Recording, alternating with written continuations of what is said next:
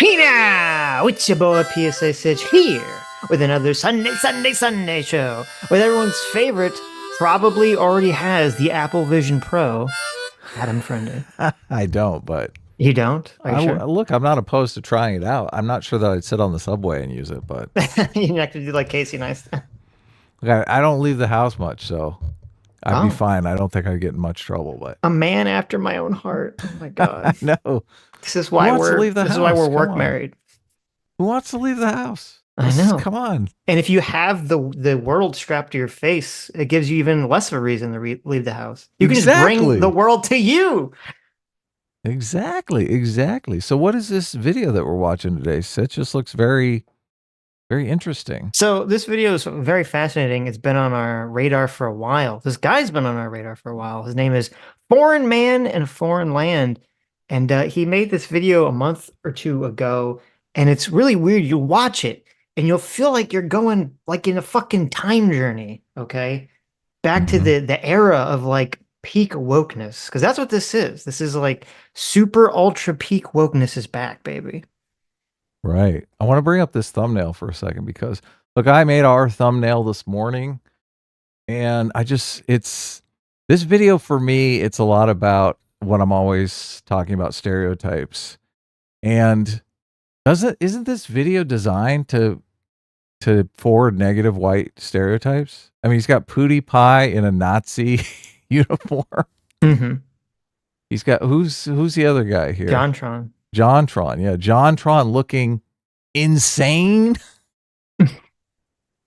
Well, first of all, JonTron always looks insane because he makes funny faces. Right. But to be clear, and we'll talk about that PewDiePie thing. There's a lot of notes on this video. But so that outfit's actually a British outfit. It is not a Nazi outfit. Right. Okay. So, a lot of people misinterpreted that. But anyway, so yeah, this video is all about how gaming, I don't know if you guys know this, okay? I don't know if you guys know this in the year 2024, right? But gaming is filled with racists. Did you know that? Yes. Yeah. Well, look, all white people are racist, Sitch. I don't know if you know this or not, but that's obvious. Mm-hmm. Right? It is. Yeah. White people can't help themselves, but to be just completely racist against all people of color. Right. Now it's a little confusing because I'm white and I'm not racist. I don't feel racist. I don't say racist things or do racisms. But sure. Sure you don't. Look, we're going to have to get FD on here. FD signifier to confirm. Well, he's in this video. He's in it a bunch of times. He says some very interesting things in this video. He says some very racist things in this video. He says some very wild things in this video, yes. Yeah, it's interesting to me that, but some people are allowed to do the whole stereotype thing. At the same time complaining about the stereotypes for black people. What's up with that, Sitch? How's that figure into this? Listen, the whole metric here is that the rules only get to apply one direction, okay? That's all that matters. You're punching up. It doesn't matter. Okay. Ready to jump into this? Yeah, let me bring up the video here. Oh, you don't get started. Well, I was looking at the thumbnail. Oh, the thumbnail, right. Yeah, when I do the thumbnails, I do try to avoid doing the like totally insult people in the thumbnail thing. Really? Yeah, of course. That's the problem. We should be trying to insult people. It just doesn't seem right. It just doesn't seem right. I think a lot of the reason why the political environment is so toxic online is that kind of stuff. So, but I just think it's interesting. Look, even covering this video, we're going to be accused of racism. So true. I just think it's interesting that this guy definitely has racist anti-white stereotypes in his thumbnail. Yeah. That's a good point. So look, we got a lot of black racists on YouTube. They're out there. Yeah. Let's go. Let's jump into this. You know what? I'm about to say it. Say it. I don't say the N-word. The N-word is just a word. And all of racism comes down to whether or not you say the N-word. I mean, true. There you go. Simple. Oh, yeah. Very in-depth analysis here. But wait, I will say, I will give his editor credit, or him if he's doing the editing. This is a pretty good intro, right? It's very, like, zoomery. You get all the glitch edits, you know, the music. Pretty good. Yeah, yeah. Very Headphones persuasive, user, propagandistic. headphone users, RIP. Yeah, you know what? You know what? Turn the volume down a little bit. Yeah, look. Yeah. I don't think it's a great edit. I think it actually sucks. Okay. I think this is a garbage edit because of the super loud, annoying music. I agree with that. You've ears, changed my mind. Yeah. Yeah. I think get another editor. Can I say you can stop working? You monkey! Racism in gaming, it says. Look at this. We're going to step in here so you don't have to stop. You know, take your phone out of your pocket, like zoom in on the screen. What's going on here? Mm-hmm. We're 30 seconds into the video and I have no idea what this video is about. It's about racism in gaming. It says it right there. Yeah, but you don't know that unless you pull your phone out of your pocket. Okay. Like this, I can't stand this in videos, right? Look, people, right now, people have their phone in their pocket listening to our show. They don't know what's going on the screen. They don't know that Blunty Fly is zooming around the chat right now. They don't know that. And they don't care. Why is they don't care? You can't start with Blunty Fly. Blunty Fly has to come out at some point in the stream, in a lull in the stream, Adam. He can't just be out from the beginning. Blunty Fly is a regular cast member now. People love Blunty Fly. God, nobody likes, there's like 2 people. Blunty McFly. They only like it because I don't like it. All right. Blunty McFly rules. Oh my God, it's so dumb. It's so stupid. Oh God. Let's get back into this video. I should have never given you control. Tenfold gamers, we got a cold black. I repeat, there's a Porsche Primate playing. Wait, how you even know I black? Negro, please. By how you breathe, I could tell you's a moon cricket. Now you see, that's racist and ableist, because I actually have asthma. Listen here, boy. Why don't you go play some 2K or GTA? This here might be out of your league. Sir, this is Mario Kart. This ever happened to you? Well, have you ever heard this in a game? No. Not, I mean, I've heard racisms in games, never. Obviously, it's supposed to be like a hyperbolic caricature, but I have heard people use the N-word, but really not that much in the games that I'm playing. I just, this, like targeting somebody, I don't know. Maybe seems weird to me. oh, you may be entitled to Some copium, because racism is to gaming what Yoko Ono was to John Lennon.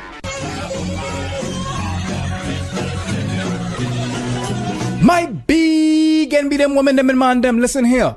For many folk them of the palm persuasion, racism is limited to obvious incidents. the palm persuasion. Yeah.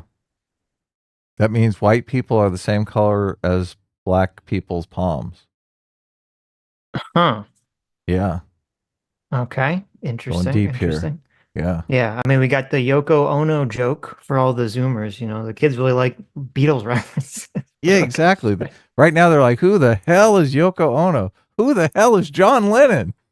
Okay, you got the palm persuasions. So thank you so much, Ostracy, for the $100. Thank you. Wow. Ostracy. Wow. Thank you. That is very generous of you. Ostracy says, Sitch, I frequently send you super chats and you say, quote, why Ostracy? Why have you sent this without context? What am I supposed to do with this? So when you see what's in your DMs, no, you only have yourself to blame. Oh no. What did you? Uh-oh. What did you say on me? Uh-oh. Look at that. Oh and my he sent God, you $100 forcing you to check your DM. Ostracy sent me like a book in the DMs. I don't know. What is this?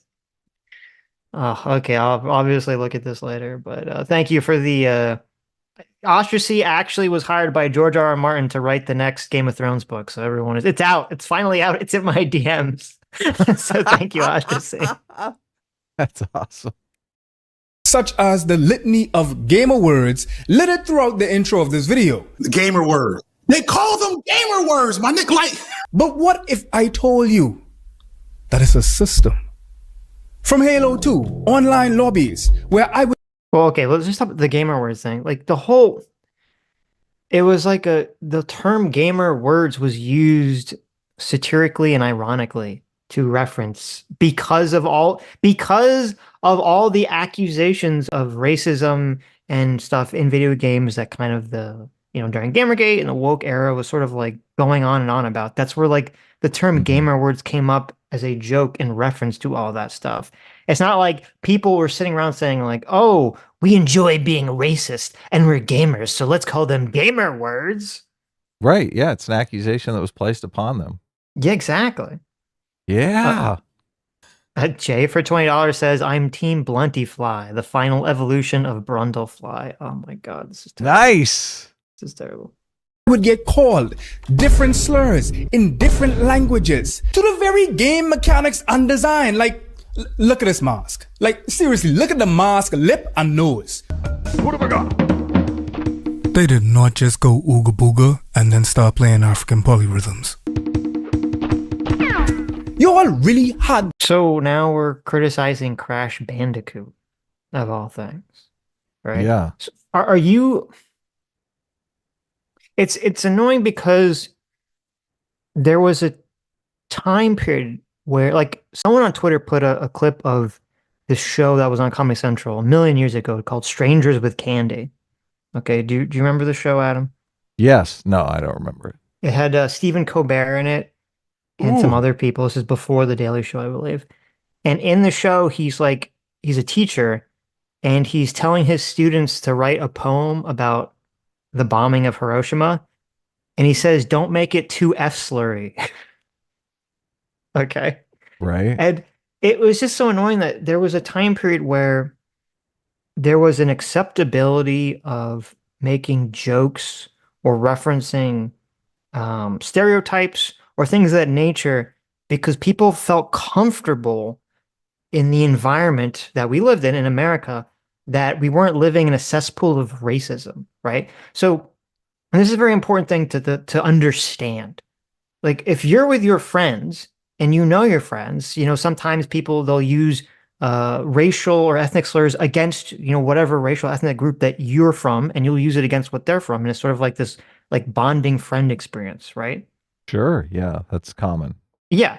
And the reason that this is acceptable is because, like, okay, I know that my friend isn't actually racist, and they know that I'm not racist because obviously we're friends, blah, blah, blah, blah, blah. And we used to live in that environment where, like, more so in America, in the culture, in the media broadly, we all felt like everyone wasn't racist. So there was a far greater permissibility of doing joking things that played with race and ethnicity and gender and all these things without everyone losing their minds. But now, because of, the wokeness came in, and now because of all this other stuff, it's like everyone's so afraid. Everyone's been so programmed that everything is a secret dog whistle, a secret sign of actual racism that's still pervasive in our society. So nothing is permitted anymore. Yeah. It's very sad. You see a picture of PewDiePie in a thumbnail in a Nazi uniform. You just think, look, there's the anti-white racist stereotype. It's everywhere. Yeah. Can't even do it as a joke. And the irony is that, the people on the far left who point all this stuff out, all the racism they see everywhere, they think they're doing this as a service to alleviate racism in our society and to make things better. But it's actually just making everything worse. It's making everyone more suspicious, making everything more divisive, actually increasing and exacerbating real racism in our society on all sides. So this is just the worst possible thing that people could advocate for or push for. Yeah, of course. Yeah. You're for a time when we can go back to just people not pointing out the microaggressions is generally what they call them. They would say, look, this character is a racist microaggression. Mm-hmm. Exactly. You could just think, oh, this is an interesting character. Right. a time period where no one would look at the little mask guy from Crash Bandicoot and be like, "Oh my God, I'm offended by this." This cartoon represents man." Yeah. this represents all black people, right? Right. This is one of the reasons why movies and stuff suck now too, because it's like you can't all of a sudden, like, any character that has any sort of racial identity to them, all of a sudden this character represents the entire race of people. Like, you can't make a black guy the bad guy, because then everyone will walk away and think all black people are evil.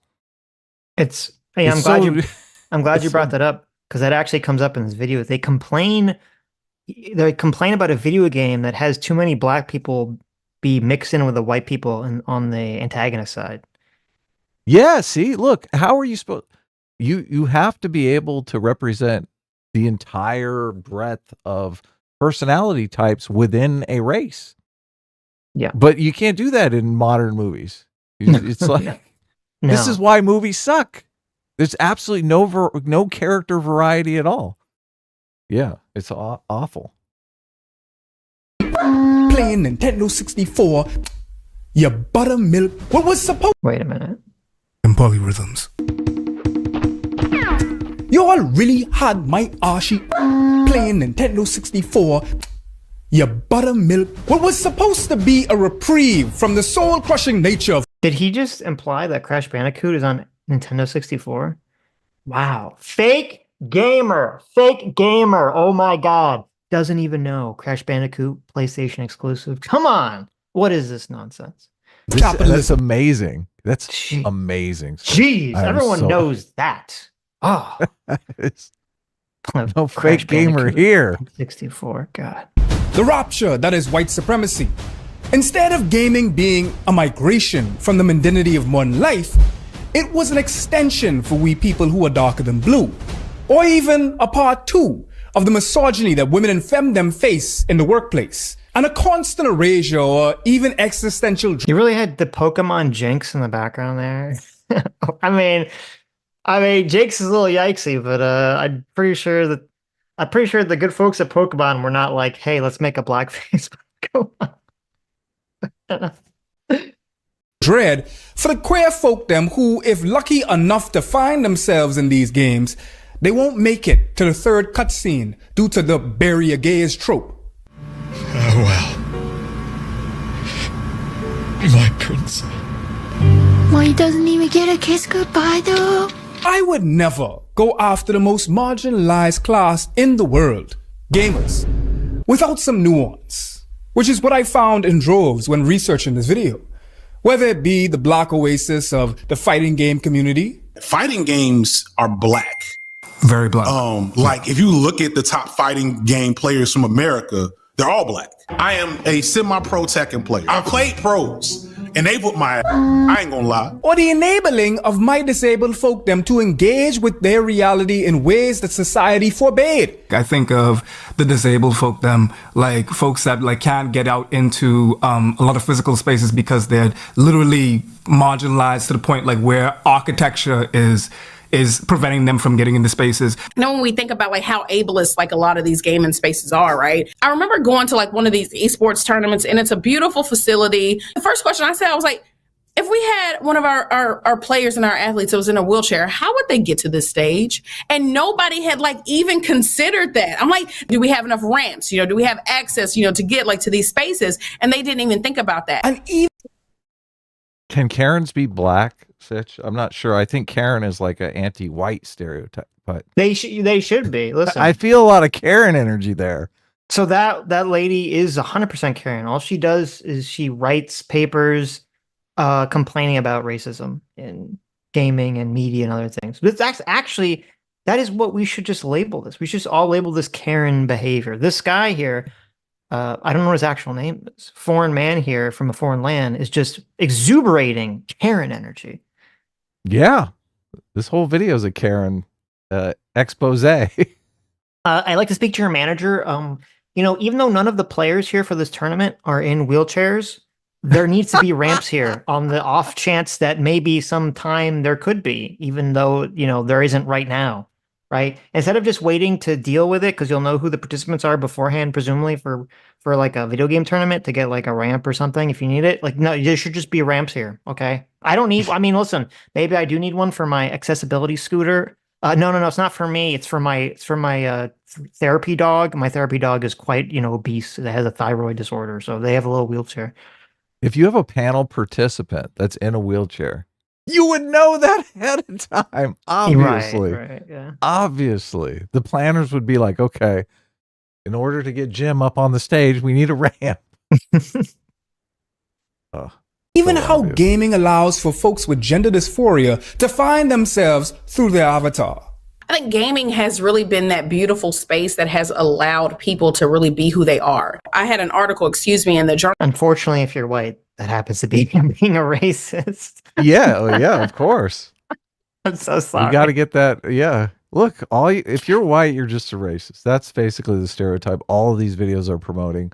All of these people are promoting. That's what's so bloody ironic about it.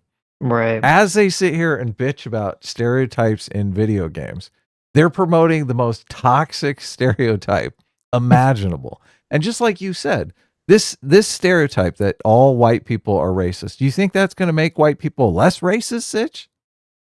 Yeah, listen, I've heard Come that if on. you just keep telling someone that they're racist and they try to say that they're not, you just say, no, it doesn't matter. Just by the nature of your skin color, you are racist, right? I've heard that actually makes people less racist and happy to accept your messaging. So. Oh, yeah. That's not race essentialism at all. No. Sitch. No, it's not. Listen, it's not, because it's not technically about your skin color. It's about your skin color. Systems of oppression. Right. Your skin color manifesting in this specific society, even though if you were white and you existed in another society that wasn't America, you would still probably be automatically racist, even if you were in the minority. So, it's fine. Right. Yeah. Jay for $20. Thanks so much. Says, we need Blunty channel badges, please. No. That's where I draw the line. Okay. No. They already want a Blunty emoji. Look at this. No. Isn't there not a fly emoji in there? Probably. You don't need this terrible nonsense. Turn off lesbian stuff. I mean, it's amazing. He's animated now, Sitch. I hate you so much. I hate all of this. This is so stupid. It's like, so stupid. Come on.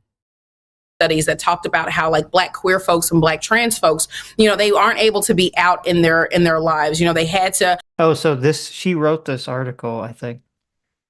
Can we Gaming look up out online, Black lesbian identity development and community building in Xbox Live. I want to look up the poll numbers on Black people's acceptance of LGBT, just so we can. Ooh, Look, come on! I want to look at that real quick. No, you're not supposed. Who am I to tell Black? Who am I to tell Black guys how they're supposed to feel about LGBT people? Right? I mean, you could argue that like hyper progressivism is a type of white culture that is being forced upon the rest of the world, right? What? Say that again? You could say that hyper progressivism is a type of white culture because it is a white cultural creation. Oh yeah, totally forced upon the rest of the world. Right? Yeah, these people in this video are just blackface of white supremacy here. Exactly. Basically, putting this progressive culture onto everyone. When Trump cleans up with the black male vote in the next election, oh man, there's going to be a lot of coping and seething going on. Mm-hmm. Also, you can see in the abstract, it says gamers, but it's spelled gay, G-A-Y. No way. It says gamers. There you go. I like it. The gamer community. So there it is. That's hilarious. Yeah. They were misgendered in their physical world, but like in the gaming space, they could tell people who they are and then people respect them for that. You can kind of create whatever identity you want. And if it's more aligned with like who you are, people can do that inside the gaming space. In text-based chat or voice-based communities, we have found, these different spaces of like protection, for our own identities. I remember having like this conversation, with this one, trans girl, and she was talking, she was like, I can't tell my family about any of this, but like in gaming something I'm able to do and be, the fullness of who I am inside this space. And I thought that was like really dope. In workplaces and in school, we have to hide those aspects. I wonder if this is part of the whole problem with all of this, is because back in my day when I was a lad, when you played like video games, people, played video games to have fun playing a video game, right? Yes. It was very simple. And sure, you could really get into a game and maybe have some kind of community, but mostly it was just like you're just playing a video game to have fun playing a video game. Like your experience playing whatever video game you're playing, GoldenEye, Mario Kart, when we started getting, Unreal Tournament, or Simpsons, start getting into Half-Life 2, Deathmatch, like online game stuff. Like your playing a video game wasn't tied into your identity as a person. Okay. When I was playing TF2, I wasn't like, oh, I really like to play, the Scout because I identify with being, a skinny twink from Boston who beats up people with a baseball bat, right? Like I was just playing a video game. Everything didn't have to be tied into my fucking identity. And that, I feel like, is such a problem with all of this hyper progressive attitudes about interacting with the world. Yeah. Who goes into a video game and says, look, I'm going to do my character exactly like me. Right. I never do that. Never, ever. Some people do, but I don't. Like usually I try to make the character, like if you can customize the character, I try to make them look like crazy or wild or hacky. Yes. Yeah, exactly. It's just bonkers. Aspects of ourselves. Which is why in today's episode of Everything is Racist, no, I'm not being facetious, literally everything. Why even try if everything's racist, Sitch? Well, why try? That's a great question. I'm glad you said that. Why? There is no reason to try, right? Yeah, just give up. Look. Yeah. Yeah, look. I give up. I give up, Karen. You win, Karen. Everything's racist. So, I'm not even going to bother. I'm not even going to bother. Yeah. Don't talk to me about it anymore. Just learn to live with it. Also, this is really, really bad editing. Like, so if you're just listening, he has the first half of all the sentences like in front of him and then the second half behind him, which you go, okay, like it looks cool because it makes him look three-dimensional, like the text exists in reality, but then you can't read the text. So what's the point of putting the text when it's like cut off by his literal body? Yeah, he's reading it though. Oh, but then what's the point of the text? Doesn't matter. It's just like, yeah. Look, this is ableist. The hearing impaired. Like they're totally screwed. I mean, if I pause it, literally it's the fashion, like it looks like it says I'm not being cestuous, which makes me think of some other word than the word he wanted to use. Okay. Cestuous, huh? That's what it says. Look. He says, I'm not being cestuous, literally, in any inning. Okay? I'm just saying I look at this and it says something else to me. I don't know. That last word is cucking, obviously. Oh, okay. Okay. Literally cucking. I want to investigate why, despite the good of gaming, is it a matrix for becoming a bigot? Oh, look, he's got the incel king in the background there. Who's that? Elliot Rogers? Is that the guy? Yeah. So wait, let me go back a second. Not being facetious, literally everything. I want to investigate why, despite the good of gaming, is it a matrix for becoming a bigot? Is it a chicken or the egg insofar as the... Okay, was Elliot Rogers like thought to be radicalized via gaming? I don't even remember. Like I remember I watched a lot of Mumkey videos about Elliot Rogers. And I know that like he was like really, he had all these problems with like women and everything. I don't remember anyone saying that gaming radicalized Elliot Rogers. Was that like a thing that I missed? I don't recall that either. I mean, I know a lot about Elliot Rogers, but just not in the context of gaming. He was very frustrated because he couldn't get a girlfriend. Right. And he thought he had very effeminate features, I think, because he was half Asian. Yes, right. But I don't remember kind of him talking about gaming at all in like his manifestos or anything. I didn't read his manifesto, but now you've got PewDiePie in his Nazi-esque outfit. Right, and we'll get to that in a second. But it's So okay, so he's got Elliot Rodgers up here because he's like, I guess here's a guy, white guy or half white guy who did violence. So somehow it's related to the topic, even though it's not related to the topic at all. And then also, it's interesting to me how I had an idea the other day where I realized I was going to tell every feminist, really, I'm going to tell anyone that complains about sexism in reality, I'm going to tell them to fuck off. Okay, I'm going to tell them to fuck off. Nice. I like And the- this. And I the like this reason, new Sitch. right? And the reason for this isn't because I like sexism, because I don't. I mean, it's funny, but I don't like it. Sexism is great. What's not to Sexism like is about funny. sexism? But I don't like it in reality because I'm actually I'm a good boy. Okay, but I'm going to tell people to screw off when they complain about sexism because one of the most sexist insults of all time is leveraged daily against men, and Yeah. no one cares at all. Right? Incel. Yep. Exactly. Incel. And it's not only is that a hyper sexist insult, but it's also a completely contradictory thing to the progressive movement because the whole feminist progressive movement is supposed to be, hey, you know, don't look at women as sex objects, okay? Like look at them as human beings. And yet your go-to insult is literally to attack a man for his inability to gain the trophy of having sex with a woman, right? You're not entitled to sex, Sitch. So it's just like this hyper insane contradiction, number one. Number two, they're totally fine with, you know, people in general, society in general is totally fine with being sexist against men. And if that's acceptable, then I don't care, right? I don't care about sexism towards women if it's just totally permissible for everyone to be hyper sexist to men in like one of the most egregious ways imaginable. Yeah, we're in a war here. It's the war of the sexes. It never went away. Right. It's exactly what it is. Sexism exists. You're not going to get rid of it. Like you said perfectly, the incel comment is proof of it. It's just they want to allow sexism in only one direction.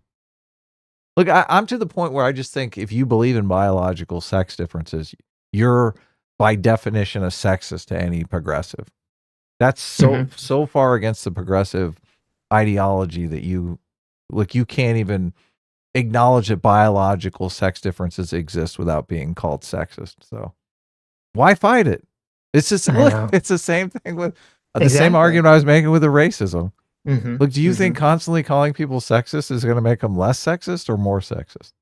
I think it's going to make them less sexist. Obviously, you're going to shame them into becoming less sexist. Yeah. That's Look, how it works, right? This was a big problem with the atheism movement.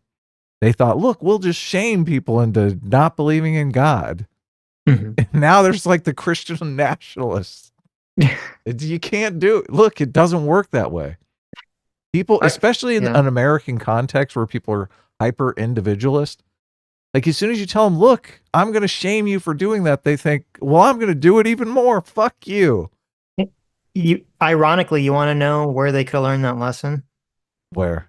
The Bible. That shaming doesn't work? Really? It's the first story of the Bible. Don't do this one thing.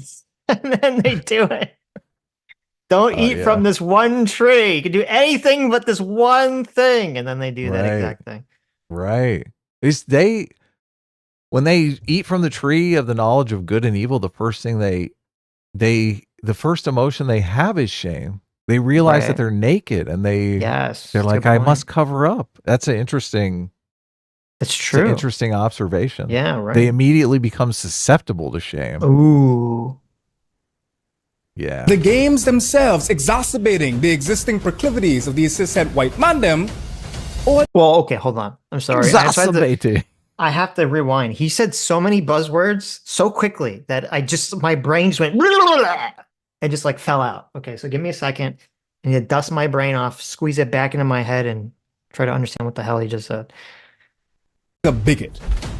Is it a chicken or the egg insofar as the games themselves exacerbating the existing proclivities of the cishet white mandem, or do they corrupt the communities themselves?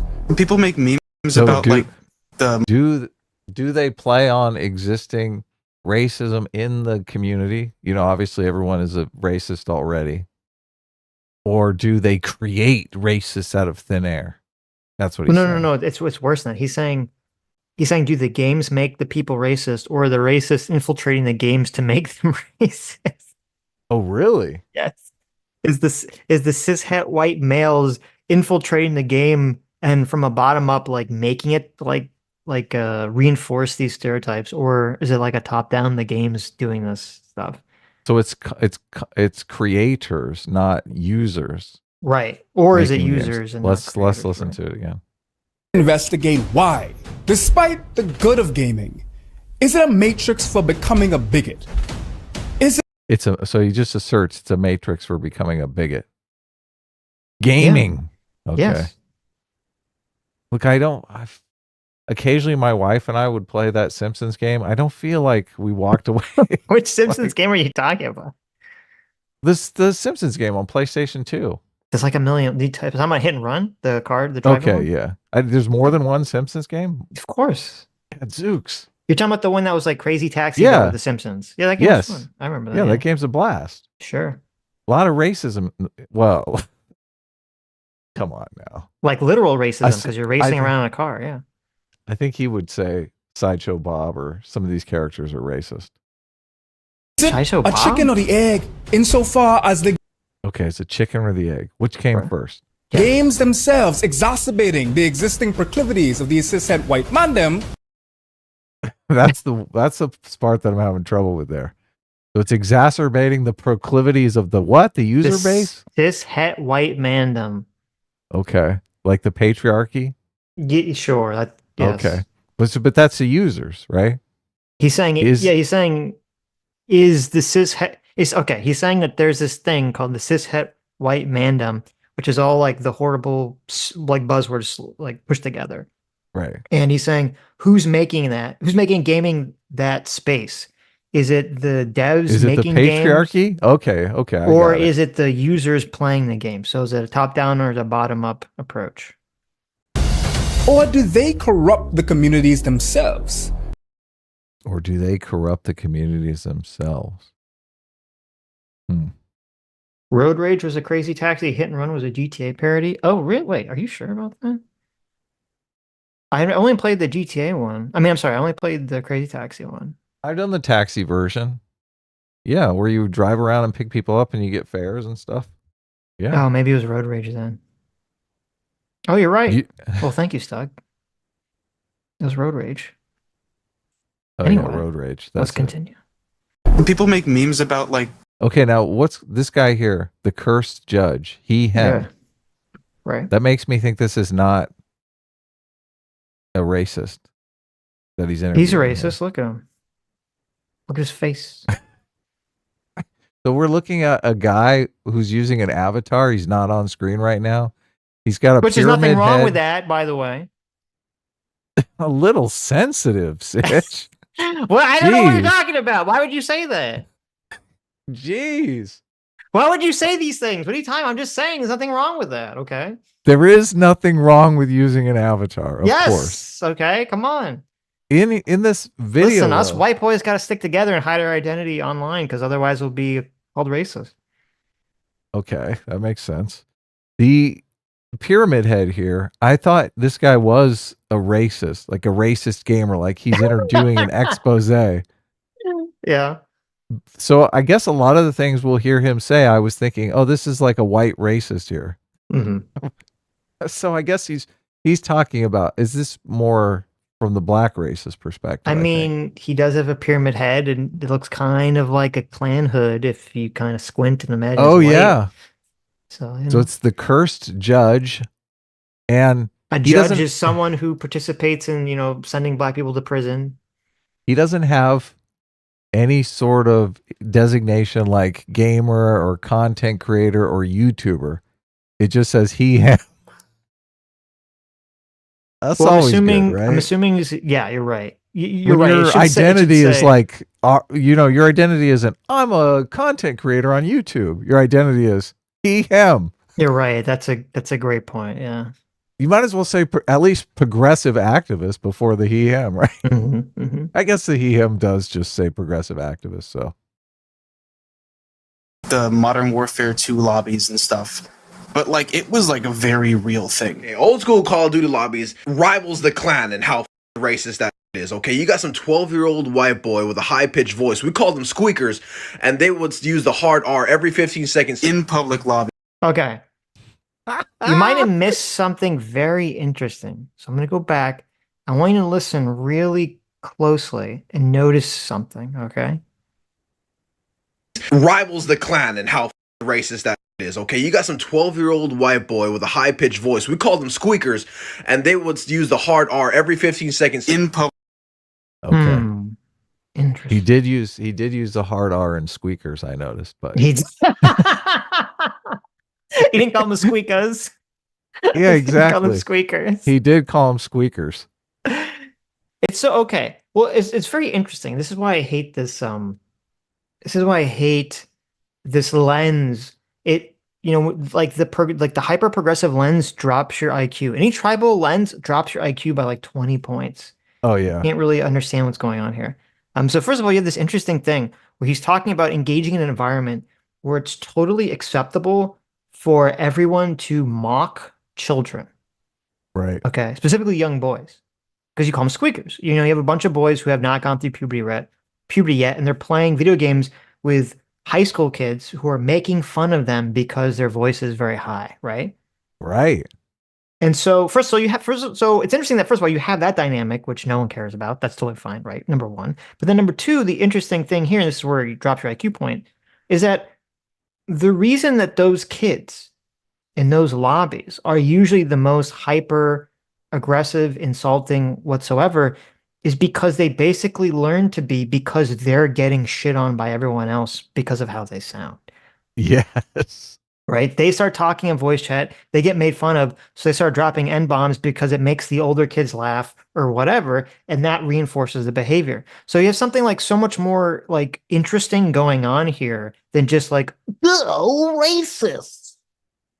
Right, yeah. Just like a regular Klan rally. Yes. Can you imagine? Yeah, I know, right? Remember when those 12-year-old squeakers came to someone's house and shot them up because they didn't want them to move into their neighborhood? Oh wait, yeah. I don't remember that happening. Maybe it's not quite like a Klan rally, sure. Way to downplay the Klan rally, dude. I know, geez. Spencer Harmon, thanks so much for $20, says, I literally feel dumber listening to this. Well, that's why you're here. Listen, me and Adam here, we're like a vaccine, but not one of those like creepy MRA vaccines that changes your DNA. Not. Actually, no, we are like an MRA, but vaccine. We do change your DNA, but for the better. Okay. We enhance your DNA. We give you a shot of free will that immunizes you, okay, from the stupidity. Lets it like rub right off of you. Yes, yeah. And laser vision.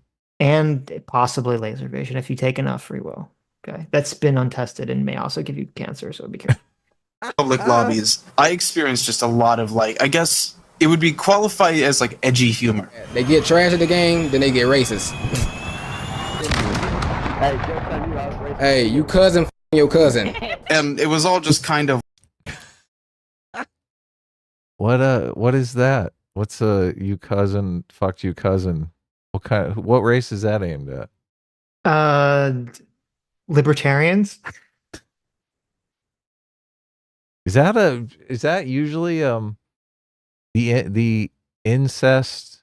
I feel like that's aimed at hillbillies. That is aimed at white trash. Yes. Why do you put that in there? Why is that the thing he put in there? I don't know. It was weird because like I don't know if it was supposed to be someone levied some racism against him and that was his retort because we didn't I didn't hear him respond to anything. That's what I keep waiting for, the examples. I don't want testimonies about after years he heard the N-word one time when he was playing on a Saturday and it becomes, oh my god, it was a Klan rally like 365, right? I want to hear the examples.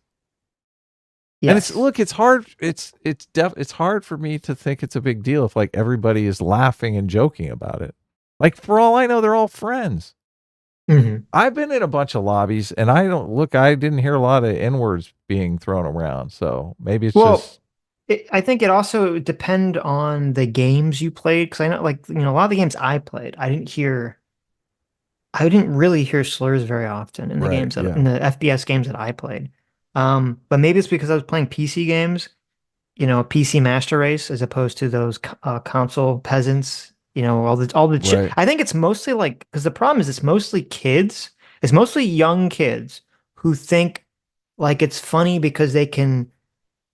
Okay, there's an break element taboos. to break taboos. Yes, there's Yeah. something that happens that no one discusses anymore, and it's very frustrating. Which is when you're like a teen boy, when you're like a young boy, okay, in middle school, right? From that age of 10 to 13, you're like really a monster. And it's not really clear why, but you just like to do things that like piss people off To trigger people, yeah. and transgress taboos. And then some magic happens when you like start to get a little bit older, like 14, where you're like, maybe I should be more interested in like girls and like other things as opposed to just being like a little shit. And there's just like this weird 3-year period that kids go through. And I feel like not everyone, but I feel like most little boys grow out of that as they're, transitioning into high school. And that has to be taken into account when you have these conversations, as opposed to just saying, oh, well, the 11-year-old kid who's saying the N-word on Call of Duty because he thinks it's funny and it's transgressing norms. He's really doing this because he's inculcated in a society of cishet white, transphobic racism. It actually means the exact opposite, because the fact that he can get a rise out of you means society has made a taboo against it. That's if it wasn't a taboo, he wouldn't get a rise out of people. That's true. He'd have to That's find true. something new. He'd call you like a dog fucker or something, right? Sure. He's like, oh man, Right. everyone's heard the N-word a bunch of times. Back in the racist South, they were like, that's not gonna make anyone laugh. Right. Of like accepted at that point. Any fellow racists in this lobby? Yeah. You know it, man. The fact that it's hypothetical. The guy so said it's comical. so sarcastic. It was like obviously like a joke. That is so hilarious. What does it say that the examples so far that we've had in this video is someone being racist against white people and someone just making a very obvious like satirical joke with no actual racism that we're hearing in the clip?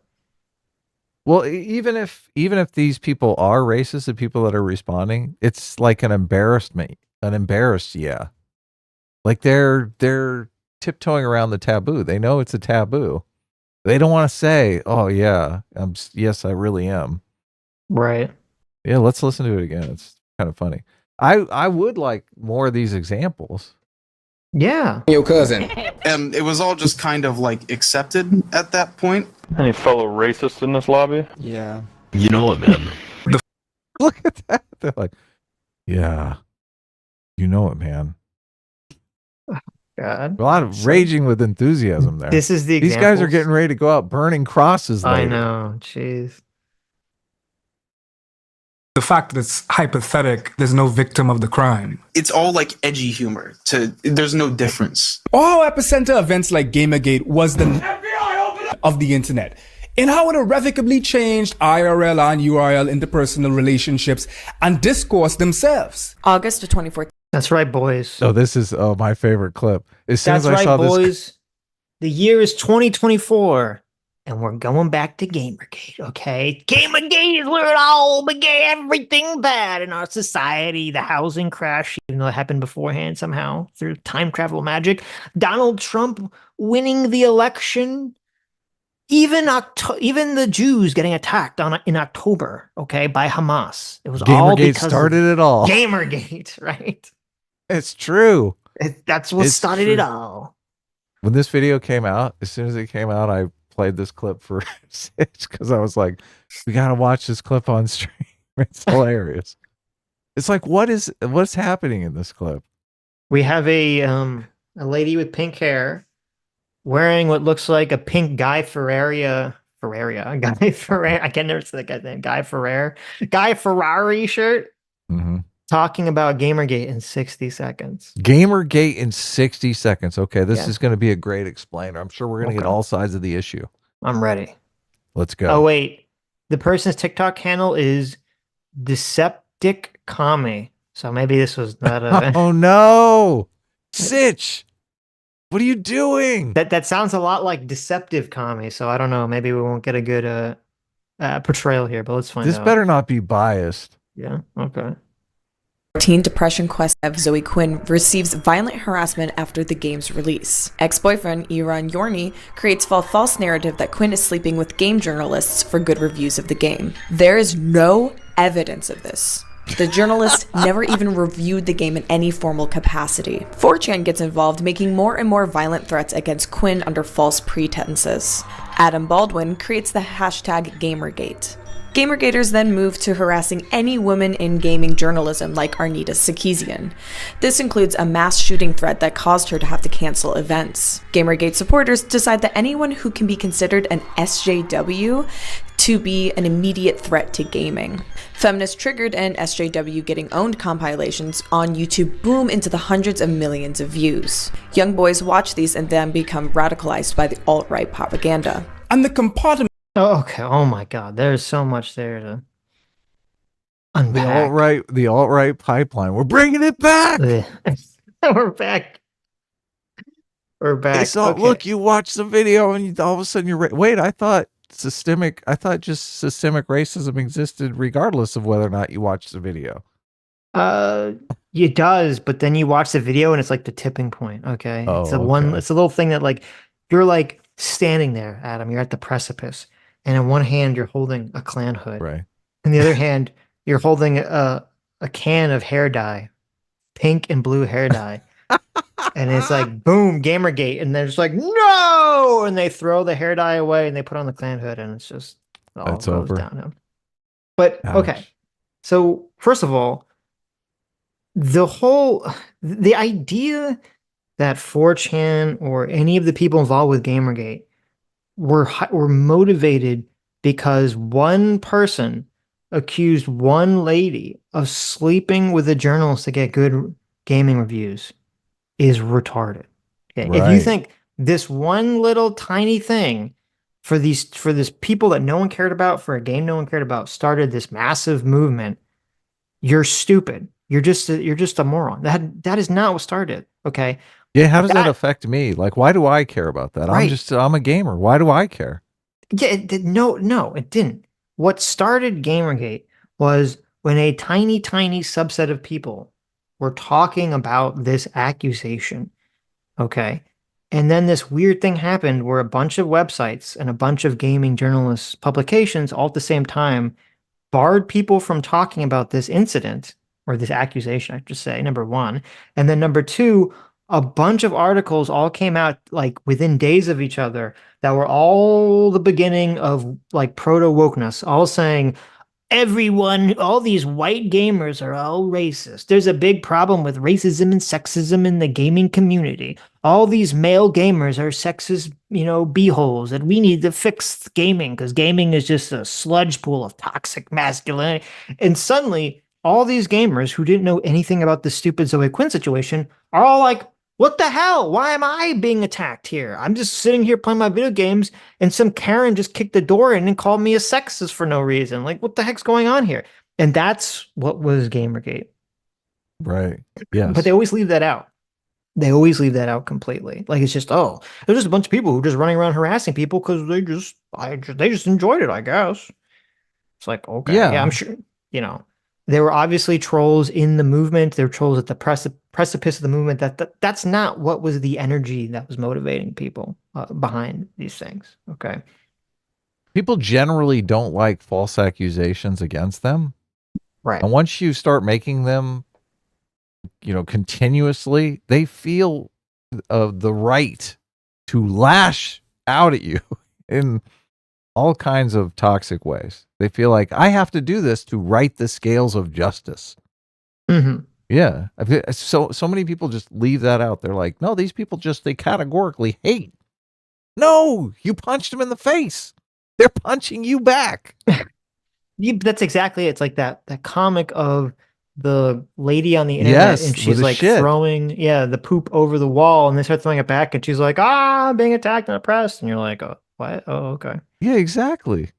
Look, if you don't want to get punched, don't stop punching people in the face.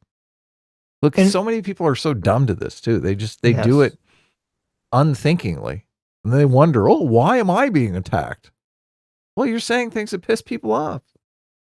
And something that's like really important for people to understand, which most people probably don't realize, is that when Gamergate was happening, when it was first happening, people didn't really have a term for woke, and people didn't really use the term SJW for like a year or two. It took a while for that term to catch on, even though for some reason it always gets attributed to Gamergate. People didn't really, a lot of the confusion in Gamergate was no one really understood what was happening. You had a bunch of people who were primarily like political normies who probably would have defined themselves as like moderate left-wing types who supported Obama or voted for Obama but weren't really politically activated. And they thought of the right wing as like the fuddy-duddy religious moral majority trying to go around and censor everything. And suddenly, for the first time in their life, they're being attacked from the left, and they're getting hit with all this, what we now know is like, cultural Marxism or Western Marxism stuff.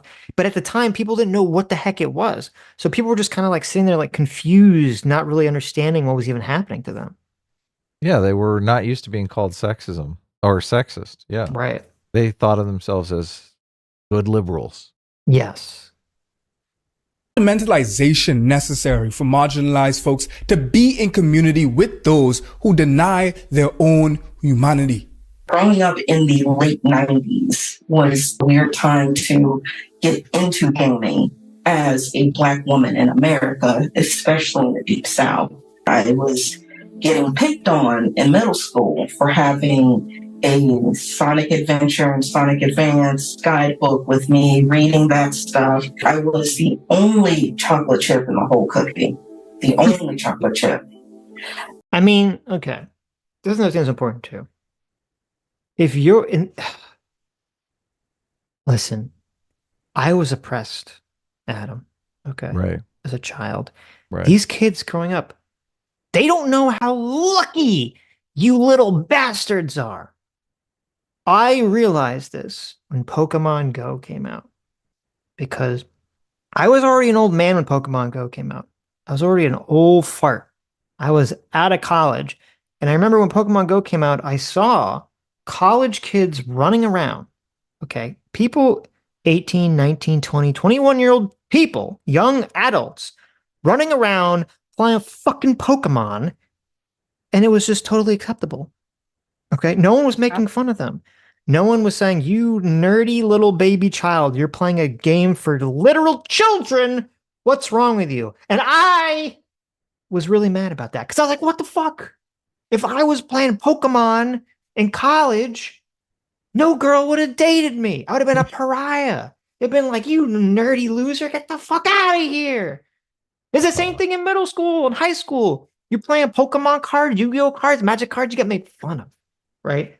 Of course. And now it's like, oh, you're not playing Pokemon Go? You loser. Like, it's the opposite.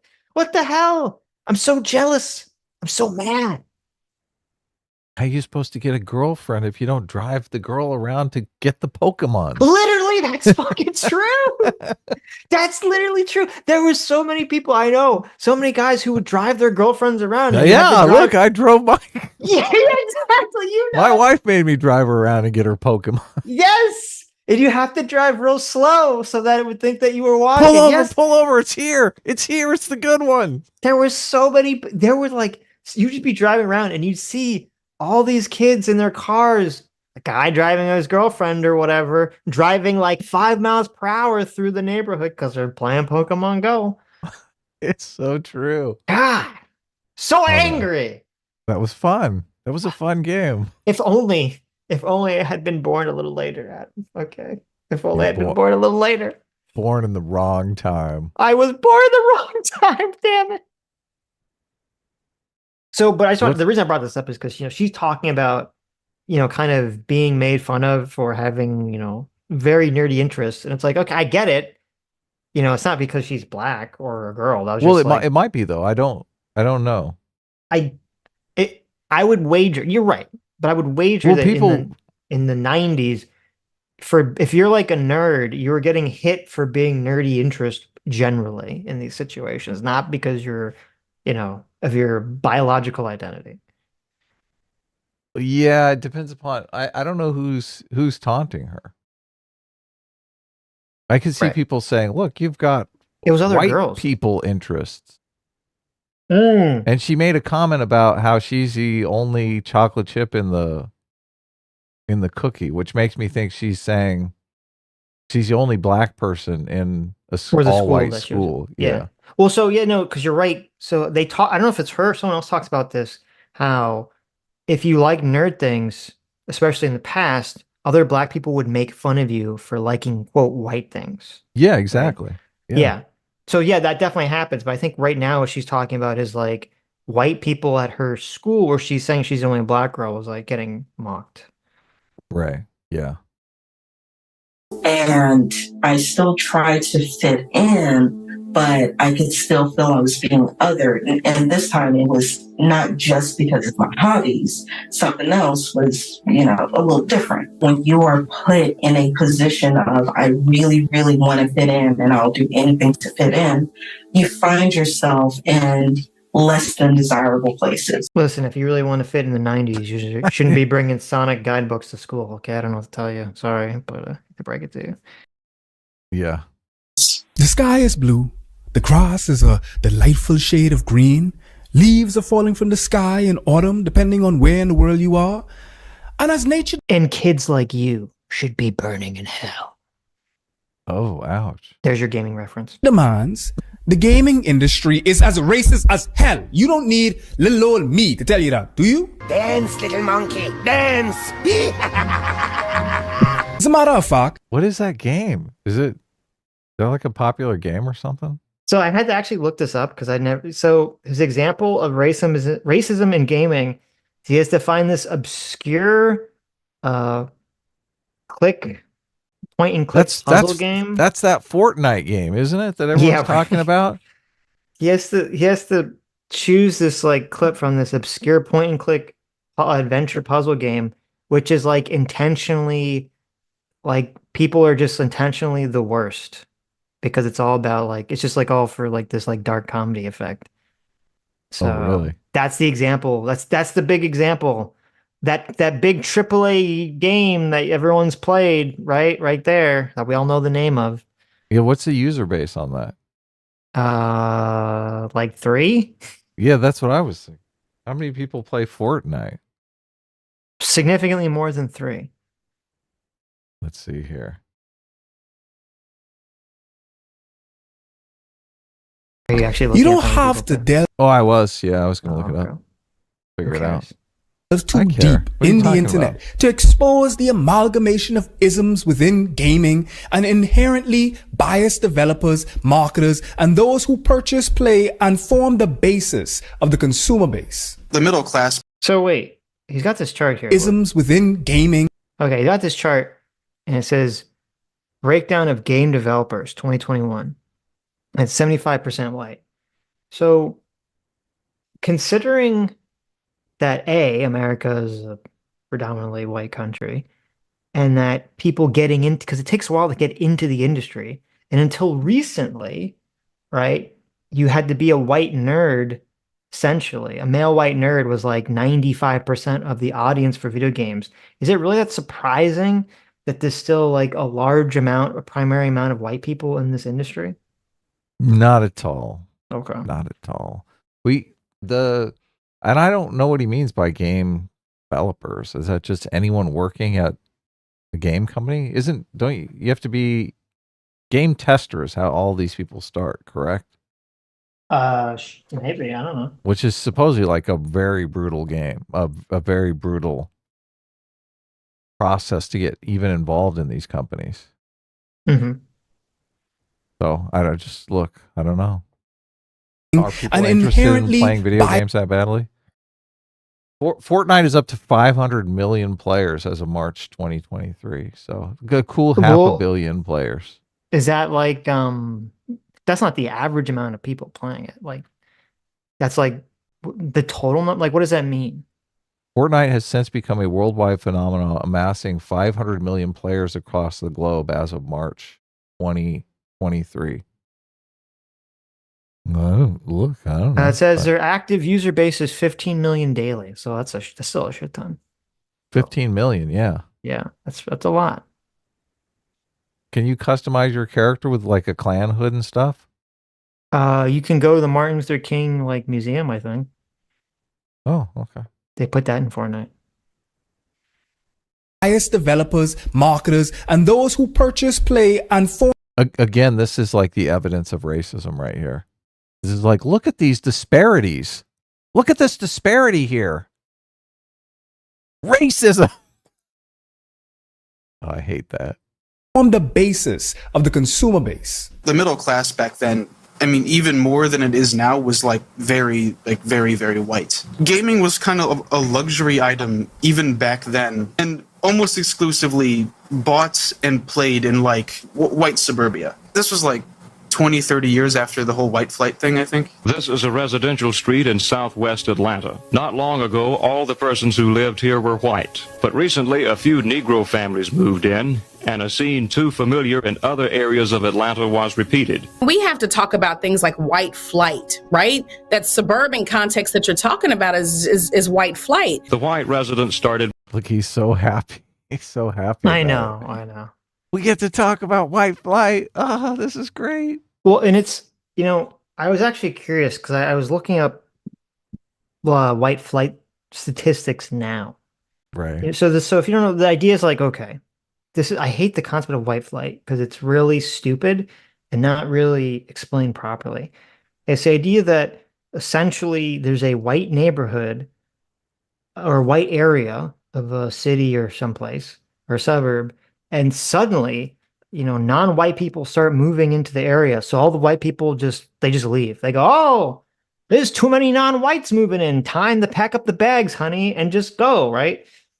And, maybe like 50 years ago that was happening, right? 60 years ago it was happening. But I'm very skeptical that nowadays that there's people like, there's too many Hispanic people moving in my neighborhood. I have to leave now, right? I'm going to just sell my house and I'm just going to go somewhere else. I'm going to enact some major change in my life, right? Some complete major change in my life and just leave because there's too many non-whites around me in my upper middle class neighborhood. And so I was kind of looking into this, and there's a study that was talking about how they're still saying white flight still exists currently. And it was like they did the dumbest mistake imaginable. Because essentially what would happen would be they'd be talking about how there'd be some population, Hispanic, Asian, Black, moving into an area, and you'd see the number of white people living in the area drop. Now, there should be two things that you think about. Number one, well, obviously, if non-white people are moving into an area, the number of white people living in the area is going to go down because that's how math works, right? Sure. Okay. That's obviously how math works. But number two, they weren't accounting for the fact in the study that I was reading, they didn't show what the base number of people moving away from a neighborhood is on average, quote, the white flight.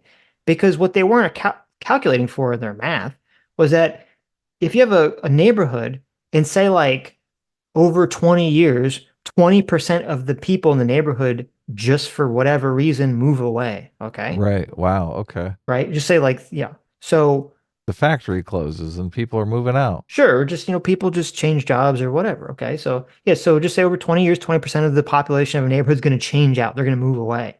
Well, if for whatever reason you have some environmental change occur where now you have a lot of non-white people that are moving into that area, well, obviously you're going to say, oh, well, the 20% of the white people who lived there before who are moving away for just whatever reason they would have moved away from are leaving, and they're getting, quote, replaced by non-white people. So all the white people must be running away, Adam. Right. It's white flight, Sitch. It's like, no, they're just moving away at an average rate. and then they're getting replaced.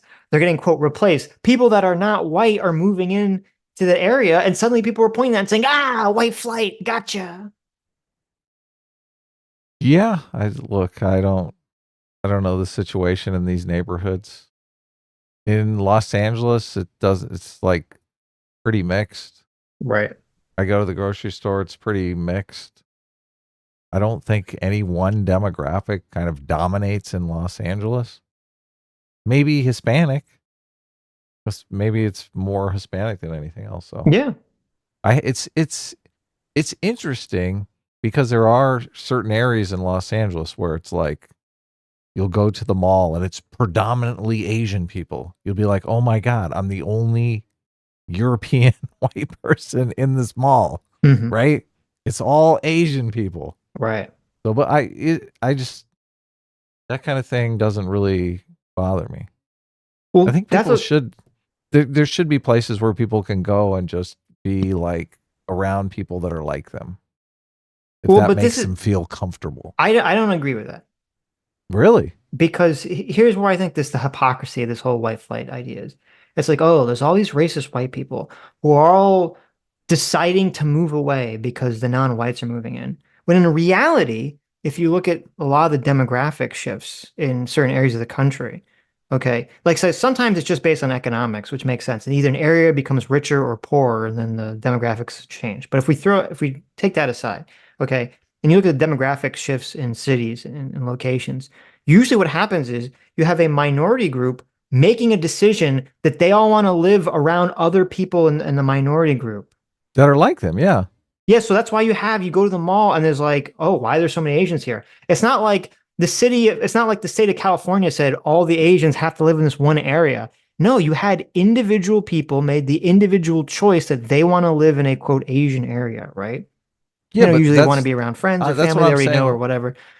Look, that's what I'm saying I don't have a problem with. But a lot of people will say, oh, that is a problem. Like you can't have, look, every place has to look like the United Colors of Benetton. Otherwise, it's racism.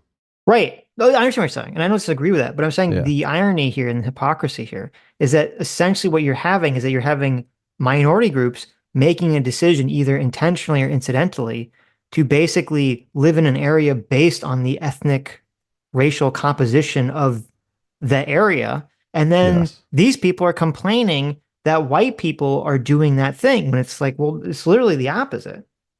Right. You're saying it's black people moving into the neighborhood. It's black people, Asian people, Hispanic people who are moving into the same areas as opposed to moving out kind of at a more uniform rate across the country. Right. Yeah. I've heard black people make fun of other black people for moving out of the hood. Like black flight, they'll call it basically. It's like they want to get out of the black neighborhood and move to the white neighborhood. So, Jay for $20 says it's wild to me how many people from Gamergate became progressive lunatics. Really, that is interesting. Is that totally true? That is interesting. Yeah. JMac, our surrogate father, thanks so much, Daddy JMac for $50. Says my 6th grade crush totally gave me the silent treatment after I decided to be true to myself and admit to her I played Pokemon on my Game Boy.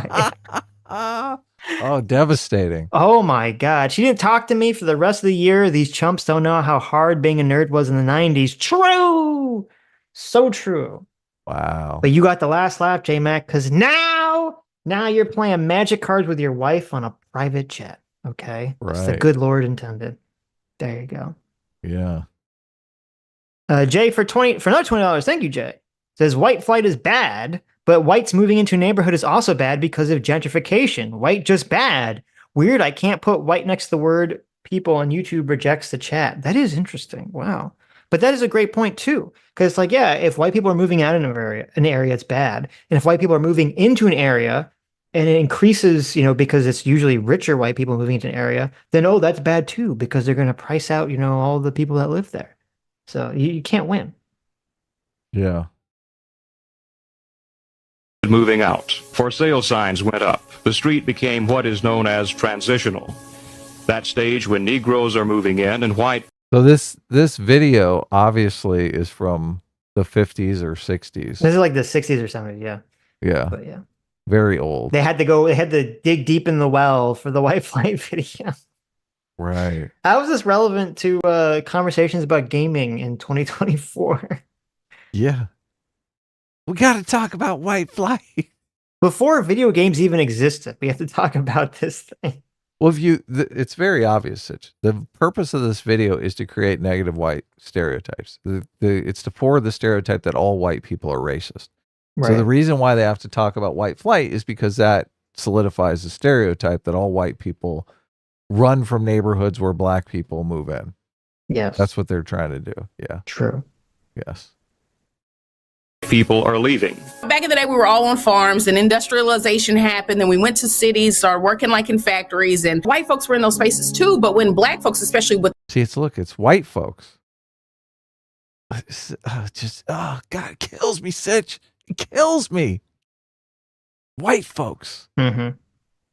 All white folks. And she's about to describe. Yes. It's just, look, we're very sensitive about the negative stereotypes. I would never come right out and start talking about black folks and crime. Right? Black folks. But listen to the sort of the way that she lays out this timeline here. Okay. Okay, let's hear it. It's interesting. And then white people are leaving. back in the day, we were all on farms and industrialization happened. Then we went to cities, started working like in factories, and white folks were in those spaces too. But when black folks, especially with the in the United States context, you know, when the migration like from the South, like to the North, like happened, and, you know, from rural areas to like urban areas happened, you know, white folks was like, we don't want to be around these niggas. So this is what annoys me with all these conversations. So when, like the hyper progressive bubble, people make all these like wild, hyper racist accusations, and it's just taken at face value, and you just like it's just accepted. Okay, so this person's making the claim that the reason suburbs exist, okay, is because white people were all living comfortably in cities, in big, crowded, noisy cities that had crime and were gross and were very expensive to live in. And then suddenly when black people started moving in, they're like, we got to get out of these cities, right? Like that was the reason that people started to move to the suburbs. It wasn't because it was around the time period where the middle class started to bloom. And, you know, maybe people didn't want to live in crowded, noisy, gross cities with high crime rates and wanted to escape all that, you know, just a thought, just a teeny tiny thought that maybe when people had the money to sort of move away from these areas, they did do that. Right. It didn't have anything to do with black people. It had to do with pollution. Yeah. There's like a million reasons why you wouldn't want to live in a city in like the 1940s. Right. Right. So this is just it's so obnoxious to me that there's just all these assertions about how like, oh, well, everyone is racist and everyone like, oh, there's always white people walking around and they're making all these radical life-changing decisions about where to work, where to move. And it's all just based on the fact that they don't want to be in close proximity to black people. And they just assert this and we're just supposed to assume it's true. Yeah. Yeah. No, it's sad.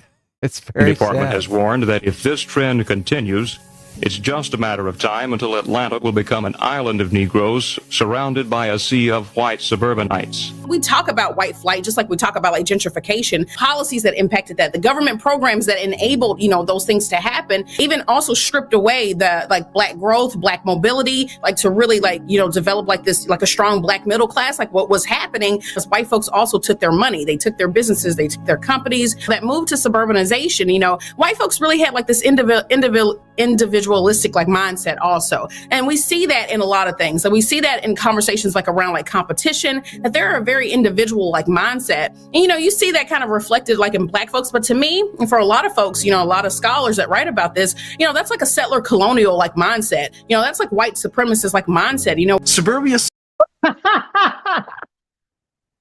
Yeah, all white people.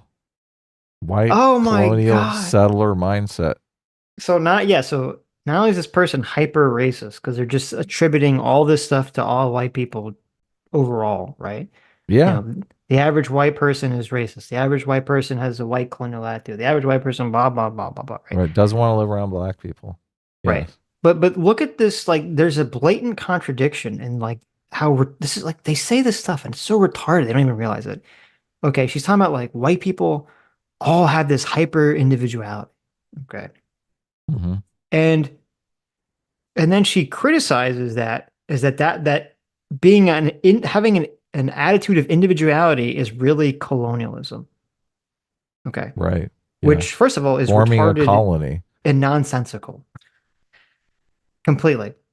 But number two, if you're afraid and you're worried about white people being racist, shouldn't you be happy that, quote, white people have an attitude of individuality? You don't want them to have a collectivist attitude based on racial fucking identity. That's literally what the KKK is, you stupid moron. Like, why are you criticizing white people not having these racist collective attitudes, but instead of having individual attitudes? This is, again, it's the no-win scenario. It doesn't matter what you do, what you think, as long as you don't buy into their leftist bullshit dogma, you get hit with the racist, sexist, label. And there's no way to escape it.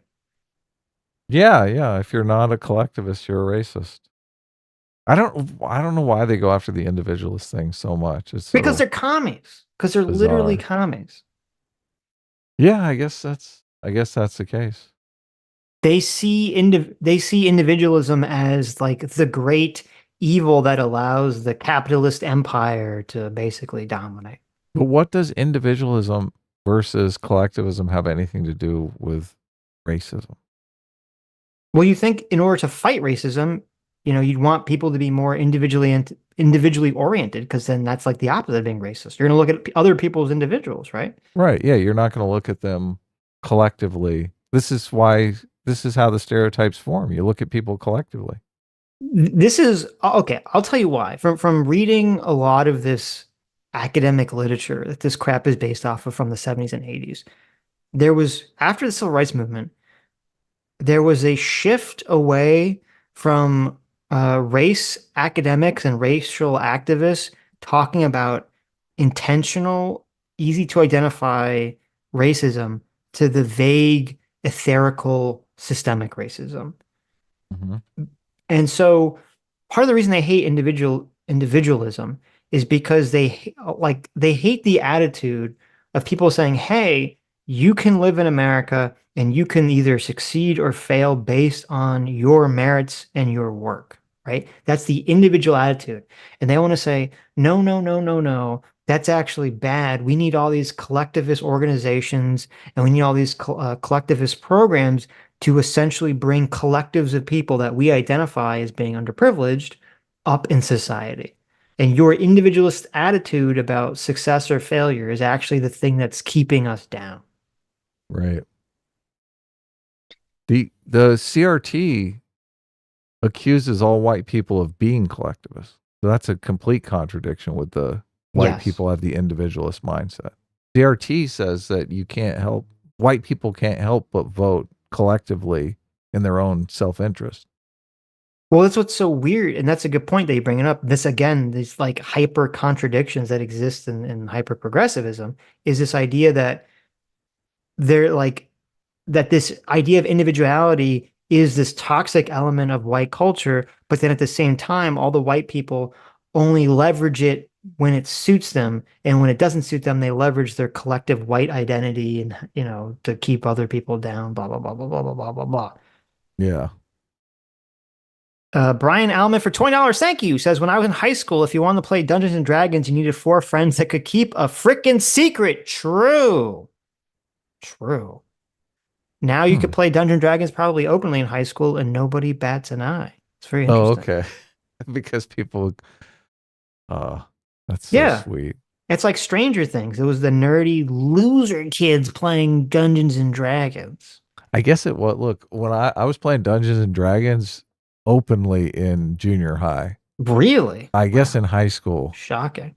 We kind of didn't really advertise the fact that we were still playing Dungeons, but we were still playing Dungeons and Dragons in high school. Like, right. Yes, freshman and sophomore year, I was playing Dungeons and Dragons. You were not telling the chicks you're trying to date that you were playing D&D. Look, not really. Well, look, in junior year, I got a car, so I wasn't playing much Dungeons and Dragons after I got a car. But yeah, that is funny. But I mean, I remember in junior high, I mean, we'd play in like the library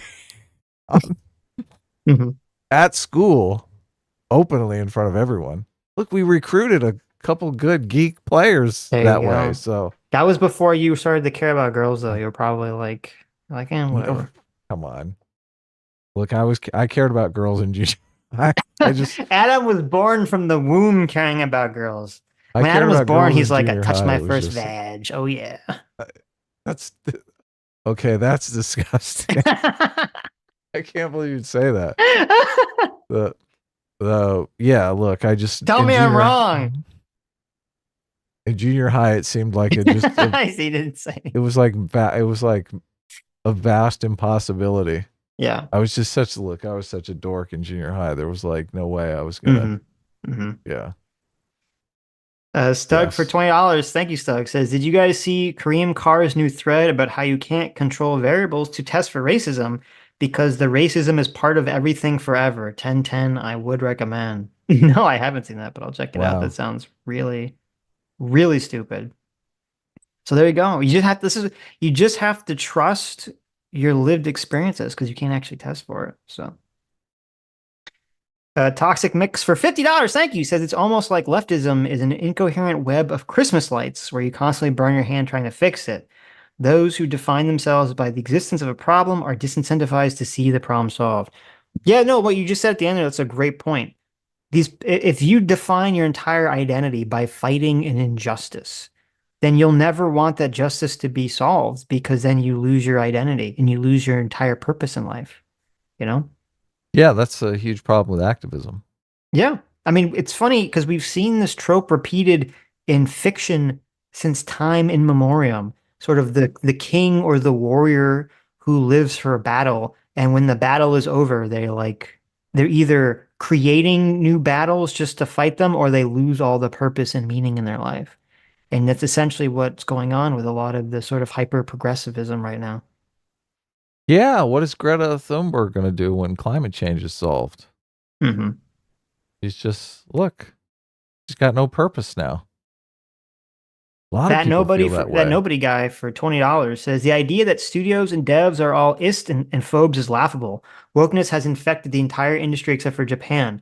They're even consulting firms like Sweetie Baby Inc., who wholly dedicated to enforcing DEI bullcrap. That's a good point. It seems like the majority of video game studios have completely become infected with woke DI nonsense now. So, yes, yeah. Way to keep the meritocracy alive, right? Yep. Specifically, contributes a lot to, I think, how the gaming community was fostered. As a kid growing up in suburbia, you will at best have one or two friends that are close enough to walk to. Most of your contact with the outside world is through these consoles. And again, these consoles are also primarily composed of other middle-class, like, young white men. That isolated suburban experience is not too typical for black folks. Like, that edgelord identity isn't allowed for black children because, like, our elders would be like, nah, don't do that. Somebody come and get us out of that. You know what I'm saying? We're not going to be allowed to go down that route too early. We're going to take you to church. But adopts a lot of their tendencies. Do you buy that? No. Well, okay. He's right, and he's also wrong. And there's no way to say this without it being kind of racisty, or to sound racist. This would be my guess to explain what's going on here. So I think all young, as I said earlier, I think all young middle school age kids go through that phase of wanting to just destroy shit. I don't know why. It seems to just be a thing that young boys go through. And I think what he's talking about probably exists to a lot of elements of the black community, because in the white community, or like a white suburb, he's talking about kind of like an upper middle class white suburban area. In an upper middle class white suburban area, you might be afraid that by the white kid who's like 10 to 13 who's doing something, he's going to cause some trouble, but he's probably not going to end up like selling drugs or going to jail by whatever the trouble is. Well, I mean, he might end up selling drugs, but he's not going to go to jail. Sure. I don't think the 10 to 13-year-old white kids in the upper middle class suburbs are generally the kids selling drugs, but I could be incorrect. And then if you're going to compare that to a lower income black neighborhood, there's probably a much greater threat that the 10 to 13-year-old black child who has the same attitude, a sort of rebellion or destruction that the white kid has, but lives in a different environment is liable to get themselves into much more serious danger or trouble with that attitude than the white kid would. Yeah, I agree with that. So that'd probably be what was going on in that situation. But I mean, I'm one of them. I think what that does, what suburbia does alongside that, it turns like racism and any sort of like bigotry like hypothetical. Yes, racism for them is. Do you like that edited sentence together? Like, I wonder what the guy actually said. I don't know. Right? I don't know. It turns racism for them, and then he finishes a sentence for him, and then they cut to FD signifier. Right. Racism is hypothetical. Okay. Okay. A bonding practice. In their heads, they're not being racist. It's just, we like to say and make fried chicken and watermelon jokes. We don't hate black people. And then you get a black person in there and they're calling you and making chicken and watermelon jokes. And you're like, hey, can you stop? And they're like, what? We're just joking. I'm like when you are not exposed. So I don't actually disagree. I agree with what he said completely. And I understand that that does cause problems. When I was growing up, it wasn't really like a lot of people throwing around the N-word where I lived, really at all. But the go-to insult was to call people gay, right? Oh, you're so gay, you're so gay. I don't know, that was just like the thing that everyone said when I grew up where I lived. And, there was a time none of us, we're all pretty liberal. We're all pretty, liberal leaning. We weren't against gay people. In Boy Scouts, we were fine with, gay people to be in Boy Scouts and everything. I've told that story a million times. But I understand there was a time where, when we were still in that phase where we'd call everything gay, where there was an interaction with a gay couple or two gay people that were in our group, and they were really offended by the fact that we called everything gay. And I get it.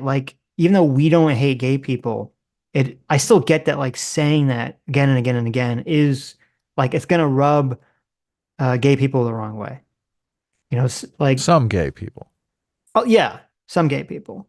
And I think that's fine. I think that's fine. I don't agree. Some people have an idea you should just suck it up. I don't agree with that because I used to have the idea that you should just suck it up until I experienced it. Because I remember I was in a friend group where someone started throwing out Jew. Oh, you Jewed me. And I was like, what the fuck? And the thing was, I was so unaccustomed to anyone throwing out Jew as a slur growing up.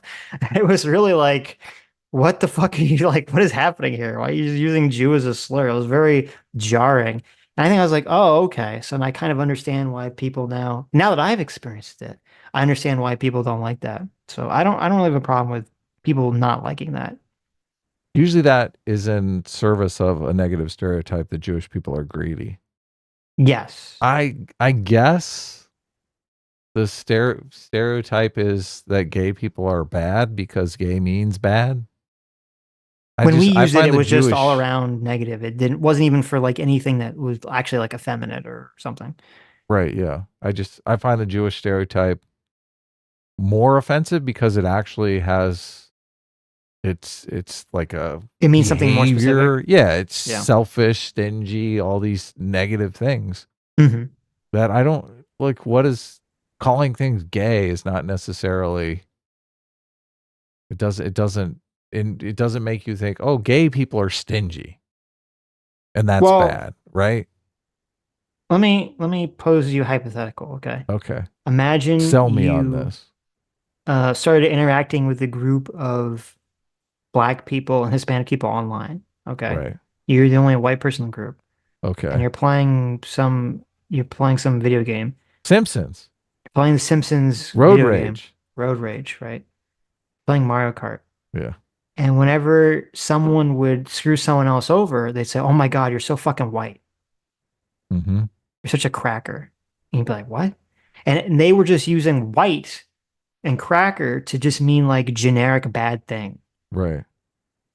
I mean, that wouldn't make you feel like, what the hell's going on? You'd be like, right. wait, what? Like, Yeah, instantly. Look, that Yeah. happens all the time. You hear Exactly. people say, like, that's so Exactly. white. You're being Yeah. so white. Why are you Yeah. being so white? Right. I'm like, wait, what's wrong with Yeah, being you're white? like, wait a minute, yeah. Something wrong with being white here? Yeah, why are you acting so white? They're like, oh, we don't actually hate white people. It's like, okay, I get it. Yes, you do. But like, can you not use that do. term? Like, what the You fuck? do hate white people. Right. If you're yeah, no, it totally makes sense. Mm-hmm. Oh, it's so painful. And to be clear, I think there's a difference between, and I talked about this earlier in the stream. I think there's a difference between like using a word like white or gay or Jewish or black. They just mean like a generic insult. I think I don't understand why people would be uncomfortable with that. That's very different than in a friend group, you specifically like teasing your friend based on their sex or ethnicity or sexual identity or whatever, and then doing it back to you. That's a very different situation. Right. I could see where that would make gay people feel uncomfortable. Are people using that gay as just a generic term for bad because they're signaling that they're sexually available? Is that why gay becomes the generic term for bad? I mean, I couldn't tell you because when growing up in the 90s and early 2000s, it was just what was the thing. It was never like questioned or explained. It was just the thing. Right. It's interesting why something else wouldn't come to just be the generic bad. I mean, I guess we need a term that's non-offensive that everyone can just say. That's bad. But I guess bad is the word, but it's just. Well, I don't know. Why does it become gay? Right. I don't know the answer to that. Why does gay feel right to a 13-year-old boy? Right. I don't know. I think it has something to do with the whole. I like girls. It might. I'm straight. Right. It probably has. Where are the girls at? I don't know what term kids are now using today. Right. I'm sure they're not. They're using white today. Maybe they're using white. Maybe even the white kids. I don't know what they're using, but probably not just. I'm assuming that they're not running around calling each other gay anymore. So. Right. Just to other races, other cultures, other struggles. To a kid like that, it's basically the same as like a curse word. Where you're not supposed to say this, and then you say it, and then that's the funny part. At its rawest. I mean, the gaming industry. Pretty accurate. Yeah, that's what's going on here. It's not like a deeper thing about systemic racism. It's that you're not supposed to say it, and you're like, I said the no word. Doesn't the Avatar guy just seem like the person that fell down the alt-right pipeline? This is his come to Jesus moment. He's confessing all of his sins. Maybe. I don't know what this guy's background is. I have to confess. I was in those waiting rooms. Industry casually reinforces Eurocentric whitewashed historical beauty standards through character customization and designs. While it Okay. Wait. So now he's okay. This is like retarded. So there has been this weird trend in gaming recently to make characters, specifically female characters, like unattractive. Yes. And it's really weird and stupid. And nobody likes it except for hyper-progressive dipshits. If you ever talk to this thing called a female, right? Okay. If you ever talk to a thing, yeah, you just got a major sexism there. Listen, I don't know if you know about this, Adam. There's this just thing out there. Objectified women. There's a thing out there in the world. Okay. Mm-hmm. They're kind of rare. Uh-huh. Okay. You might have to, it's like playing Pokemon Go and finding the rare Pokemon. You might have to drive around very slowly to scrounge them out of the bush. Okay. Mm-hmm. They're called human females. Okay. But they're out there. You can find them. Yeah. Okay. If you find a human female, okay, and you ask them, you're like, hey, do you like characters in your stories to be ugly or hot? Exactly. They're going to tell you they want their characters to be hot. Okay. They want the women to be hot. They want the men to be hot. They want everyone to be hot. Yeah. All the non-hyper progressive dipshits. Okay. The hyper progressive dipshits, they want everyone to be ugly because they have all these confidence issues. But normal people want hot people in their media. There's a reason all these girls that are now able to watch anime, and not be accused of being nerd, they'll watch these like romance animes and all the characters are gorgeous, okay? All the men and women are these gorgeous 2D avatars, right? Yeah. Great.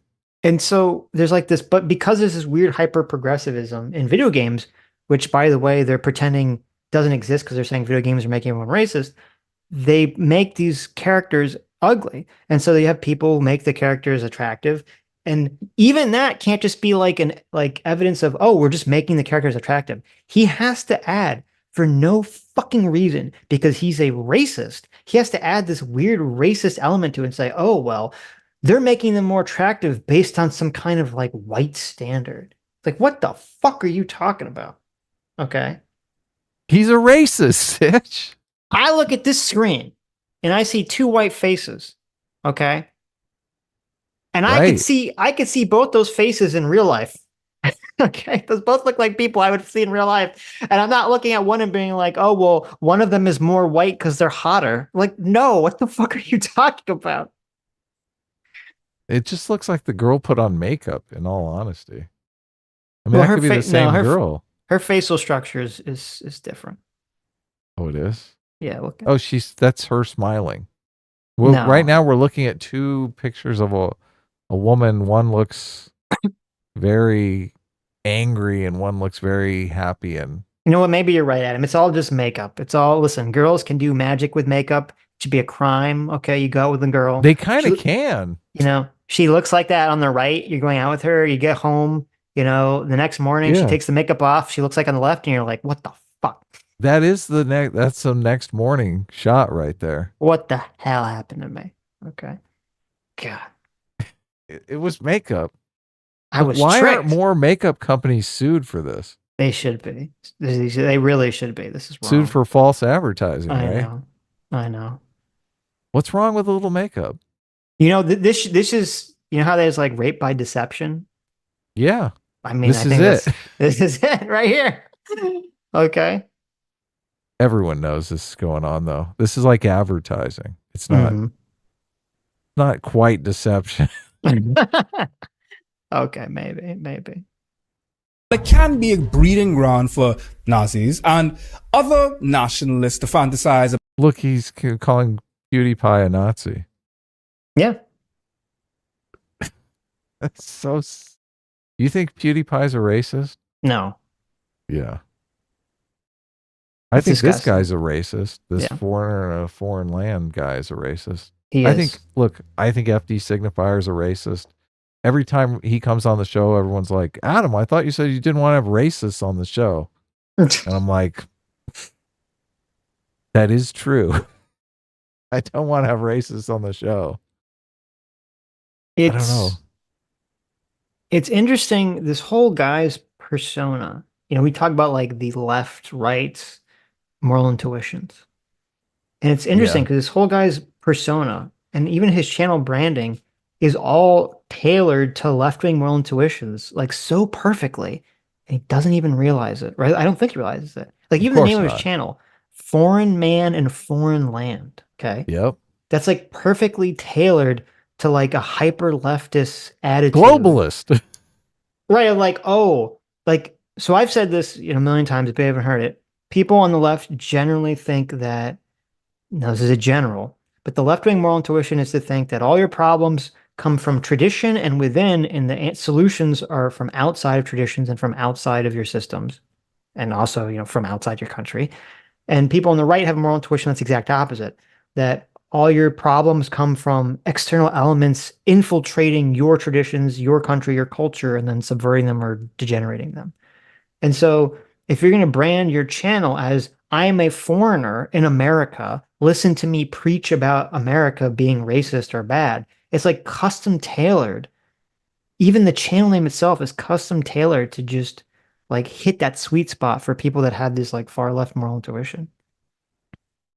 They have done tests on left and right, and people on the left generally score higher on openness to new experience on the big 5 personality traits. I would say that's a large part of it as well. Right. Yeah. So obviously, you know, if you're a foreigner in a foreign land, that's something that appeals to people who are open to new experience, right? Right, Oh, this right. is great. Look, all this new experience I'm having.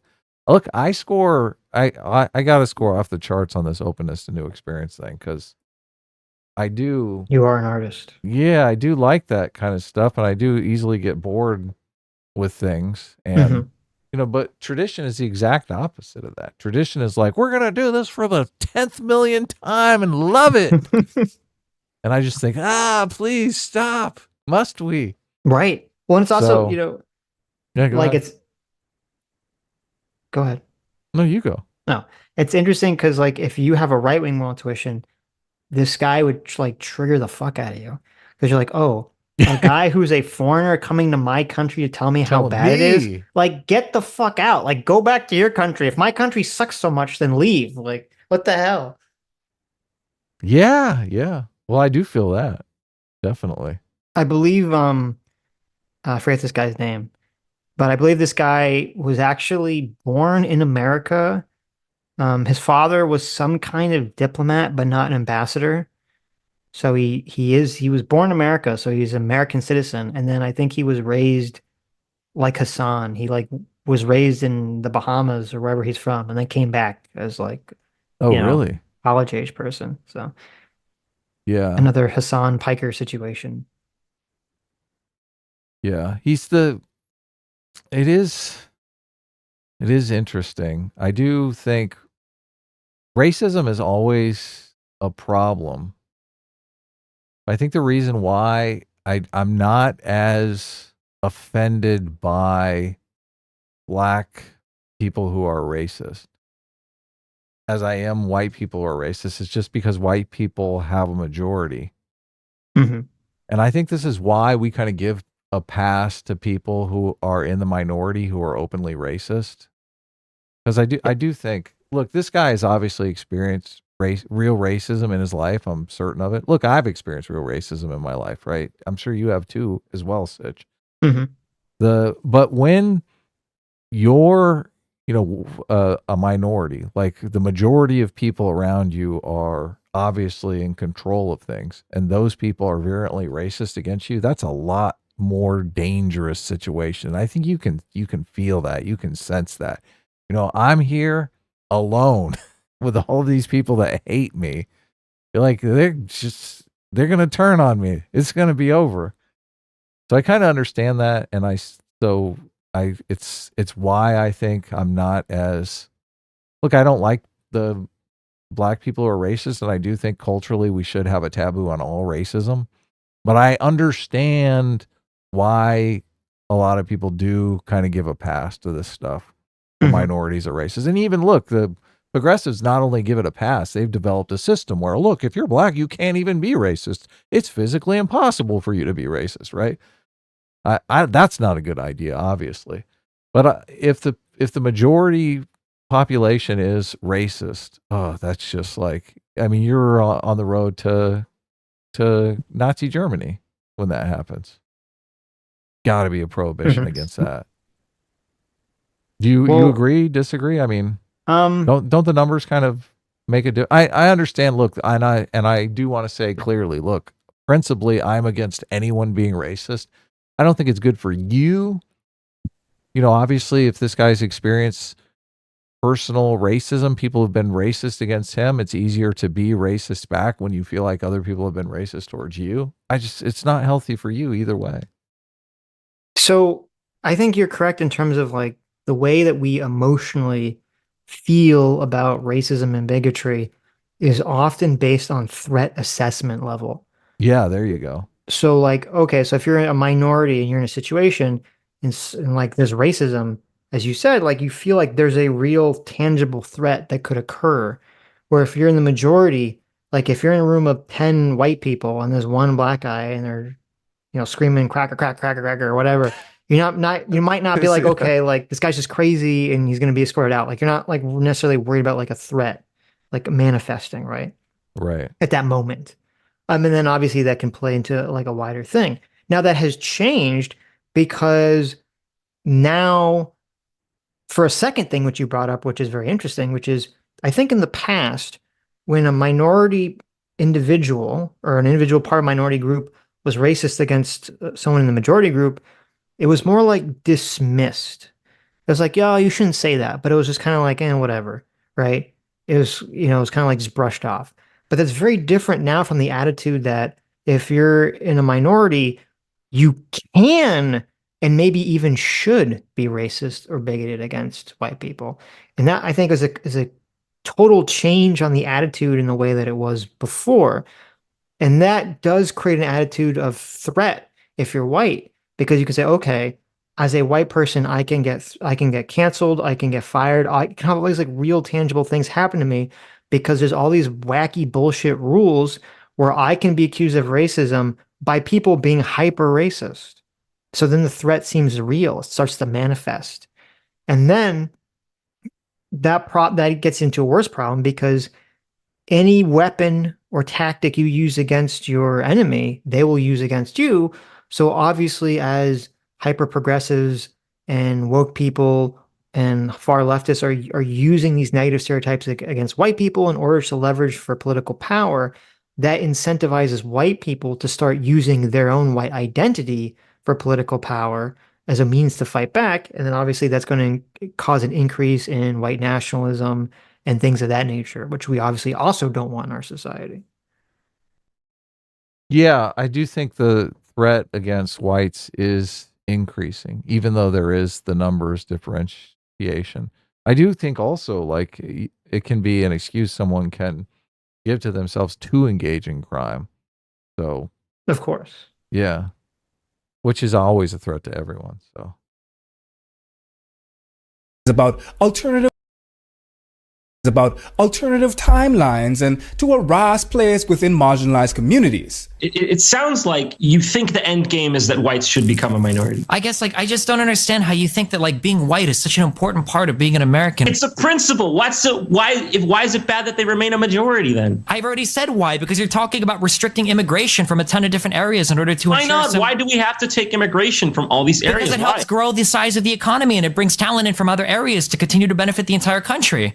It benefits the global elites. That's the only people it benefits. Let's just say that we admit a Mexican immigrant to the country. But if swaths of illegal immigrants pour across the border, we can't do anything about it under pain of being called racists. When that Mexican immigrant steps into America and sees that nothing's changed because the Mexicans have brought their Mexican culture with them, he says, what the heck? For many, however, games are a method of it is. So again, it's so weird that this video was made recently.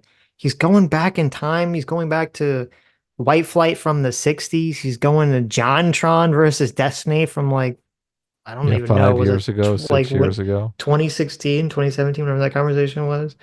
But it's just what is, it's so weird. What is the point of this video? Why are we doing this? Why are we going back in time and trying to revitalize all these thoughts and feelings that were kind of, maybe it's like he's sensing that this stuff is on the way out and he's like, no, I got to bring it back. If you look at his channel is largely devoted to negative white stereotypes. Right. It just is. It really is. Even he's got videos about leftists who are just, he's painting negative stereotypes about them being white. So, yeah. I think he's just a racist. He's an anti-white racist. So, sure. Yeah. Sure. I agree. That is completely acceptable. Yeah. If someone was like this racist who was white on YouTube, oh my God, they'd be gone in a second. 30 seconds they'd last on YouTube, right? Yeah.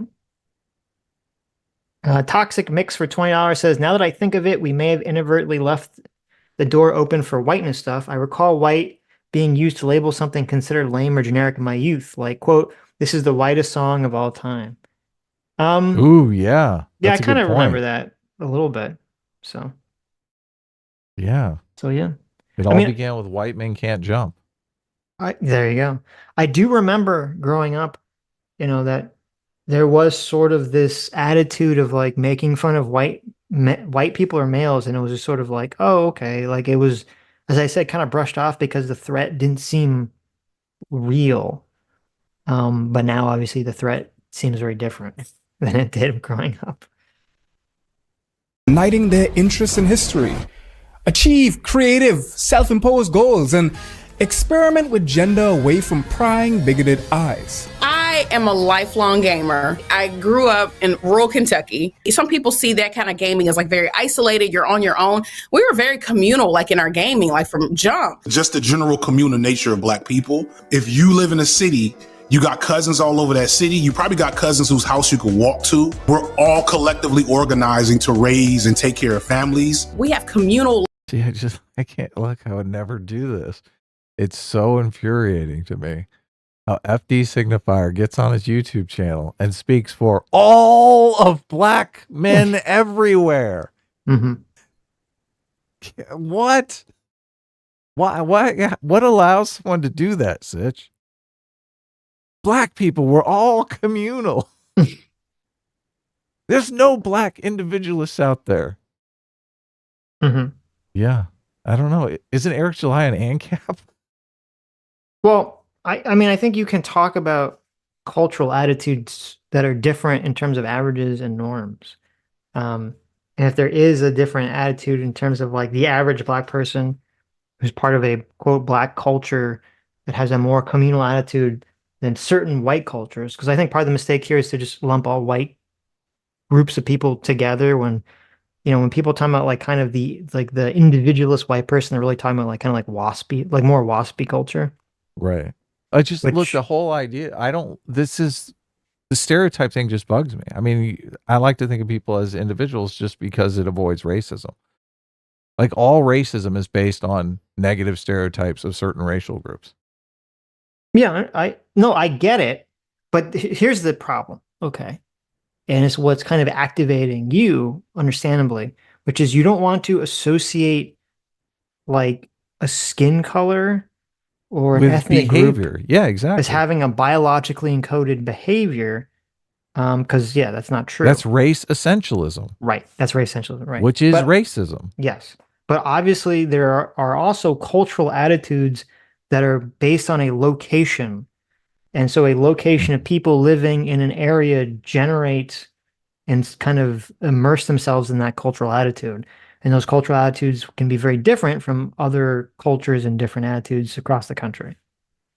Yeah, I guess maybe there is more diversity around certain races and less diversity around other races. Maybe white Europeans have the most diversity among their race.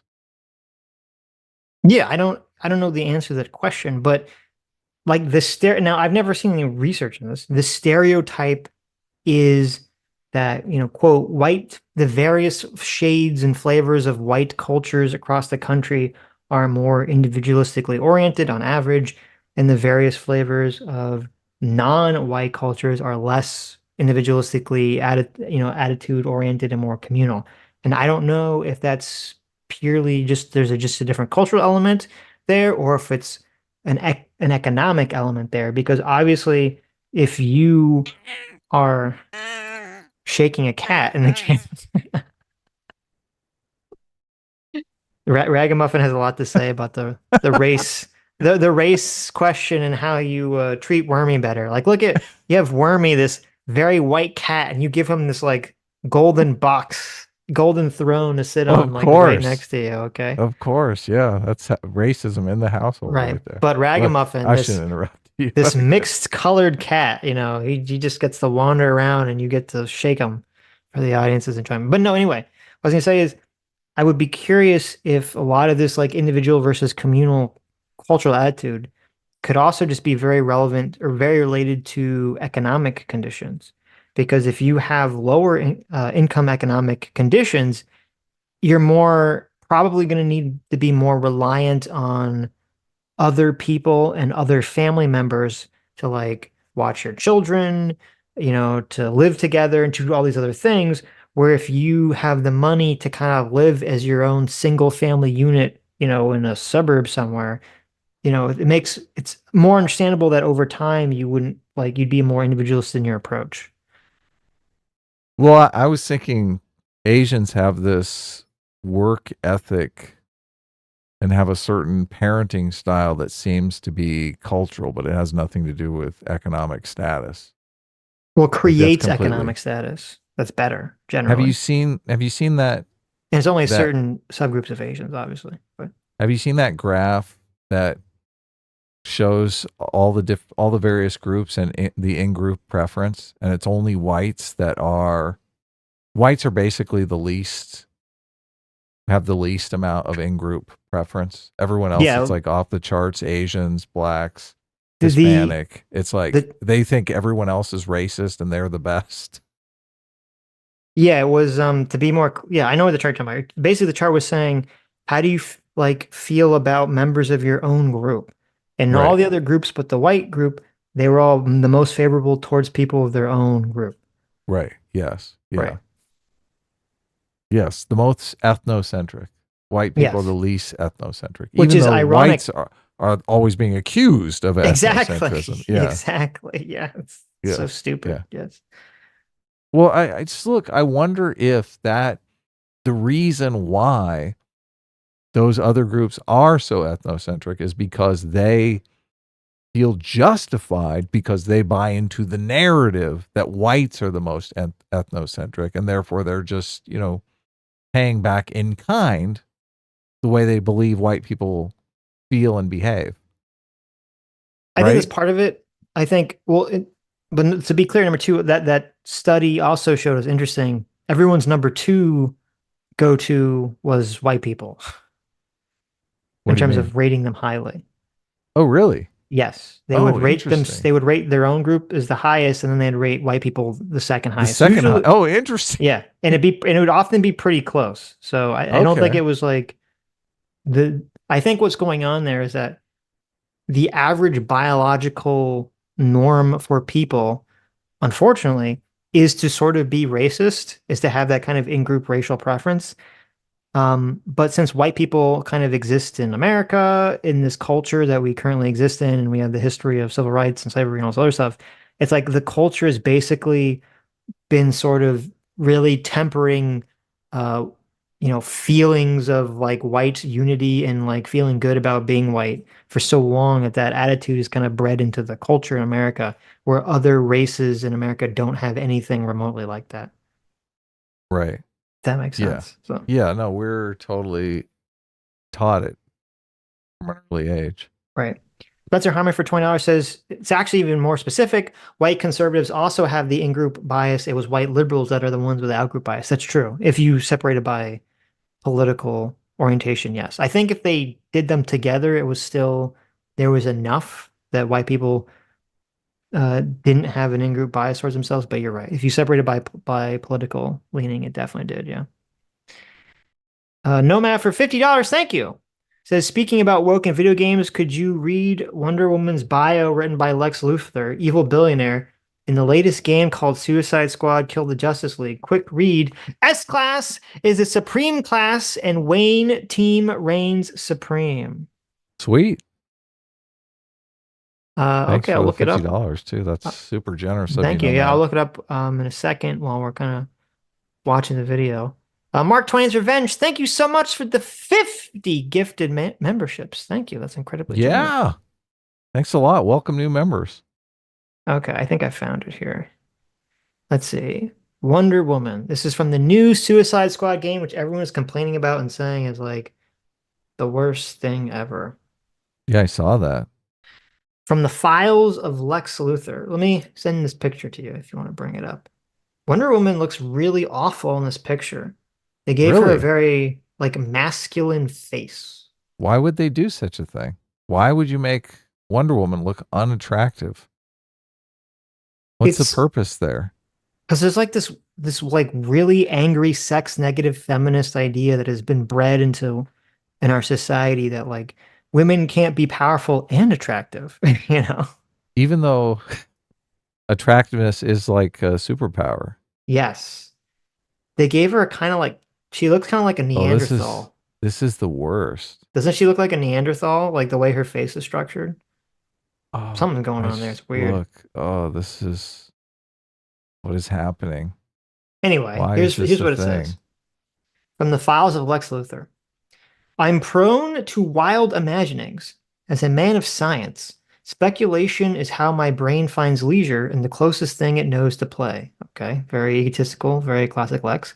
But there's little amusement to be found in imagining how improved Earth would be if instead of forcing the Amazons into hiding with our cruelty and avarice, we had instead looked to them as model. Replicable if only we could set aside our baser instincts. They have solved so many of our society's ills. Broken democracy, lagging technology, toxic masculinity. Lex Holy Luthor? fuck. Lex Luthor said that? Lex Luthor is a third wave feminist now. What the fuck? Okay. I'm going to be real. When I first was reading this and it said broken democracy, I thought it was going to be clever because the Amazons are not, I mean, I don't know what they are in the game, but I don't believe in the comic. They're not a democracy. It's like a theocracy. And so it makes sense that Lex Luthor would want to not live in a democracy and a theocracy. But I'm guessing now, because he went with toxic masculinity, that they've retconned the Amazons to live in some sort of thriving democratic country or something. Like, what the fuck is this? Isn't it a matriarchy? Well, there's only women there, so component? Yeah. But anyway, and thus they flourish through higher learning, mutual aid, and governance without cruelty. They are a golden society. They are also an isolationist society that doesn't let anyone in. They're highly sexist, so I don't know. Are they ethnocentric? They are. They're incredibly ethnocentric. Wow. Who deserve to be as secret as they are. Enter Wonder Woman, so named, I assume, because one wonders why a woman of her caliber and ancestry would leave paradise to play in the mud with us. In the League, she is a beacon of rational thought paired with profound empathy, of strength and kindness in equal measure. She's a hero more so than any who surround her. Jesus Christ. Remember when Wonder Woman was kind of written as like a weirdo, like she would kind of vacillate between like being like a hyper idealist and like a weirdo Amazon with like wrong ideas about like battle. And you're gonna say like she's like more of a paragon of virtue than Superman? Like, come on. Still, her very presence in the League makes me consider whether if Wonder Woman turned her lasso on herself, a different story would emerge. One of a person who craves the brutality, crudeness of our world, who left her equitable sisterhood for an exclusive brotherhood, and whose own heart is more aligned with the maddened billionaire, an overpowered alien, than with any of Themyscira's queens. Perhaps the Amazons are the golden society and we have been given their worst. Jesus Christ. This is embarrassing. No wonder this game is dog shit. Like, how could you write this as Lex Luthor and think that makes any sense? Lex Luthor over here complaining about toxic masculinity and patriarchy and all this nonsense? Is it for real? Lex fucking Luthor is writing this stuff? Yeah, Holy he got his shit. master's in gender queer feminism. Yeah. That's like, You didn't know that? I didn't know that. That's like, remember that bad guy in Invincible who had like the earthquake shock gauntlets? Yes, that's Yeah, totally the new Lex Luthor. Yes, and he was like hyper feminist. That's why he was like super woke. That's why he wanted to destroy, Mount Rushmore. It's like, oh my god. That guy was funny though. That character was completely funny. Right. That was played as a joke, obviously. Yeah. Yes. Yeah. God, this was horrible. Nomad, why did you made me feel worse for reading this, but thank you, I guess. Okay. Oh, it's disgusting. Okay. Anyway. Back to the video. We were watching a video. We were. Look at this. Lives, we think about like even like our households, like it's intergenerational. Like when my mama got sick, my mom moved in with me. I'm like, that's just kind of like how we live. This always confused me, like watching Home Alone, and they would see their cousins and it would seem like an event. It would be like a special occasion to see grandma. And it's like, I see my grandmother every weekend. We had friends that came over. I had a homie that had the Nintendo 64. I had the Sega. Somebody had the Dreamcast. Somebody else had the GameCube, because, we couldn't have them all, so we coordinated our efforts, to make sure that at least the whole neighborhood had at least all those consoles. A lot of the Call of We had that same exact thing when I was a kid. Mm-hmm. Because we Anyway, was you were told. white though? Yeah, of course. You weren't black as a child? Of course. No, look, Okay. I wasn't born a poor black child. I was Okay. born a poor white child. That's good.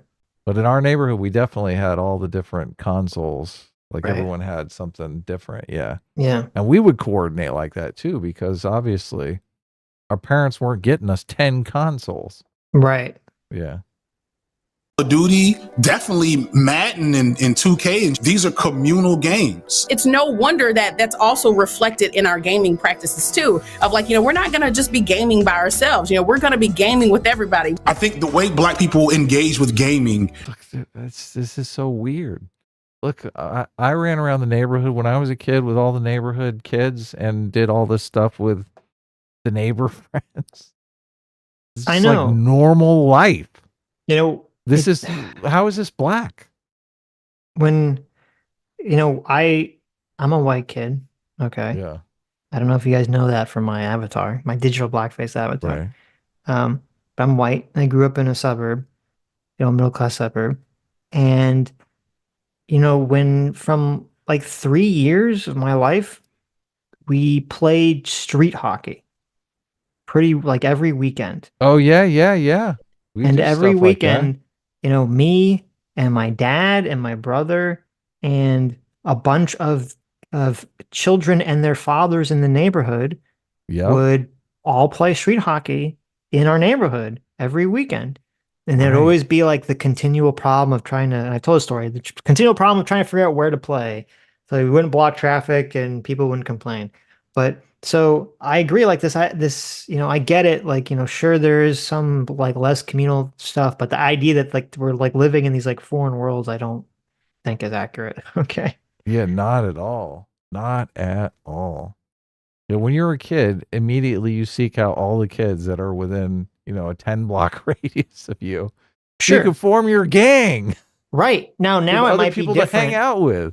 Now it might be different because everyone can connect via the internet. The internet, yeah, Yeah, exactly. which, back when I was playing street hockey in the street, We didn't the have internet existed, but it was the dial-up internet where I don't even I think the closest thing to social media you had was like AOL Instant Messenger or something, Yahoo chat rooms or something, right?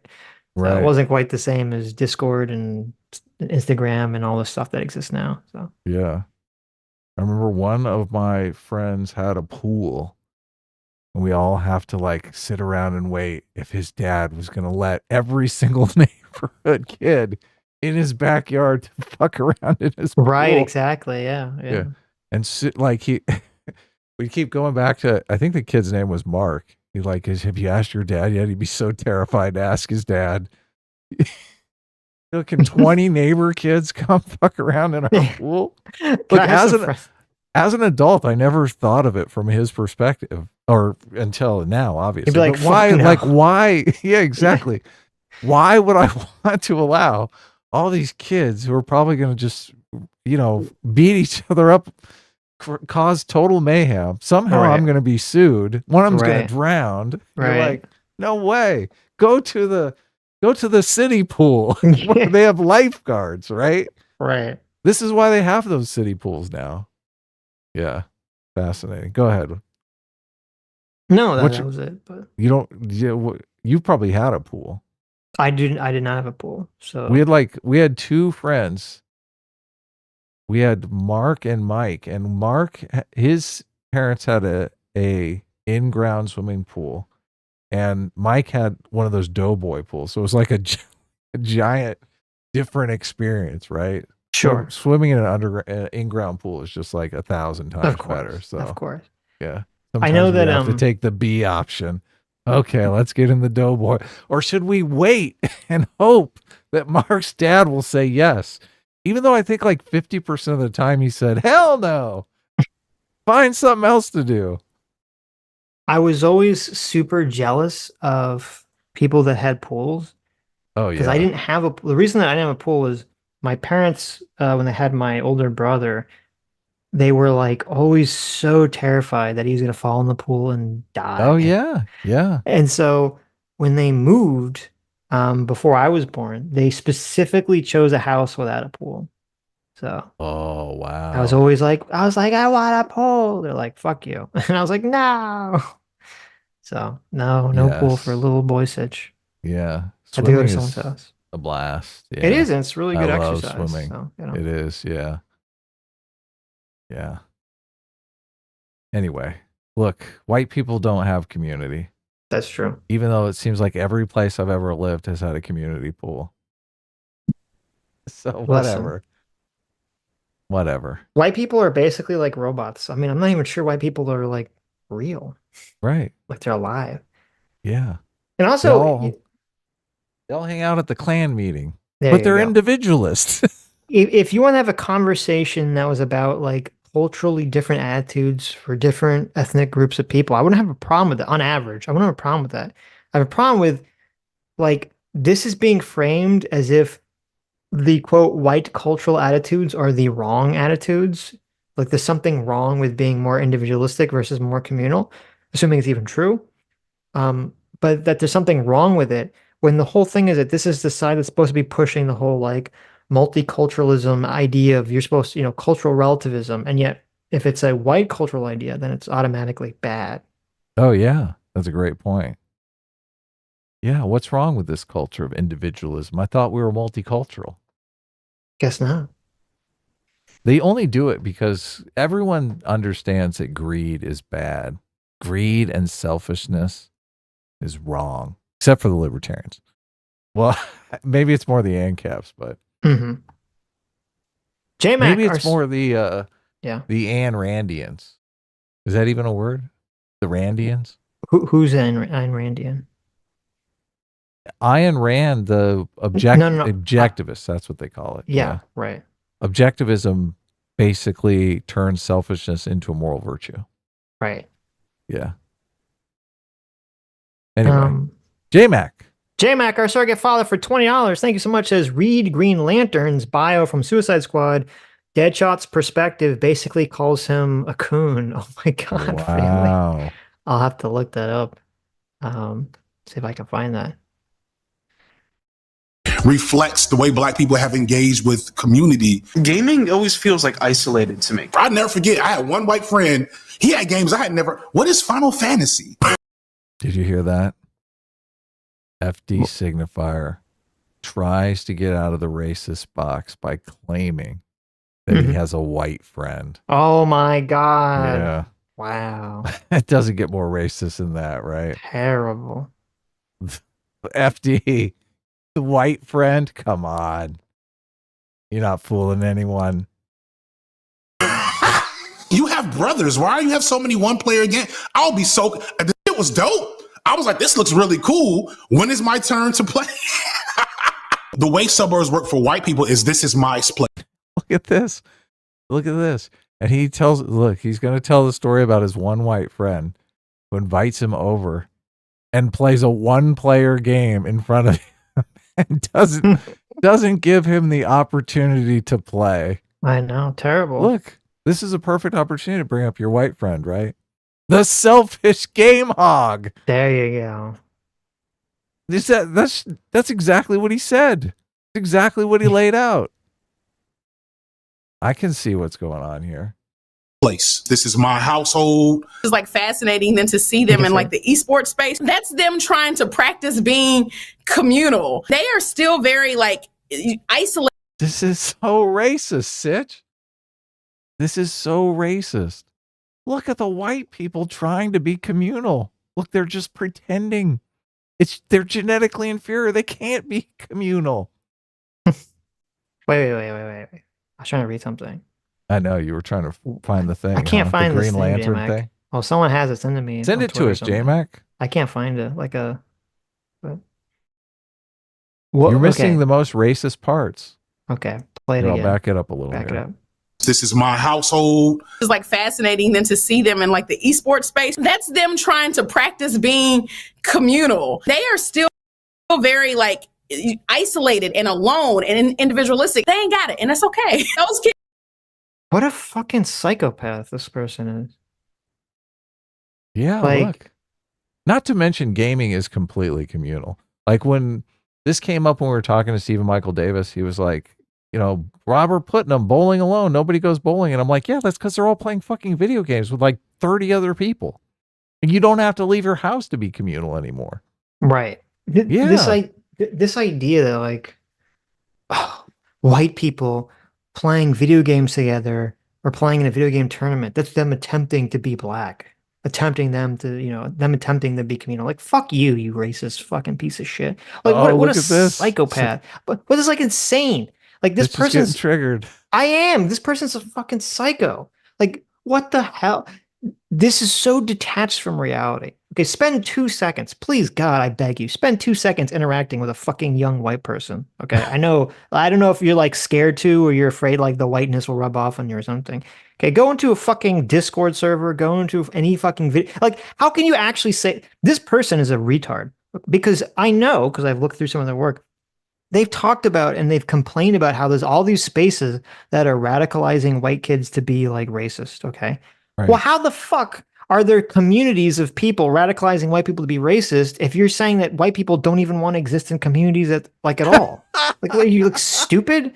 Like, it's almost like you just say shit to like try to frame everything as white bad that you become you contradict yourself every 2 seconds.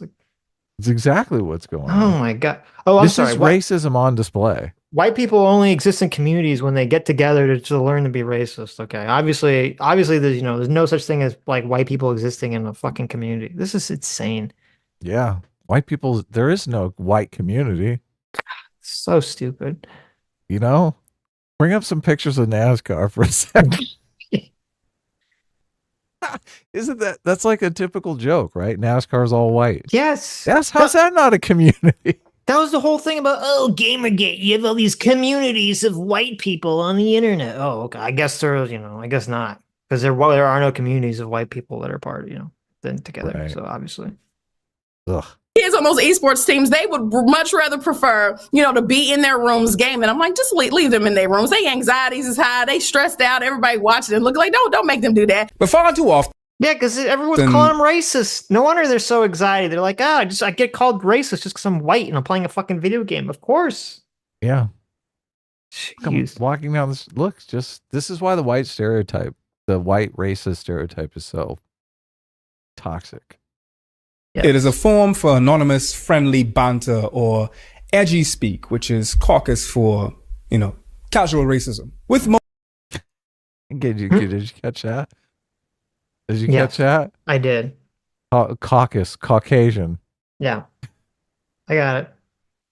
Look, this guy has more ways to say white than anybody. Yeah, why this guy? He's got like anyone on the internet. He's got a different slur for white people every 10 seconds. Jesus Christ. But listen, the racism against the racism, the white racism, that's the real problem here is all the white racist. Let me have a different fucking slur for white people every 2 seconds. How do white people speak? That's caucus. Jesus. What color are white people on a black person? Their palms. Mm-hmm. It's the palm persuasion. Come on, Sitch, you're going to remember that one. The palm persuasion. The palm persuasion. Ridiculous. Most things. So problematic behavior is enabled. Oh no. Did you find it? Green Lantern? Yeah, so JMax sent me the bio here. Let's hear it. I'm ready to weep. Is Twitter not work right for anyone else? Yes, Twitter for the last sucks. month. Twitter's just been slow and having a lot of issues, right? It's not just me. Yeah.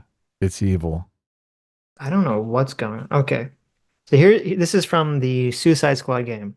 I guess this is Deadshot writing about Green Lantern, who I believe is Deadshot black in this game. I believe someone said he was. Okay. So he says, "Look, I barely even know the guy past reputation. Architect and Marine, probably was an honor student, wholesome, all-American, white picket fence stuff. Kind of guy that makes you think, quote, oh, one of the good ones." This is the black John Stewart Green Lantern. "That's before getting some alien jewelry and becoming a space cop. Shouldn't he be on like Mars or something? Some distant planet, not Gotham, interrupting my business. Man, I don't know what you want me to say here. I guess he's a good role model for kids if you want your kids to grow up being know-it-all narcs. There you go. Wow. He's one of the good ones. Green Interesting. Lantern is one of the good ones. That's about Green Lantern, right? Yeah, it's annoying because I grew up watching the Justice League cartoon show, and they had how was it how did I say John Stewart? Hal Stewart.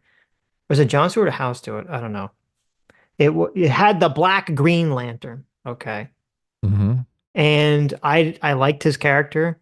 I had no problem with him whatsoever.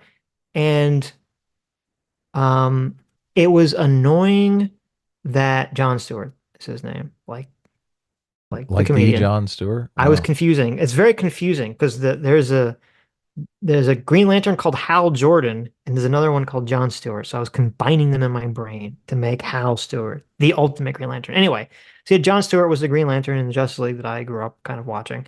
And I was very happy that I don't recall a single episode. There might have been one, but I don't really recall an episode where they're like, he's the black superhero. Like the fact that he was black wasn't really pointed out or addressed, and no one cared. And it was like perfect Star Trek liberalism utopia. He was just Green Lantern, and that's all that mattered.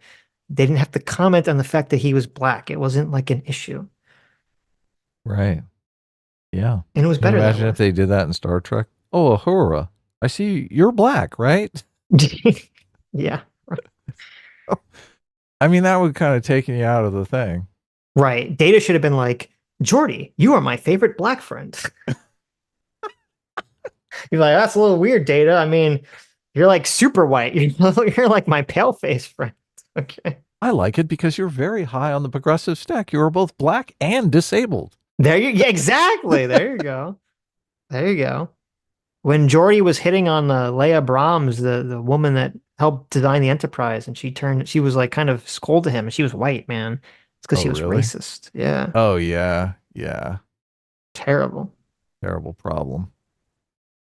Anonymous friendly banter or edgy speak, which is caucus for, casual racism. With most things. Edgy talk. Edgy talk. Yeah. Problematic behavior is enabled, stemming from developers who deliberately craft narratives in unspecified Caribbean paradises with NPCs who are caricatured stereotypes requiring rescue by the incredibly morally upstanding white saviors. There's a game called Assassin's Creed Black Flag, where they are in the Caribbean, and man, let me tell you, like they really did us dirty. How you feel about that? When it comes to Caribbean representation, we're either all weed smoking, gun toting Jamaicans, which I'm not, I'm from the Bahamas, but you think Shark Tale, you think things like even Belly, like black films like Belly, or you even think like GTA, like if you want to get to the games like. Okay, before he gets into this, so he's complaining about Assassin's Creed Black Flag. I never played this one. I played Assassin's Creed, the 2 Brotherhood. I played the 4 Assassin's Creed games, and I stopped playing Assassin's Creed 3. Right. So I didn't play Black Flag, which is the 4th one. But first of all, this was weird to me because I'm like, Assassin's Creed is all about sort of like fighting the evil, like global elite white patriarchy. Sort of. Really? Wow. Sort of, yeah. No, it's very progressive. It's pretty progressive. It's pretty progressive. So I was like, I don't buy this, anyway. But I noticed that he didn't provide he never provides examples of what he's talking about, which is very suspect to me.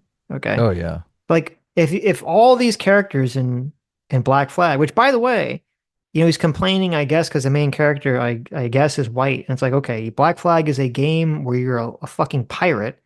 And so it's kind of like playing to the stereotype of being a European pirate in the Caribbean. So, okay, it makes sense. That's a white character. Why don't you have a clip? Like have a clip of, all these, racist characters in Assassin's Creed Black Flag that you want to point out to. You want to call and say, look at how bad this is, right? Instead of just making it a declaration. Because I don't believe you. Right. That's why he doesn't bring the clip up, because the clip would prove him wrong. Right. Why? Look, he's entitled to his own opinion on how they do Caribbean representation. It's like I said before, if you can only have one character represented in one way to deal with some sort of progressive activist, if the characters were all, business type people, they'd be like, oh my God, you Europeanized them all. You did us dirty. Like, you can't do anything. Right. Yeah. Well, but no, that's a good point. But that's also like, listen, if I played Black Flag and it's like all the Caribbean characters are all like hyper racist, I'd be like, what the fuck? like that is awful. But show me an example of it if it's true. Like GTA has Lil Jacob, and he's like this Caribbean mystical Negro that's just violent and a crime lord and all that shit. And like when you think about like what positive or what like nuanced representation of Caribbean culture do you get in anything? There's not many places where I can point to. I'm like, oh, okay, that's me. It's a caricature. See, how do you do the crime lord? You're like, oh my God, we just got to make it an alien. Like, there's no way you can do a crime lord without stepping on somebody's toes here. Mm-hmm. Nobody wants to be the crime lord. Exactly. There's a travesty of me. It's a parody of me. It's a shadow. Oh, Sebastian. And then you got the prominent figures in these communities like PewDiePie, JonTron, XQC. When he's not stealing everybody's content. I'm gonna give it a buck. I'm gonna give it a buck. I could take my daily check and buy your entire bloodline. Who also contribute their... Isn't it wild that like he's going back to PewDiePie? Remember when people were like in uproar against PewDiePie for fake allegations, against him. And yet now we have XQC, someone who's actually a scumbag. Someone who's just a legitimate scumbag. It's like, can we... Like, don't you want people to go back to the days of like liking and idolizing PewDiePie, who was like just mostly a wholesome guy who like played video games, looked at memes, and was like occasionally a little edgy, compared to XQC, who's just a legitimate piece of garbage? Yeah, who's like completely selfish, teaching everyone to be completely selfish. PewDiePie wasn't selfish at all. No, he was a totally upstanding role model. Oh, but he said that gamer word one time. That's true. He did say the N-word once. Though the cancellation, everyone trying to cancel PewDiePie was for and the all Jewish that stuff. Yeah, that was all before any of that. Him saying the N-word. Yeah. Well, it was the death to the Jews thing, right? Yeah, that was part of it. Yeah. PewDiePie, for those of you who don't know, like I don't know why this like ancient internet history. He got on Fiverr. And there's these different people that would hold up a sign and say something, and he was like trying to say something incendiary that they would deny. They would say that they wouldn't show. Yeah, right. So he said, "Death to the Jews," and they did it. And he was like, "Oh my God!" Right? Yeah, exactly. Yes. And it was obviously not supposed to be actual. Like I don't think anyone. No one really thought he was actually anti-Semitic or anything like that. So. Yes. Joke was that they shouldn't do it, but it's interesting. So he showed the clip of it, but he doesn't really talk about that incident at all, right? Wouldn't that be if you're really concerned about PewDiePie being a bigot, wouldn't that be the go-to thing to point to? Didn't he come out and apologize and everything though? He did. I'm pretty sure he did. He did. Yeah. But follow what I'm saying here. Okay. Why did this YouTuber, he didn't show that clip. He didn't talk about that incident at all. It's almost like he doesn't give a shit because he hates the Jews. That's why does he care about whether he's bigoted to Jewish people? He's going to focus on other things. Right. Okay. Well, he probably hates Jewish people, so that's why he's. I don't know about that, but he's probably down. He's that's his favorite PewDiePie moment. There you go. Maybe. He's a foreigner in a foreign land, but not Israel. Right. Come on. Look, he's probably talking about Genocide Joe on his second channel. There you go. I would believe it. Propagation of certain narratives and normalization of certain behaviors as well as attitudes. PewDiePie, JonTron, and XQC have all been caught using anti-black slurs in front of a very impressionable young audience, as Felix actually claims, an army of 9-year-olds. And they still, unfortunately, enjoy lingering online acclaim. For you all who expecting a segment on Video Game Donkey, given that, So he's mad that right that these people haven't been canceled forever, essentially. Yeah, I know. That's so crazy. Oh, that's so crazy. Interesting. Use him as a censor anytime I say the word. Then you are, because Video Game Donkey is obviously a black old woman. To be real with you, I don't know how you accidentally say that. There's been no situation where I'm angry at a game and I'm just like, I want to say a slur right now, or just I say it without even thinking. When you do something without thinking, it's because you're used to doing it. There's a clip like months later after the whole controversy where he almost says it again in a Fortnite game. Him saying that caused people to look back at his former stuff, and then it turns out he made like a lot of Nazi jokes, like an uncomfortable amount of them. Like he also just had I don't think it was a Nazi uniform, but it was him pretending to be a Nazi for a short clip, similar to the Anita Sarkeesian thing. It went from like Okay, so this is like wildly dishonest. Yeah. Okay, inaccurate. So, okay, first of all, criticizing PewDiePie for saying the N-word, I don't have a problem with that. Obviously, he shouldn't say the N-word, and he shouldn't let things like that slip. He does have a young, impressionable audience. You shouldn't be, making it seem cool to children to use racial slurs. I don't have a problem with that. Criticizing for that, totally fine. Okay. But this guy's like completely misremembering and like throwing everything together in his mind, and Foreign Man and Foreign Land is too lazy to actually fact check to try to like figure out what actually happened, what the timeline is here. So the PewDiePie didn't wear a Nazi uniform. Okay. He wore a British uniform. And the reason he wore a British uniform and while he's wearing the uniform, he watched a Hitler video. And the reason he did this was that before he ever said the N-word or anything like that, when people were trying to cancel him, there was a bunch of articles that came out, or a couple articles that came out that were claiming he was racist based on like nothing at all. And he made a video about this that was called like, PewDiePie accused of racism or something. And the joke was, while he was like looking at these people and these articles claiming he was racist and it was all bullshit, was at the end, he's like, okay, my video's over. And then it cuts to like, supposed to be like after the video. It's like, oh, secretly though, I'm secretly watching like Hitler. That was the joke. Okay. And so hilarious. Right. And so he's like making, hilarious. right. He's making fun of like the people like criticizing him, saying, aha, no, you're right. Really, I am. And so to look at that and to say, oh, well, remember the time that PewDiePie like dressed up as a Nazi? Oh, it was pretty sus. I guess he's really into that. Like, that's so dishonest. That's so disingenuous. Yeah. They're like, he really was doing that. It Yeah, wasn't exactly. a Like, joke. oh, That's it wasn't a seriously what joke. was happening. It was all real. It's like, oh my God. Are you This is kidding why, me? look, you can't even make jokes these days. Everyone's like, they take it out of context and completely destroy your reputation with it. That's the whole game they're playing here. But what a boring existence. That joke hits, man. That's a funny joke. Yes. That is a hilarious joke. And we've all seen jokes like that a million times. We all understand jokes like that. And then they're like, oh, Just you know who else was against jokes? Literal Nazis. The Nazis? Yeah, there you go. Yeah, that's the first thing that goes in these authoritarian regimes. Don't make fun of us. Don't make fun of anyone. Yeah. These are the Nazis here. These are the real Nazis here. Blue KKK hood and Foreign Man in a Foreign Land.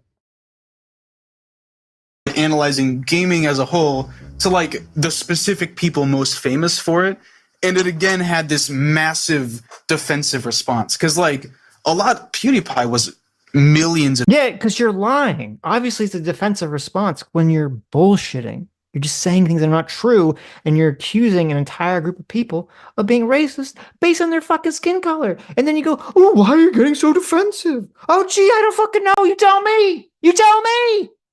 Yeah, you're attacking me. course I'm going to get defensive. So that's called self-defense. So stupid. Stop attacking me. Oh. Of people's childhoods. So like it again felt like another like big personal attack on them. The common thread.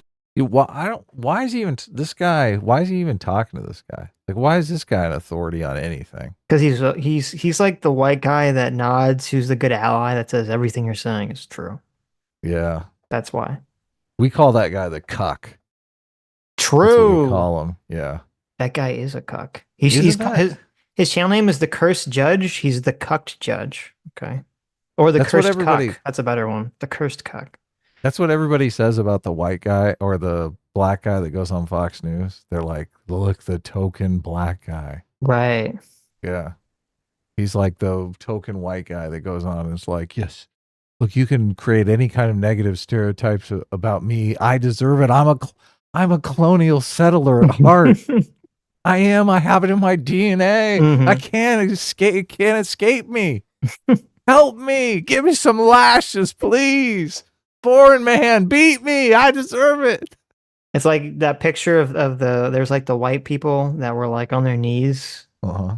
You know what I'm talking about? There's like the protesters. Oh yeah, totally. That's the black people were like standing above them, and the white people were crawling around. They had like some kind of like weird like cattle leash on their bodies. This is and you're like, I'm pretty sure these people are just into like sexual fetish stuff, and they're just pretending it's for racial activism because because they like getting whipped in public by a big black exactly guy. Yeah. That's all it is. That's what yeah, it it's really a humiliation fetish. Exactly. That's why this guy's using an avatar, because she's like sitting in the corner facing the wall.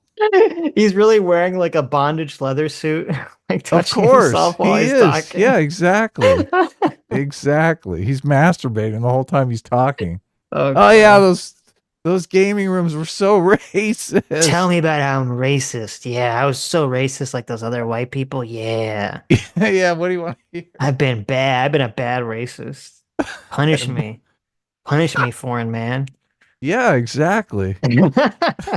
That's what's really happening here. True. Between these instances is a gaming industry saturated predominantly by white people who too often exhibit a far inflated senses of importance than deserved. Ironic, right? Oh yeah, this is so good. Yep. This is so good. White people think they're so important that I'm going to make a whole video about them, telling them that. Mm-hmm.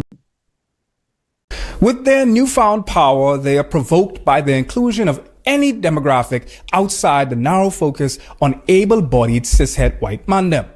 And of course, late-stage capitalism further exacerbates this by naturally rewarding negative behavior, as the system inherently requires discrimination to thrive. I'm trying not to drop names.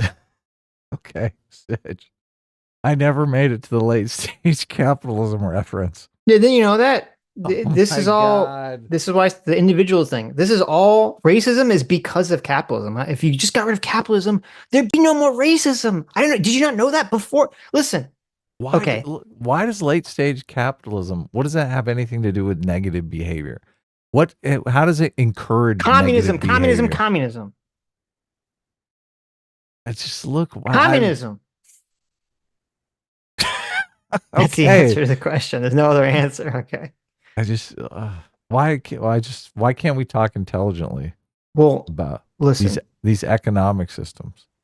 I don't know if you know this, Adam. Okay, but before capitalism, right? Mm-hmm. Before capitalism existed, feudalism. Don't do it. I dare you. Don't fucking do it. Like under feudalism, yeah. No! I don't know if you know this. Under feudalism, nobody was racist. Stop. There were no racists before capitalism. Okay, I mean, didn't they literally have slaves during feudalism? Listen, before capitalism, there was no racism. It didn't exist. People didn't care about race. And it was a colorblind utopia. I mean, yeah, you were like a serf, or you were a peasant, or you were a slave, but it was a colorblind slave, system. Right. They enslaved everyone. There was no racism. There probably wasn't any racism because there wasn't any race mixing. That just wasn't allowed. God. On purpose because I don't want this to come back to either of us. I knew this guy. He sees something in me that kind of affirms the otherness that I had been going through for a bit. So we kind of cling to that attention. I'm in his Discord, and it's like, okay, he streams, it's whatever, it's cool. And in trying to fit in so much, I miss microaggressions. I miss slamming women that are half my size for being too fat. And when you're in a dark place already and you're just trying to fit in. I'm going to be real. I can only understand every other word she's saying because her mic quality is so bad. Like, she's saying, look, she was in a Discord. Right. And people made comments about how fat she is. And she let it pass because she wanted to fit in. She wanted. Gotcha. She wanted to be part of the clique. Gotcha. Yeah. Yes. Very sad. It's easy to let those things slide because, again, when I grew up playing video games, it's easier to cling on to someone that's like, they see me, they want to be around me, and I'll tolerate this just to be around them. The pathetic threat. She's like, look, these are the only kids that are into Pokemon. I have to put up with this. I mean, yeah, back in the day, that was, you didn't have a lot of options. Look, it is sad. I don't think people should not go into places that they find uncomfortable just so that they can play Dungeons and Dragons. Okay, let's move on. Of boycotts and protests by fragile white racist gamers always work, which adds to why they feel so deeply emboldened to continue perpetuating racial hegemony and suppress. You know what I want? You know what I want? I don't want racial hegemony, okay? I don't want to embolden the cis-het white male. I only want one thing. I only want one fucking thing. You know what I want, Adam? What's that? I want foreign man from a foreign land, or in a foreign land, to stop fucking hitting his microphone while he's talking, or redo his audio for his professional YouTube video, okay? Yeah. Stop hitting your fucking microphone. Yeah. Jesus. The Sitch has spoken. What is going on here? You hear this shit? Racist gamers always work, which adds to why they feel so deeply emboldened to continue perpetuating. Bulb. Yeah, what is that? I don't even know what he's doing. He must be hitting his desk or something. I don't even know what's going on there because he's holding the microphone, so I don't know what he's hitting. Racial hegemony. It might be a pop from his. He's blowing into it. No, that is not a pop. That is a. He hit. doesn't have a pop filter on there. I know it's not, but that's not a pop. That is him hitting the mic in some way. There's a classic mic thud hit sound. Oh yeah, you're right. Yeah. Oh. These classic gamers. These racist gamers. Mm-hmm. I feel like he went to ChatGPT and said, write me a video script about racism on Gamergate in the style of... Yeah. Right. And supremacy within games. Let's look a bit deeper though.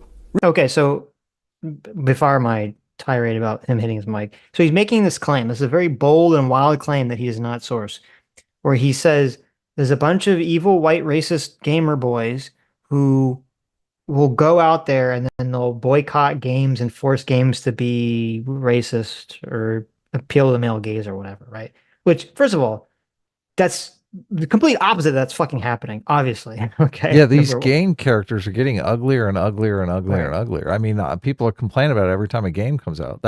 This game just came out, right? Did you see that Wonder Woman? Come on. Come on. Yeah. Yeah, exactly. Things are not going well. But he does bring up an example here, and he's just like flatly lying about it. So we'll get into it when he does, but it's just ridiculous. Reactionaries love outrage, which is why race. Oh yeah, only reactionaries love outrage, right? It's not like the entire woke movement is literally based around getting fucking outraged at every teeny tiny little thing and blowing it up and trying to get people fired for it, right? That's not like that's a thing that's happening. Yeah. Everyone's addicted to outrage. Even me. I love it.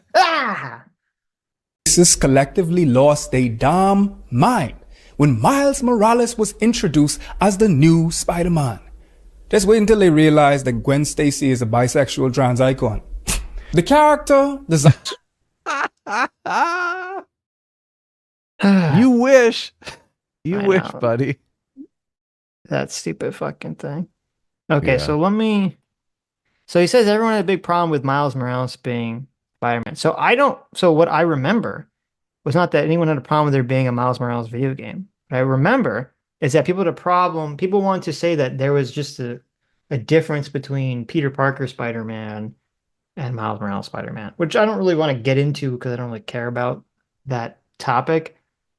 But so here's the example. Okay. He has a headline that says, of course, gamers are mad. Miles is the new main Spider-Man.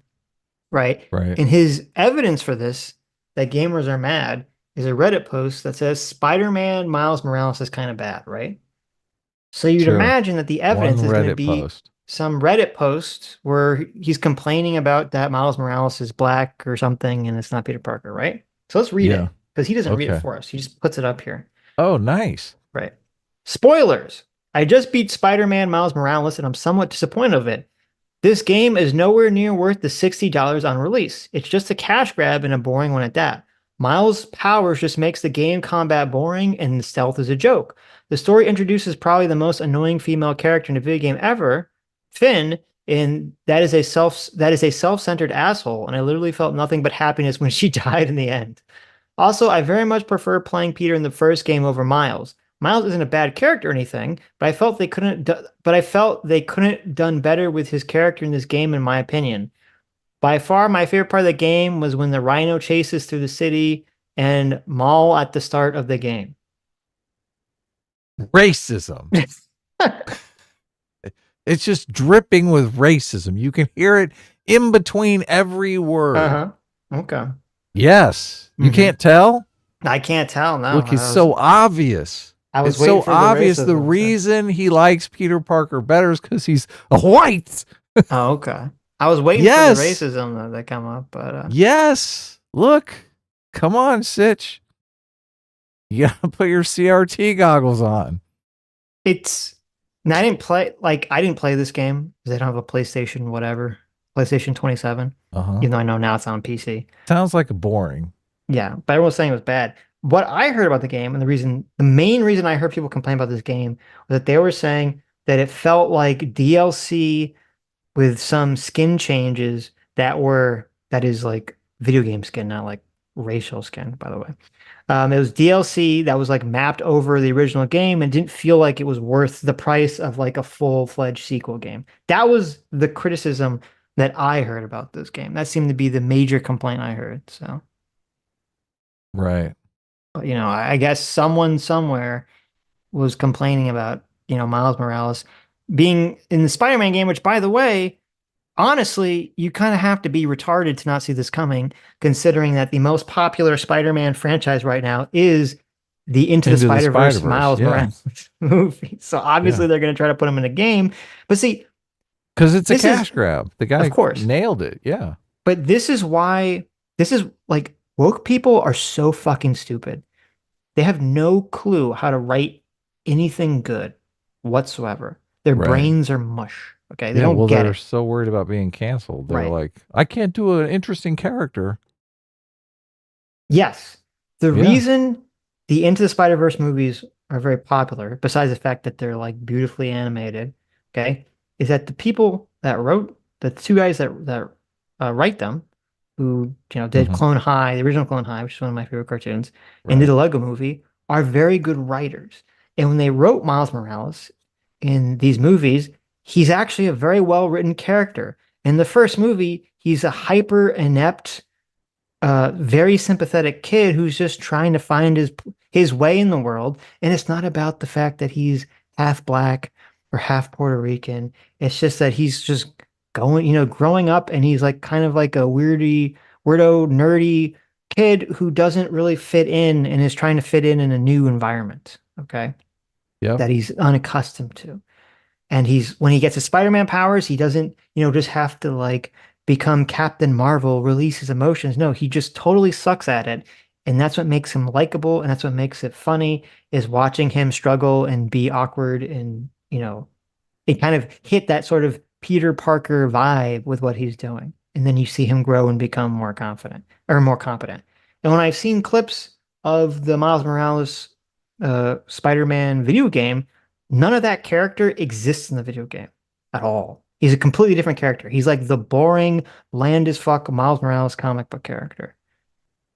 And so it makes sense that people will be like, oh, this is stupid. Why are we doing this? Like, if you're going to try to ape off of the success of Miles Morales in the Spider-Man movie, you should just copy his character too, right? Yeah. The thing that made it successful. Got to get the character right. Right.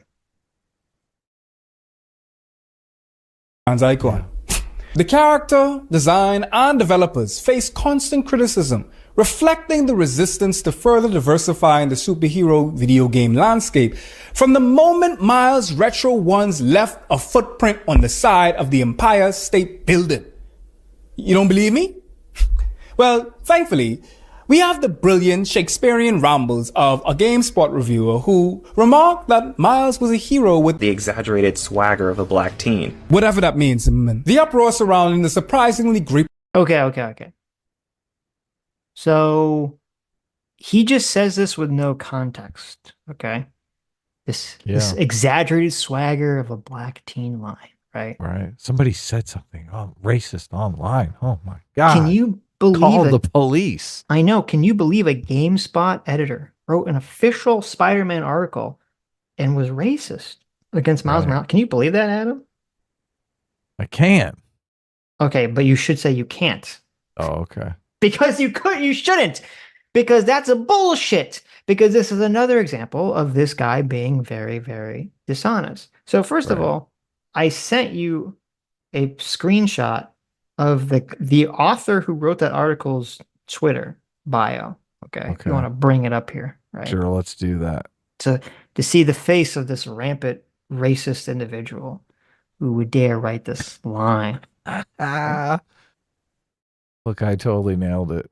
Right. It is racist, but look, he has racism privilege, though. Right. He's allowed to be racist. Yeah, of course. Right. Okay. Exaggerated swagger of a black teen. Right. Look at this. Okay. Jordan Remy. Look at this. Oh, wait a minute. Where's his KKK hood? Right. Oh, wait. He's a black guy who's got his pronouns in the bios and says BLM with a little fist. Oh, wait a minute. Wait. Yeah. Oh, if you actually look up the article, when he says that line, okay, about the exaggerated swagger of black teen, which by the way, everyone made fun of when he wrote it, which is good. You should make fun of it. He was saying that as a good thing. Right. He wasn't. Wow. He wasn't saying it was a bad thing. He was being hyper ultra woke, saying, "Oh, a black character should have a specific way of moving and walking that's different than a white character, and that's what makes it good." He was saying that was a thing of praise, and yet Foreign Man, Foreign Land, he just uses this as evidence somehow that white gamers are like laying into video game companies and making them change their behavior because he's dishonest. Right. Yeah. That's some crazy context there. That makes it completely opposite. Yep. So he's trying to play it off as if some white dude said that. Yeah. Yeah. And that it was some kind of negative, thing. And this guy was saying it was for a positive. Right. So all black characters should have that kind of swagger. That's why they're cool. Right. Wow. That is super dishonest. Yep. Yeah. Okay. Portrayal highlights the ongoing struggle for inclusivity and representation in the gaming industry. And luckily, the majority of consumers genuinely enjoyed the game. And it's since received so much acclaim that games with similar mechanics and physics are always compared to Miles Morales' Spider-Man. But it's not true. They're just compared to Spider-Man game. That was one of the major complaints, was that the physics and that the gameplay was like very similar. So it's just compared to Spider-Man. That's just not true. I can't get that verbiage out my head. It's not overtly racist in its use of slurs, And in fact, I actually would. He's talking about the exaggerated swagger line. He's still pretending to his audience that like a white guy said it. So Right. Yeah. But maybe he doesn't know. He doesn't seem very bright to me. So well, then maybe he should do some fucking work for his YouTube videos before he goes and puts it out there. You know, ChatGPT wrote this shit. So. you could have. It takes you 2 seconds to look up this fucking line and see who wrote it. This Right. guy like comes up with a video like once or twice a month. It's not like he's just churning these out. Like he doesn't have time to investigate. So anything. he thinks a white guy wrote this article because he just didn't look up the byline. I guess. Did somebody send him this article? Here's the racist part. I guess he didn't bother to do 2 seconds of research, or he knows and he doesn't care because he just wants to perpetuate this idea to his audience. This is such a nitpicky thing. Yes. This exaggerated swagger of a black teen. Okay. That's like a big racism. Even if a white guy said that, that's like a big racism. There's a context where it could be racist, sure. Right. Yeah, if you're saying all black teens exhibit this, I mean, all teenage boys exhibit this behavior. Well, this is the irony. Okay. Yeah. Like if you had a white video game reviewer and they were complaining, and they said, I don't like they replaced Peter Parker with Miles Morales, they even got to give him a black swagger, right? Like, okay, you'd be like, whoa. I mean, first of all, you'd be like, well, did they? Right? That'd be the first question. Did they? Did they? Number one, what does that even mean? But did they actually do that? But then if you have a black guy saying it and praising it, then it's like, oh, it's so good that they're doing that, right? It's very interesting how you could have the same thing, same words, slightly different context, and it becomes like, goes from being racist to like, oh, power. Right, yeah. Prefer that Miles Morales. This seems Karen territory to me. This whole video is Karen territory. Yeah, I can't. Just the fact there's bigger problems in the world than this. This is Karen man and a Karen land. Yeah, that's exactly what's going on here. Yeah. This one line in this one article is like, oh my God, racism is back in America.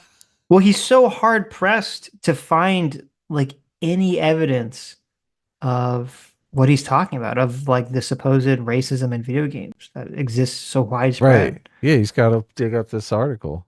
Mm-hmm. Yeah. And completely change the context to turn it into racism.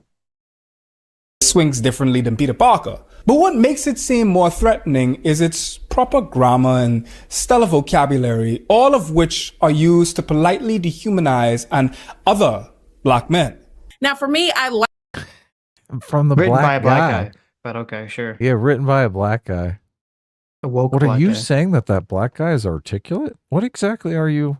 What are you implying here, foreign man? That black people can't be articulate? Problematic. Strangely racist of you. Gee. Or are you saying he writes like a white man? seeing the visibility of like black folks like in those kinds of spaces, but I'm also not one that's like influenced by those to think that that's the only narrative of blackness. That's just like a singular vision of like blackness. Like, why is the term swagger being associated specifically with black characters? Oh man, he's going on and on and on about this, and the guy means it as a compliment. This is crazy. You never hear anybody talking about the swagger of. The exaggerated swag comment gets more hate than it deserves. I love that Miles Morales moves completely different than the other one. Somebody in there had to. Then FD signifier comes in and calls Peter Parker the other one. Hilarious. Say, hey, I feel like Miles Morales would swing differently than Peter Parker. We got black uncles as criminals. They went to jail before, but that's not the only story of like black. Well, it's also funny that FD is actually like, why are you complaining about this? I actually like that he has a different swag. Yeah, I know. Look. Oh my God. Maybe why would he leave this in the read video? article. Jesus, come on. I can't believe this. I'm so glad you unmasked the context because this is hilarious. Like, is he asking these people about this and they don't even know the real context? Well, I'm assuming FT does. Because I remember it at the time. I remember it was happening at the time. Everyone knew that it was a black guy praising it. That's why it was so cringy. Everyone knew Oh. that's what was going on when this was like a controversy. Wow. I missed this controversy, so I don't remember it specifically. Also, like, God, the lighting in this room is so awful. It is. What is this, like blue world? Right. He's trying to get in the Blue Man Group. It's just gross. But that's the only thing that we get. You know, it's like the singular narrative. It's a limited vision of like Black lives, and I think that's the danger, especially for a lot of white audiences who don't want to see Black folks outside of that. I love the attempt at black hair. I would never say that, you know, I hate these stereotypical representations. I just want to see more. You know, when you give us like the uncle that's the pimp, okay, we know the uncle that's a pimp, give us some more. And we have an uncle that's a drug dealer, okay, but give us more, you know, and then they stop right there and think that they have, you know, captured the essence of Blackness. That also gets the absence of black. The problem is if you, I don't have a problem with like, yeah, you shouldn't have a bunch of characters. If you have all your Black characters are like stereotypical like criminals, obviously that's really bad. But the problem with like, this is why the hyper progressivism is so toxic, is because if you did have characters who are just like, I'm just a regular guy and I happen to be Black. Oh, well, he's not like, he's selling out, right? That's just like a Black guy. It's just like the white face of Black supremacy or the Black face of white supremacy. Like, that's just a guy enacting whiteness according to CRT. He's not, you know, being true to himself if he's just like running a shop or doing some like random activity. So that's kind of the problem with this, you know, toxic mentality. I don't know if that lady specifically has it, but that would be the problem with it in general. I call that digital blackface because all the white characters obviously act the same. Right. Yeah. Scary. Black people in the room when the games are being made. Now, of course, I haven't played Miles Morales, Spider-Man, but you are playing a game where Spider-Man is Black, so I would assume that would be a positive role model of a Black character, right? Look, you're doing digital blackface as you're playing that game. If Okay. Yeah. Doesn't the Miles Morales, I don't know if it's the first one or the second one, doesn't it have like a side quest where you have to play as like a deaf girl or something? In like, right, chat? Doesn't he have like a deaf girlfriend, and you have to like do like you're Spider-Man and yet you have to play as her and you have to like spray paint a building or something stupid like that, right? I didn't just like I didn't just like make this up in my mind, right? This is like a real thing that happened. Maybe. Okay. This game is 7.5 hours in length. Wait, which one? Miles Morales. That's it? How long is Marvel's Spider-Man Miles Morales when focusing on the main objective? Marvel's Spider-Man Miles Morales is about 7.5 hours in length. If you're a gamer that strives to see all the aspects of the game, you are likely to spend 18 hours to obtain 100% completion. That's okay. The 18 hours is like fine. Oh, like 7 hours for a $60 game is like tragically bad. Jeez. How long does that God of War take? I don't know. Is it single player, right? Yeah. So single players are just doing missions. I always like to play against people, obviously. The God of War 4, it's pretty long. I mean, if you just charge through the main quest, I don't know, but like I always do all the side quest shit too. Mm-hmm. But it's pretty long. Definitely longer than, you know, Spider-Man, so. Yeah. I always like playing capture the flag against people. That's like my favorite game. Sure. Yeah. I used to, back when I played TF2, I always, that was my favorite, was playing the capture the flag maps. Except for Two Fort. I don't know why. That's literally the worst FPS map ever devised. Whoever developed that map at Valve should be like forever punished in hell, and that map should be removed from existence. And yet everyone plays it for some reason. It's such a garbage map. What game is that in? Counter-Strike? And Team Fortress 2. Oh, Team Fortress 2. I've never played that. Right. I know. It's good. Is it like Counter-Strike? So imagine Counter-Strike, but instead of You know how in Counter-Strike you'd like buy different guns at the beginning of the map? Yeah. Yeah, so instead of that, you have different characters that all have different guns and abilities. Right. So you select like a soldier and he just has his normal gun is just a rocket launcher. Right. Or you could be a sniper, he just a sniper. You could be a spy who can like transform into like the other team and like backstab people and kill them. Right. So this looks pretty cool. Yeah. It has a very like cartoony vibe to it. Team Fortress 2 is a great it's that game is old and yet it still has like a massive player base because it's so good. The mechanics of it are so great. And also the characters are so funny and like such well-written characters, even though there's no storyline really to the game, but they just have such like funny little lines, and Valve went out of their way to make these funny little videos of like all the different characters that you can watch on YouTube that are pretty good. Oh, okay. So they're basically selling the characters. Yes. And they this even is made on a comic PC? of it. Yeah. Yeah, it's on PC. So I could be like the flamethrower guy. You could be the pyro. Looks The like a game's free, guy- by the way. You can download it and play it if you want. Why is it free? What's up with that? Because well, first of all, because it's so old. Okay. Number one, but number two, because they sell a lot of like cosmetic shit. That's where they make all their money. In-game sales. There's like so much cosmetics in the game, but they're all optional cosmetics, which I've never spent $1 on because I never spend money on cosmetics because I refuse to. Right. I don't know if you get a cool tackle box like that though. I mean, that's worth like $50, right? If you want to buy a tackle box for your pyro or whatever, you know, go for look, it. I'm being facetious. Obviously, I'm with you. I'm not going to Right. spend any money on the tackle box. Was TF2 free when it came out? So I had TF2 because I bought the orange box, which was an amazing thing. It was like all of Half-Life 2, TF2, and Portal, and it was like $20 or something. It was like some astronomical, like amazing price. So Right. I guess it was free if it came with like Half-Life. That Portal game was like 2-player, but still doing missions. It was kind of a combination of Yes. yeah, multiplayer and single player. Those are up still somewhere. Somewhere on the internet, you could find me and Adam playing Portal 2, man.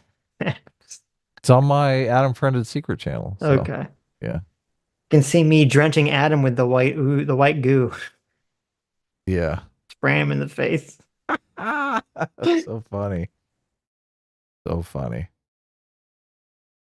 There's not enough black people in the room, so when our stories and our depictions are there, it's very shallow, very one-dimensional. This bias is exemplified in games like who wants one of these woke black people in the room when you're beating a story out?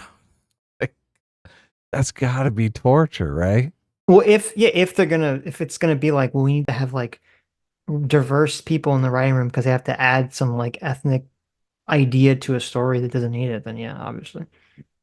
That's screaming for like a short.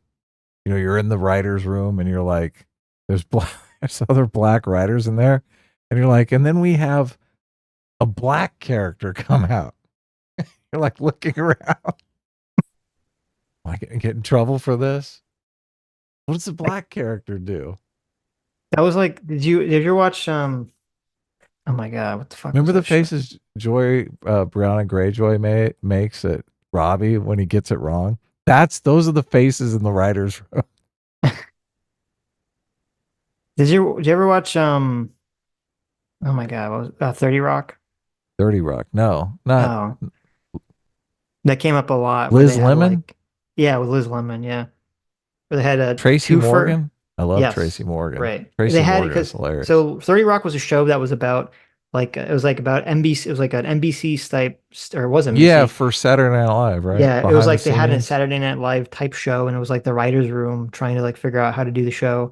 And there was a character in the writer's room who was black and an Ivy League grad, so they called him Twofer because he was 2 for 1. And then he was like super like uptight and like kind of, very like highbrow. And then when Tracy Morgan joins the show, it like, causes all this drama between the two of them because they're, Tracy Morgan was like he was like the very famous black comedian who's always getting into trouble. Right.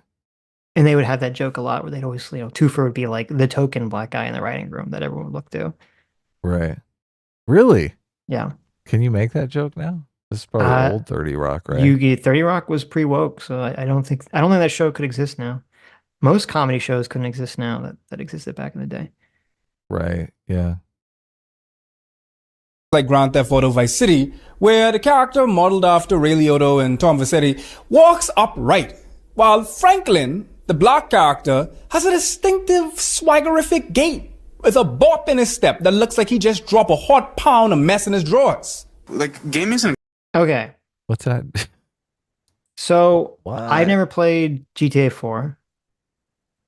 So I was like, oh, is this true? Did they give this Franklin character, does he have some like crazy walk, right? This is one of his, so far his 2 examples of racism in video games are the Spider-Man thing, which was bullshit. And now we have this example from GTA 4, where he's got this weird swagger and stuff. Right? Yeah. Okay. So I went and I tried to find, and it's actually interesting. I found a video that compares all of the characters from GTA 4's walking animations. Okay, side by side. Really? Wow. Yeah. Look at this. Just so you can see. Okay. So we have Michael on the left, Trevor in the middle, and Franklin on the right. Okay. Right. Okay. So you just said that this Franklin guy, this guy on the right, he has some crazy like racist walk going on. Okay, you ready? Oh, let's see. You see this crazy racist walk? Okay. Yeah. Here we go.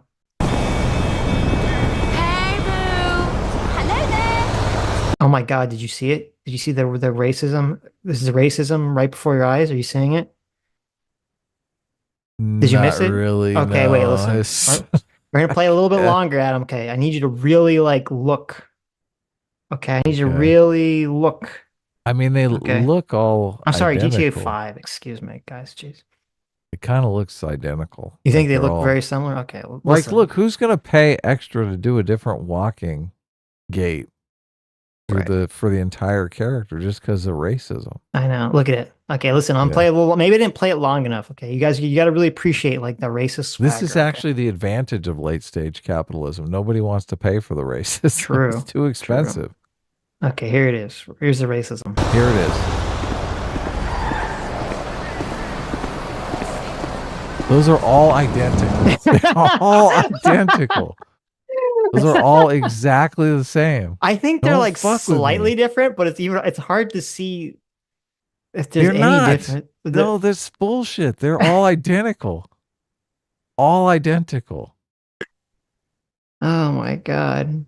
Isn't it awful? And that's funny. The guy in the middle who's white, he actually looks like to be the most hunched over of any of the characters. That could just be the way the shirt looks on his character model, but here it is. Look at that. Look at the racism. You see the racism? Look at it. Look at that racism. Look at the way he's walking. That's all I know. Stop it. I think they're walking slightly different. I can't even, if there's any difference in the walk animation, it's so slight it's hard to even notice. Nah, it's all the same. Okay. It's all the same. Yeah, all identical. Right. Nobody's mixing it up. I'm sure it's the same program. Okay. Yeah. There it is. Walking. Program 1. Running. Trot. It's like gang mechanic stuff. Mm-hmm. You know what? Okay.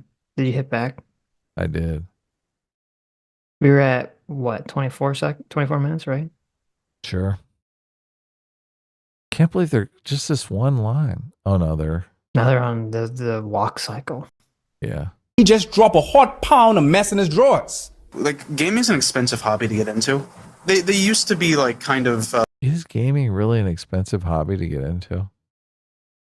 I guess maybe it is. It's not like... I mean, it used to be. I don't know. Nowadays, everyone seems to be into it somehow. Right? Yeah. I don't know. It's not like NASCAR or something. Right. It's not like skiing.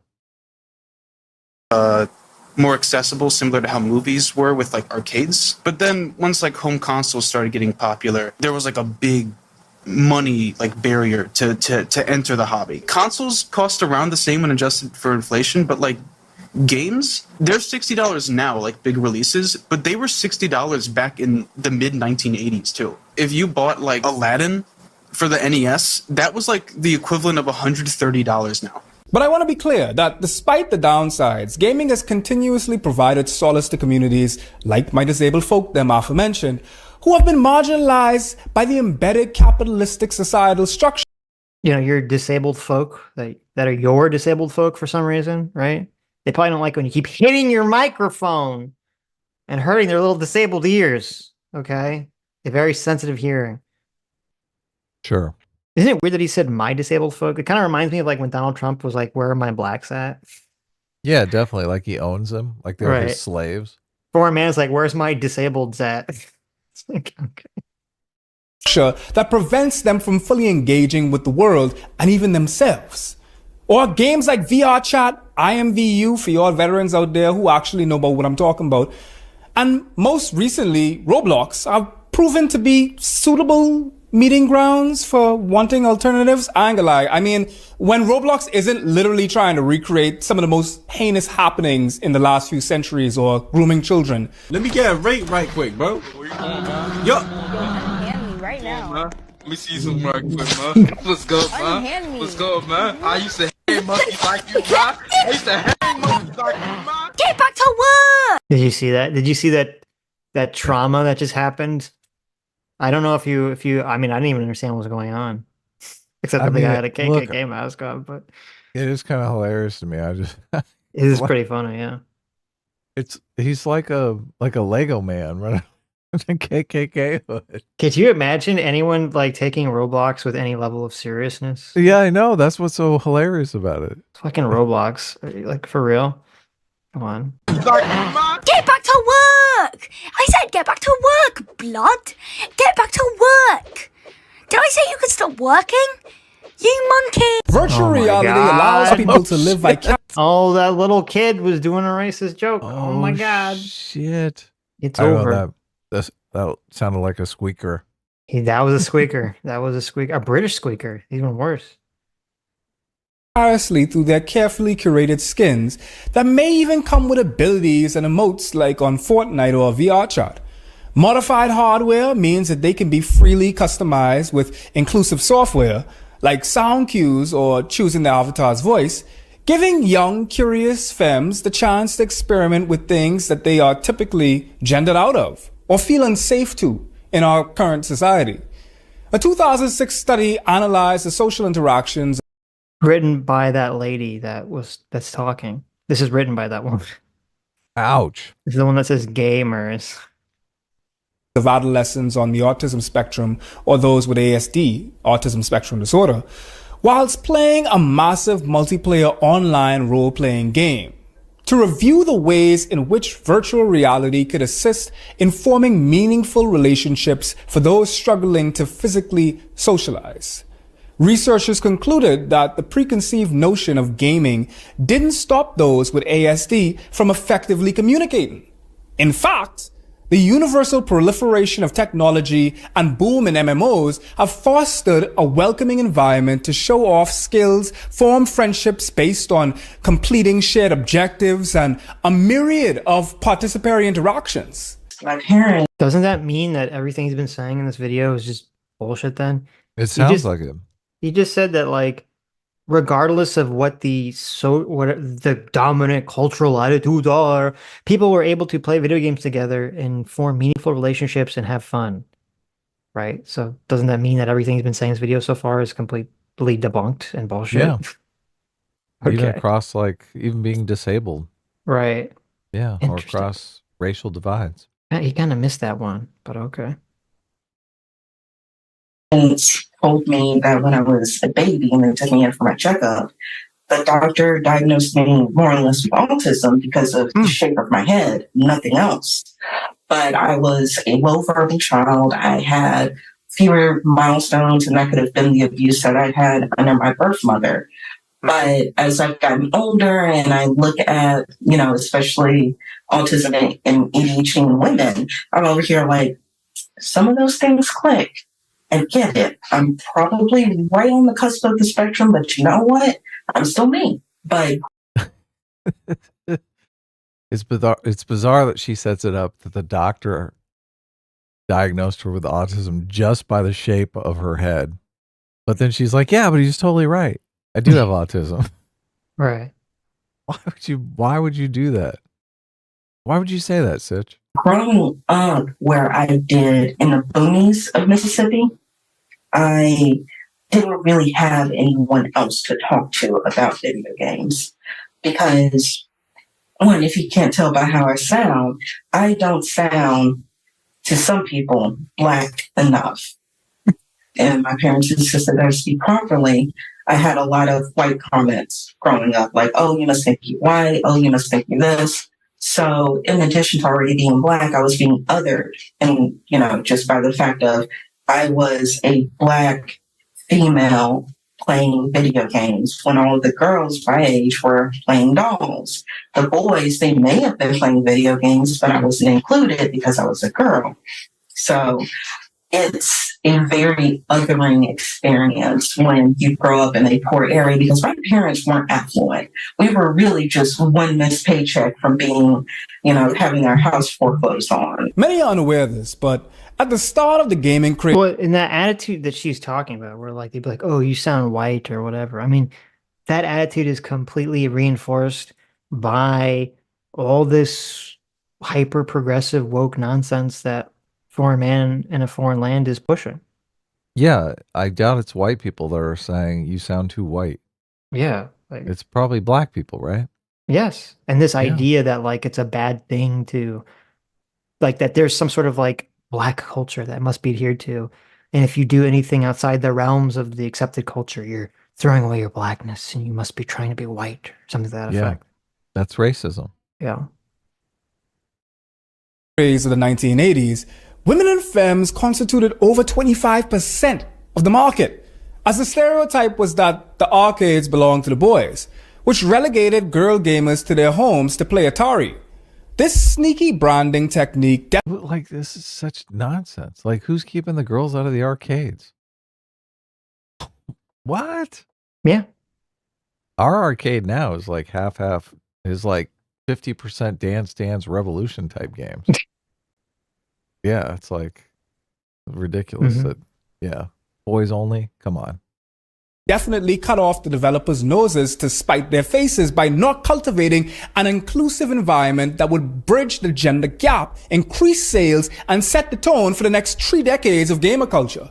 Gaming was kind of gender neutral before the game crash in 1983. Back then it was Pong. Pong is not a... Yeah, before video games were a thing. When your video games were Pong and Pac-Man, those. I don't know. I don't know if that's a good. I don't know if that's a good idea to go back to that time period. But okay, sure. Yeah, appealing to any specific. This whole idea that games are gender neutral. I mean, I think we both talked about our moms being addicted to video games. No, my mom's never been addicted to video Your games. mom wasn't? Okay. No, fortunately. I feel like she would. She could get easily addicted. She played solitaire on the computer a lot. Okay, so that doesn't count as a video game. I mean, I guess I don't know. Does that count? Yeah. There's all those fucking mom games, those color matching games that all the housewives play for some reason and spend a bunch of money on. That doesn't count as a video game? That counts as a video game, I guess. Yeah. Look, I don't think it's a boys club video games. Everyone plays video games. No, it's but ridiculous. but at first it was far more this is in this part when we were talking about how nerdiness has been acceptable. Okay, for growing up, video games were the domain of boys because it was seen as nerdy. It wasn't socially acceptable yet for girls to play video games. For them to spin this as if it was some kind of top-down approach, by the evil patriarchy to kind of make it so girls couldn't enter video game spaces is bullshit. Girls didn't want to enter video game spaces because it was seen as a socially nerdy thing to do back in the day. Right. So it's just public shaming keeping them away. Yeah. Video games are fun though. I mean, who doesn't want to play video games? I know. It's ridiculous. And then this idea that, I guess if you're playing multiplayer games, you're interacting with people, but there's plenty of games you can just play by yourself. True. You don't need to, like, no one's oppressing you. Play your Miles Morales. Who cares? Yeah. Ridiculous. Specific gender. After everything kind of fell apart with like a lot of bad games being made and PCs becoming more popular, Nintendo kind of revived the whole gaming industry in the US. While researching for how to like market, they found that boys tended to play games more than girls did. And so they decided to shift their marketing to just specialize entirely in men, like men and boys. Everything in gaming. We have a former marketing exec from Nintendo here giving us this. Oh no, it's just this dude with the avatar. Okay. I just look. I'm not sure I buy any of this, anything he's saying here. For basically decades was designed specifically with men in mind. I could definitely see how there is a lot of inherent misogyny in that. Even people working in. Well, wait. Okay, let's just say let's just say the claim is true. All right, so Nintendo, it's a company. They're trying to make money. They say, hey, when we look at the data, you know, this is like the original point of video games. Okay, like we need to sell some expensive console and these expensive cartridge video games, and we find that young boys will like are 80% more likely to play the game significantly longer and buy the game or get their parents to buy these games, right? Okay, we have some massive player base, 80% boys, right? Should we try to market our games towards boys or girls? Boys. Oh, well, you misogynist. Like, this is such a retarded attitude. It's like, okay, no, obviously that's just the way the market is going to work if that's really the breakdown of the consumers. Obviously, late stage capitalism. I guess. It's like there's a lot of products that are marketed specifically towards women because women are the ones buying them, and there's products marketed towards men because men are the one buying them. It's very simple. Right. That's not sexism. That's not misogyny. Yeah. In the industry, it was almost entirely just like, white dudes. The white dudes in the rooms making those games, like they probably weren't trying to do anything bad necessarily. They just literally didn't know what they were doing in regards to that. They accidentally did the racism. It's the pervasive high aroma of Axe body spray. There was a silver lining. As usual, women play a pivotal role in the marketing enhancement, constituting approximately 48% of the United States. The Gamergate episode was marked by an uptick in disturbing incidents, such as death, the R word, doxing, and assault threats over titles with plots that deviate from the white cis hetero narrative. But that didn't deter women from buying en masse and supporting creators. The Gamergate era. Was that a screenshot of Sargon of It was. It was Carl telling people to not dox. Oh, really? Yeah. Well, it went so fast you would think that it was Carl doxing someone. Maybe, yeah. The Gamergate episode was marked by an uptick in disturbing incidents, such as death. Okay, look, Brianna Wu. There's Brianna Wu there. Friend of the show. The R word, doxing. Please report for threats and doxing. Okay, so he's asking people to report doxing. Right. Interesting. And assault threats over titles with plots that deviate from the white cis hetero narrative. No, I just can't stand this narrative. Who is doing that? Who is basically saying, "Oh, this game is too black, therefore I'm going to get super pissed." Everyone, and everyone is doing it, and you're a bigot if you don't say otherwise. I mean, my read of the situation is people were upset that they were getting called racist.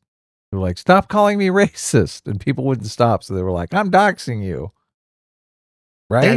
That is the correct read of the situation. Yes. Right, yeah. But their read is completely backwards. They're basically saying, "Look, how dare you use black people in this video game? I'm mad. I'm big mad." Mm-hmm. But that didn't deter women from buying en masse and supporting creators. The Gamergate era cannot be understudied. It was the first time people felt large scale, like a quote unquote attack on their isolated environment. The Gamergate era is to me a canon event. Gamergate. Anita Sharkey. You like the music? Boom, boom, boom, boom, boom, boom, boom, boom, boom, boom, boom, boom, boom, Yeah, this is very Gamergate. scary. I do think the weaponization of the internet to like dox and harass people was a unique thing that kind of began with Gamergate, right? That was when people were like, fuck, people No, are I mean, trying to it- call my It'd been going employer on and stuff. before then, obviously. Really? I mean, maybe not for like cancel culture reasons. It wasn't, sure. Didn't people try to get Thunderfoot fired from his job? They did, yeah. But it was feminists that were attacking Thunderfoot. Right, yeah. Yeah. Trying to get him canceled. Maybe they were the first attackers. Maybe they were the ones that Are we going back this. so many years? We got to go all the way back to Gamergate. Oh my God, please, no. Yeah. It was kind of boring, huh? It's played out. Okay, we get it. We get Didn't it. you hear him say that it can't be understudied? It Yeah, I can know. It's continue to s- very bizarre take. We have to keep the narrative alive, this fake, phony bullshit narrative We have to study. that people are so thirsty for racism in video games that they're going to dox complete strangers because Yes. they're not getting their racist video game fix. These people are living in such a shadow world of self-delusion that they won't be able to see like reality regarding Gamergate. Yeah. So- They won't be able to see the world as it actually is. That No. we elected a black president and everyone was like, woo, racism is over. Yep. We can make edgy jokes again.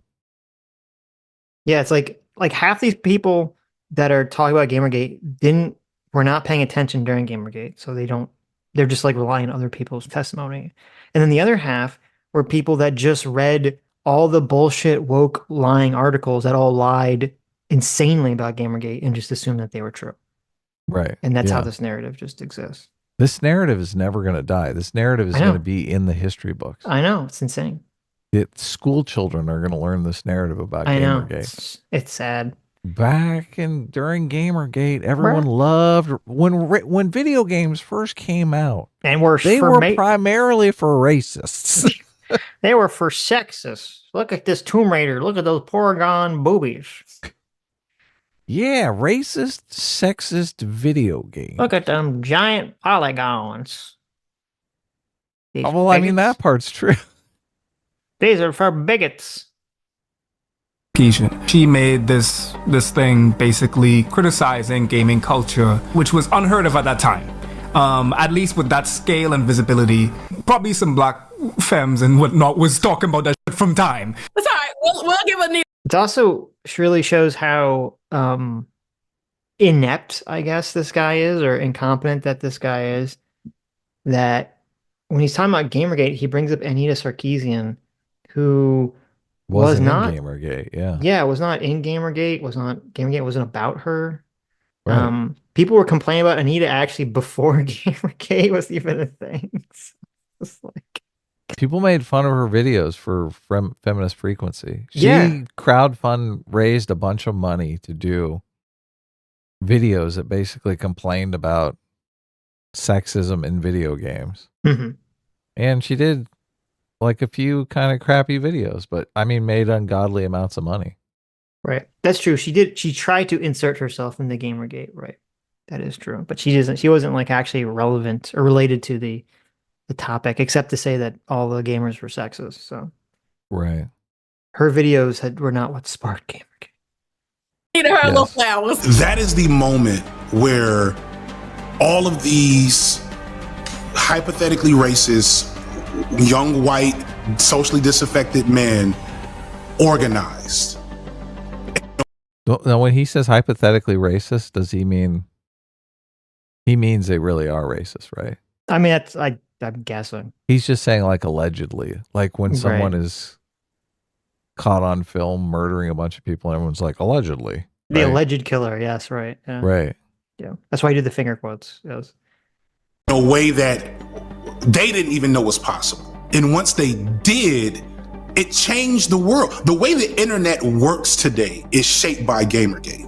The way our politics work today is shaped by Gamergate. Would race Oh my God, FT, really? What are you fucking talking about? It's so wildly like detached from reality. It's not all the angry white people didn't get together and say, "Oh, we can enact really powerful social change with Gamergate. So now we're gonna like do this in politics." You know what? The pro Gamergate side, you know what they managed to accomplish? Nothing. Nothing. You're completely correct. Absolutely fucking nothing, right? So the idea that like this was the beginning of like the coalition of the Trump movement or whatever, like this, what the fuck are you talking? Like this is so insanely not true.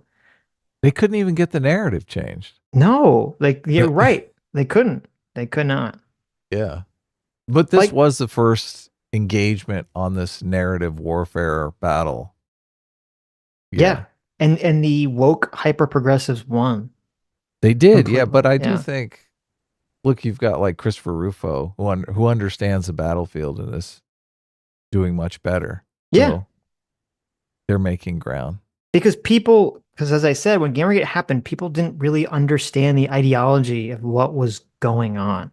Right. They had no clue what was going on. That's why, see, Gamergate's problem was the people involved with Gamergate understandably wanted to define themselves because like, okay, they knew that the woke game journalists were all calling them sexist. Ethics in game journalism. Right. Like, don't call me sexist. That's the ethical part, right? So they were Stop aware lying about me.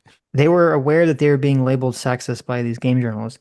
So they were kind of rushing to say, okay, we need to define ourselves to sort of like get away from this label. And the problem is because people didn't really understand what wokeness was or what SJWs were, they didn't know what it was. They instead landed on defining themselves around ethics in game journalism, which is kind of a terrible thing to identify with because there's never been ethics in game journalism. And it also is an issue that's so niche that like 99% of people would not give a shit about it, including who cares? Right, including most other gamers who don't care about gaming journalism anyway. Right. And so that was kind of like the death of the movement right there, was making that be, you know, how you define yourself, because they didn't understand that that was really the beginning, even though it was really, you know, after Atheism Plus, but Gamergate was really the beginning of sort of the woke culture war, where we had this woke group of people get together and attack all white men as being sexist and racist, and hit them with this accusation very publicly, and then try to shame people into disagreeing. And this is really like the first really massive, you know, salvo of that in the current culture war. And I mean, that's the only interesting part about how Gamergate is relevant today, is that it was like the first culture war battle that was fought, and the progressive hyper progressives won completely and utterly when it came to Gamergate. Yeah. Speaking of SJWs, you should read that super chat. Doomer Media for $2 says, "You idiots want company." Look at this. Look at that. We haven't seen Doomer in forever. Oh yeah, we can actually get the woke perspective, like in person. There you go. Sure. If you want to send Doomer a link. Sure, yeah. I'm down. Okay. Are you going to send it? Yeah, I'll send it. Yeah, go ahead. I'm curious as to what... And other gamers who enjoy the various isms that are rightfully being seen now as immoral and primitive in the modern age, what they fail to comprehend is that the presence of other groups pumps the industry with fresh stories and promises continued improvement to the technological options like... Stop hitting your microphone, guys. I swear it's the P's, though. He is doing the P pop. You think it is the P pop? Improvement! Let's see. Comprehend is that the presence of other groups pumps the industry with fresh stories... No, that's a mic hit. Oh, he did it on the F. Yeah. It's a mic hit, I'm telling you. P. He's hitting the table or something with his hand. Yeah. And promises continued improvement to the technological options like refresh rate and texture patches. With that statistic in mind, How much should we praise conglomerates worth billions of dollars for doing the absolute minimum to appease such a diverse audience? By bowing to the whims of white mediocrity, white men remain the face of the industry to be the designated saviors in every lobby and campaign. The real impact of Gamergate was... You know, I think it's a big problem that, like, black men have the face of the NBA. That industry. It's like kind of gender neutral. Before the... Doomer's fucking with the watch together. Oh, was that him? God, Doomer. Invite you on. Why do you hate about, why are you hating on the NBA? Well, because he's like, oh, we need to eliminate too many white people in the games industry. It's so weird and gross when people talk about this, like, oh, there's too many of this racial group in this, industry or whatever. It's like, oh, okay. I don't know, a little suspect. In men, like men. Oh my boys. God, Everything. Doomer, stop, fucking asshole! Why does it keep changing it? What are you doing? Get in the Zoom call before you fuck around with the watch together.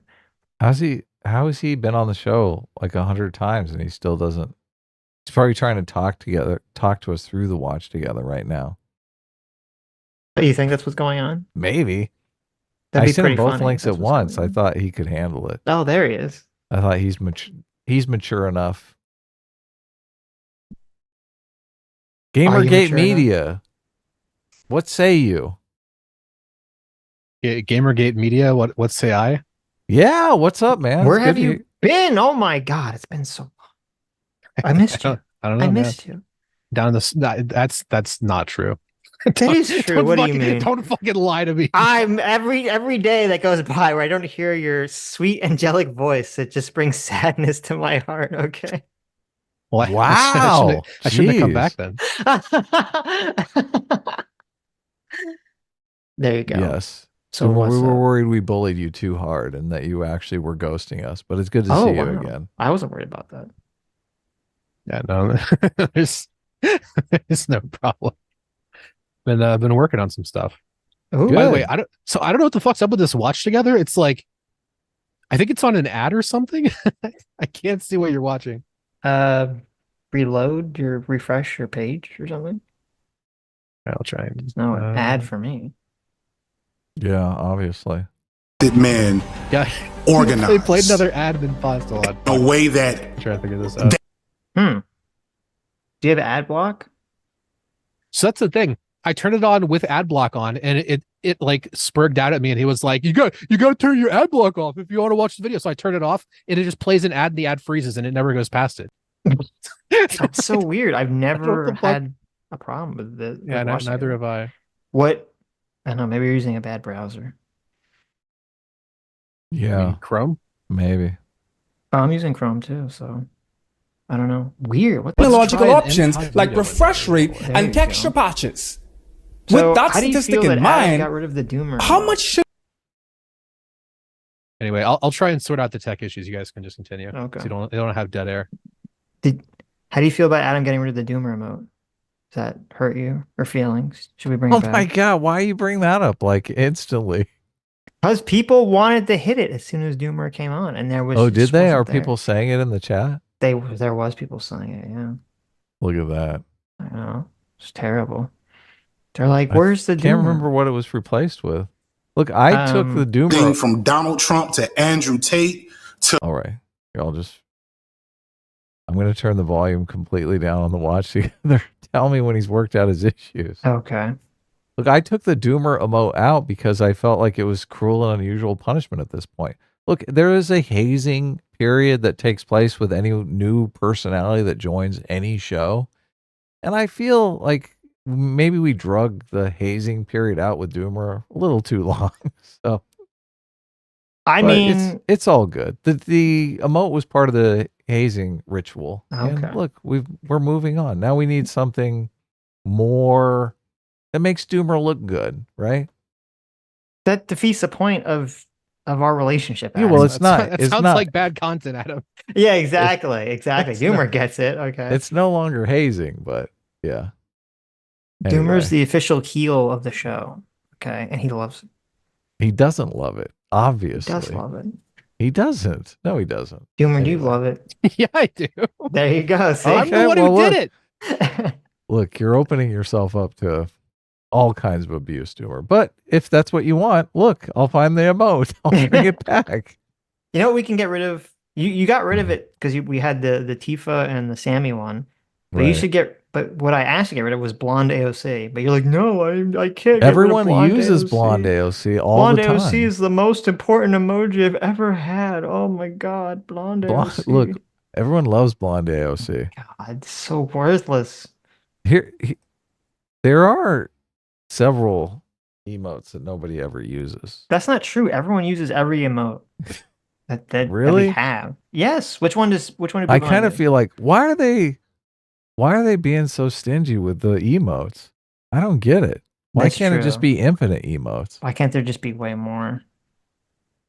It's Doomer's- true. And they always Doomer's lie officially, because like, they always say like you only need X amount more members to get another emote, but then we do, and then it doesn't unlock. So I don't yeah, understand. bad news. Are you Oh still look, everyone's watching? going crazy with the AOC. Yeah, because I Blonde said AOC something. is So the emote obviously, we need. no, because I said something. So obviously they're like, oh, We could get rid of the MMT emote. That's the mommy we don't milkers one. Yeah, we don't need that one anymore. I mean, yeah, you That can, that's true. How do you that guys can feel be about gone. replacing mommy milkers with Doomer? Wait, which The one's murder Money face. Milkers? It was the MMT one. So okay, wait. It says how many emotes do we have? I'm not Two, not going to talk three, about MMT anymore. So we can just get rid of the MMT 9, emote. 10, 11, 12, 13, 14, 15, what 16. finally set you over the edge, Adam? I just look, I think the new thing that I'm trying to do is just not really this. I've come to the conclusion that people just they want to hear things that are untrue. And I'm just like, it's just not gonna push it anymore. I don't. It's based. This is I'm the not- exact I same don't- conclusion I came to. Yeah, I'm It's not just really. it's just a waste of fucking time to try and It change is. people's minds on the internet. It's a It is a complete fucking waste. waste of time. You can construct the most beautiful, perfect argument that is fucking bulletproof, that you can argue every fucking dimension, and someone will argue against you and go into a schizo fucking parallel universe with some crazy fucking shit that you never could have possibly imagined, and then you'll go look at their fucking comment section. And it's like, wow, based. I just fuck it. Yeah, I tried. exactly. It's true. It's just Yeah. it's sad. It's depressing. It is. People want comfortable nonsense. That's what they want. Yes. That's what they're looking for. Oh, and they Yes. just eat it up. Oh, this is great. Tell me about the gold standard. I'm gonna cream. It's so good. You're like, okay. Yeah. Yes. Take my rights away from me. I don't want to vote. Democracy sucks. If people were wondering, like, one of the prime reasons that I like unlisted my videos on Doomer Media and like rebranded and tried to do other shit, this was like the primary reason. My previous aim was to make persuasive arguments about film, and it's just a fucking waste of time. It's a complete waste of time.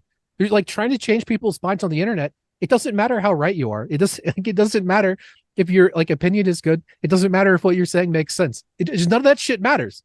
Like people don't give a fuck. It is just not a productive use of time. Now I'm focused on trying to be entertaining, which is a far more worthwhile pursuit. We'll put it that way. Yes. Yeah, I completely interesting. agree with you. Yeah, I'm sort of in that realm as well. Yeah. Look, I want to know the truth myself because I'm interested in it, but I don't need to share that. Like, yes, based. People can have their own understanding of the truth, and that's fine. And it can be complete fiction. So, okay, so I think I have gotten to the bottom of this watch together thing. I think the problem is you sent me the wrong link, and it's not actually sending me to the room. I see you in the see room. you in there, but then oh my, this doesn't make any fucking sense. Then what is going on? I mean, why?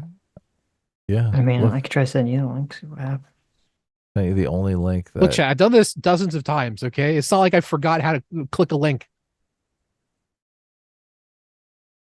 Are you not on Okay, Twitter anymore? I'll show you. No, I don't have Twitter. I'll show you. I'll show you what I'm seeing right now. Okay. You can see it in the group chat.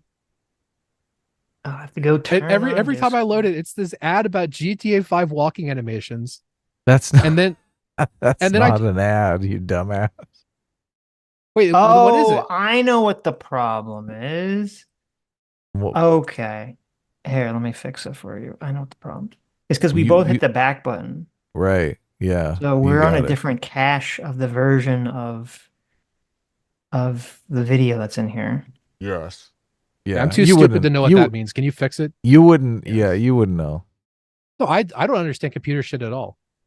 No. The it's our fault. We were watching another video that's the walking animation. So it's not an ad, but we switched to that. Okay. And we You- cheated. Why were you and we looking? hit the Why were back. you looking at GTA 5 walking animation? I Because thought that was an ad.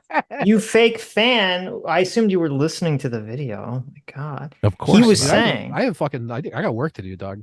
he was saying You that guys stream for 12 Franklin, fucking hours. that's true. He was saying that Franklin, the guy on the right, who's black, had some very like racist black way of walking. And someone had compared them and they all basically looked identical in the way that they were walking. That's why. Okay. Sounds like a bit of projection. It is. Okay, do you see, is it working for you now? We're chilling now. We're chilling. We're good. Okay. So you don't have, so since you weren't watching, you don't really have any take on anything so far. I have a take on what's going on with this fucking microphone. It can't be pop filters. No, he's hitting it. Yeah, but what is he hitting it with? His arm, I guess. Maybe his Is he other like hand. hitting it on his chest? No, he's probably hitting the table that the mic is on. That there's some part, or that the mic stand is on, or something. Looks like he's standing though. Yeah, I No, think he is. I'm not like an audio wizard, but I think the most likely, this is going to sound weird, the most likely explanation for that sound is that there's two audio things set up. There's like something going on somewhere else because there's nothing on screen that is making that sound. It sounds like banging. No, All right, let's not go too deep into the. no. Here, I'll just say this is what's going on. Okay, that mic is attached to something else. Okay, like off, like down in the bottom of the screen, and there's a desk there. There's some table there. Okay, and he's hitting it, and whatever the mic's attached to, it's vibrating, and the sound is going through the device up the line into the microphone. That's what you're hearing. I agree. Okay, But maybe. let's not go too deep into it. Is it Rate working and now? texture patches. With that statistic in mind, how much should we praise conglomerates worth billions of dollars for doing the absolute minimum to appease such a diverse audience? By bowing to the whims of white mediocrity, white men remain the face of the industry. Okay, first of all, I thought this was like a late stage capitalism problem. So going to the game manufacturers and complaining as a consumer is off the table, commie. You take it and like it. You get one product. Okay, get in line. Mm-hmm. Anyway, If Doomer, you're, is it working for you now? Yeah, we're good. I thought these Okay, people were good. supposed to be pro like democracy. A bunch of like people get together in a coalition to voice their displeasure. Isn't that like it's like a co-op, right? That's what they want. Yeah, it's great. Democracy in the fandom. To be the designated saviors in every lobby and campaign. The real impact of Gamergate was congealing the alt-right, anti-woke identity into a thing, and how that has manifested in everything from Donald Trump to Andrew Tate to Twitter to Twitter trolls, one-issue voters. Two things. Anti-woke PSA Sitch loves Donald Trump and Andrew Tate. And three things, yes. the alt-right. Oh, of course. Yeah. Right. I I'm missed all it. listen. I mean, that does sound like such. It does, yeah. Why Not did it really. sound like you were being sarcastic at him? We're joking because obviously Sitch hates all of those things. No, but just the that's not true. idea, Listen, idea that anti-wokeness is like an identity. I appreciate Ugh. I mean, Adam. it is. Ugh. It is, but it doesn't extend to like all that shit. Adam, I appreciate that you're like running interference for your fellow white brethren here. Okay. Mhm. to try to protect me from these accusations of racism. But I'm tired of it. It's time to finally mask off here. Okay. You're I've going decided full to come alt-right? out as Oh, a okay. completely pro MAGA, pro Andrew Tate, and pro. Oh, I shouldn't nice. say the other thing, but you know, Make but, America great again. What was the other thing? I'm gonna take my Jewish card, I guess. I'm gonna renounce my Judaism. I'm gonna say, listen, the JQ is correct, actually. So Wow. Jews Look. are controlling the world, and I should know because I'm I've singing the been link part of to. it. Yeah. I'm sending the link to Quackademic Agent right now, so you Oh, can there you go. confess your sins. Finally validating his worldview. Yeah. Dude, it's like that fucking South Park clip where Cartman asks Kyle to give him the Jew gold and he gives it to him and he's like, okay, that was the decoy Jew gold. Now give me your real Jew gold. Exactly. God, dude. Exactly. So funny. Dangerous. Very dangerous, Sitch. I don't know that you should do that. No, I would listen. I'll never give Doomer my Jew gold. Okay, not even the decoy. I mean, I'll take it from you. What are you going to do about it? So what's your take on all Gamergate, Doomer? I don't think we've ever talked about Gamergate. We have, but we can rehash it. Gamergate is this thing to me where I just can't. People have tried to explain this to me so many fucking times, and like Sitch ran it down for like an hour at one point, and I just keep thinking, why did anyone give a fuck about this? It's so hard for me to process. There was this massive social movement, and people are like, okay, so there was a game journalist who was like fucking game developer or something. Like, who gives a fuck? I don't. And then they're like the fucking controversies about like women wearing scantily, like, who gives a shit? Every time people talk about that, I just can't imagine why people on either side cared. It seems like my take on Gamergate is that it seems so quaint compared to anything that is happening in contemporary politics, to the point where it's like I just can't. I don't get it. Well, in a bunch of articles, like you're interested in games, you're interested in new games coming out. If those articles are constantly talking about how people who play games are sexist, misogynist, patriarchal, racists, and you're thinking, oh, I like to play games. Why are they calling me these nasty things? Isn't that going to make an impression on you? I can understand why somebody else might care about that. But let's drop a little doomer hot take here, okay? There is no profession in the world less useful than gaming journalism. I couldn't give a fuck what any of those people say about anything. Right. True and fair. But yeah. Even though they're calling you racist, sexist piece of shit.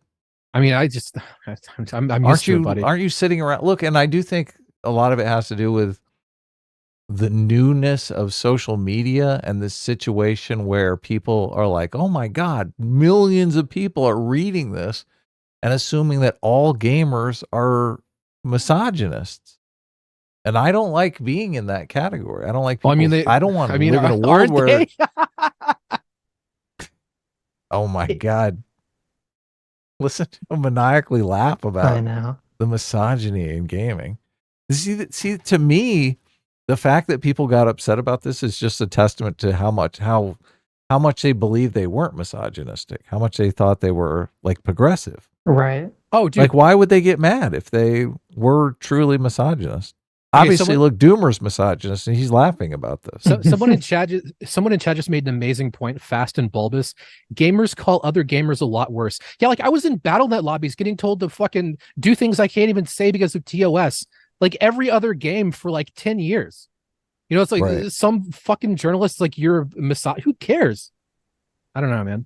The reason people cared was it was just like it was a jarring thing that people weren't expecting. So like imagine if in like 2012, you know, you had the top newspapers all came out and they started talking about how like, you know, Black people were genetically inferior. People are like, wait, what the fuck? Like, what are you talking about? Yeah, like, that is shocking. Like pretty shocking. And so it was just that, but you know, on a much lower scale, the game journalists coming out and saying like, oh, all men are like sexist pieces of shit. And people are like, wait, what the fuck is this? So the social media explanation, I don't even know who said that, but the social media explanation is actually like the most convincing one I've ever thought about, where like social media was still relatively new and people hadn't been exposed to these like outrage hate mobs and shit. And if it was like one of the first times that happened, they weren't exposed to like people were not expecting like a left-wing cancel culture, puritanical moral majority mob. That was like the first experience most people had from the left of it growing up. Yeah, That's definitely. That's why. 4chan, anti-vaxxers, like all of that to me starts with Gamergate. Once again, using Far Cry. Gamergate, anti-vaxxers. Yeah, dude, he's mentioning things that are just so vastly different. Like we talk gamer. Like I know enough about Gamergates to know that Gamergaters did not turn into fucking anti-vaxxers and Trump supporters. Yeah, they did. It's all connected. He has like a big chart with like the red twine behind him that's like Gamergates in the middle. Adam, can you pull up the GIF of Charlie Kelly with the fucking schizo board from It's Always Sunny? That's that's basically what we're dealing with here. Mm-hmm. That would be fucking great. You have like anti-vaxxers, Gamergaters, fucking Trump. Like, oh my god, I don't know. Like, to be fair, I came in the middle of a conversation. Maybe that makes more sense than it seems, but that seems like a very bizarre claim to me. There's been no explanation of this idea. Trump is a famous anti-vaxxer. Right. compelling villains and their iconography and immersive, engaging gameplay, the fifth game in the series was originally expected to battle a violent white supremacist cult in the Montana area. As per usual, cue the fragile white racist tantrums with the works. And by the works, I'm talking about kicking, screaming, tweets, sweaty Reddit posts at 3 a.m. and threats of boycotts for good measure. This unsurprisingly led to the developers toning down the racist elements of the antagonists by introducing a few black men as villains within a far-right Christian cult in Montana. Okay. So what he's saying, he's making this claim here. He's saying that Far Cry 5 was supposed to be about you, the player, fighting an evil white nationalist cult. Okay. And that white people complained about that, so they got rid of the race aspect and they put a bunch of black people in the cult. So they made it multicultural. Right. Wouldn't white people love to beat up a bunch of other white people? No, because they're racist. Great. Okay, well, tell me what actually happens. Okay. So I heard this and I was like, that's weird, because I remember this game coming out and that's not true.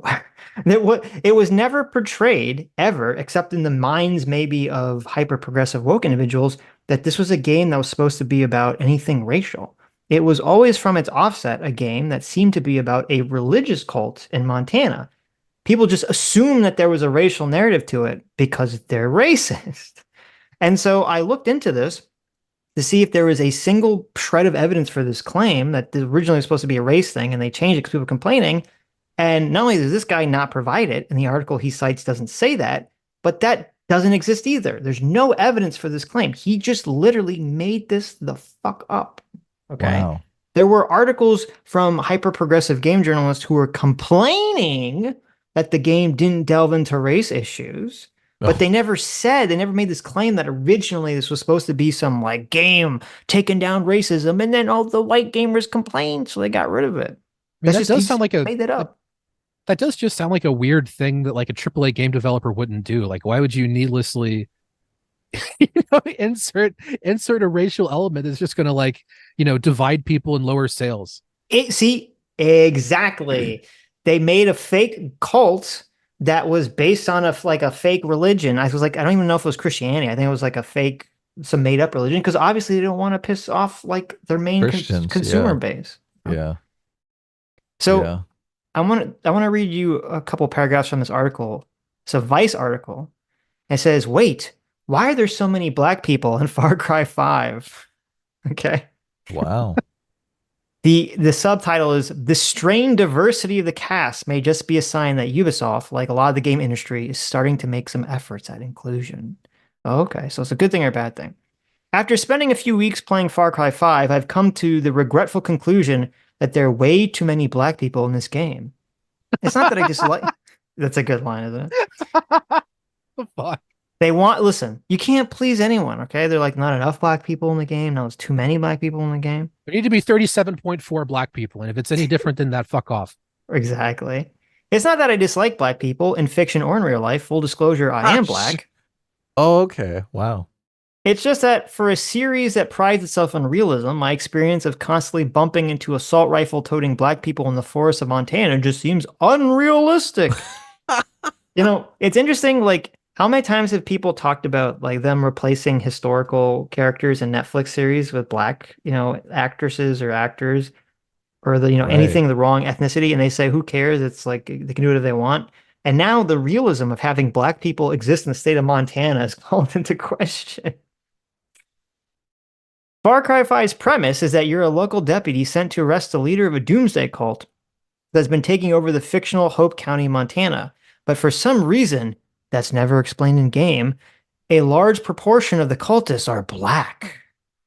According to the 2016 census, black people make up just over half a percentage point of the population of Montana. There are only about 6,000 black people in the entire state. Does Far Cry expect me to believe that all of them moved to Hope County? Wow. Now, the developers have tried to explain this by saying that the cult that appears as the main enemy in the game has gotten everyone, regardless of color, to join. But that doesn't account for the fact that even non-cultists are disproportionately black. Oh, wow.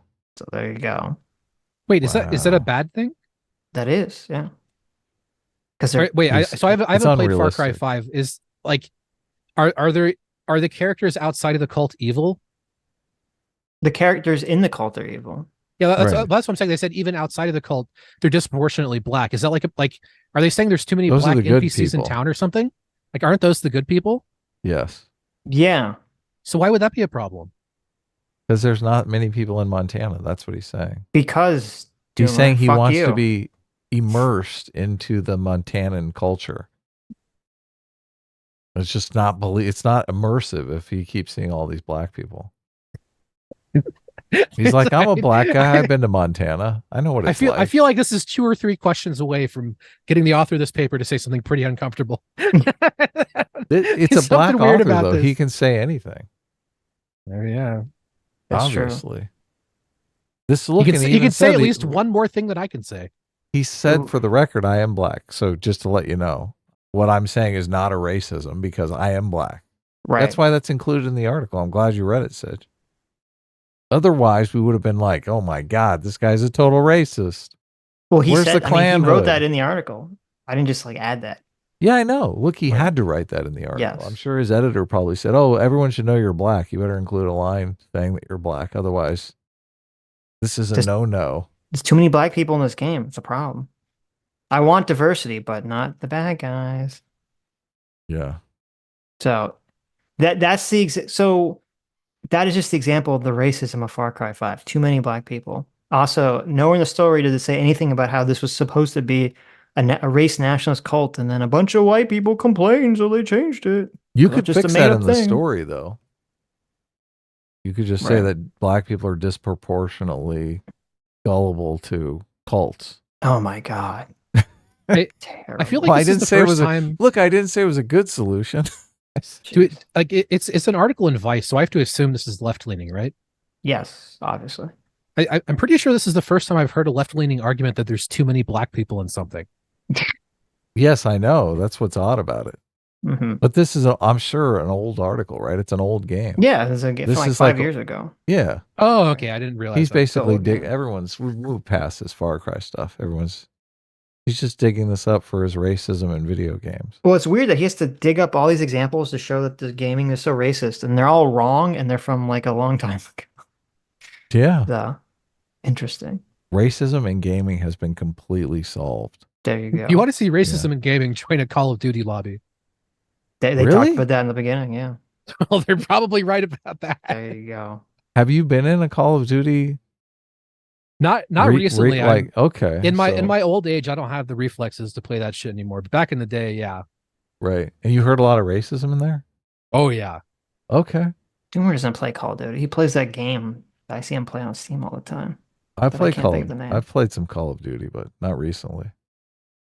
What's that game you're always playing? I don't remember a lot of racism. Path of Exile? Is that it?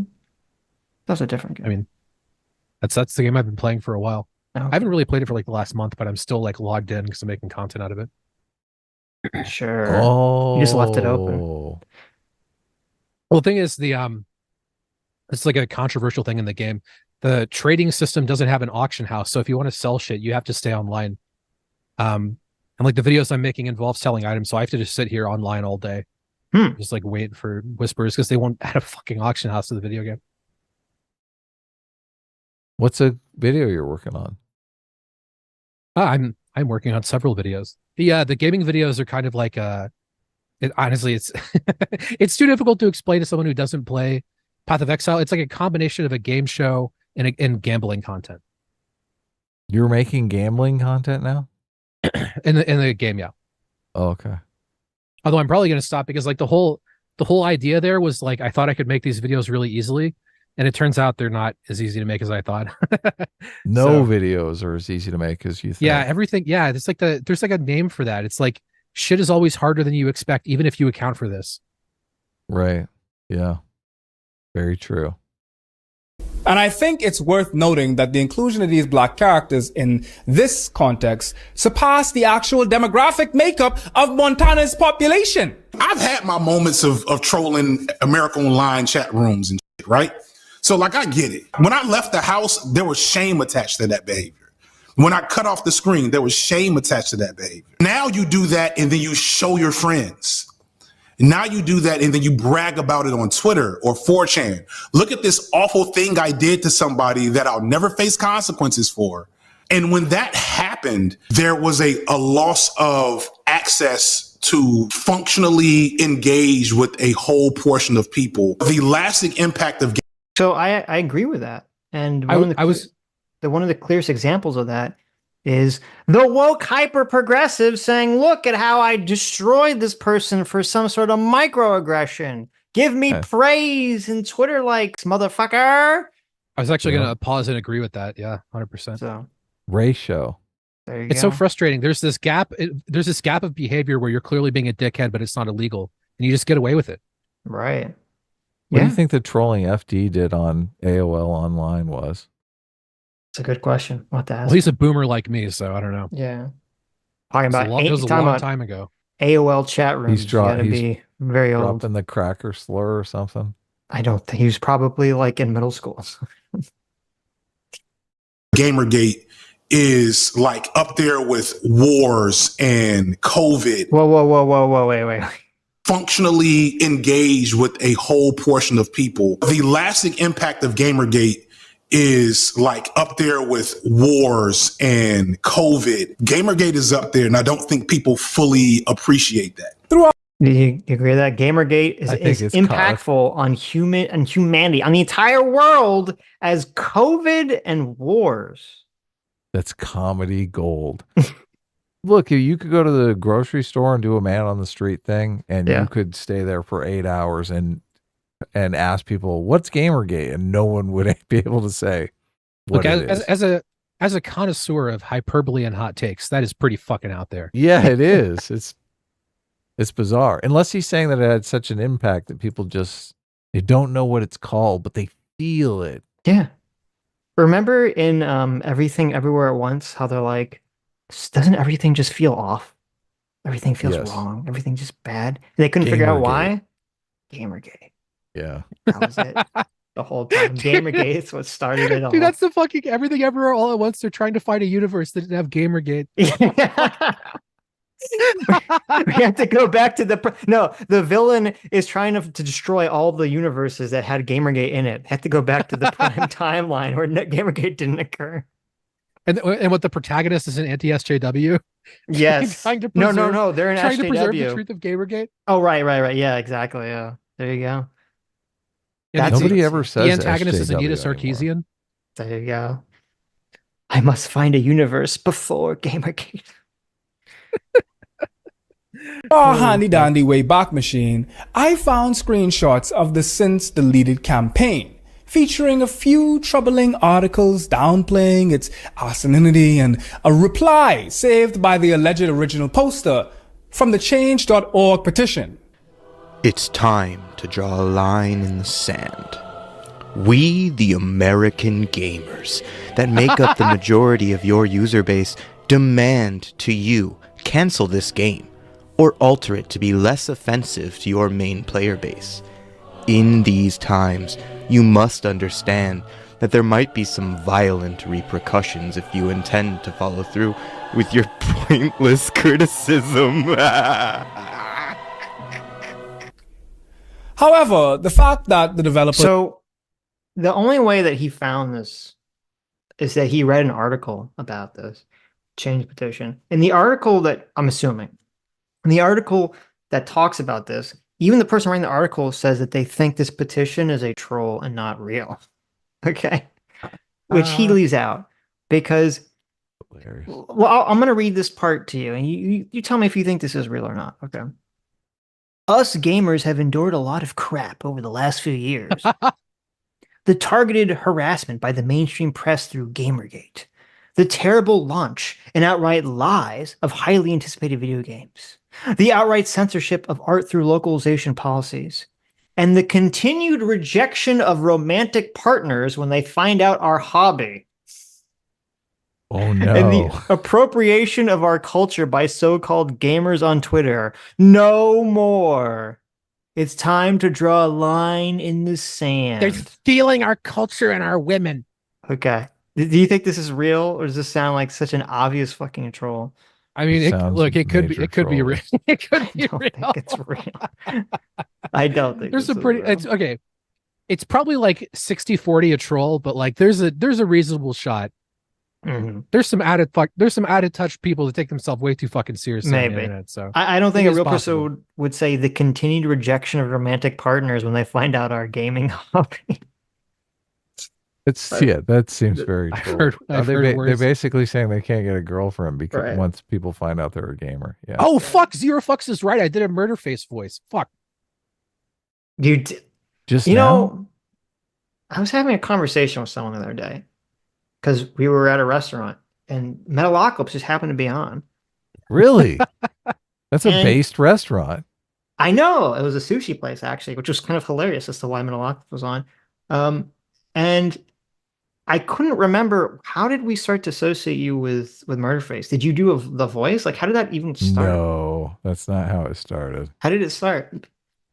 I think it started because someone made a joke to the effect of like, Doomer's like Murderface because he's like annoying and irrelevant or something like that. Oh, okay. And then I got performatively really pissed off about it, and then it just became a joke. I see. Okay.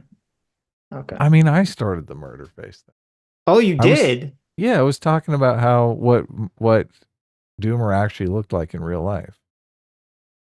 I thought it started before. That's where it started. I thought it started before you ever did the face reveal.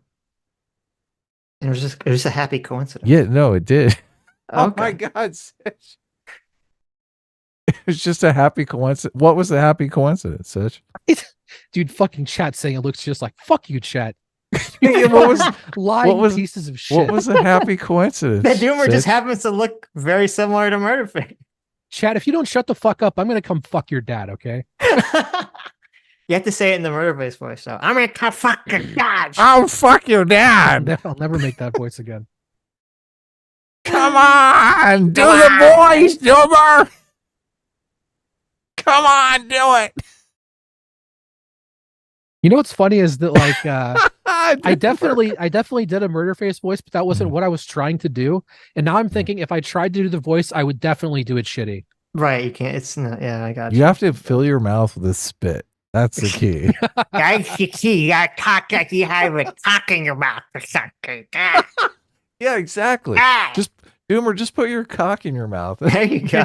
Perfect. There you go. I'm pretty out of shape, man. I don't know if I can. I don't know if you takes a lot of flexibility. That's true. Yeah, I could do it back when I played soccer, but like, right. Okay. Yes. Yeah. Was ultimately adjusted the idea implies that the protests had a tangible impact, which is very disappointing and ironic given that he thinks this fucking protest had some. He thinks this stupid fucking protest, this change.org petition, had some impact on the AAA game development. Okay, fair enough. Dude, making a change.org petition is like I don't know why. Everyone does it. It's the most Reddit possible thing. Like, isn't that just the best possible description of making a change.org petition? How many people participated in the petition? Let's see. Will you It's sign? probably like Will you sign 1,000 my people. online petition It says against Like Hillary Clinton? 14 Yeah, right. people. 1,400 people. 1,400 people signed. 1,400 people Yeah. signed this change.org Yeah, so I mean, petition. obviously they changed their Gamergate entire changed the entire world. Yep. There you go. By the way, These people live in a fantasy world. You got to give credit where it's due. This dude is in good fucking shape. Oh He yeah, is. He's definitely. very buff. It's true. Definitely. Yeah. The use of such a setting casually omits the approximately. But it keeps hitting his fucking mic though. I don't Let's just understand. ignore it. That's how wait, isn't that a shotgun mic? How does it even picking that up? He's because it's attached Is he to hitting whatever the audio input? whatever that's the mic is attached to is on a table, and he's hitting the Sitch- table. Sitch's hypothesis. No, yes, is correct. Okay, I'm skeptical, but Okay, how else would that sound be produced? What is the name of those little if audio he's devices? waving his other hand around and his other hand is hitting the microphone or the cord, that's probably what's happening. That's true. It could be hitting well, it could be hitting the. It feels like it's too solid Is to this be the sound hitting you're the cord. hearing? No.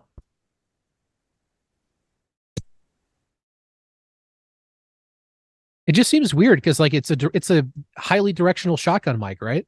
Yes. Yeah. That's the kind of the same mic I have. I'm telling you, he's hitting the table that the mic is plugged into. Wait, so you're saying that the audio recorder is on the table? Why? Yes. Why can't we just let it go? Because we care about the truth. Only We're kinda like the 7% truth here, Adam. native. Look at you see him waving his hand around? Yeah. See him talking. Look. I mean, this is particularly a white thing to do, wave your hands around while you're talking. So I mean, Is it? he's very acting white here. Okay. I mean, Does that's everyone okay. wave their Okay, hands hold on, around hold when on. they talk? I feel like that's not specifically white. That is an Italian thing. Okay. Yeah, Oh, you're yeah, right. there you go. Yeah, but Italians are pretty white. So. The cable's hitting the table. Well, that's actually okay. That makes Of sense. American Italians are white, population, but it's not like a white therefore person, raising Italian. questions about the game's realism. Yeah, no. Someone said maybe the cable's hitting the table. That could definitely be what's causing. He's waving his hand around. Look at him. I know he's waving his hand around at him. I could see. Watch. My eyes. And inclusivity. Did Gamergate do justice for black women? Look at all this hand talking. Oh my God. You're right. He must be part Italian. There you go. Dude, the hand talking's fine. This was one of the hardest things for me when I started recording. Is like unironically the Talladega Nights quote. Like, what do I do with my hands? I always just felt so awkward with my hands. I think he's doing hand talking fine, honestly. Oh, okay. You're into the hand talking. I don't have a problem Yeah, with it's it. fine. You're too white. Women and to femmes in apologize, particular. Adam.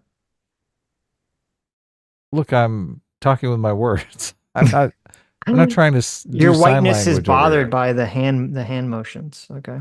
Yeah, Adam's just gonna sit there on camera like a fucking serial killer, just like not moving his hands, not moving his body, Right. just I know. fucking emotionlessly speaking into the fucking screen, Creepy. screaming about Gamergate. Clarice. And black gamers. One of the first stories that have to be told around Look at this lady talking with her hands too. Oh my God. it. White women who were impacted by the effects of Gamergate, they did not want women of color coming and disrupting the conversations. Black women were trying to like talk about like, oh, it's a lot going on, y'all. You know, Mike Brown was just killed. You know, they killed Tamir Rice, and you know, and also like with Gamergate, like we're all experiencing like a lot. Black women comment. White women respond. Wait, did we just throw Tamir Rice in Gamergate in the same comment and be like, we're all experiencing a lot? Michael Brown and yeah, all this was going on during Gamergate. They're like, can't we call gamers racist too? Yeah, you know, there was George Floyd, and then you know, people were complaining about games journalism on Twitter. There was a lot going on.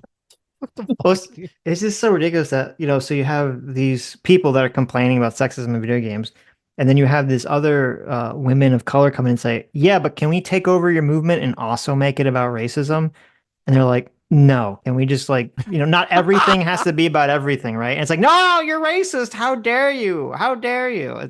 And that's what she's complaining about. It's just so silly. It's awesome. I mean, everything needs to be about my pet issue, and if it's not, then you know, Yeah. it's racist. I like couldn't this you- better. Couldn't you do this for anything? Anytime anyone's complaining about any issue, you're like, listen, I don't know if you know this, but like somewhere else in the world, people are like literally being butchered alive, which is much worse than whatever problem you're dealing with. So we need to now make your movement about that. Yeah, It's just give me the like mic. I mean, what you just described is like the last 3 years of discourse. You're not completely you can't complain about anything anymore. Like no Right. one is allowed to have problems because someone always has a fucking bigger problem. True. That they are going to tell you about on social media. Like if if you're gonna complain about anything, you need to go like full victim. Yep. Have like a GoFundMe and shit. Ooh, don't do it. Responded and said, "This." How dare you? What? Responded and said, "This is not a space for Black Lives Matter." Because in their mind, they saw it as like, okay, Black Lives Matter. That's black men being. Okay, we have some very important super chats here. Okay. Spencer let's Harmon hear for it. $10 says, unlikely. The mic cord is hitting the table. It happens when he talks with his hands. Jackarama for $5 says, So we're both right. He says, Jackarama for $5 says, he's hitting the cord. It's probably not shielded because that mic isn't meant to be moved. Oh There you yeah, go. yeah. Wait, Well, I mean, it's a shotgun mic. The whole You point could put it on you a only use them boom, moving yeah. around. No, but it's not. A mic like that is normally on a stand. You're not holding it like you would hold okay. like Yeah, a talk that's show true. mic. Yeah, you're supposed to have those on a boom pole or whatever. Right. Yeah. And someone's kind of just holding it there, like above you. a boom operator. Yeah. Being killed because they completely. That's a good point. You're not supposed to use those mics that way, right? Nope. Like, shouldn't you be using a cardioid or a lav? Shh. Yeah. Listen. Okay. I don't want to hear your racism, Doomer. Okay. He can use the mic, whatever mic he wants in whatever way he wants. Like, I'm just legitimately, I'm not an expert in any of this shit. I just want to understand how audio works. Like, it's a legitimate question. Like, guy probably, yeah. This guy probably knows more about audio than I do, honestly. I'm not trying to throw shade. Okay. Misogynoir of it all. They ignored and didn't realize, like, how black women, black femmes, black trans folks like were like impacted too. We just didn't talk about their stories. But then they were like, this is a white woman's issue. They really saw themselves as like the pinnacle of the ones who are experiencing. I like that it just cuts to him like every so often to remind you that it's his video where he's just smiling and pointing or he's just motioning, right? He's not like adding anything.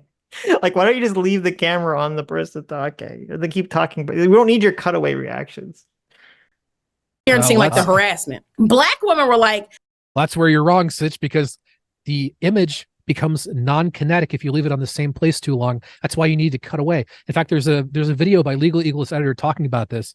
The biggest challenge of editing is knowing how long you can leave it on his face, and it's not very long before it gets fucking boring. You need to change it up, do something else. So. Yeah, but the difference between like one video, which is a person talking continually for like 30 minutes, like an illegal ego video. So obviously you're gonna want different angles, you're gonna want to inserts and all sorts of shit. Like, I get that. But this woman's like only talking for like 20, 30 seconds. You can leave the camera on her. You don't need him just like, you don't need cutaways to this guy. Yeah, I think it's fine. I like the it's silly. cutaways. He makes silly faces, and it's like, oh yes, I remember that. That's why it's so ridiculous. It's over the top. It is. You quit. Hey, dude, this dude is buff and he has good screen presence. Like, let him fucking make hand gestures. Oh, and shit. look at this guy. Yeah. Okay. Like I told you, I'm here to defend them. I'm the righteous defender. Nice. Of my proud brothers and sisters. Okay. Okay. Doomer, I'm going to put a little BLM logo next to your avatar. Please do. Listen, if you want to ask for his number, just go find him on Twitter and ask. Okay. That's a good point. It's his name. Foreign man in a foreign land. Good luck. Right. I know that's what you're into. No, y'all's is just more visible. We have been dealing historically with this since games went online. And we can even talk even more historically because we also deal with it like in the real world. There's protectionism for you, white lady. There is like this protection around white womanhood that has always been there. And it's like enacted, to ensure that you're protected. Black women have not been extended that, right? White women have violated the rules of whiteness, because basically they were calling out white men. They were calling out the structures that white men had like. Okay. I hate to interrupt her like insane conspiracy rant about white women. Do you think that his cutaways, was he actually making these silly faces at the time? I feel like he just added these afterwards. They're 100% added after the fact. Okay. Yes. Yeah. Right, so, okay. Sitch, can you check the group chat really quick? I see. I see that is a video he made. Yeah. I don't know if that's him. Wait, that is him. That is him. Yeah. My I think he goodness. puts his face in all in his thumbnails. Look, I can't. I couldn't tell that was him. Okay. Well, you racist. Oh my god. Look that. Okay, you look at that thumbnail. I'm all looking at him. All right. There's two things that really catch your eye, and it's not him. Yeah, Look, you're looking at the we meme can- images. Yes. Stop, Doomer. We can't bring this up. It's too. Well, I guess it's on YouTube, right? I don't think we should bring that. I don't think you should bring that up. Yeah. Well, stop talking about things like that. Then look. Doomer has been on it's been so long since Doomer's been on a live stream. He doesn't know live stream etiquette anymore. We have to Wow. completely re-educate him. That's true. Yeah. No, I'm just created. You know, they're doing videos about how sexist things are, and then, you know, they weren't aligned along the lines of like whiteness. So I feel like that this was like some punishment, like, you know, of like, hey, we gotta teach them their lesson. We gotta show them that, you know, they have to rally around like white men. We're the leaders. We're the ones on top of this totem pole. And if they don't get in line, we're going to harass them. Like later, what we actually found out was that Gamergate, it was not that big. They were using bots. You know, they were maximizing, you know, the capacities of like the platforms and the technological tools to make it seem like it was larger than it actually was. And that's really like the story and the lesson that went into the alt-right, that went into the rise of Trump, that kind of went into like the misinformation, fake news, kind of like things that led, you know, to like the rise that, hey, we don't need a critical mass, you know, to sustain like a social movement. We just need like a dedicated few and these technological tools, and we can make it seem like it's more dramatic than what it actually is. She talking about Nick Fuentes? Yes. So we have a okay.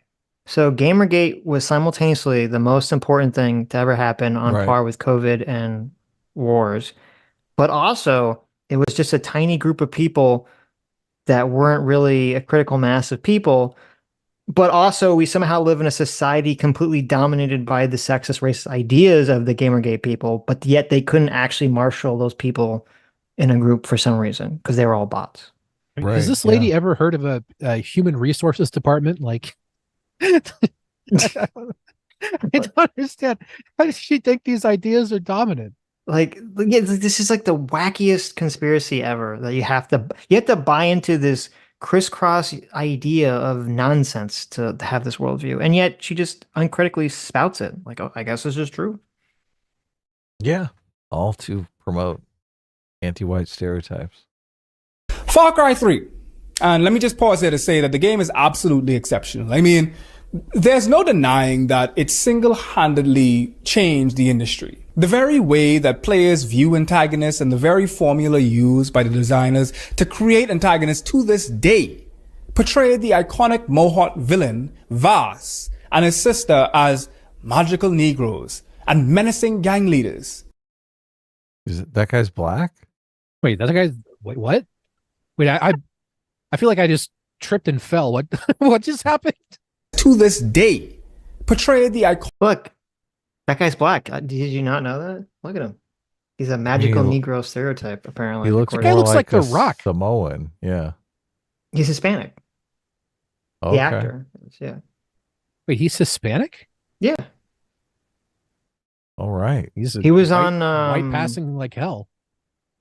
He was on what's the actor's name? Michael Mando. He was on Better Call Saul. Oh. Cool.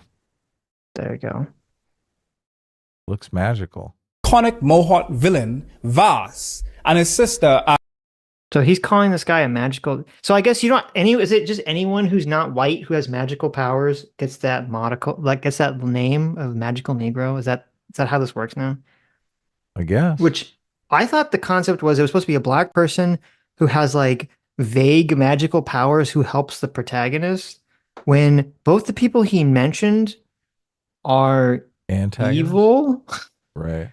Well, like his sister you think is helping you at first, so maybe you'd say that, but then she becomes more clearly evil as the game progresses. So I forget the trope exactly, but magical Negro is a very specific thing. It's not like yes. Like if I recall correctly, there are like 5 good examples of it in like the whole of literature.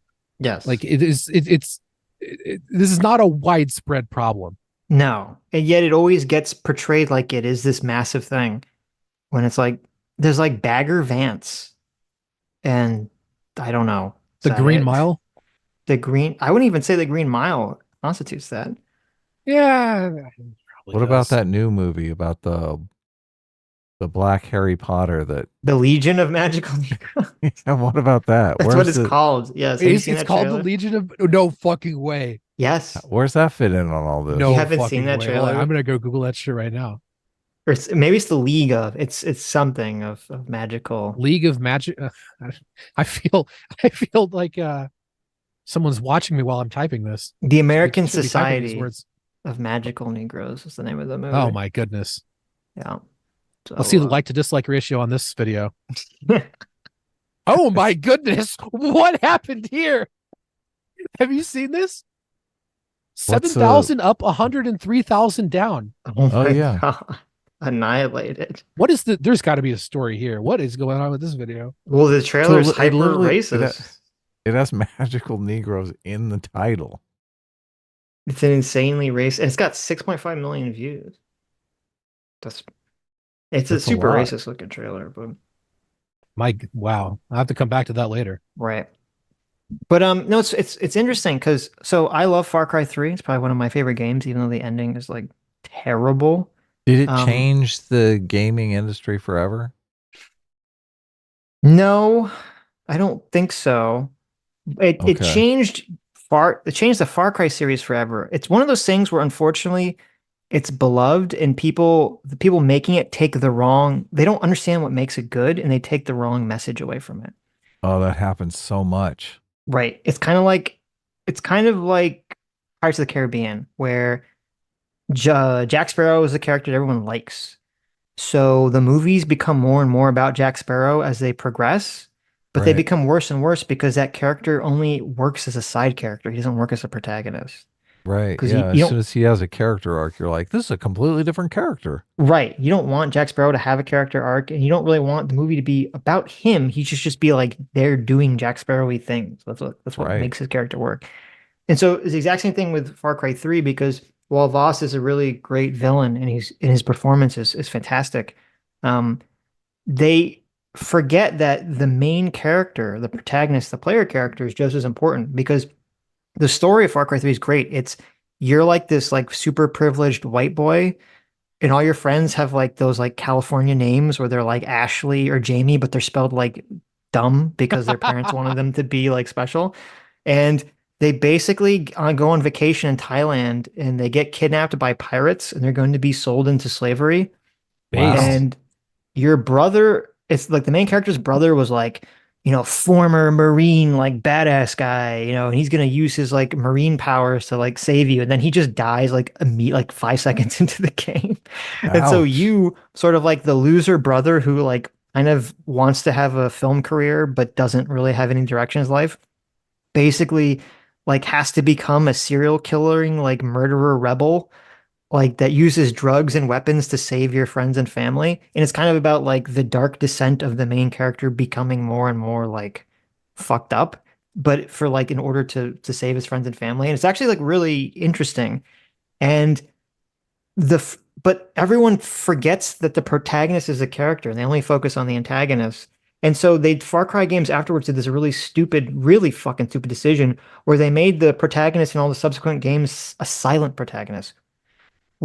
So there's no character. There's no character Based. whatsoever. No, it's like the worst decision ever. That It's sounds very great. difficult to tell. It's not impossible, but it's very difficult to tell a very compelling story when the protagonist just has no character. So it seems like they have no agency. Like they're just kind of just like doing whatever anyone tells them to do because they're just like mute mules that basically walk from place to place and shoot people. And they lose everything that made the Far Cry 3 interesting by getting rid of the main character essentially. That sounds better to me. Just cut No. the story entirely. Just Yeah, run around and I shoot know people. your feelings. As magical Negroes and menacing gang leaders. But content within games like FC3 can inadvertently perpetuate racist attitudes. Players assume the identity of the white male protagonist, who was attacked and subsequently kidnapped by pirates after going on vacation with friends. The narrative unfolds using the familiar white savior trope, where he emancipates himself and systematically eliminates his captors to rescue his buddies. The problematic element emerges when the protagonist seeks knowledge and tools from the very stereotypical, whimsical, wise, magical Negro, who bestows him with a tribal tattoo, a move that not only reinforces racial stereotypes, but also imbues the white character with increased stats, perpetuating harmful tropes that blackness is synonymous with improved strength and a high... Oh my word. What the fuck, dude? So wait, hold on a second. Their pain tolerance. Okay. The irony here too is that so this character that's giving him the tattoo, Dennis, who is black, he's not native to the island. This is supposed to be taking place in some region of like some made up islands in like Southeast Asia. Okay. So Dennis, who's black, and I forget, he's like from somewhere else, but then he like moved to America and is like American.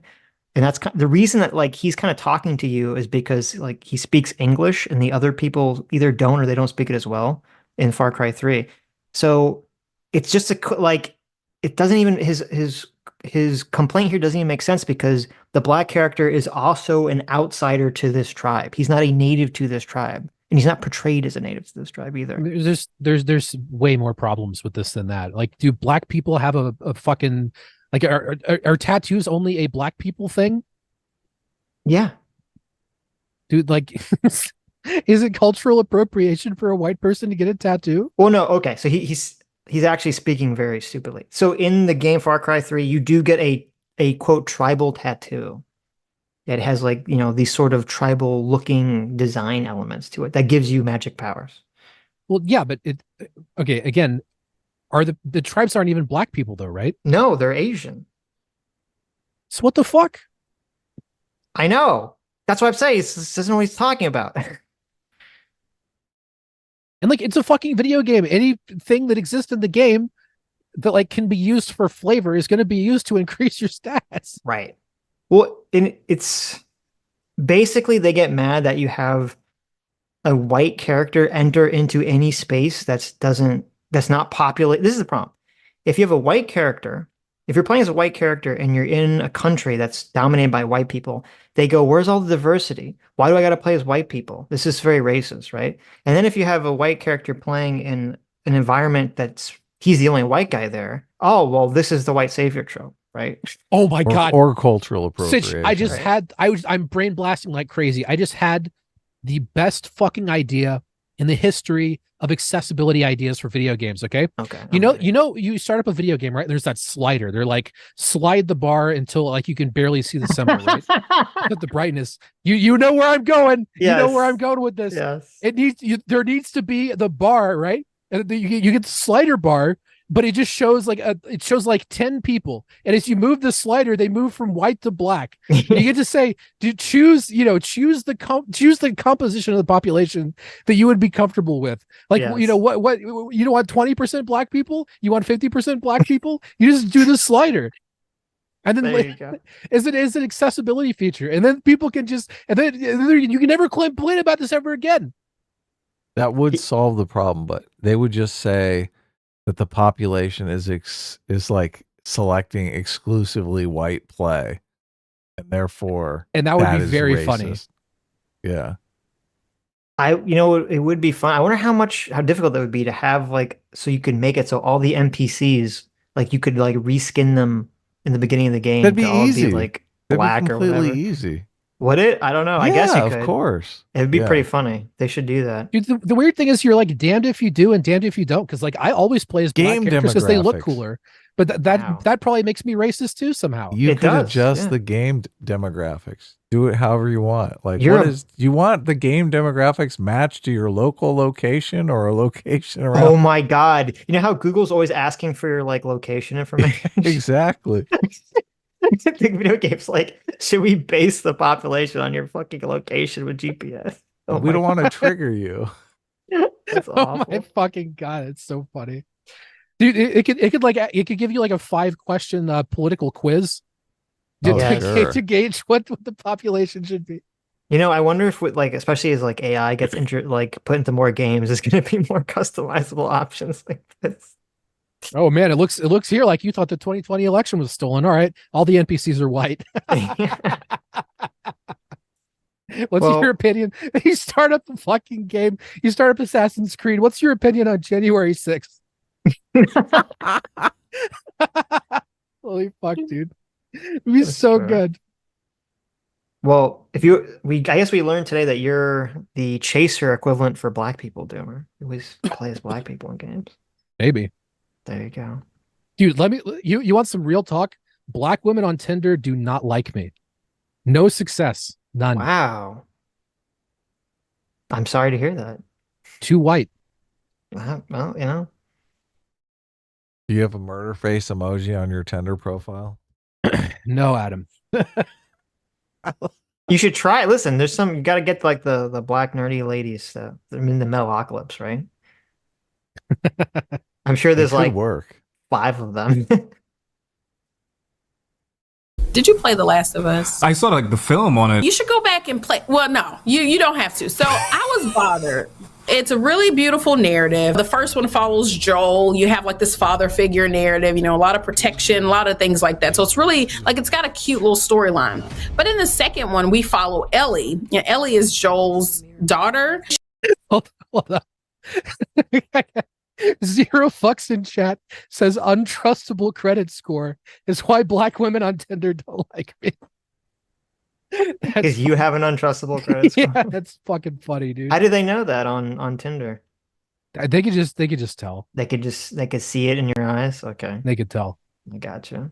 She's trying to like avenge his death, and she goes on this death path. Like she's just killing everybody. She approaches somebody named Nora, black woman. Nora is a part of like the resistance. Nora and Ellie, they fall down into the basement. There's a hole in the floor. They fall down to the basement and the zombie spores are there. So Ellie is immune, and the Fireflies wanted to basically use her blood to try to create like an antigen and like, you know, a vaccine to kind of cure everybody. Joel was like, no, not my daughter. I'm not having it. And so the world was like, no, she could really save all of us. We just got to sacrifice her. So it's kind of like one of those morality stories where, you know, kind of makes you think deeply about what's the right thing to do. So, you know, like I get that. But anyway, Ellie starts killing everybody though. I'm like, if we don't kill this bitch and just end this shit, you know, that's what I'm on. But we fall down into where the spores are, you know. So Nora, black woman, you know, she's impacted because she's not immune. They've been working for a cure. So she, you know, she's about to turn into like a zombie. I'm thinking that Ellie, white girl, is just gonna walk off, you know, because we're gonna die anyway. She sits there and starts hacking and slashing. But that's not the most offending part. It puts the gamer in control of it. Basically, on the screen, it says press X / press square. So the mechanics of the game really has us engaging like in torture. The torture like of this black woman. And to me, it's like insult to injury because she was already getting ready to die. Why did we have to do like this added? It was anti-black as I thought it was racist as hell. Okay, this is so retarded. Okay. So obviously the point of the scene, and there are other games that do this, where they make you, the player, do something that you're supposed to feel uncomfortable with because it's artistic. Like, oh, revenge is bad, killing is bad, war is bad, right? We've all played games that they do this. And that was obviously the point of this sequence. And just because the character is black, she feels like it's racist. Like if it was a white character, I guess that would have been totally fine. For all the white characters that Ellie kills, you know, that's totally fine. But now it's a black character. Oh, this is anti-black. Even though the whole point of it is to make you not like what the character is doing. How the fuck is that even anti-black in the first place? Look, all I'm saying is that if I was in a video game and I was torturing a white person, I'd post a screenshot of that on Twitter. Wouldn't do it if I'm torturing a black person. Right. There you go. Yeah, this is her personal pet peeve, but I can't imagine being in the game and thinking, look, I can't imagine being in the game and tracking, okay, white person, black person, white person, black person. She's like completely obsessed with the color of each of the characters in the game. Right. Adam, as the defender of my my lovely sister here, if you are trying to say that you as a white person don't see color, you have committed a microaggression, my friend. Oh, That's the I guess you're right. That's one up on the chart. Mm-hmm. Do you do that in video games, Doom, or are you like, oh look, there's a black guy? Yeah, I give him $20 every time. In the video game. Yeah. Wow. There's an option that just gives characters $20 specifically. Okay. In this game, you have to kill the black woman because she's going to turn into a zombie? No. She's going to turn into a zombie, but the character wants to kill her because she doesn't like her, and she's on revenge. Oh, she's got like the character slept with her boyfriend or something? What's the revenge motive? I think she had something to do with killing Joel, I would imagine. I've never played it, so I don't know. Okay. Yeah, look. She's overreacting here. Yeah. I stopped playing the game. I ain't playing this game no more. It perpetuates like this idea. I like that you immediately went to slept with her boyfriend. But I know why bitches kill one another. What the, you can't fool was me. the first thought. You're like, okay, Look, well, obviously that's what happened here. I know why these young ladies are killing one another. Okay. Sure. You got to read The Murder Next Door, man. It's all in there. Okay. Idea of yet again the same type of subjugation and torture of the Atlantic slave trade and everything like that, or even like when you get into how the perception of like black maternal mortality, and the reason being a lot of the times, like the research shows that like white doctors and white surgeons, they don't empathize with black pain. Like when a black woman, a femme, is trying to go and tell them and say, hey, I don't feel right, or like I feel pain, I need more of this, I need more of that. The pervasive they're getting the chart out. Drug seeker. So I don't remember the details. It's been a while since I had these Discord arguments, but I recall looking into this and thinking that claim was just remarkably bad. Oh, really? That's one of those claims that like, it sounds like it makes sense. And then you go read what it's based on and it's like, holy fuck, dude, this is like completely unsubstantiated. Mm-hmm. I think it was an effect size thing. I do remember. All the Discord arguing pays off. Okay, here's what it was. There were effect sizes of like 2 out of 10,000 white people had this problem, and 1 out of 10,000 black people had this problem. Therefore, the problem is twice as common in black people. Therefore, doctors are racist against black people. It's like it basically never happens. Like it's like a rounding error. It's extremely small. But again, this is like the manipulation of statistics thing, and they'll be like, "Oh, this is like it's proof that fucking people, doctors are racist. Doctors don't care about black pain." It's like, bruh. Right. Bro. There are a certain number of people that do go to doctors as drug seekers. Like I'm in a lot of pain, doctor. I need some Vicodin. Can you give me like 1,000 of them? Well, those are mostly white people. Well, they might be. I'm not sure, but if it is disproportionately black people and they're turning away all of the drug seekers, they're going to be like, doctors don't care about black pain. Disavow. I don't know the stats. I don't know what's going on here. I disavow this line of reasoning. Yeah. Do you disavow too, Sitch? I disavow. Do you know how many drug seekers there are? No, I don't. I've never looked specifically into this claim. I remember looking into because it's the same claim that was made for just women in general, and that had more to do with actually the left's fault, because there was this promotion of the like blank slate, no gender differences. And so like women obviously have different reactions to pain medicine and different reactions to medicines and surgeries than men do. And that wasn't really accounted for. So often when women would like have symptoms that didn't match up with what like a man's symptoms would be, because the men were the test subjects, the doctors would be less likely to believe it. So yeah, maybe it's black women. I don't know. And that's the thing. It's really the women thing. There you go. I mean, women are all liars anyway, so doctors shouldn't trust them. That is true. Wow. Total opposite of believe all women. Believe no women. True. Racism within the gaming community makes for a hostile environment that people of color, particularly in FPS games like Call of Duty, find challenging to navigate. For those unfamiliar, interactive lobbies and the open voice chat were established to facilitate communication and tactical decisions among gamers. But what you'll actually get...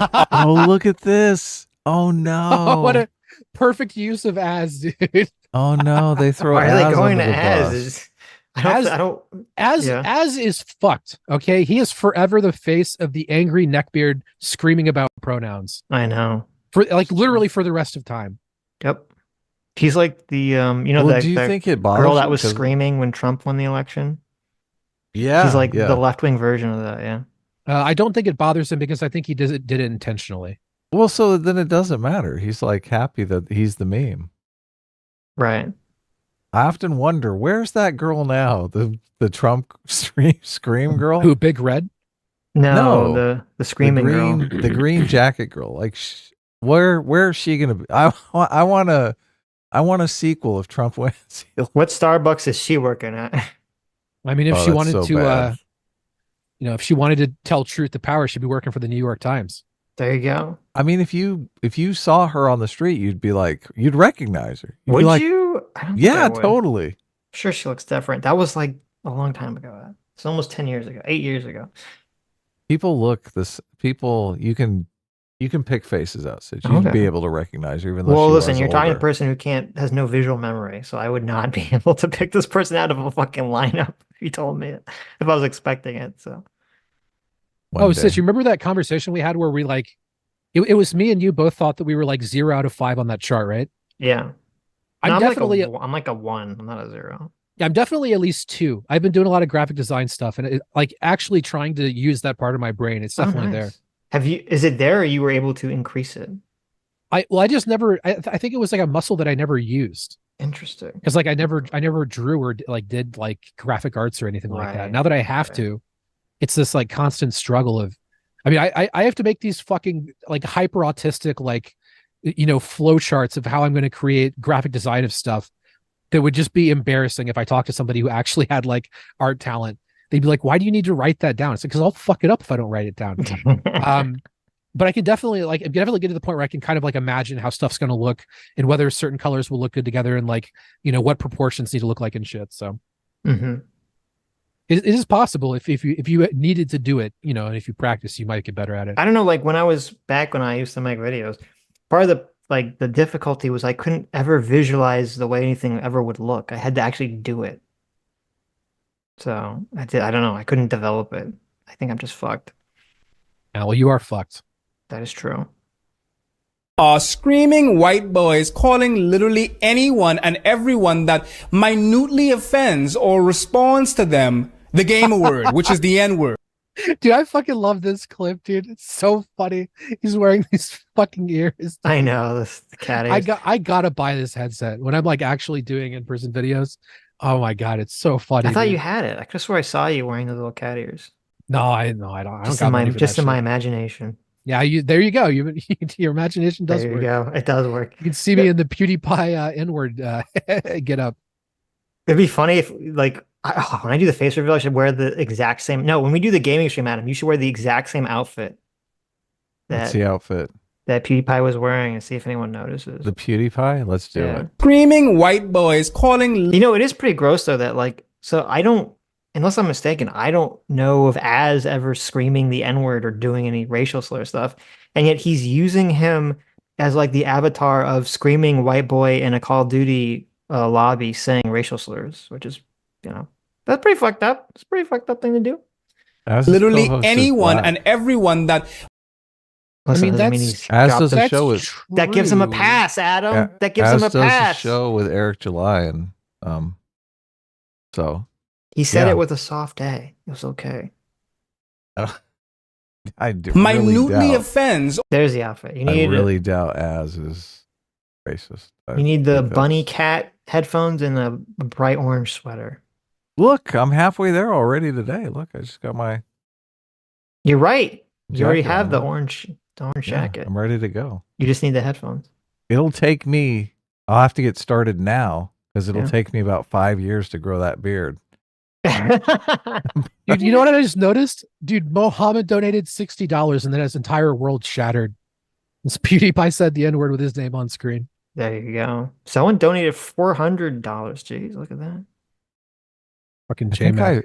I think I found the lady. What who is lady? from the meme. Oh, And I'm not sure you would be able to I'm not sure you would be able to tell her. Really? Like, you wouldn't recognize her in the grocery store. I didn't. Okay, there you go. Bring her up so we can all recognize her in a grocery. No, wait. Why do you even have? How does anyone have a picture of her? Is she like a? Does people know who she is? Of course. Oh, okay. Come on, it's the internet. What are you talking about? Look, I sent you how the crying liberal Iowan became a worldwide meme. She doesn't look. I would not recognize her. She does not. I wouldn't either. Yeah. Yeah. She's 42. How the fuck old was she in that this video? article. I thought she was like in her early 20s in that video. Yeah. Jeez, I guess not. Okay. Or responds to them the gamer word, which is the N word. As gaming got more accessible, like other people were more easily able to access it.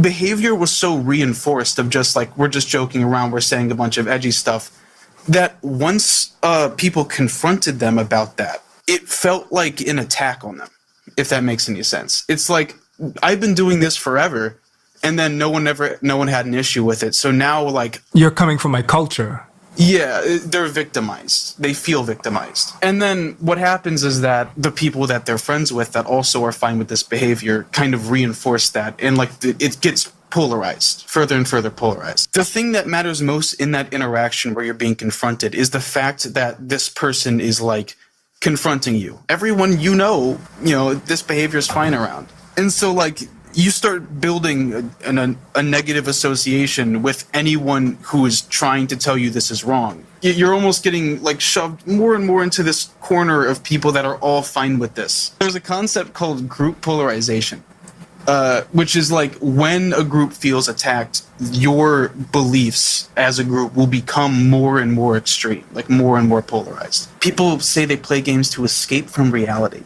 Sometimes it really feels like it. It's almost like you shouldn't be attacking white people on the basis of being white. I was thinking the same thing. I'm like, Shocking. explain to him how creating all these negative white stereotypes is making people more racist. Oh, Do a pyramid head. I feel like there were a couple Freudian slips in there. Didn't they say like, because they're attacked? Well, they feel like they're being attacked. It's like, well, yeah, they feel like they're being attacked because they're being fucking attacked. Yeah, exactly. Like again, you shouldn't use this like bitchy weasel language. Like you should just own it and be like, yeah, we're attacking you because what you're doing is wrong. You fucking racist. Like the attack is justified. You shouldn't try and weasel out of that shit. It's like, oh well, attack is a bad word. We couldn't be attacked. Like yeah, like what you're describing is an attack. They would feel attacked because they are being attacked. Yeah, but if they can't, their whole worldview, their whole power comes from them framing themselves as the victim. So they're perpetually, they can't be seen as like being on offense, attacking someone else because they're the ones being victimized. So when white people complain about something, it's just made up. Why? From white people. Why would white people make that up? Because it's just the white fragility. Okay. You think white people would do that? Just go on the internet and tell lies? I do. I'm tired of pretending that they wouldn't. All people will. No, Not just white people. No, just white people. You know why? They got that Yakubian energy. Okay, it makes them more, immoral. Dude, when you log on Twitter, you legitimately have to wonder if half the population isn't schizophrenic. Like, I don't understand how society functions. True. Reading Twitter's gotten so much worse. It's unbelievable. It's so the things bad. people are saying now. It's like it's like, how there's this acceleration of technology where like technology builds on itself. There's been an acceleration of discourse where every 6 months things are so fucking crazy. I never would have imagined that they would have gotten that bad. It just keeps happening. Every 6 months, it just gets worse. Yep. It's not good. Gotta stay off. I need to escape from the idea that there are people that are worse off than me. They want to live in that time where they didn't have to think about any of this. When like a game has themes of like modern day stuff, it becomes like a whole thing where like their reality is being shattered or like their escape is being shattered. For those who because like people are playing a video game. that has nothing to do with the real world, and they don't want some fucking asshole shoving their face in and saying, "Oh my god, your video game has to reflect this racial or sexist attitude that I feel exists in your society. How dare you not address my problems, you fucking bigot?" It's like, yeah, I don't want that. I don't want that. Yeah. People use escapist entertainment specifically to not think about this shit. Yeah. How dare they? Like, that's the whole point, is to not think about things that are troubling in the real world. Yeah, but your video game offended me. I'm offended by your video game. Escapism is just white privilege, okay? If it was a person of color or a woman playing that, her life would be so ruined that, so like fraught with tragedy that escapism wouldn't even be an option. So no, fuck you. Happen to have an intersectional identity beyond able-bodied cis-hetero whiteness, the voice chat can include insensitive depictions, harmful stereotypes, and in the most alarming instances, harassment campaigns reminiscent. Wait, wasn't that like a pretty big assumption? Like everybody with this problem is able-bodied cis-hetero white male? Like it's, I don't know. It feels like kind of sweeping with a broad brush, it seems. Oh, they would never do that. No. Surely not. Into Gamergate. To this end, Dr. Kashona Gray examines the issues within the gaming industry by stating, marginalizing practices in game culture have become more widely publicized and understood in recent years, most notably because of high-profile incidents of harassment. However, representations of women and racial or ethnic minorities by the gaming industry have also been problematic, historically. For example, since the 1980s, video games have been critiqued for the hypersexualization of women, and women are often the victims of misogynistic vitriol, as the incidents around Gamergate have exposed. People of... Oh my God. Sitch, you know what I just realized? What?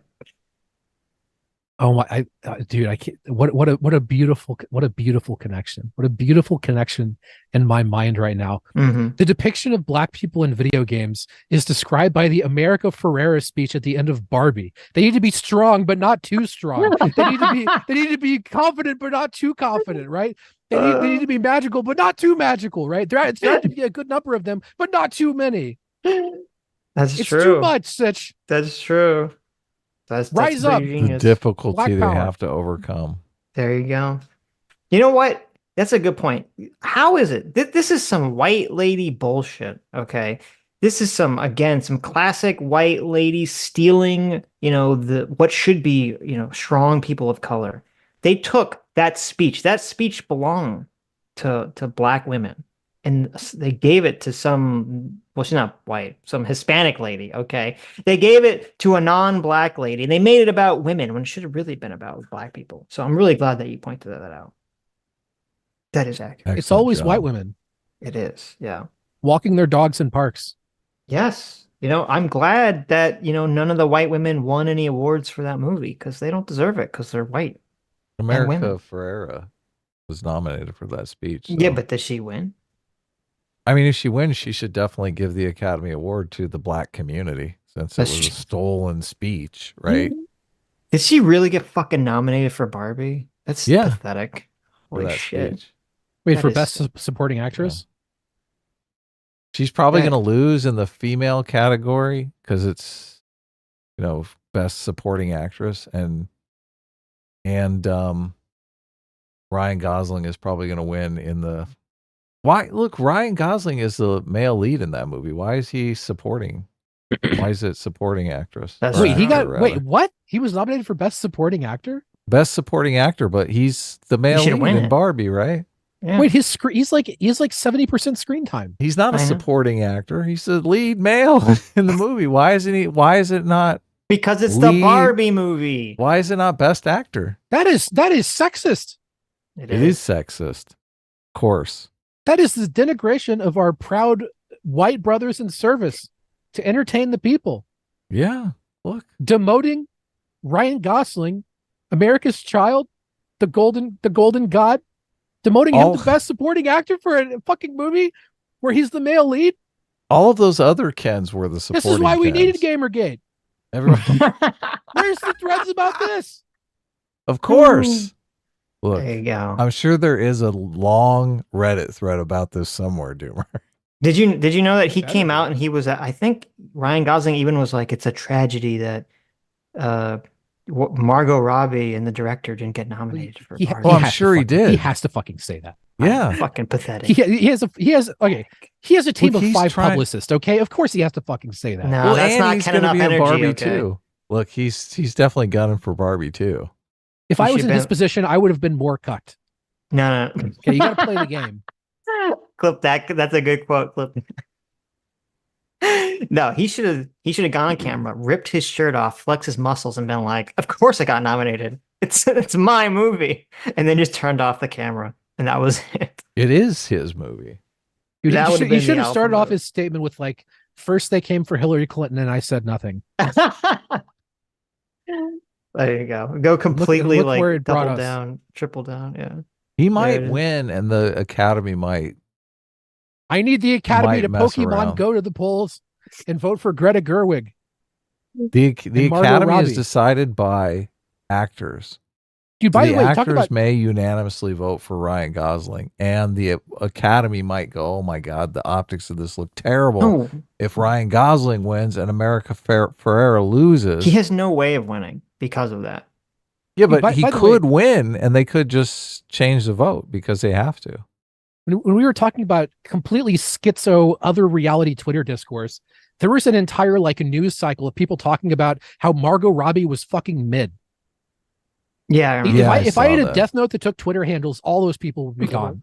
Like, what the fuck are you talking about? That is the worst take anyone has ever given on the internet. Holy fuck. Mm-hmm. Can someone be mid to you and still be like hot? There are standards. Margot Right. Robbie is one of the most attractive people on the planet. And Right, but if she's not your type, you can't if really. she's not your type, you should still understand. That she is the majority of men's type. Yeah. That's why Yeah. she's not a mid. But she Right. could be a mid to you. Like you could be like, I mean, everyone has their own, you could be the weirdest Everyone fucking has their guy. There's own gonna be type. some chick who's like, holy fuck, look at that beard. Like, there's always gonna be someone that finds you really attractive. But I mean, Right. this is like the whole basis of like media criticism is understanding the difference between what you personally like and what is good. It's the Right. whole fucking thing. Yes. Even if you personally and why can- it's good. I'm sure there's people that look at Margot Robbie and think, she'd be the third hottest person in the Walmart. Like, Let me it's check not out the her most limbo ridiculous. rings. It's not the most ridiculous take, but mid, like, fuck you. I think she has very strong limbo rings, Adam. Yes, she does. Yes. She's Very definitely powerful like, limbo rings. Yes. her limbo ring game is strong. Yes. Very strong. Yeah. No, but like she's not my type, but I recognize that she's like very attractive. So She's kind of like, yeah. So I get it. So Ryan Gosling is going up against Robert Downey Jr. in Oppenheimer and Robert De Niro in Killers of the Flower Moon. So Yeah. Mark Has a- Ruffalo in Poor Things and Sterling K. Brown in American Fiction. So there's no way that he's going to win. Has Ryan Gosling won an Academy Award before? Because I'm pretty sure all those guys have like 5 of them. I They're don't know. not going to give actually. it to him for Barbie. I know he didn't win for fucking Why Blue not? Valentine, which is a goddamn sin. Every Look, time I I do watch it. the Oscars, I just get pissed off. Everybody Adam, is No, he's only going- been nominated. listen, God, this I- fuck, dude. Ryan Gosling is easily one of the best actors working today, dude. I agree. But Everybody like, oh, he's overrated. No, you're a fucking moron. I need to make back $500. Okay. Let's make a bet, Adam, on Okay. Ryan Gosling winning the Academy Award. Ryan Gosling. Has he won an Academy Award? Because I mean, he's been in some amazing movies. Like he was amazing he has in not. Drive. Drive was like incredible. Dude, he's been fucking amazing in like 30 movies or something. Even in the fucking Oh, I Notebook, which know. is a movie I hate, he's really good in that movie. Let's see. He's been nominated 3 times. Oh wait, is this year?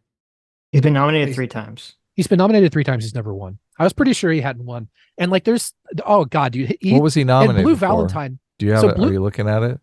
Yeah, I'm looking at it. Blue What's Valentine. he is- nominated for? Blue Valentine and what else? I don't think he even got nominated. Lars for Blue and the Real Valentine. Girl. Really? Lars and the get the fuck out of here. Yeah. Lars and the real girl. Oh, Yeah, that makes sense to me. That had a that's lot of hype bullshit. in like the pretentious circles. Yeah. Okay. Pretentious. What was it? It's the Academy, Adam. Well, he was 10 times better in Barbie than Lars. Okay, he was nominated for Best Performer in La La Land and didn't win. He was nominated for Half Nelson, Best Performance by an Actor in a Leading Role. That was 2007. I'm probably the only one here who's seen Half Nelson. Look, I'm just movie saying, sucks. And then he was nominated. Everyone in loves for Barbie. Look, everyone loves Ryan Gosling. Ryan Gosling has 0 Academy Awards. Robert De Niro has 25 Academy Awards. Okay, it doesn't matter. It's strange that make a bet. Bet me. It's strange that they're going to give Robert De Niro his 26th Academy Award. What about Robert And Downey they're going Jr.? to snub Ryan Gosling in the feminist masterpiece of a generation. They're going to do it, and I'll tell you why. Because America Ferrera is not going to win her role. And you know why? The fact that she's nominated is insane. Because we live in a fucking patriarchy, Sitch. That's why she's not. No, gonna it's win. because she's going up against a because it's black impossible woman. to be a woman. No, it's because she's going up against a fat black woman in the remake of The Color Purple. So there's no fucking Oh shot. yeah, Okay? she's out of there. You're out. You're So, no. gone. She's not gonna win. Impossible. You're gone. Sorry. Yeah.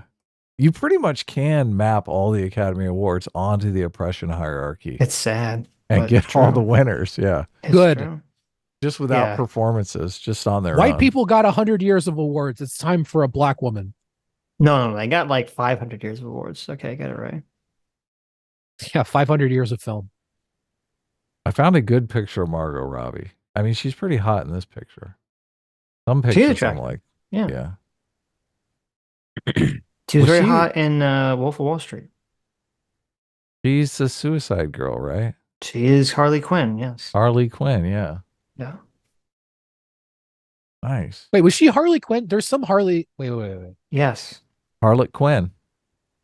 There was one of the Suicide Squads. The Was one of the very few times I actually liked a fucking comic book movie, and it was Birds mostly of because of Harley Prey? Quinn. Was that her? That was Birds her. of Prey? Dude, she's fucking good. She's It was hot as Birds of fuck. She's a Prey? producer and she's a great actress, dude.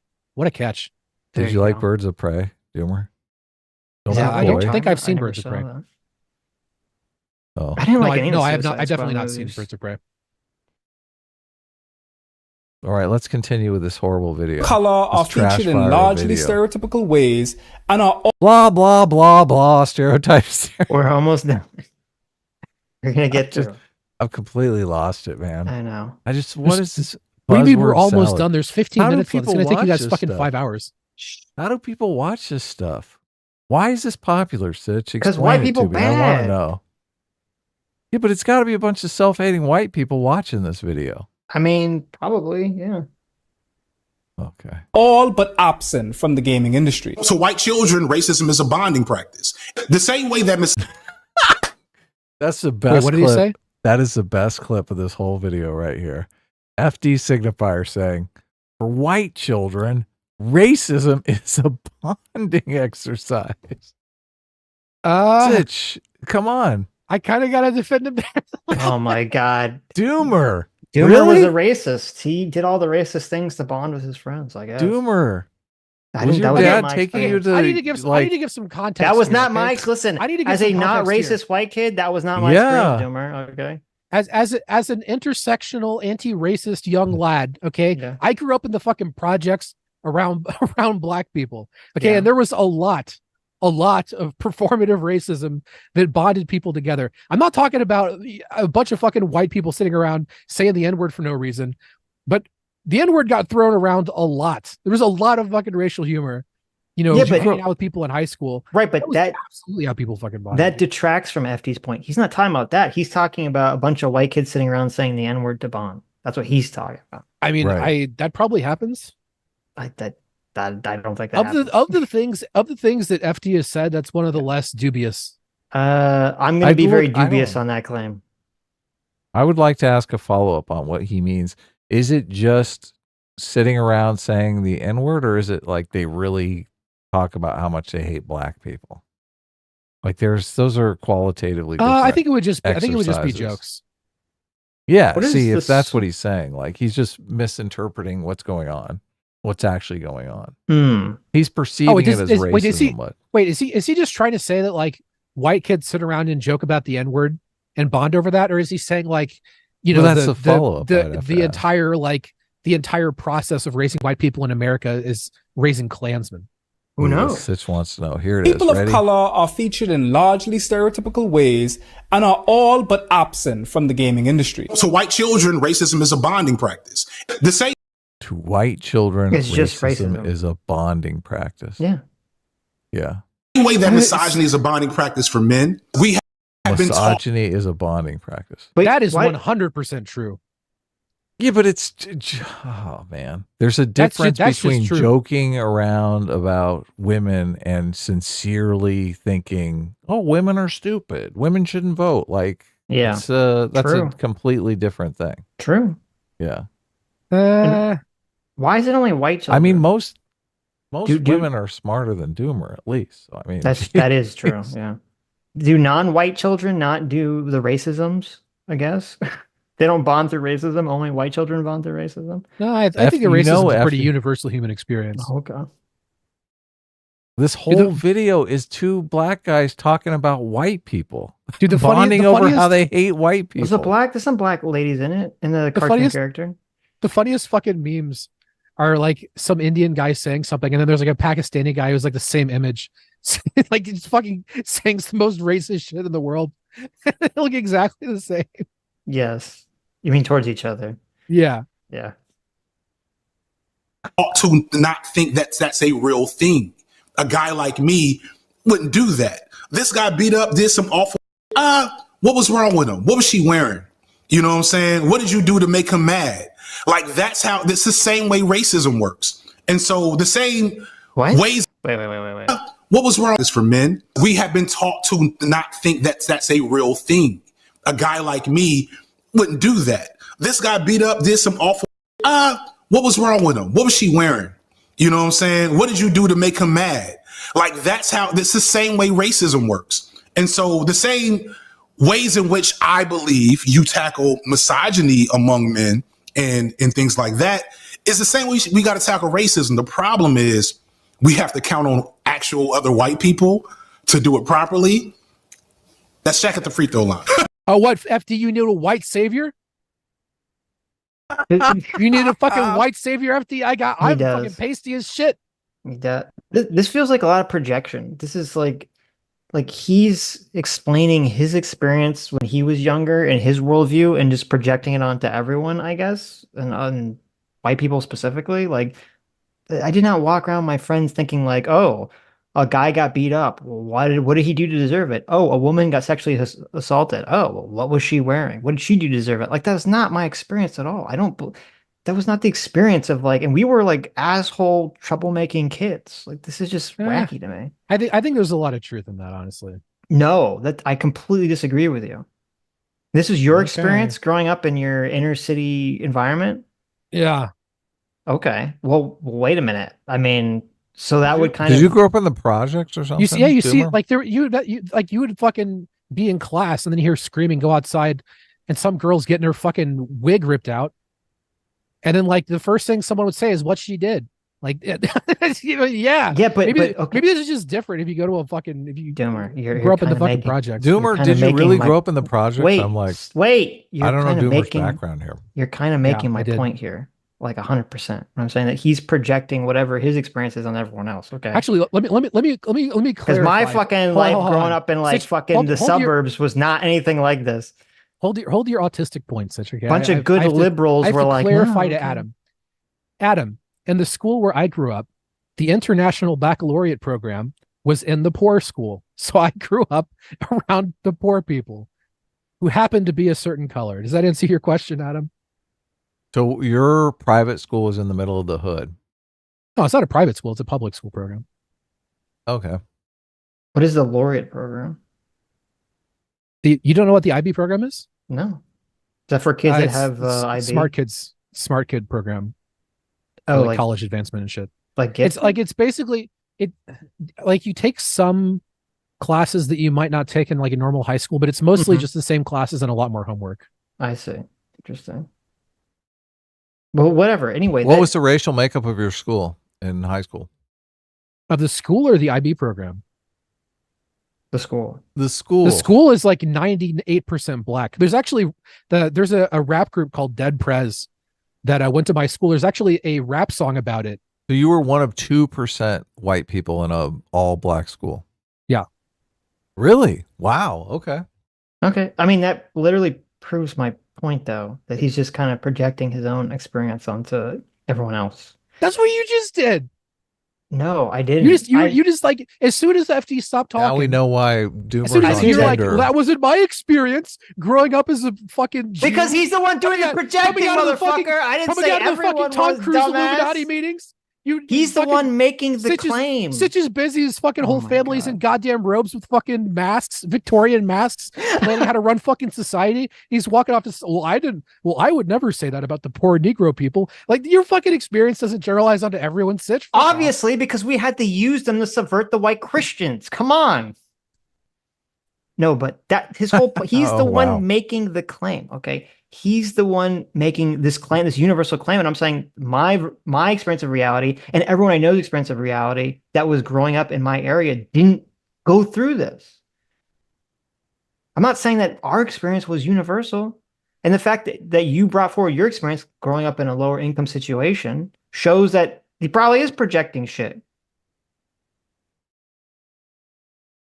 Yeah. So FD's there, right. take that. Okay. Here, like, there's a very simple test that I like to use in situations like this, okay? FD signifier has face revealed. What have you done, Sitch? There you go. What That's have you I thought. done? That's what I thought.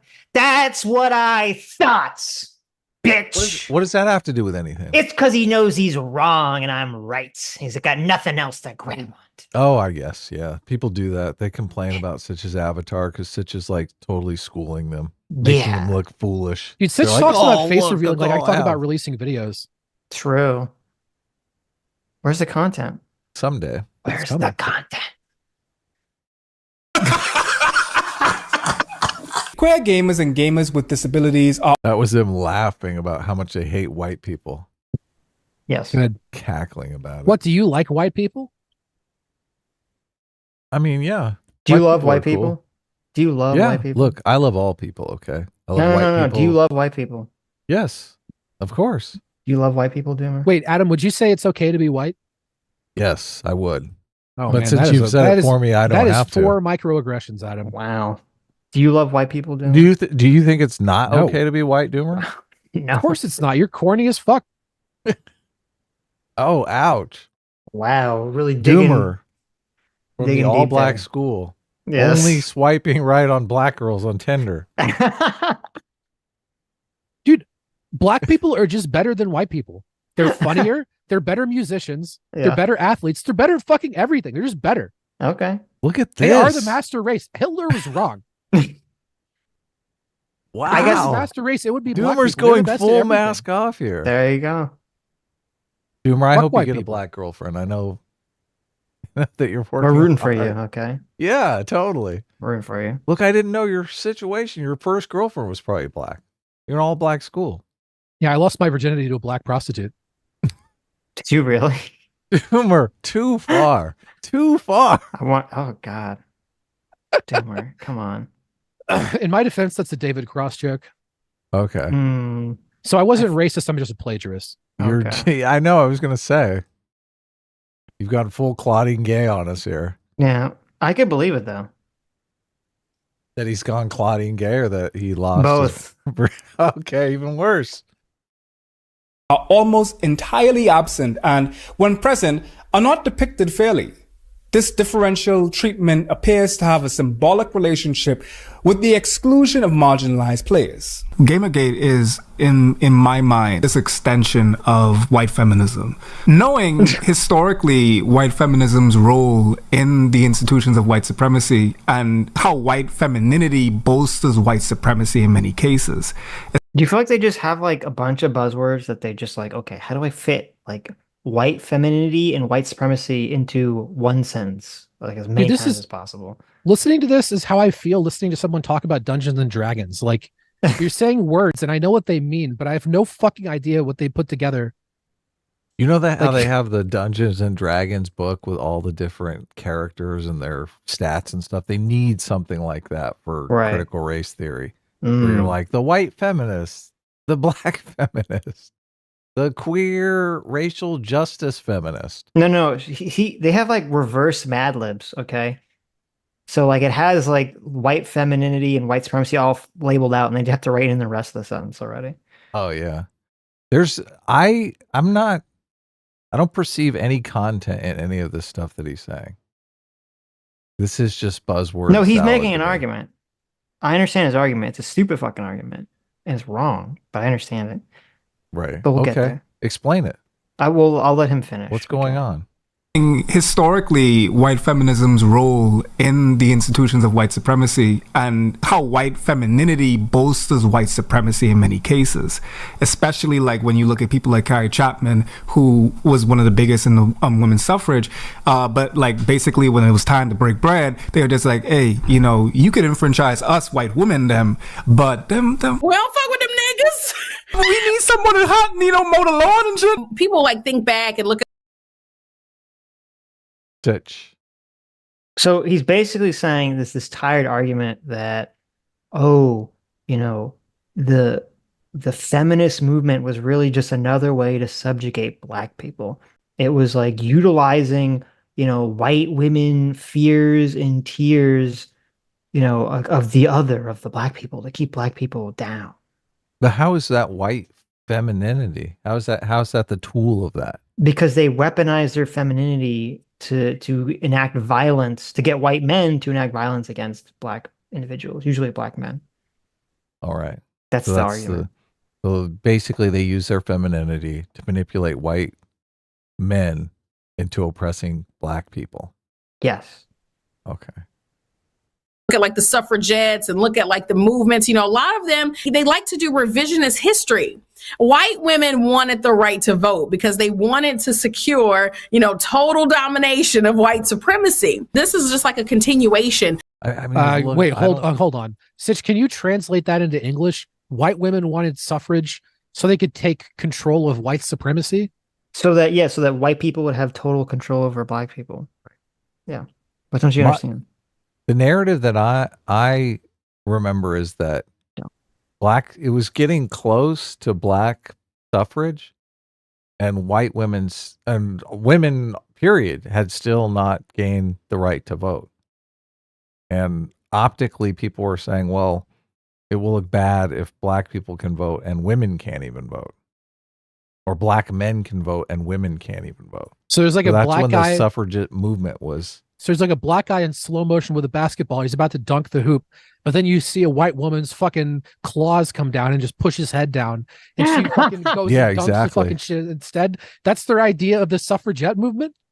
Well, technically, the men pushing, because obviously, look, women couldn't vote, so men were instrumental in giving women the vote.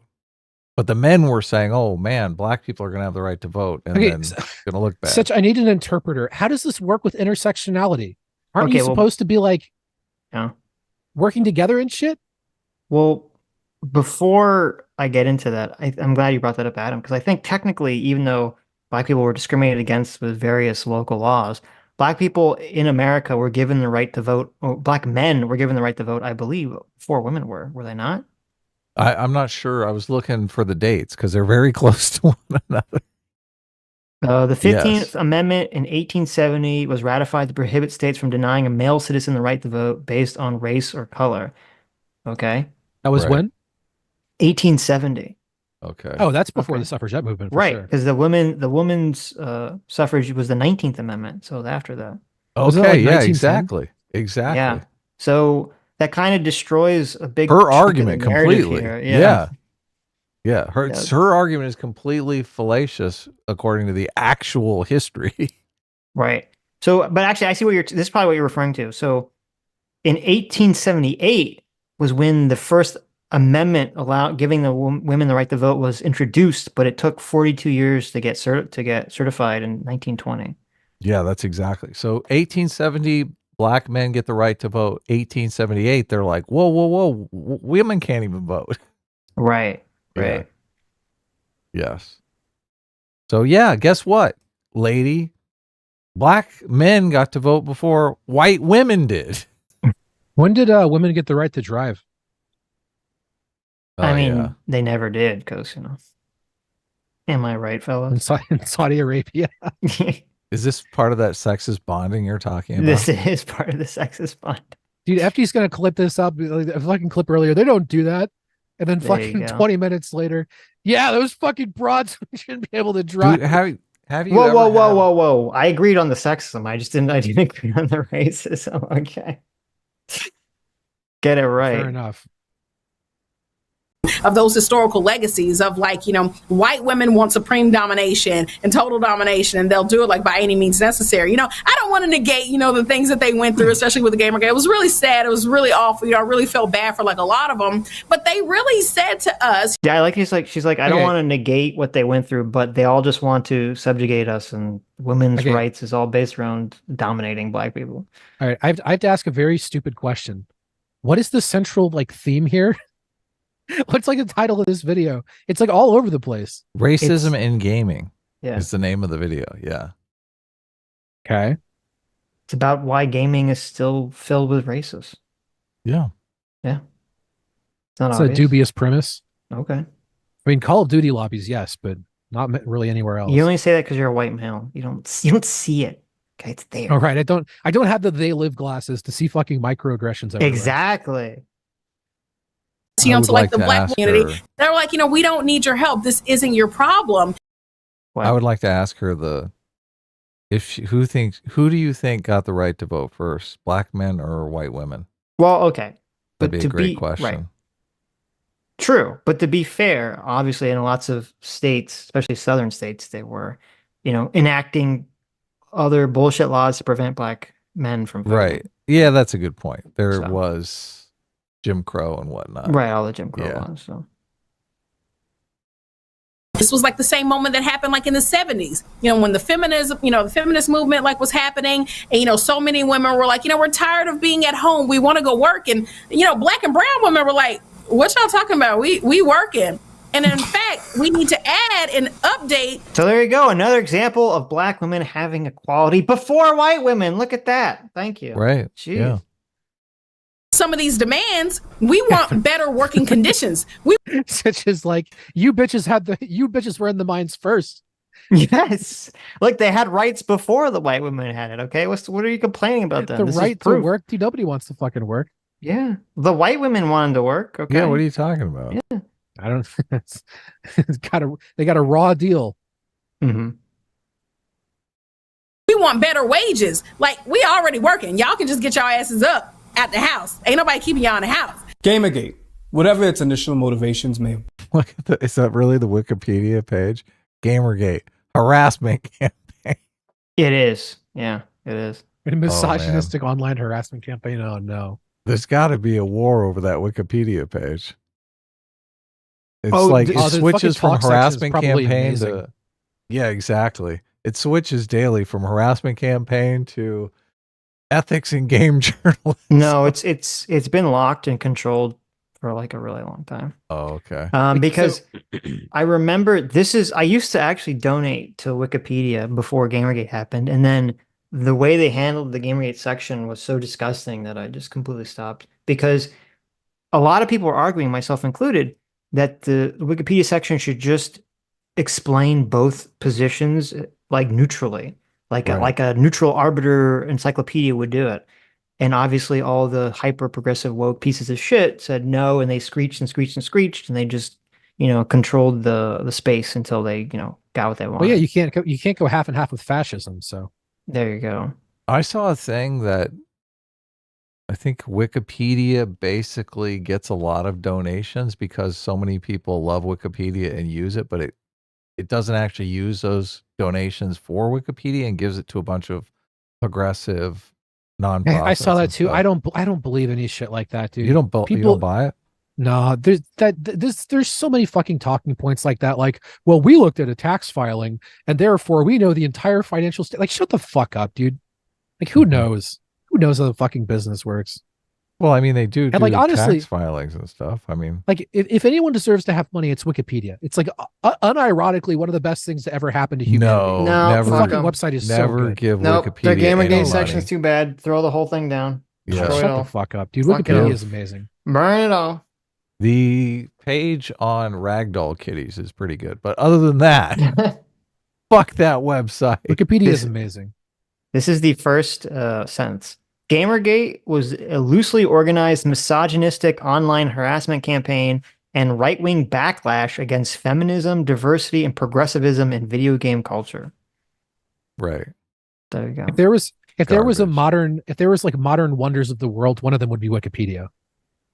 They shouldn't be so woke then. A lot of people get Wokeness mad. is correct. No. A lot of people get mad that we don't buy that narrative. They're like, just buy the narrative already. Buy that narrative. How dare you go against the Wikipedia page? Sitch, did you ever take a victory lap about Brianna Wu going back on the Gamergate stuff? What do you mean? Did you even see that? What happened? No. I think on Twitter. She's Oh my getting goodness! I don't very think you didn't red see it. pilled on Twitter. Yeah. I think she Over like straight up October said like I 7th. regret a lot of the Gamergate shit that we did. Did I She say said that that on she would our- say that? She said that on our show before, but Well, she said it recently. That was like I think a bit more emphatic. Nice. Based. She's pretty based on Twitter. Good for her. yeah. She's doing a lot of mea culpas. It's great. Dude, she's like down in the fucking trenches arguing with the schizos. I don't know why, but Because good they're for her. I'm all not on gonna her do it. side. She's like, she feels like they they're they not make her on look her bad. side, dude. She is fucking They're despised. by some of these people. they're all left wing though. She sees them as she sees Okay. them as on her political side. The social And democrats. she wants the them to vote for communist. Joe The Biden. communist fucking froth at the mouth at the thought of murdering social democrats. Okay, we are not on the same fucking side. She wants them to vote for Genocide Joe. I think the reason that she's arguing with those schizoids is because she's just really seeing how this new up and coming generation of left wing political activists are going to like destroy the left of America. Yeah. And it's driving yes. her crazy. Yeah. You look at this fucking banger tweet. I'm higher than hell on muscle relaxers prescribed by a doctor to treat a serious running injury. Time to make some tweets I'll regret. Next tweet. Time to talk about abortion. There you go. That's Bro, that's Brianna funny Wu? as fuck. Yeah. There you go. Oh wow. That's cool. Been and its offshoots have evolved into an internet culture war stoked by the revolving door of Jeremy. Oh, look, it's the Jeremy quartering. Hamley. Oh my God. Oh, the quarter pounder. Everyone They- loves going how after dare you. Jeremy, the quartering. They do, yeah. He's like, look, I hate all the right people. Like my video. Subscribe to my Patreon. Look, Of Jeremy can- liked the Vosh video, so he's a good lad. There you cancel go. culture and outrage baiting by the right. On one side, independent This whole It video is is weird he- outrage baiting, dude. Oh, yeah. Well, it's weird. He just throws in these like people's faces and shit. It doesn't like Yeah. show anything that they did. No or time out them. It's context. just like, yeah. He's like, look at this white nerdy looking guy. He's a bad Yeah. man. Yeah, look, he's just like all white people. He's racist too. Dude, it'd be so much better if he like crudely photoshopped Nazi hats on him. There you go. You want me to put a "Make America Great Again" hat on this guy just for some memes? You should do it. All right, guys, Blunty Fly's getting to work. Oh God. What is he? Is he the guy going to beat up Juicy game Smoulet in makers and Chicago? critics, many of my whom are women and femmes, have and continue to advocate for increased inclusion, while a motley alliance of vitriolic opponents comprised of misogynists, anti-feminists, trolls, individual convinced of manipulation by a left-leaning and or corrupt press, and traditionalists who resist any alterations to the established norms in gaming. The clash between these factions reflect broader debates surrounding representation.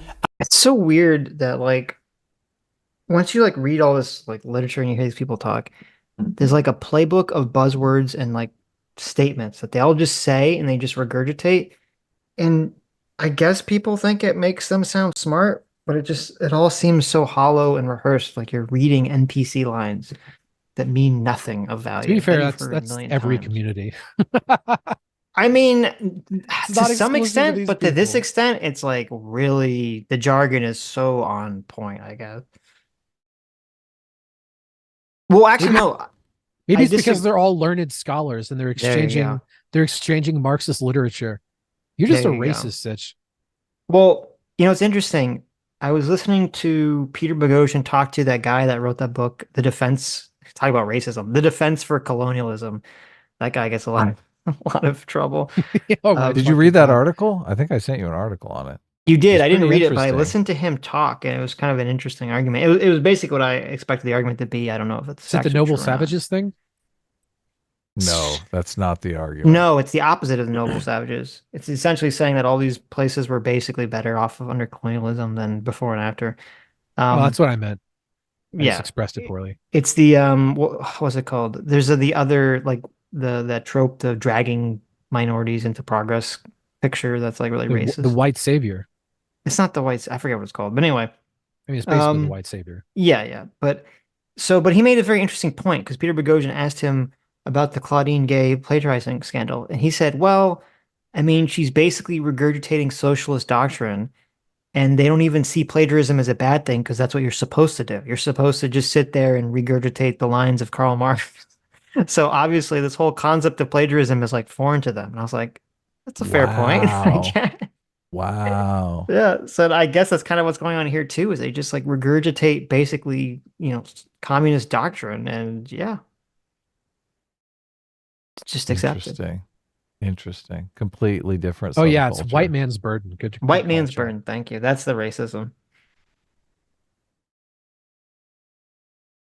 And change. But as written in the Washington Post, the divide is, in part, demographic. It's the difference between the historical, stereotypical gamer, young, nerdy white guy who likes guns and boobs, and the much broader, more diverse range of people who play now.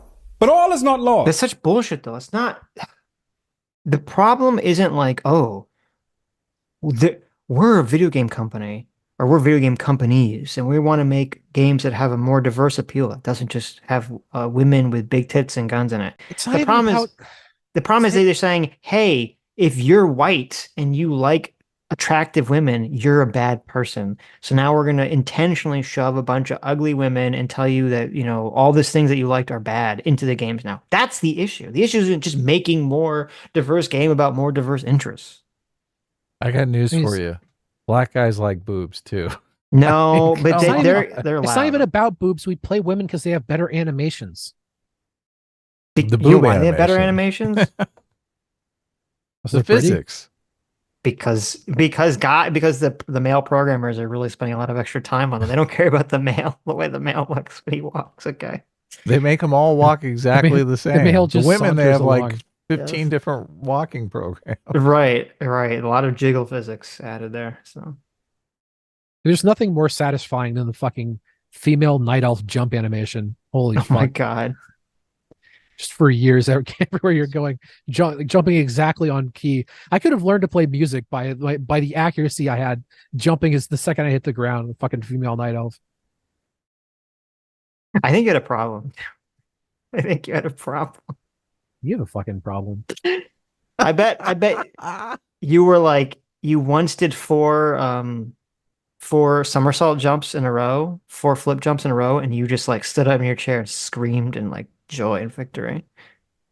No, if you get up from your chair, then you're interrupting the dopamine. You just sit there staring without blinking for hours, just pressing the jump button. Yeah, but what'd you do when you finally hit that quadruple flip jump? You're saying 4 like it's impressive. I could do this like without fucking it up for like minutes. What do you mean? It's just random. What are you talking about?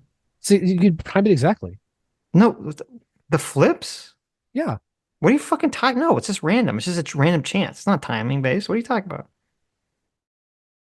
What the fuck are you talking about? What are you talking about? What are you talking about? What game are you talking about? I'm gonna go buy a WoW subscription and fucking get to the bottom of this right now.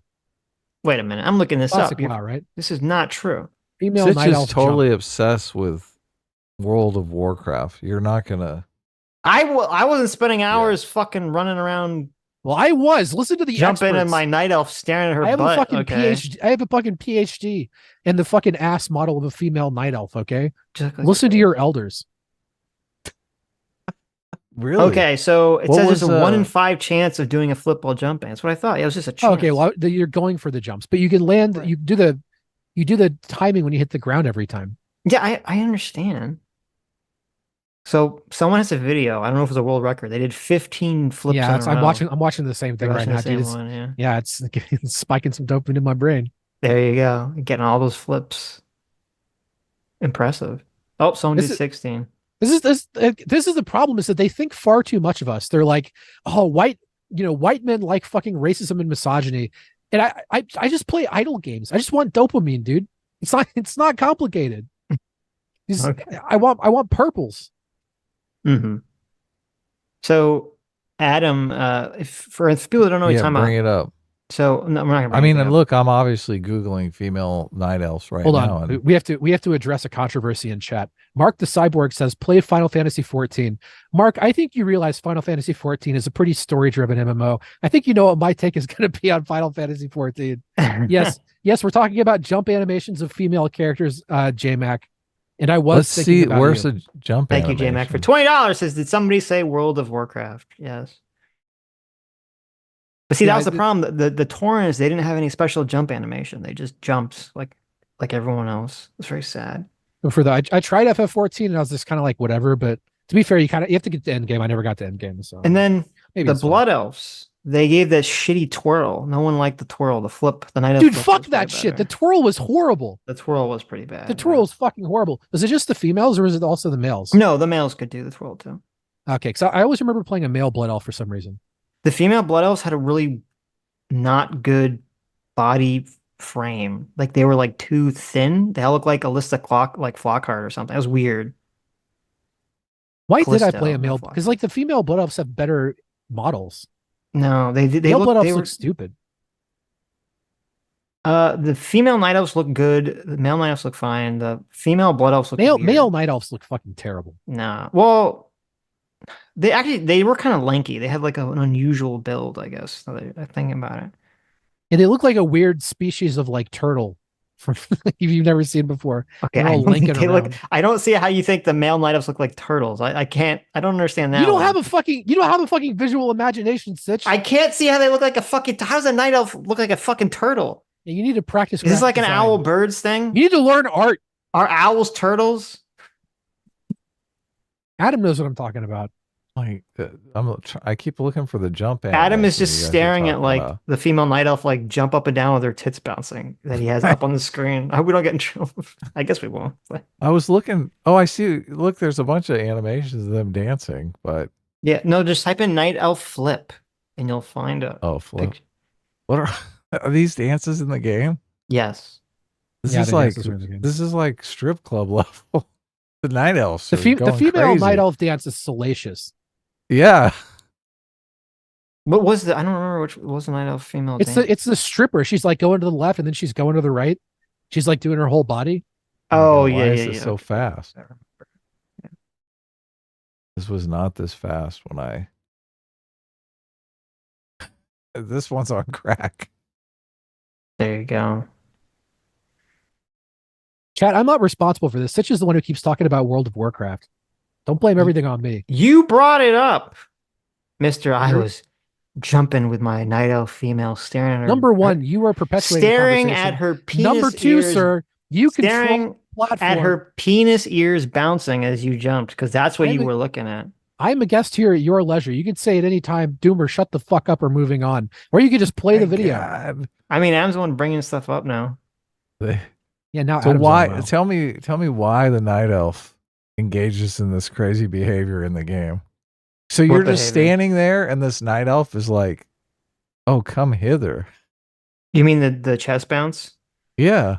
It's just that's an idle animation. It's an idle animation, but they just do it once. It's on a loop. Yeah, it supposed to- happened like once every like couple minutes, I think, or something. Yeah, Once it's supposed to be every just minute. like a happy jump or something. I can't find the flip, but I just. Doomer has wrecked the stream. The stream has life in it for the first time in 4 months, Vincent Van Gogh. What the fuck are you talking about? There you What? go. This is a research stream now. Yeah. How do you feel about those? How do you feel about those ears, Adam? Oh, awful. Awful. Yes. You don't like those ears? Those big Yeah. bouncy penisy ears? It's the worst. You don't like that? What about those eyebrows? Like she's got 2 dongs on the sides of her head. Oh my god. Is he even playing this on stream or is he is. Okay. He has a bunch of gifts up. Okay. Anyway, let's get back to the video. I have not found the flip, but don't worry about it. It doesn't matter. We'll move on. Yeah, it's not, all that matters is that chat is upset. We can move on. All that matters is that upset? Is that Doomer, who was supposed to be the guy who was so obsessed with his WoW Night Elf, didn't even know that the flip was based on a random dice roll chance. He thought he actually had some kind of control over it. It was he like thought the Night Elf loved him. It was him. 20 years ago. I'm sorry, I don't remember really the odds of a Night Elf fucking jumping in a game I haven't played for 15 years. Okay. Okay. I know you're very fickle. I get it. What is today's treasure is tomorrow's trash. I get it. Sitch just plays. It's an old game. Sitch is still playing this game. No, I'm not. Wow. The Night Elf now, she's got like hooves, right? No, that's the Draenei. Oh, okay. You're looking at the wrong person. Draenei. Dude, why are people weird about the Draenei females, dude? They look fucking ugly. They're the furries, I guess. I don't know. You don't look like furries. You're right. But I'm assuming it's the furry crowd that likes them. It's the fetishists you're saying. Yeah, well, because they have hooves, I guess. So that's where like they do have hooves. Yeah. Because I agree with you. I never liked the way they looked either. There were hooves in Freddy Got Fingered, though. I've never seen that movie, so I can't comment. Oh man, it's pretty funny. Okay. The Tom Green movie. I heard it was awful. Okay. Anyway, are you ready to? Okay, I'm not ready, but it's not a traditionally high quality movie, but it's an experience. Okay.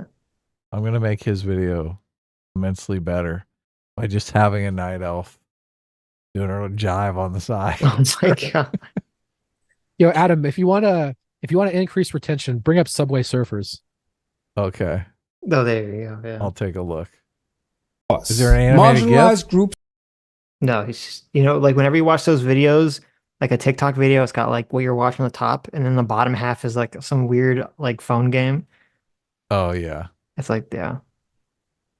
Actively combat the status quo in the gaming world using mods, forums, and inclusive events with the sole aim to expose their requisite player base to new perspectives and call for representation. I don't know how I feel about this gyrating night elf just on the side of the screen now. Well, come on. This is what the kids like. Sitch, just go with it. Okay.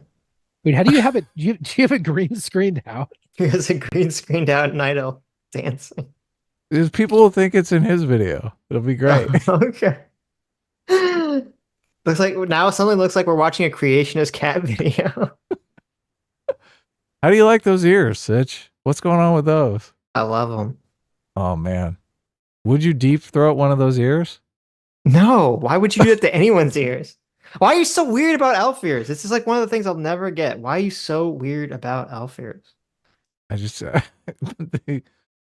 just imagine you deep throat one of those ears. Why would you It's even hilarious. think to do that? Adam's like, well, I can't suck a dick. I might as well suck an elf ear. Yes. It's the next best thing. In my entire life, it's quite the ever opposite. Playing WoW, I never thought, my brain never had the thought of like, I'm gonna be like to suck one of those ears. Like that never even occurred to me.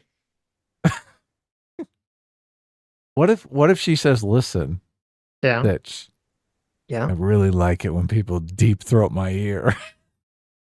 I mean, listen, if you gotta, hit, if you need to do that to get the home run, I'm down. Like, Sitch, us people with Sitch visual admits imaginations are just imagining sucking on stuff all the time. He's like, I guess okay, so. Are these ears circumcised? Listen, night elf females are hot. You'd be dumb not to do that. Okay, you're not gonna suck an ear to not to get to home base with a night elf female. You're crazy. Oh man. Who among us would not suck a night elf ear, okay, to get to the, Let's get into Quentin Tarantino to get territory. further progress. All Look, right? I know. Who among us, really? I'm waiting for Sitch to pull out the ball gag. Are you guys going to upload this stream clip? I hope not. No. The night elf ear segment. Yeah, I ping hope CT and get a I hope timestamp. Sammy G is not watching. Otherwise, some very bad art would be Oh, created God. from it. No one fucking tell her. Jesus. Here. We're not talking about ear biting. I'm talking about deep throating the ear. It's a little different, but Oh yeah, look at that. a little different. I moved the night elf to the perfect location. Oh, really? Oh yeah. It's gonna take a while for me to see where you moved it. That's okay. Did you put the ear in my mouth or something? No. Is it gyrating its hips on my face now? Well, I can do that if you want. It's gyrating on Boomer's Doomer. face right now. That's yeah. fine. That's fine. J Mac, our circuit father, thanks so much for the $20. Says it's 100% the accent Doomer, also the bronies. Oh, that makes sense. Oh, I've had sound off the whole time. I don't even know what they sound like. You don't know what the Drenai sound like? They have like Russian No. accents. This is another dude. I have so many video game hot takes that would just make people fucking lose their minds. Dude, the first thing I do when I load up a game is turn off the music and the sound. Yeah, so That's do I. weird. What do Well, you I mean? only do that if I'm Why going to is listen that to bad? like a podcast or something. Why do you want to listen to the horrible video game music? Oh my God. Sammy G just appeared in chat saying, actually, I just turned this on 2 minutes ago. Where the fucking hot? Oh, no. Pretty high, Sammy. You're always What fucking the here. fuck? Nice. Of course. You've been caught. Of course. Listen, this is Doomer's fault. He brought up the subject. This And is like Adam you- is making it worse. This is like you fucking summoned Beetlejuice. You said degenerate shit too many times in That's front of a true. goddamn mirror, and Sammy appeared. I bet that is true. That is Talk how about summon sucking. You talk about Sammy. sucking an elf ear for a little bit, but you motherfuckers talk about sucking elf ears for like 3 solid minutes. That's what summons That's gonna do it. Okay. I agree with that. Okay, ready to continue? Oh yeah, let's go.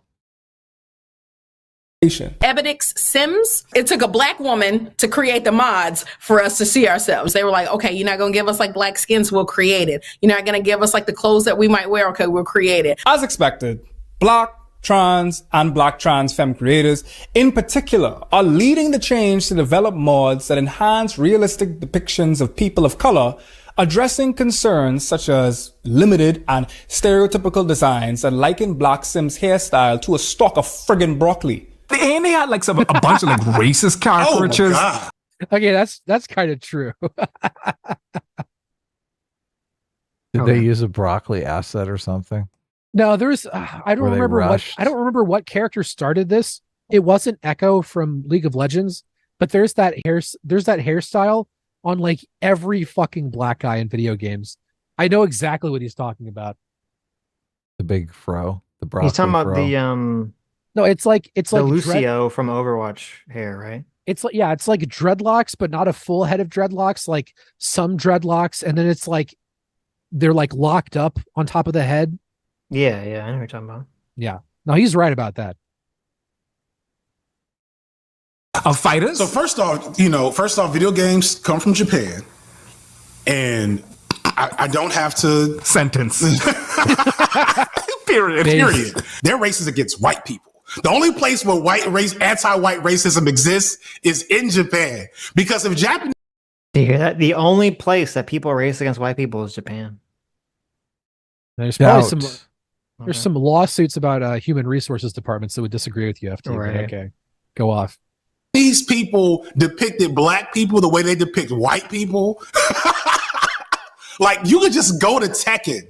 Tekken has a Chuck Norris American flag waving loudmouth dude.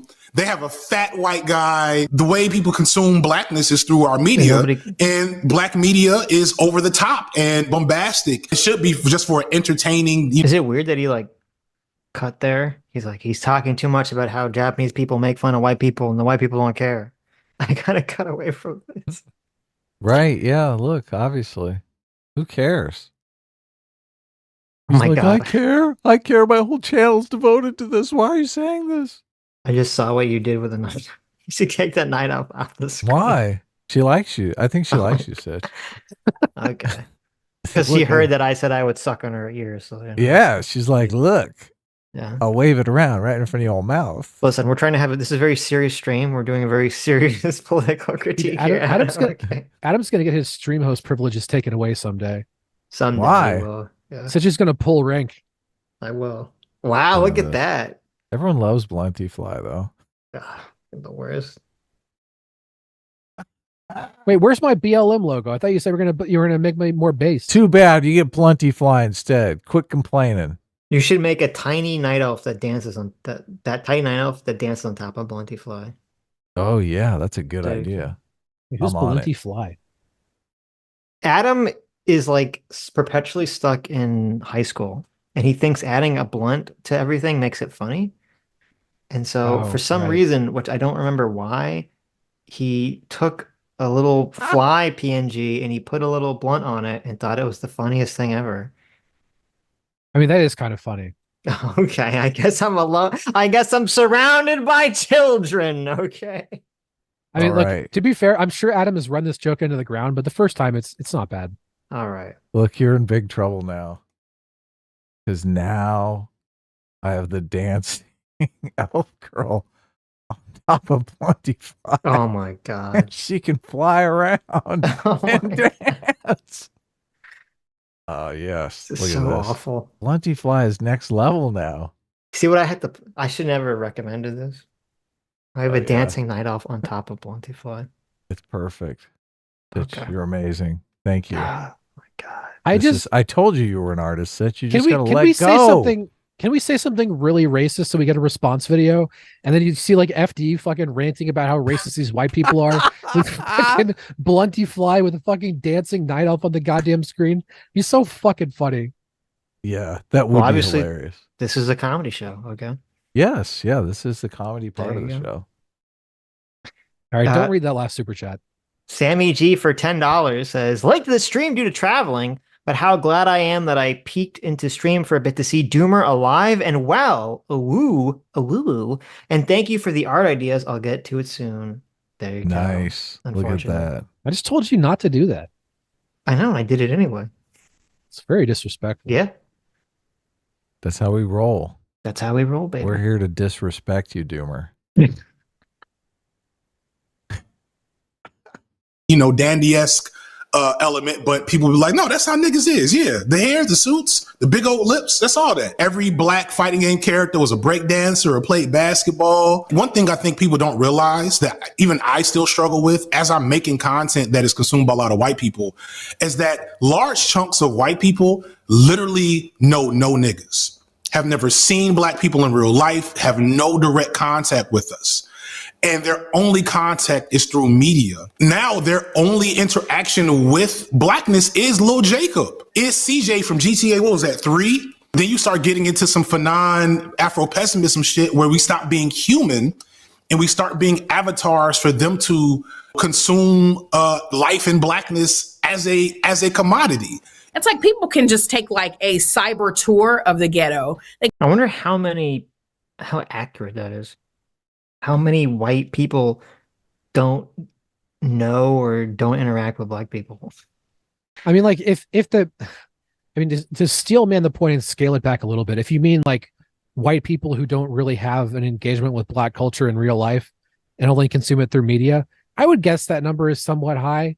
Mhm. It's probably double digit at the least, if not, substantially higher than that. But literally never met a black person in real life. That's like a staggeringly small number of people. Well, yeah, he said of no. course. I assume you mean more than have some actual Yeah, exactly. friendship Like, interaction with a white person. Yeah, you have to identify the hyperbole. The hyperbole there is pretty strong, but I get the underlying point. Right.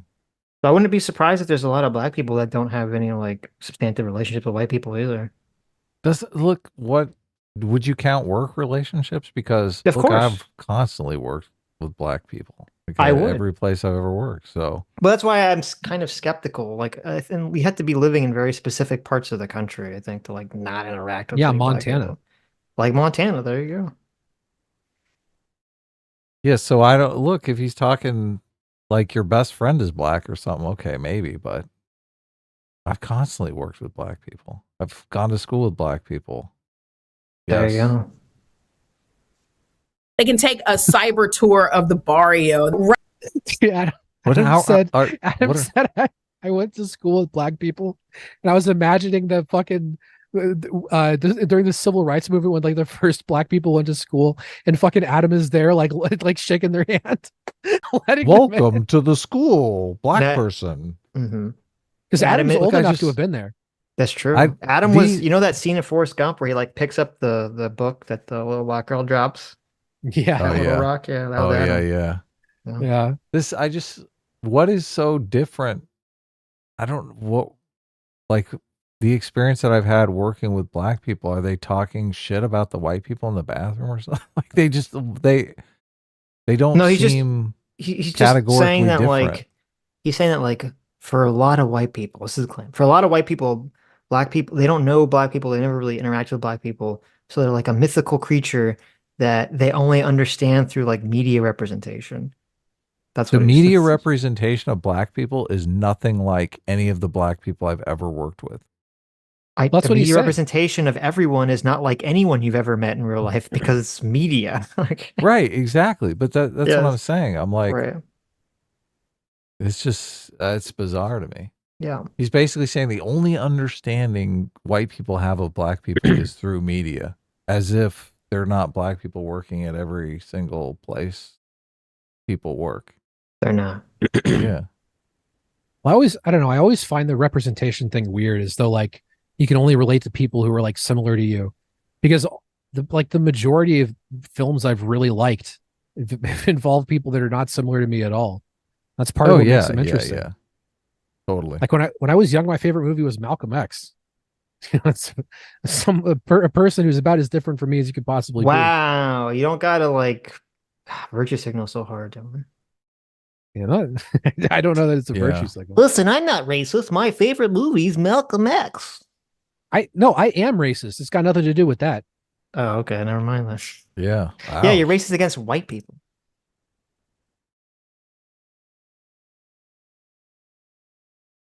All right. Ride through it a little bit, go in, and they think they cool, they think they know it, but then they leave. There's never really like a real engagement with like who our cultures are, and there's no understanding. This is, I do feel like no white person really wants to be friends with this woman in particular. And she's kind of mapping that onto all white people. Maybe. Like people probably steer clear of her, right? She's gonna. Wait, what did she say? She's gonna call him racist. She's gonna somehow turn you into being a racist. You're gonna be like, look, I don't need any of this shit. I'll just stay clear. And she's interpreting that like all white people hate all black people. No, it's just you. Yeah. Of like how those conditions came to. Oh yeah, totally. And just look, it's obvious. I think she is. I don't want to hang out with people who are racist against white people. Why would you want to do that? Look, if you're black, why would you want to hang out with white people who are racist, right? But then these people are completely racist, and they wonder why white people don't want to hang out with them.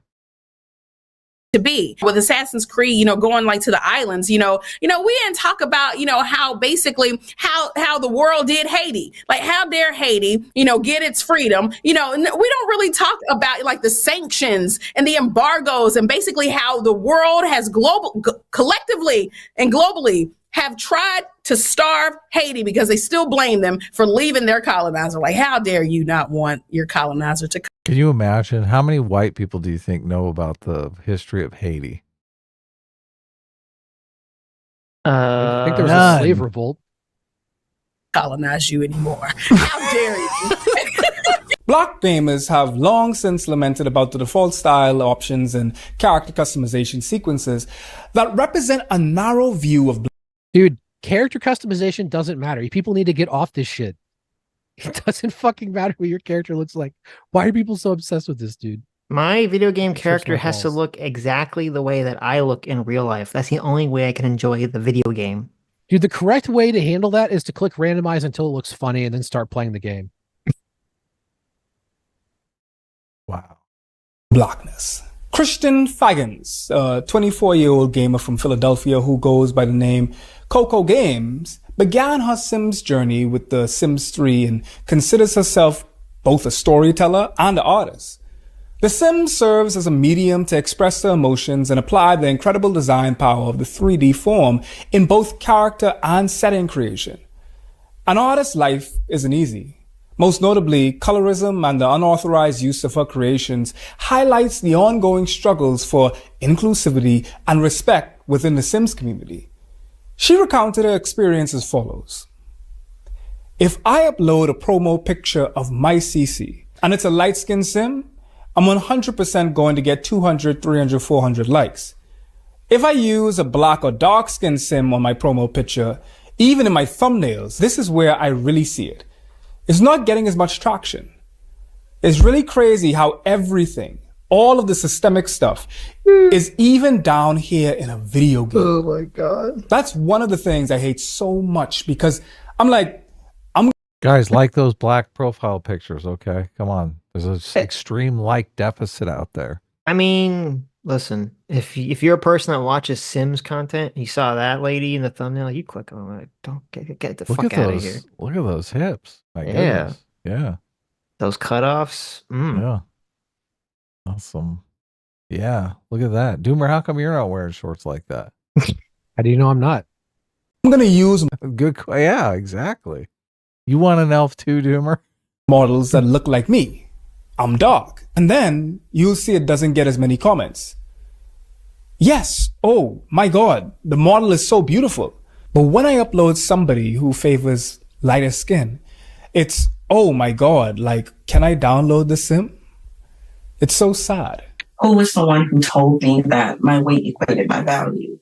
Because I was very healthy then, like a healthier weight. Like, yeah, I was overweight, but I was a healthier weight. And now, like, yeah, I got a lot of extra on me, but my blood work looks better than my husband's. I had to learn to love me. And for a lot of male gamers, especially because of male figures in their lives, it's harder to find what it really is to love yourself. So, what can you do? What can we do? I love games, and I hear and see the outrage and fervent responses by those who enjoy playing, designing, and even watching games. Because you allude to something I think is powerful. We're forced to empathize with whiteness through our media and consumption of media because we never see ourselves.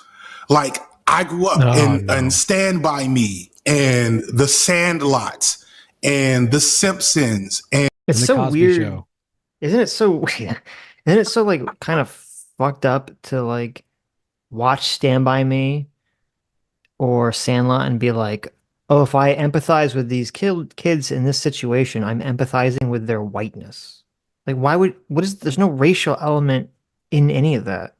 And there shouldn't be. Yeah. Like, it's super fucked up to even conceptualize it that way. Does the Sandlot suck? Stand By Me is like okay. Stand By Me is really good. What do you mean? It's like a classic movie. Well, a lot of classic movies would be okay on the Doomer scale. And it's not a romantic comedy, so I get it. Not every movie can be good. Right. So I remember when Sandlot came out, people fucking loved that movie. I thought it was okay. I never got into the hype for it, but I was going to ask if it's the one with the ghost baseball player, but that's Field of Dreams. That is Field of Dreams, and that wasn't a ghost. That was an angel. Okay, I get it right. Okay, whatever. It was Christopher Lloyd. It was the angel. Hot take: Vampire Baseball is better than Field of Dreams. I don't even know what the fuck Vampire. That's a movie. Or are you talking about this? One scene from Twilight. It's the end of Twilight. Oh my God, dude, that scene's actually cool, dude. People are fucking haters. Oh my God. Really? I will defend some stuff in Twilight. You're simping for Twilight Vampire Baseball in Twilight. I will simp for Vampire Baseball in Twilight 1. God. It's a good scene. You love Twilight since you're such a dude. The funniest shit with Twilight 1 is like one of the main criticisms that movie gets is people like, oh, it doesn't have a plot. The second it gets a plot, the movie goes to shit. Like those movies fucking suck dick because of the plot. When there isn't a plot and the characters are just meandering around, it's like so much better. Let the vampires play baseball. It's fun. Oh my God. You're fucking haters. You should learn to enjoy life. Yeah. Okay. Growing Pains, all these shows with young adolescent white boys, I learned how to project my black ass onto these white boys. They don't know how to do that shit. My sons have no video games. Still, 2023, there are no games for them to play where they play little black boys. None. All the adventure and joy and fun in life is filtered through a white male perspective for everyone, let alone. Wait, did you just say there's no black people in video games that his sons can play? No black protagonists, yeah. You mean specifically young black, like black boys? I guess, yeah. Dude, I don't know anything about fucking children's media at all. Maybe he's right. It's possible he's right. Dude, it's kind of funny. You get a friend who like has kids, and you like go over to their house and you see an entire other world of media that like you would never fucking watch. You're like, wait, they're trucks and dinosaurs? What the fuck is this show? Yeah. Why does it, I don't know. On one hand, it's like, it's easy for me to say as the white boy, right? Like that would be the response. But like, why does it matter? If the character you're playing in the video game is like your race or not, is some identifier with you or not? Like, shouldn't we be trying to say, oh, you can identify with anyone regardless of their skin colors and that kind of the whole thing that we're supposed to be striving for here? This is the POV question. Right. It's like I have trouble getting in the POV if it's different, it looks different than me. Like I would understand if, like I think there's an argument when like, oh, all the black characters in the games are like stereotypical and bad. Like, okay, then I get it. But if it's just like, oh, my children need to have like this racialized experience. I don't know. I feel like we should be as a society trying to move past all that. That should be the goal, at least. I mean, that's what that's the liberal value. That's something these people don't think that. I know. The experience. I go way beyond that. I think personal identity is something just to be fought wholesale. You should fight within yourself. You should just reject personal identity as much as you can. Mm-hmm. Well, you have to have some identity, Doomer, obviously. No, you don't have to. You don't have to embrace it. You don't have to treat it as an attachment. Well, I mean, a lot of people ignore racial identity, but you have to have some identity. You're saying like have no identity. That's just impossible. No, it's not impossible. What is your? I'm saying that personal identity. I'm saying that personal identity is a harm. It doesn't do anything for you, but it creates possible problems. And the less you're attached to your personal identity, the better your life's going to be. Yeah, I think you got to know who you are, though. That's the only thing that I'm objecting to. And somewhere identity comes into that. I would say part of the problem is people like FD Signifier, they identify as a black man above some other identity that may serve them better. Like if FD Signifier identified as a content creator instead of a black content creator, I think that could be more helpful.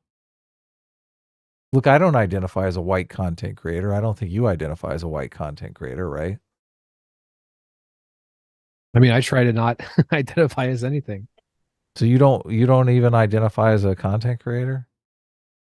I just like what do you identify as? You gotta have one thing.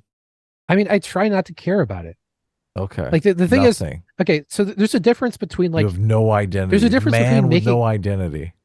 Okay, there's a difference between making like factual statements. Like I can tell you like biographical information and like what I do with my time. That's like, but I don't give a fuck. Like having an identity would be something like if I didn't just tell you I was a content creator, I needed you to like respect that. I was putting like a burden on you to reinforce my identity in a social context. And if you didn't do that, I would get upset. That's what like I'm talking about with like identity attachment.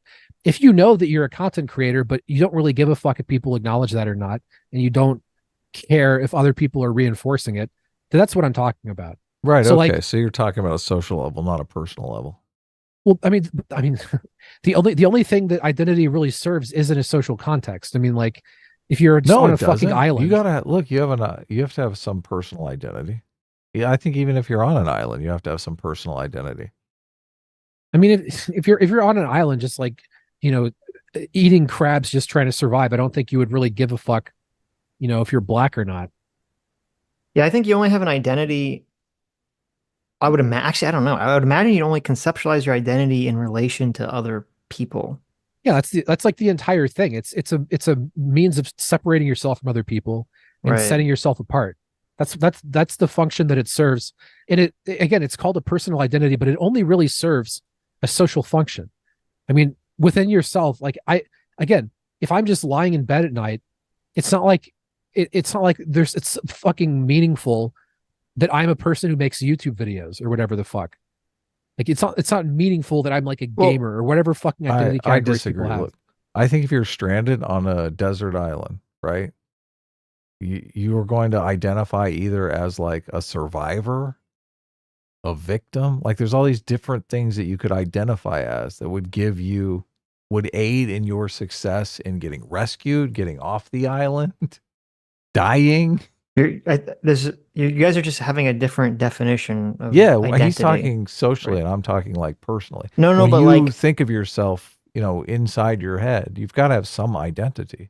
no, but like okay, so like if you're on the island in the scenario you're talking about, and you've decided like I'm gonna survive this island, I'm gonna get off this island, right? I Like, am a survivor. Sure, but like when you say identity, I would just die. By the way, well, there you go. He's not a See, survivor. that's the difference, Right? but But I identify as a but survivor. I think this is like kind of the difference. Okay, so when you're talking about Adam, you're kind of talking about an identity in like a Jordan Peterson sense of like your identity is This like is who what I am. Yeah. you do. No, you don't even have to like think. Like you could be on the island and you could be surviving, and you never have a thought process like I will survive. This is what I am. You can never have that thought process, but you're still acting in that way, and you would say, well, that's your identity. And I think Doomer is saying more like the identity is like this conscious thing that you're thinking about and relating to yourself, right? Yeah, well, maybe this is just a difference in thought pattern because Yeah. I think focusing on the identity of being a survivor would give me a distinct survival advantage over somebody who No, it focused might on- that might, Yeah. but that's So not I really would what be I'm talking about. organizing my personality in a certain way where other people might organize their personality in a way that would be counterproductive. I'm saying They that, like, might okay, focus on all the okay. bad and Here's another example. If you identify as a smart person, then you might react very badly if somebody treats you as though you're not smart, or if you like make a mistake Exactly. in private and like you get an indication that you might not be as smart as you think you are. You're gonna have a pretty bad reaction to that because it's a disruption. It's actually like a kind of minor trauma. It's a disruption of your identity and your view of the world. Yes. Right? And it just gets in the way. And again, you can think that you're a smart person, but just not really give a fuck about it. And if you do something stupid like everyone does, you make a fucking boneheaded ass mistake and pay the price for it. If you're not committed to that at all, you can just laugh it off, be like, oh, you know, whatever. Sure. But if you're like really invested in this idea of, oh, I'm a smart person, you know, some people get up their own ass and you get into some real problems. Well, I mean, I'm assuming this is all coming from your Buddhism because it sounds very in that vein. Yeah. And yeah, and I think it depends what your Look, goal you is. identify as a Buddhist? Is that what's going on here? It's not a very Buddhist thing to identify as a Buddhist, Adam. I think the I Buddhists know, are probably but right. look, you're keeping it a secret, but really you identify as a Well, Buddhist. okay. You Hold just on, want hold to come out and say Well, no, because again, like what I'm explaining is that identifying as a Buddhist would be an attachment, which would be bad based on the fucking principles of Buddhism. I think the Buddhists are probably right. Let me talk about this attachments thing. Okay. So it depends what your goal in life is, Doomer. This is kind of because I kind of felt like I went down this path and it took me a while to realize this. Like I think like a lot of the whole like detach from everything mentality, like if in a limited sense it is useful and it's good, but I think in like the broadest sense, in the most Buddhisty of Buddhist sense, I don't think it's really useful unless your goal is to become the Buddhist monk who sits around detached from everything. Yeah, because you I do need to have. agree. I yeah. completely disagree with that. I know you do, but Well, you do need to completely have. disagree. Because if you don't have an identity, if you don't have an attachment, then you don't have drive. You don't. Yeah, You lose exactly. everything in life that's directing you. That's look, not this true. is this. Look, Sitch, you're Well, if always that's what talking you about want, how if you I just want to sit around and be one with the universe, then go for it, right? But look. if, I mean, there's things I think, want, but I don't. I mean, like, I want to be successful on YouTube. Obviously, it doesn't mean I identify with that. yeah, It's but not like Doomer, that's the but that's- problem. Identify as a content creator for heaven's sakes, and watch what happens. no. Here's the paradox, and I get it. The paradox is like, if you could detach from the desire to be successful from YouTube and still engage in a behavior that would put you on that pathway, you would feel better whether you succeeded or failed on that path. And I get that, Correct. but it's a paradox that can't exist, because if you're really detached from wanting to succeed, then you would have no desire to even attempt to succeed in the first place. And so trying to exist in that paradox, I think, is just, it creates like this weird internal conflict where you're not really true to yourself. And I think that causes more discordance than harmony. I don't think motivational personality really backs that up. It's like, it's not that. God, now we're gonna get into fucking Maslow. If you like, you're always going to have a drive to do something. If you don't have a drive to do something, there's probably something interfering with that has nothing to do with your personality formation. It's probably some sort of a mental disorder or something. Like you have some ailment that is, stopping you from being motivated. Most people have motivations all the time. The question is, as you meet certain motivations, other motivations will occur, right? Mm-hmm. And like, it's not as though like, oh, if you fucking zonk out on Buddhism, you just don't want anything anymore. That's not true at all. You're gonna keep wanting stuff, but as you progress up the fucking hierarchy of being a more and more developed person, you're gonna want things that are more and more true to yourself. So like, if you want to do a certain thing, the more developed you get as a person, the more purely you're going to be able to experience that. And the less you're going to be motivated by, other things that would get in the way of that. If you were, less developed or, less far along the path. It's not like, I'm fucking enlightened, I'm just going to sit here under a tree for the rest of time. That's a completely different thing. There's very, very small numbers of people who do that. Okay. I'm just saying, from my own personal experiences, that's where it goes. But I guess the real question is, as Sammy in the chat asked, Doomer's goal is to capture Sitch's heart. Is this true? That is not true, Sammy. I think that is true. Sammy has the worst takes, dude. It's consistently the worst chatter. Wow. The worst chatter. Do you hear that? Wow. Okay. I can get the spotlight off of me for I think art. Doomer identifies as like a serial killer or something. He just can't tell us because not acceptable. That would make sense. I would make sense if he is like the BTK killer and like part 2. Adam, I don't identify as a you haven't been listening. I don't identify as a serial killer. I've just killed a few people. Right. Yeah, exactly. Mm-hmm. I think in most people, identity is paramount. They have to form some kind of identity or they cannot survive in the world. And what you're talking about, it just seems completely detached from reality, from the reality of people existing in every day. Most of the time people identify as like mother, father, Christian, plumber. Like they have some identity that when people ask them, what do you do? They most say, people look, identify as fucking communists or fucking look, you're making my Republicans. argument. You're making my argument. That's how it brings important. enormous problems into their life. Well, no. It doesn't change the fact that they need an identity. And what you're bringing up is a problem. They don't have any kind of identity. So they adopt one called communism because it's what everyone else online is doing. Yeah, that's a problem. The solution to that is just to be less dependent on personal identity, not to jump around. Oh, this week I'm an ANCAP. This week I'm a communist. That's ridiculous. The way to deal with it is the final solution to identity, Adam. You're just kicking the can down the road. It's just this is like utopianism off the charts. The idea that you can have a complete society with people that are just identityless. Well, okay, just to be clear, people are way mental. too fucking dumb to pull this off. Okay, I'm not saying everyone should do this. I'm saying that basically everybody on an individual level, basically 5 or 6 different identities. They're basically like, look, everybody I'm a on an individual Republican, level would be. basically everybody on an individual level would be better off if they lived this way, but almost no one is going to do it or even most try. people collect identity. This is They do, and it's the This source is of why I almost think- all of their problems. This is why I think You know, like, you know how much fucking shit people do to try and maintain their social identity, to try and maintain their image as a person who like represents a fucking certain concept to other people. It's like Yes, the source of people spend their entire fucking lives fucking slaving away trying to convince people that they are a certain way because they care about this shit too much. well, yeah, and you can look at it as it actually motivates them to do things in the world that we need done in the world that are good things to do. Yeah, we need okay. Look, yeah, we need people to man the hamburger stands, okay? So let them get attached to their dumb fucking identities so they lead shitty lives and end up flipping burgers. Okay, that's a very pragmatic argument, Adam. Don't think I can disagree with that. Well, look, most people don't include burger flipper in their identity stack. Look, if you're flipping burgers to support your family, though, you are adding father or mother to your identity stack, and you realize, look, I am doing this thing that I don't like to do because I want to be a good father. I want to be a good mother.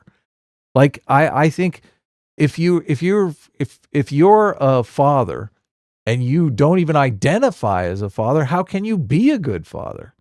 There's no, you don't need to identify. Like, again, Sitch has gone on mute because he already called this out earlier, and we're just looping now. Well, look, what you're saying sounds ridiculous, but we can move on. Okay. Look, I don't see how a world functions where everyone is just identityless. I'm not proposing that everyone should do this. Everyone is never going to do this. I'm saying that on an individual level, personal identity is a harm. And yes, most look, people I don't think you've would be made better that off claim. not caring about it. Look, I hope your father didn't feel the same way. Okay. This is where like relationships go to die. It's an interesting go tell your best friend that, you know, friend is not an identity that you identify with. So therefore, look, we're not really friends. Again, Adam, you're using a different definition of identity than I am. Okay, well, if we're just playing word games, that's fine. I explained what I mean.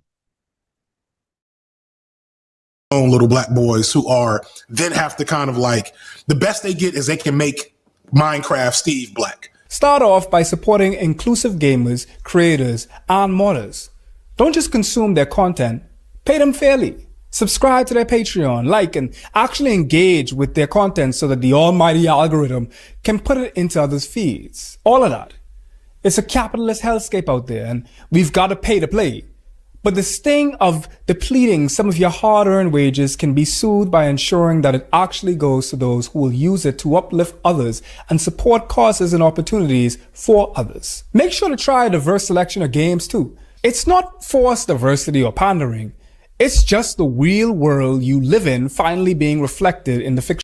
It's weird to hear a speech where like the central message is you need to be a gamer, and this is so weird. Like, doesn't this feel out of place to you, Adam? Okay, I'm back. What's out of God place? damn it! Why'd The video you you leave? didn't see. Oh, Don't let him leave. what happened? Let I had to him go to the go. bathroom. We should You be guys so were lucky. arguing about identity. No, Listen, Doomer's listen. out of it. Let me tell I you think the we answer. understand why Doomer's not getting any content creation done. Let me tell you the answer. The answer is that you need a balance. Okay.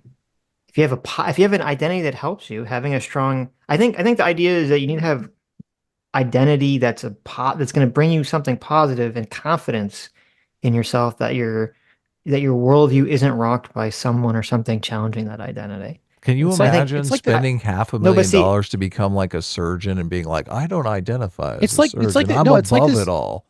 It's like this shit. It's like this shit that Jordan Peterson says. Like it's like a Young quote, where like people don't have ideas. Ideas have people. Identities have people. It's something that lords over your life. You don't have control over it.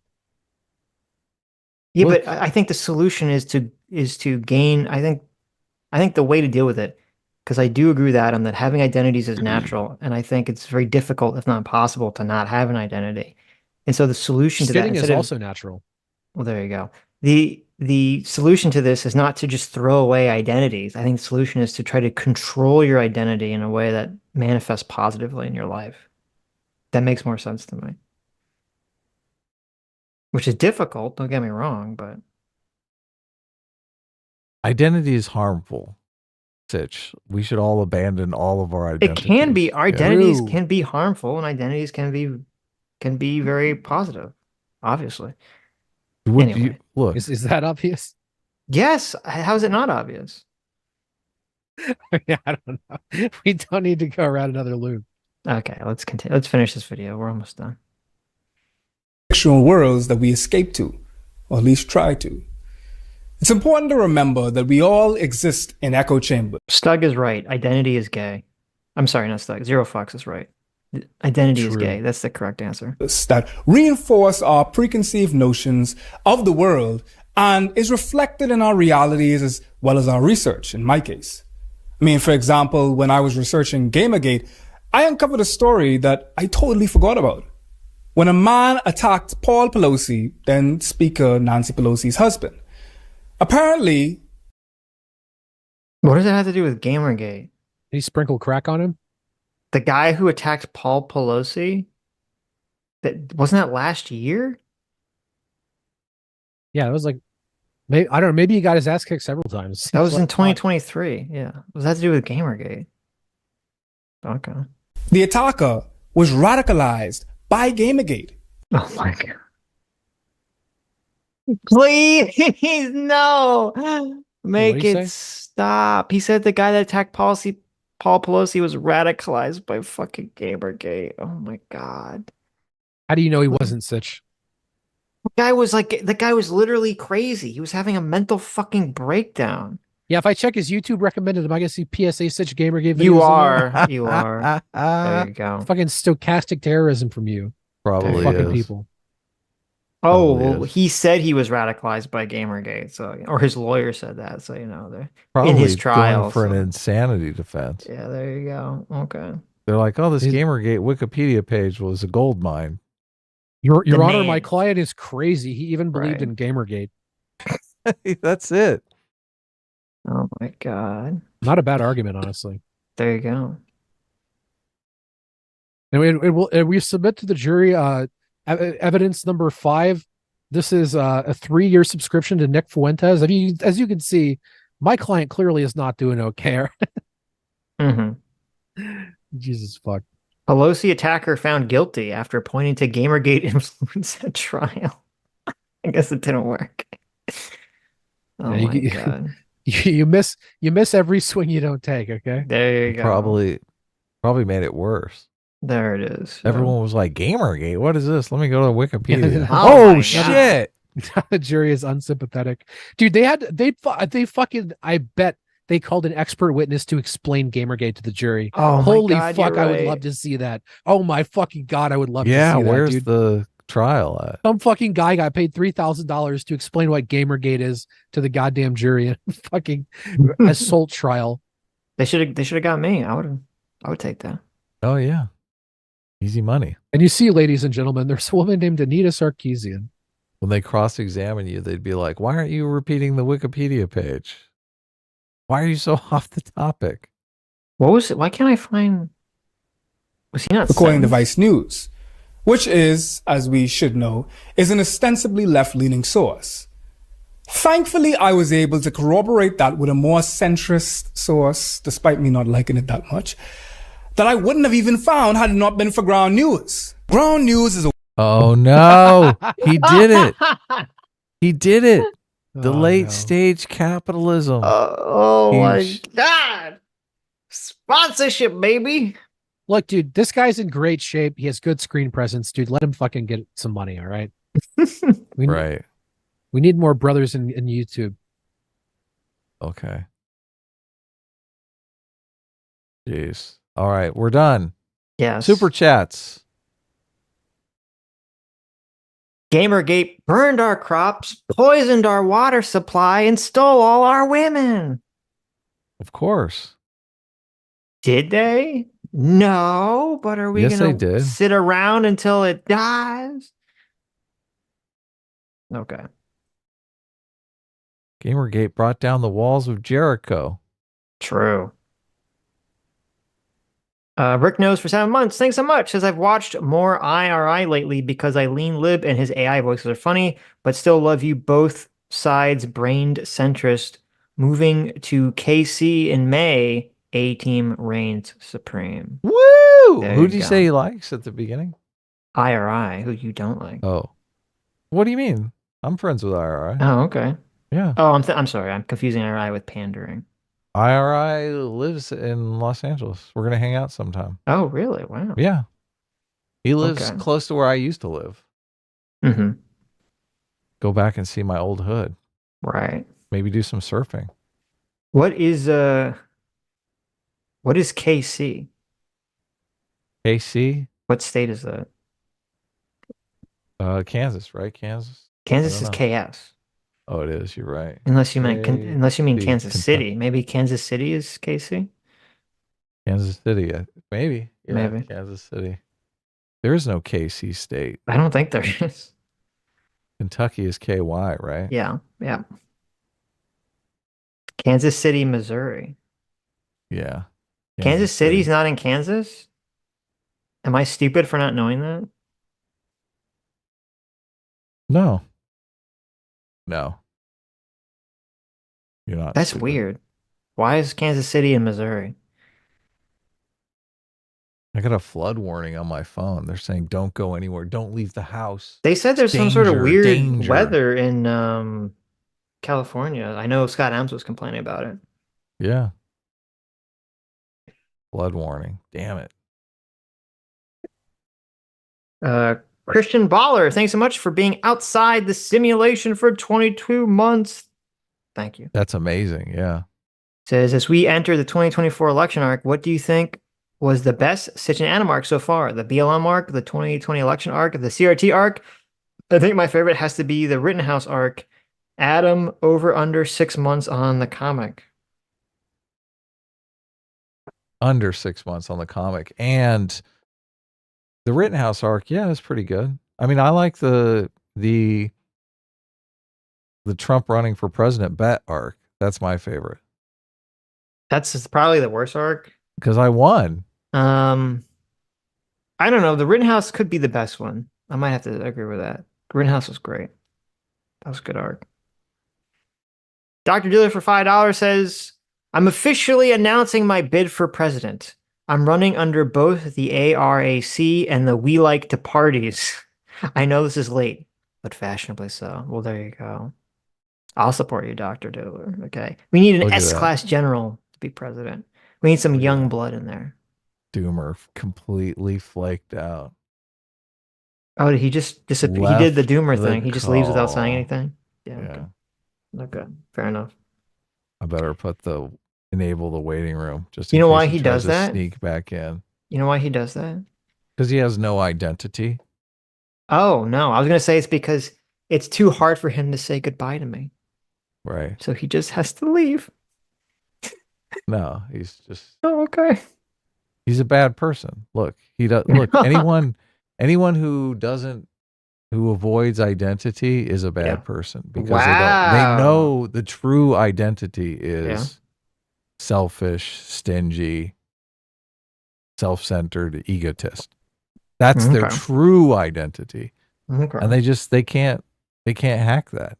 Look, nobody wants to have that identity. They'd rather say, look, I'm a Buddhist and I don't have any identity. Wow. Yeah. Well, your identity is to have an identity. Look, yeah, I want to be a good person. That's part of being my identity. Viewers in the chat, he says, that's not why, fuck you. That is why, Doomer. And listen, I get it. I know as a Suan Dure that you just can't admit it. So it's fine. Listen, I'm here for you to speak the emotions that you have difficulty speaking, okay, as a friend. And maybe someday something more. M8566 for $5 says, Team Blunty Fly for the win. Take a poll. We, the people, love our joint smoking Blunty Fly. I guess we could do that. We should not do that. I have to run to the bathroom. I was hoping Doomer was going to stick around long enough. You go run in the bathroom. I can read super chats without you. Okay. I'm a professional. I hope I don't get drowned. There you go. The second Adam leaves, I'm gonna just destroy Bluntyfly assets forever. How do you do that? I'm gonna hack your computer. Please don't. I'm attached to Bluntyfly. I'm gonna change the stream key. Look, part of my identity is Bluntyfly creator. Oh my god. That's one of my character designs. Okay. You're attacking my identity as a character designer. Okay. How can you do such a thing? Okay. Caleb the Cynic for $5 says F slurry. Is that like a terrible smoothie that makes you gay? There you go. S class is the best class. Thank you, Caleb. Equishadox for $10. Thank you. Says this would be like if I, as a Chinese American, chose to be offended by a game using kung fu action elements to spice up their gameplay.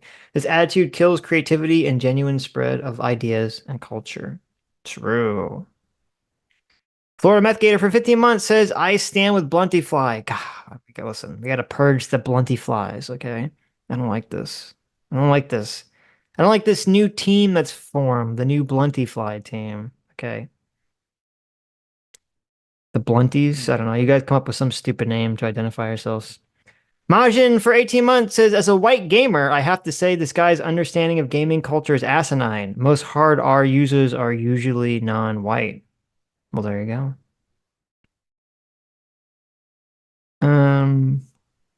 Bricknose for $20. Oh, sorry, Bricknose. I don't know how I missed this. Obviously, this anti-gaming stuff is triggering, but why? Is there an analogical example of people coming into a space not originally designed for them and tearing it down? And how can gamers take fair steps to be more welcoming?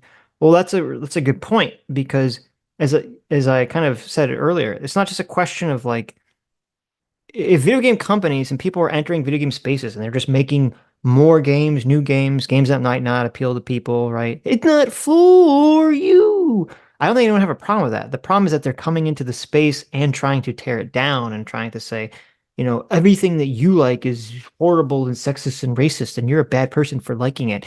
And if you don't stop liking it, then you're going to keep perpetuating this racist sexism. That's the problem. That's what it's kind of motivating all the people to fight back against it.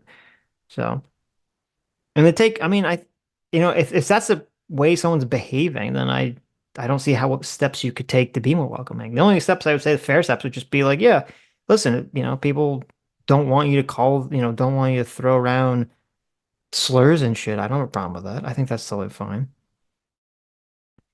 Do we take away their gaming rights if they do the slur thing? There you go. Just be 1005 for 5 months of discipline equals freedom. Thank you. Says, either of you interested in American fiction, good critique of left-wing racism, and a funny and emotional story would recommend? No, I've never heard of it. American fiction? Check it out. I'll check it out. You have a poll up. Ew. What's the matter? It is a movie. This movie is out recently. Yeah, I think someone was nominated. The guy's nominated for Best Actor. Oh, sweet. But I haven't seen. I don't even know what it's about. It's got the guy from Westworld in it, though.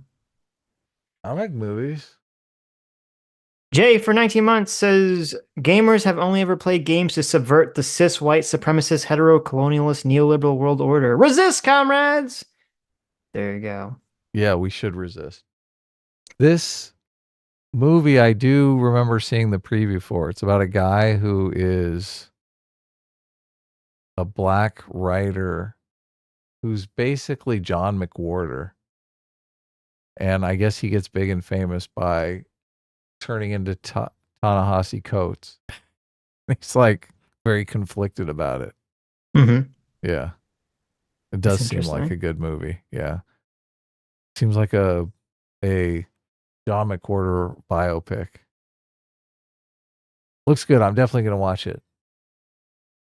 Bricknose for $10 says, or is their gaming criticism fair, but just their smug, entitled tone is what makes it annoying? It's a fair point. Most games have had male protagonists or sexual females. If women didn't want it, then what? I mean, I think there's a difference between saying, like, again, why I think they're not fair is like, yeah, if you want to have more games that have more female protagonists or more black protagonists, That's totally fine. I don't have a problem with that. I don't think anyone have a problem with that. It's the attacking what exists already and attacking people that like what exists, as opposed to just saying, well, let's have more variety.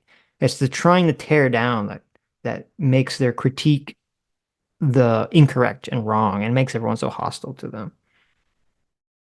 And we've had black protagonists in movies and television forever. It's like, sure, it's not like black people are not allowed in media or something. Poots for 9 months says, inject that free will vaccine straight into my veins, baby. Well, there you go, Poots. You get 9 free vaccines of free will straight to your veins, straight to your brain, too. Try not to abuse it. Beautiful. Thos Apprentice for 9 months. Thank you, Thos. Says, Jinx and Mr. Popo are based on Yamauba and Ganguro. Something bugs me about Westerners trying to filter foreign culture through the lens of our culture. Well, there you go. Bricknose for $5 says, then if white flight was the thing, isn't it their right to move for whatever reason? Should people be barred from moving? More homes for not whites. There you go. They should be happy about it. Right. Yeah. They're getting rid of all the evil white supremacy. Yeah. It's moving out of town. Trying for 8 months says, one of my biggest questions, how do we beat ESG subsidies in gaming since they use our own money to circumvent merit? Will BlackRock ever dry up? That's the problem where it's the biggest. That's the biggest problem is the meritocracy problem. Yeah, I agree. I mean, no, I haven't looked into it recently. I thought ESG was sort of on the way out. I thought it was starting to actually decline and sort of people were starting to intentionally not invest in ESG. Let's see. Here's an article from last October. ESG investing is dying on Wall Street. Here's why. Oh, nice. ESG funds suffer weaker demand despite help from tech sector. So I don't know. It seems like $300 million unraveling of ESG investing. So I mean, it seems like dramatic downfall of ESG. It looks like it's kind of fading. So hopefully that will kind of work its way out. That cringe for 60 months says, wow, 60 months, but I'll use this to tell you guys that Mahler and Chris is once again having a feud over the new Suicide Squad game. Yeah, I saw that on Twitter. Really? I saw that on Twitter, yeah. Who's Chris? Chris Reagan. Oh, wow. Okay. Interesting. Feud. Nicholas Van Neal for 11 months says, use of the term folk is on my far left psycho red flag list, as it should be. As it should be. Anyone says folk is very, it's weird because like most people hear it and they think it's like some weird, like they think they're like hearkening to like a Southern thing, but they're not. I think they're hearkening to the weird sort of German Vogue, like proto-fascistic language that James Lindsay talks about. And that's why they use the word folk. Wow. Sella for $5 says the logic of 1619 is literally, quote, some bad stuff happens in the past, therefore any negative claims that could be made about history is probably true. That is what's going on, and it's bad. 1619 almost as bad project. as what? 1619 project is definitely designed to create negative white stereotypes. It's almost as the bad whole as founding this of poll. America. The whole founding of America was basically just because white people love slavery. Yeah. White people love slavery. Are you a slavery lover, Sitch? That's something. Look, even when slavery was I mean, a thing, who there are was we enslaving, right? That's the question. Dancing elves. Then yes. Well, even when slavery existed, there was a bunch of white people who felt bad about it. They were like, "Oh my God, we're treating these people like crap. This is awful." Right. Yeah. Come on.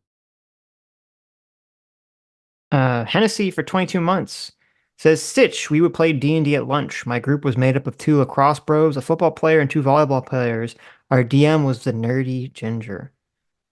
Was this recently? Yeah, it's got to be in like modern times, though. So I don't think this was going on in the early 2000s or 90s, unless you lived in some kind of mythical fucking magical land but maybe you did. Good for you. Otherwise, At least Ego you had Shadox. one nerd.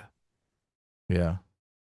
Ego Shadox for $5 says, "How old were you when y'all first noticed the girls? My first crush was in first grade at 6 years." Wait, what was that? How old? How old were you when you first started noticing girls?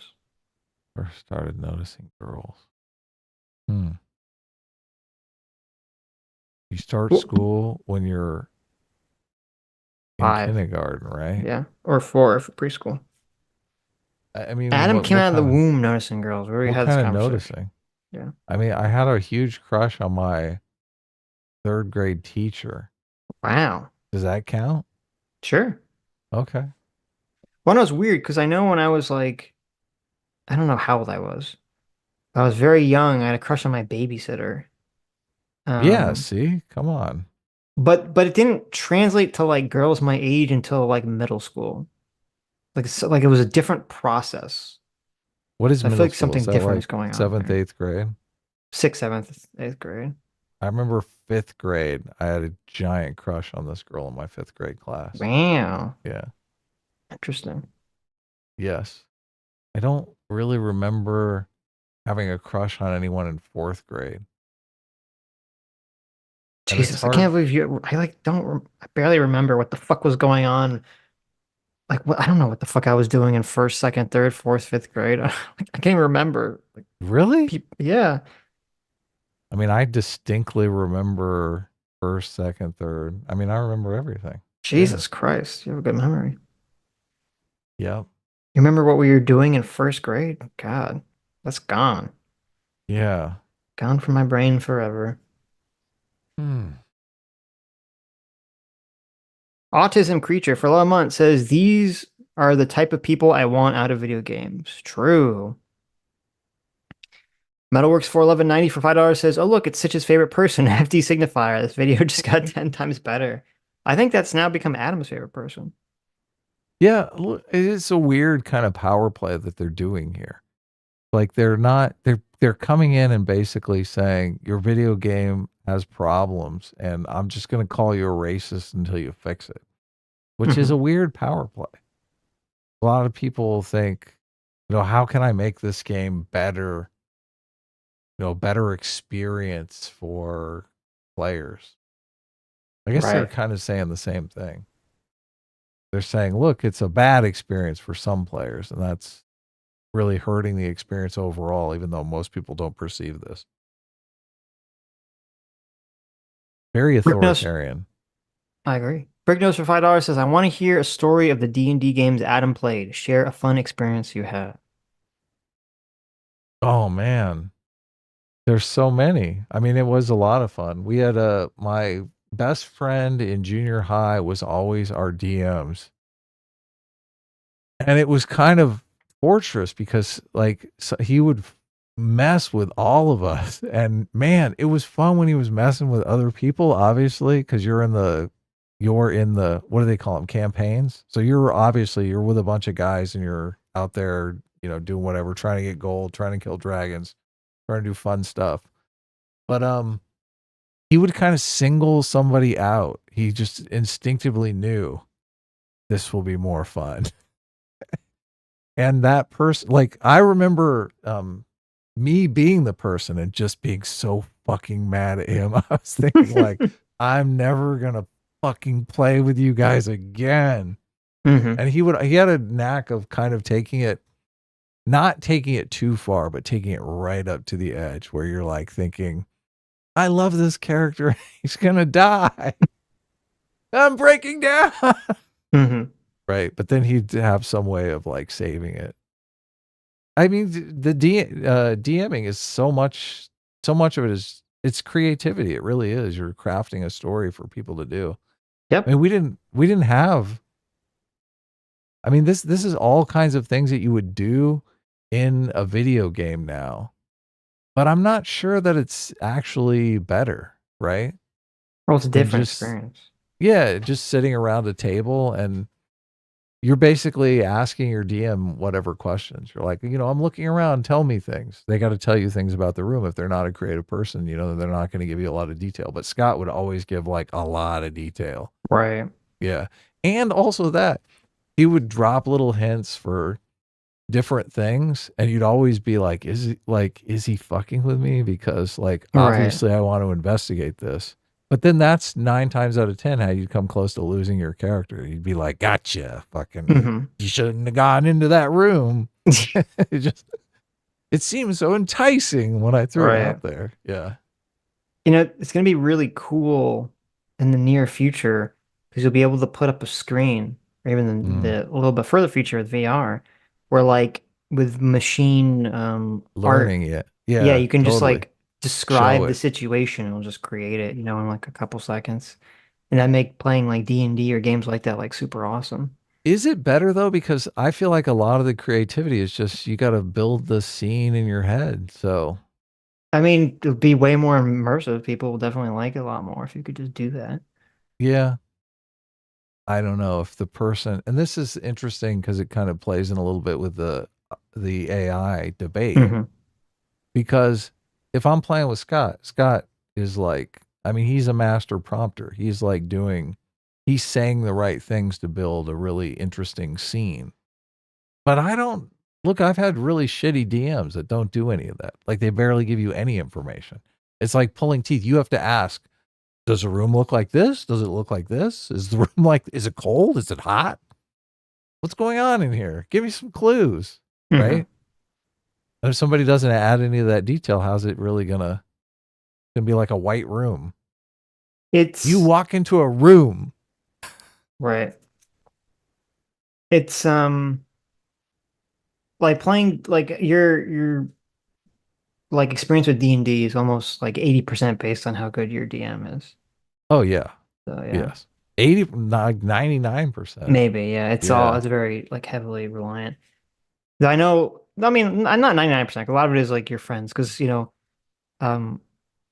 would play not D&D, but my friend basically would create his own versions of it, and he'd create like all the systems and stats and everything. He really liked to do that when we were in Boy Scouts.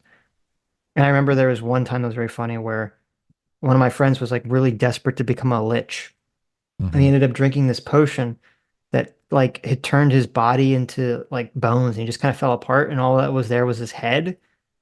And I drank a potion of ogre intelligence by accident that made me stupid. And so basically I had his head on my shoulder, and he had to like convince me what to do because my character was too stupid to like figure out anything on his own. So he had to pretend to be my conscious, my little Jiminy Cricket on my head, to direct me like the actions I would do. Wow. So. And then one other notable thing I remember is one of the few times I ever DM'd a game. Someone spent literally an hour and a half trying to pry a sword off of a wall, and I wouldn't let them accomplish it. Because you were DMing? Yes, that's so cruel. That's the kind of shit Scott would pull, and I'd be like, motherfucker. It'd be like some super cherished weapon, and you'd be like, no, you can't get it out of the room. Well, he was being stupid. So okay, so I would normally not DM it, and we were doing this like it's kind of this DM where we weren't really doing anything with stats. It was all just very story driven. And so it didn't matter, like, if he had a sword, like, if he had an upgraded sword, because we weren't even playing with stats. Let him have the sword! I was basically just deciding whether your attack succeeded or failed based on how it fit with the story. But so I was like, we don't even need it. Why do you even fucking need a sword? He was all, like, really butthurt about it. I just thought it was funny to let him basically fight to try to pull the sword off the wall for an hour and a half and just fail. Oh, that's a cruel I mean, it was fun. Thing. You know what people want. You got to give them what they want. No. I'm the DM. You do what I want. Okay. See, that's the thing. Yeah. Yeah. Oh, man. I loved it when Scott was doing that shit to my other friends. But, God, when he did it to me, I fucking hated it. It's so funny when you're, I mean, we must have been like in 6th or 7th grade. That's right. I was railroading the fuck out of them in my DMD session. Okay. You just don't look. You have no empathy for your friends. You're like, yeah, that's right. Try to pull that sword off the wall, motherfucker. I was just telling him this. Why did it matter? It didn't matter. Why was he so obsessed with this stupid? It's just a random sword. It didn't even look cool. There was nothing special about it. Yeah. Okay. That's the thing too. Whenever you encountered a monster and you're gonna fight him, you're like, get the book out. We got to see the monster. All Mhm. that Gary Gygax art. Oh, I see. All the amazing art of the monsters. I guess that is kind of, There's your AI. yeah, immersive. Malik for $5 says, "Is this video from 2015? Because it sure seems like it." I know, right? This video seems ancient, and it's from like a month ago. It does. Jack of Spades for 22 months. Thank you. Says, "Shame to see so many people punching down on the most oppressed minority." Gamers. Yeah. True. Equal Doctor $2 says, "A brown indigenous cat of color, a bicock." That's pretty funny. There you go. That's Ragamuffin. That's I Ragamuffin. hope she's in the house. Ragamuffin's a bicock. Lives in Deswall specifically for $5 says, "Lex Luthor's Suicide Squad monologue and the game in general fits nicely with devs' identification with evil theory." I watched his queer video recently. It was pretty good. People identifying with evil? Yeah, I'm not sure what that is. So I'll have to check it out. Tater Pictures, thank you for the 1 gifted membership. Gene the Angry Penguin for 15 months says, 15 months of learning to be more and more disappointed with humanity. Great job, everyone. There you That go. sucks. That I'm does trying suck. to be more optimistic. Right.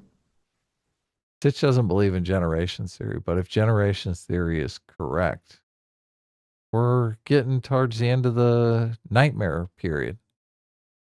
We're living through terrible times. Things are going to get better.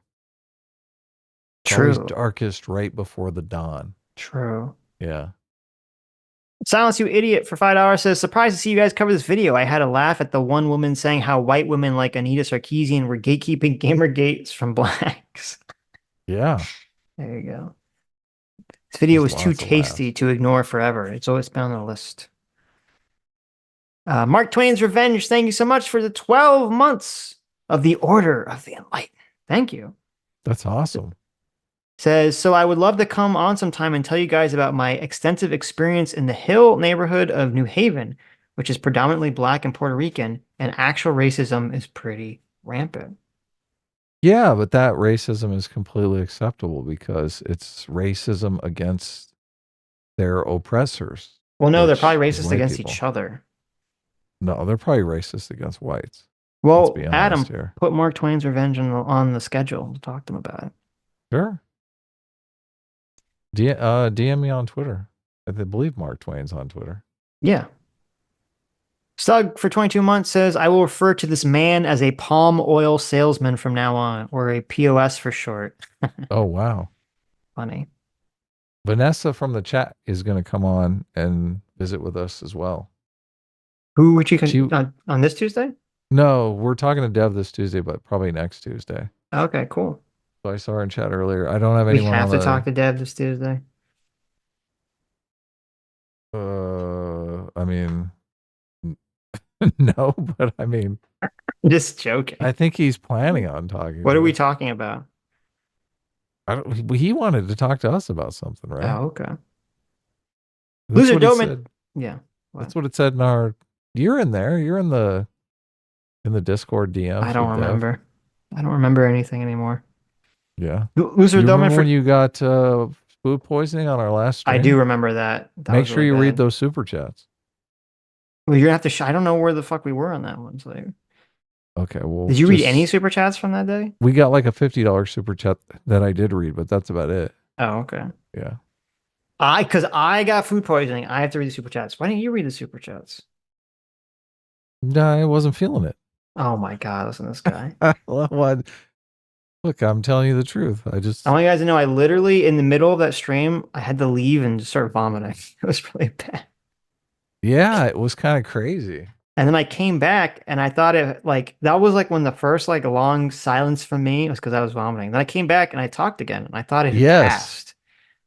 And then it came back and it had not passed. And You know when you throw up and you're like, "Oh, thank God, I'm well again." Yes, And then, exactly. like- That happened. That happened. And then like yes. I was 10 like, minutes later, you're like, "Oh no, I am no longer I'm well not again." well Yeah. again." Yeah, exactly.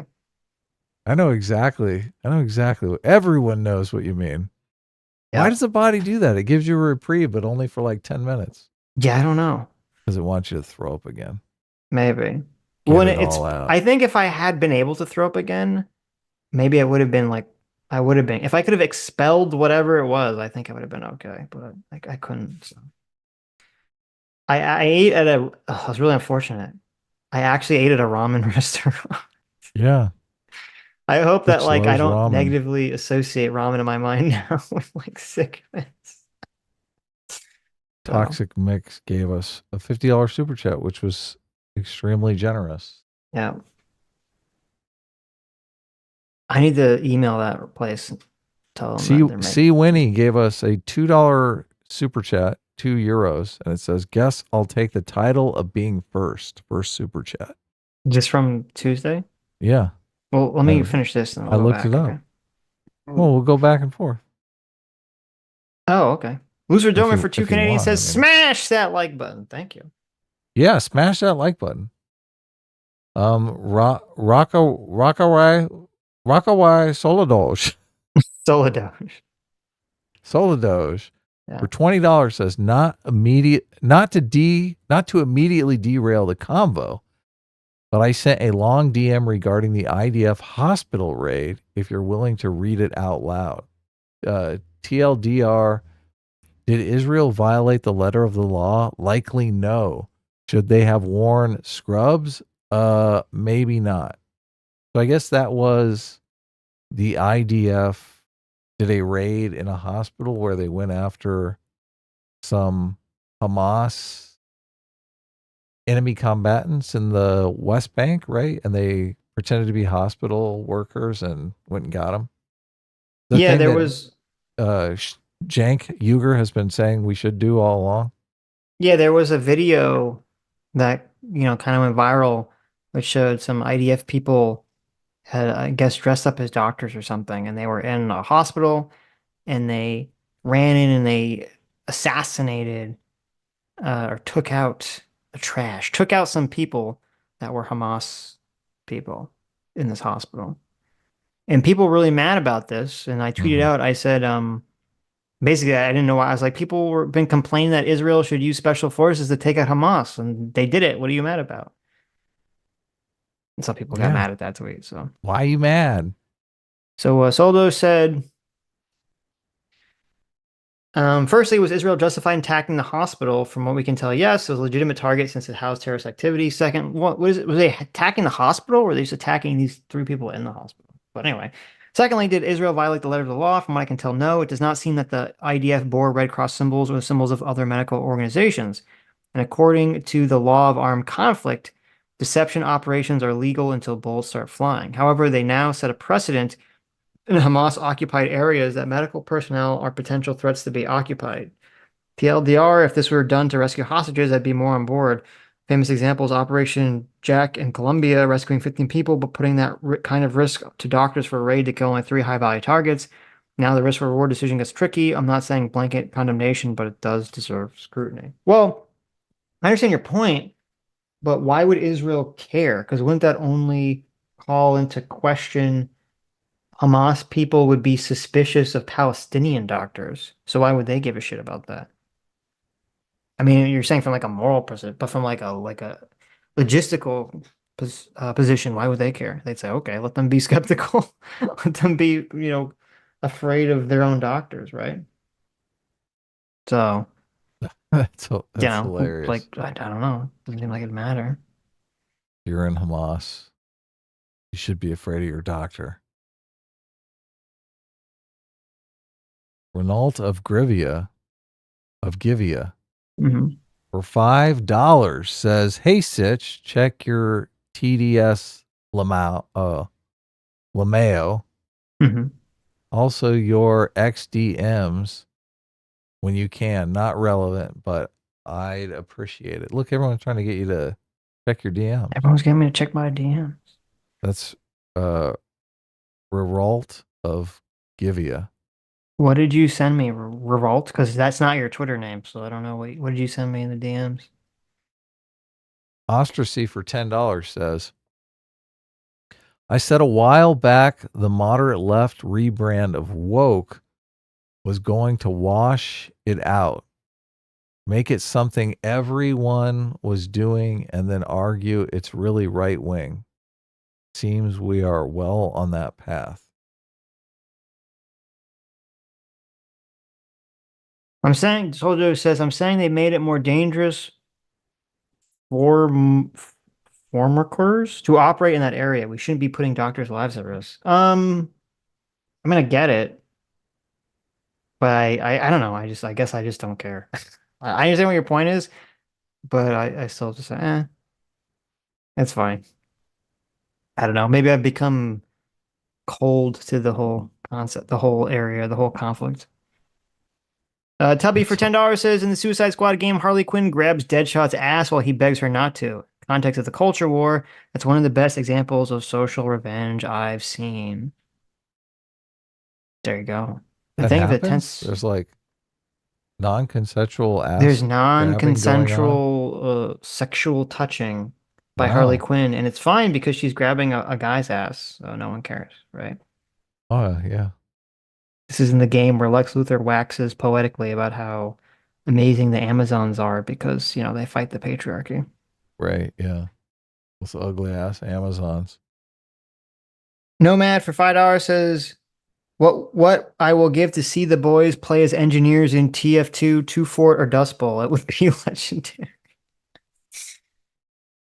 There you go. Now, listen, I like the other Capture the Flag maps a lot. I just hated Two Fort was the worst. Two Fort was a garbage map for bad people. But the other Capture the Flag maps are really good. A lot of fun. So our Tuesday talk was with Catherine Bronsky. She's got a book coming out that looks pretty interesting called No Apologies.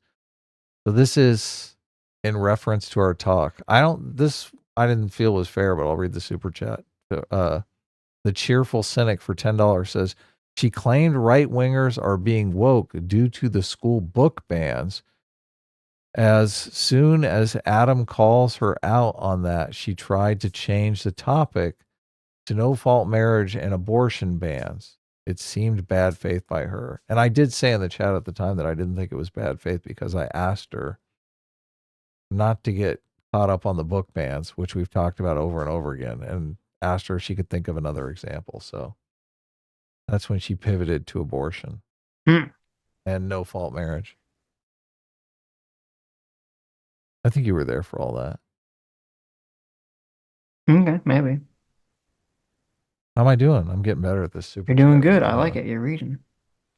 I hate reading. I do not identify as a good reader. That's true. Maybe I should. You should. It make you better.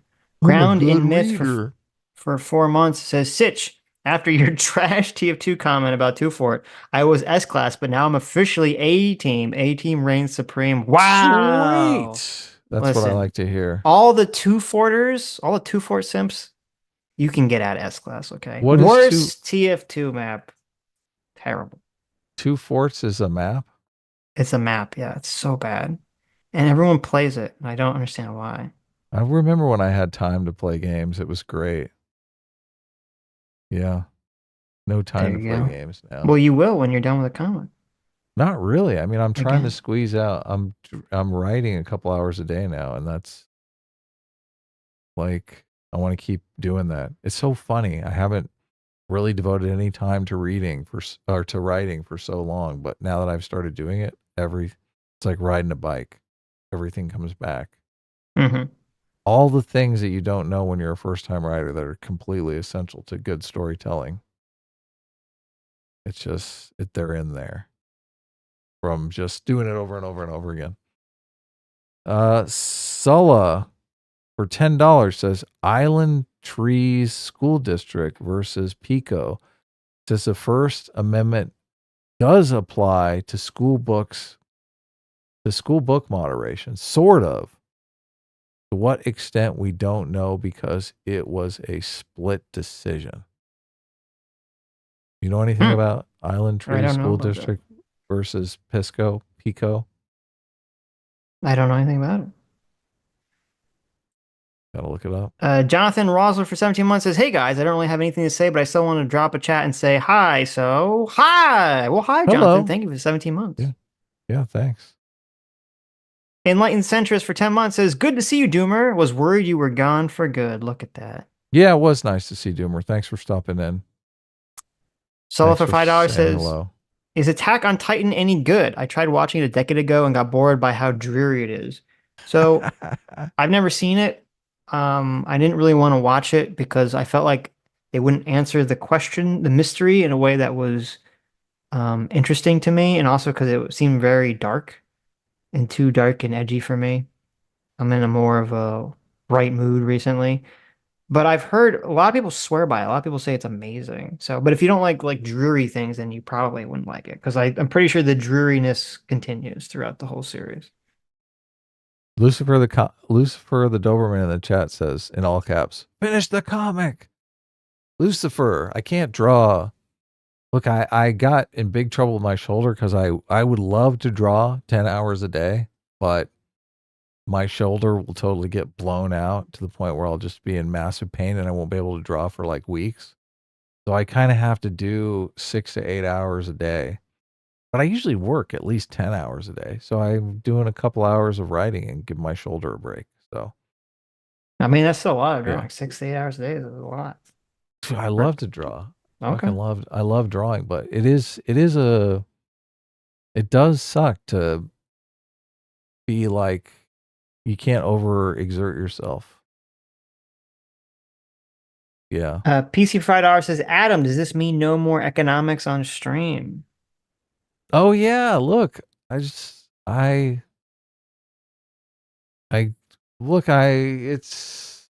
mean, maybe. It's super annoying that people do not really engage. I guess some people, obviously you're nice enough to send a super chat, so you're interested in it. But I do feel like anytime the economics come up, everyone goes super tribal and they don't make any attempt to understand what we're talking about. All they do is resort to ad hominem attacks. It's lame. It's completely lame. And it's almost like they're pissed at us for even thinking about things differently than just the standard narrative. It's so funny, Sitch, because it's completely opposite. Like when we agree with whatever the mainstream narrative is, like maybe on something like Ukraine, everyone's like, "Oh my God, you guys are cucked to the mainstream narrative," right? But everything on economics, where everyone else is cucked to the mainstream narrative, as soon as we start getting outside of that narrative, they're mad at us. "Oh my God, why don't you suck up the mainstream narrative? Why are you talking about this other thing? This completely radical idea." Mm-hmm. Isn't it weird? No. I guess I mean, it it's makes not perfect weird. sense. Yeah. So I just look, if nobody's even going to make the effort to understand the details of what we're talking about, it's just it is kind of frustrating. Sure. Well, also, I think most people are bored by economic stuff anyway. So Yeah, look. It's not going to be a big deal. Adam Gadball for 18 months says, "Driving home in the hold on. rain after drill. Thank you for both keeping me sane. S-Class is the best class. And Thank A-Team you. makes me cream." So there Thank you, and stay safe, obviously, in the rain. I'll just say one more thing on the economic stuff. Yeah. I do think if it comes up, obviously we'll mention it. We just won't make it like a big, we won't cover videos specifically on that topic. Lucy Lemonbug, thanks so much for the 5. Get the memberships despite being a dirty, dirty sticker. Thank you. M8566 for $5 says, light graphic design, my favorite part of the show. There you go. Yes. Grassroots Hegemon for $5 says, "Irish folks also talk with their hands, but they are mostly just slurs. The Irish deserve a seat at the hand talker table with the Italians." There you go. Soto for $2 says, "Please send the Last of Us clip to EFAP." Yeah, but I was thinking of them too. Fondue for $5 says, would you say you are self-hating for exposing yourself to this video? Maybe just a little bit, right? Maybe just a little bit. Not really. I mean, maybe just a little bit. Adam just doesn't want to admit it. That's part of his identity. Puts himself through pain and torture. Righteous Indifference for 9 months says, happy Black History Month, everybody. Thanks for making the ghosts of MLK cry with these critical race theorists. There you go. True. can I do a super chat? What? Oh, go ahead. Continue.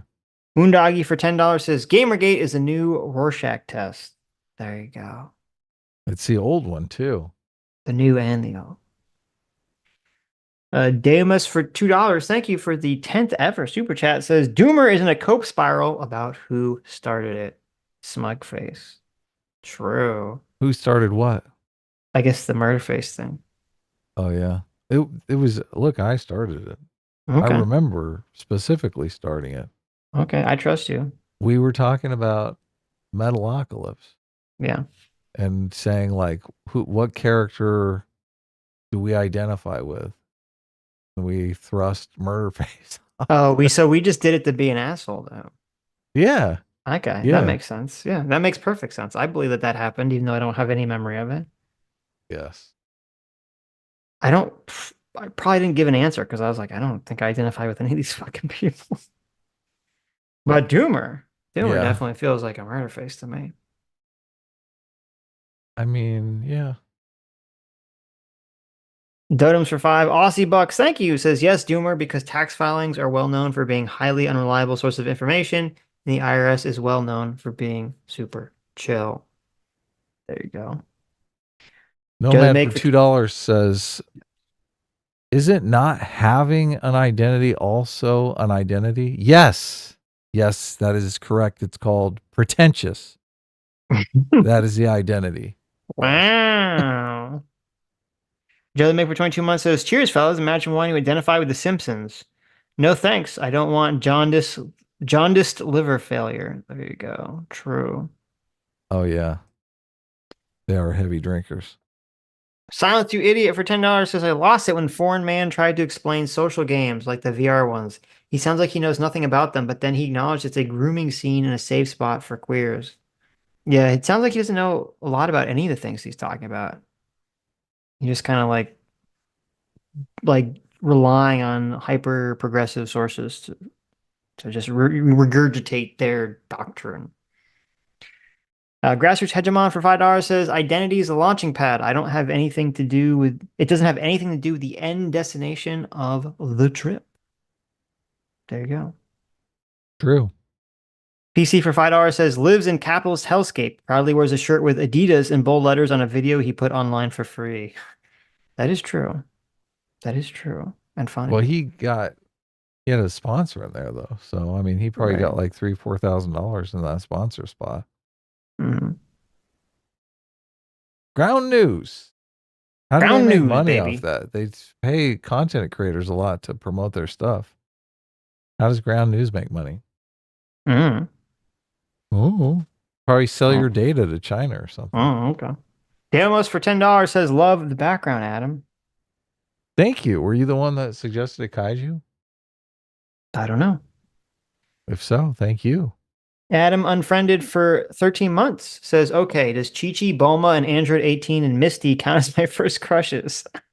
If not, my first crushes weren't until my mid-20s. Holy shit. S-Class is a best class tasks. Are Wow, those look at characters in an anime or something? Those are anime characters, yes. What characters are they? What show? Chi-Chi, Dragon Ball Z, and Misty is from Okay. Pokemon. Yeah. I mean, there you think go. those There's count. your 2D until 20. So Those definitely impressive. count. Yeah, I don't think that counts. Well, I guess it does count because the question is really when you ask, like, the question was asked in the context of, like, when did you seemingly become interested in the other sex? So I guess that does sort of count. Yeah, sure. It's just Avi for 2 Aussies says, you dudes talking about Tucker's trip to Moscow. We haven't talked about it on stream. I put out a tweet about it. I said, Is Tucker going to ask Putin actual good hard-hitting questions or cuck out? What do you think?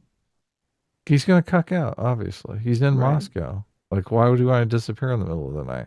Right. You don't go to Moscow and ask a hard-hitting Of course. interview, So what's the right? point then? Come Then on. what is even the point?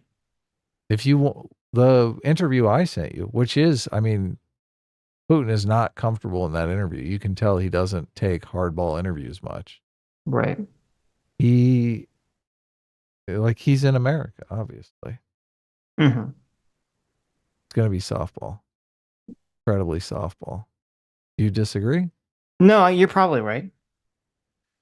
Well, and there is a way you could probably make the interview interesting, get interesting information out of it without being hard hitting, but I'm skeptical. I would imagine it's going to be mostly just, a lot of sucking up America bad nonsense.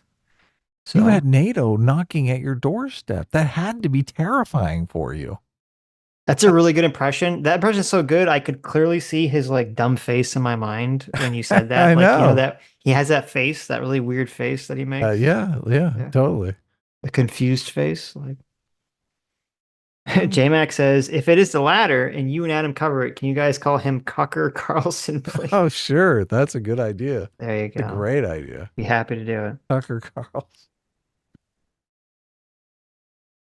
Okay. Yes. Well, you So had we'll all see. these Nazis in Ukraine next door. That had to be terrifying, right? You had Right. to do something about that. Right. It's going to be all, he's basically going to feed him the Putin propaganda, and Putin's going to be like, oh, yes, I was terrified. And then there's all this, and then all of the woke stuff that's going on in America. You don't have that problem in Russia, do you? Oh, of course not. Not here in Russia. We We'll fought the see. wokeness and won. We'll see. Listen, we'll see how bad. Maybe there'll be some glimmer. Listen, I'll hold out some glimmer of hope, okay? Yeah. Some glimmer of hope. It won't be totally cut. We'll see. Tucker does that. Tucker completely does that. Like, feeds them the narrative. Yeah, I know. Yeah. Ugh. So such a bad interview style. Well, it's good for propaganda. It's bad for like truth, right? Yeah. Gotta catch them. It's just Abby for 6 months says, y'all see the video of the UK piano player getting yelled at by the Chinese nationalists. Pretty crazy. He didn't want to be seen on camera. Yeah, I did see that. That video was very bizarre and pretty crazy.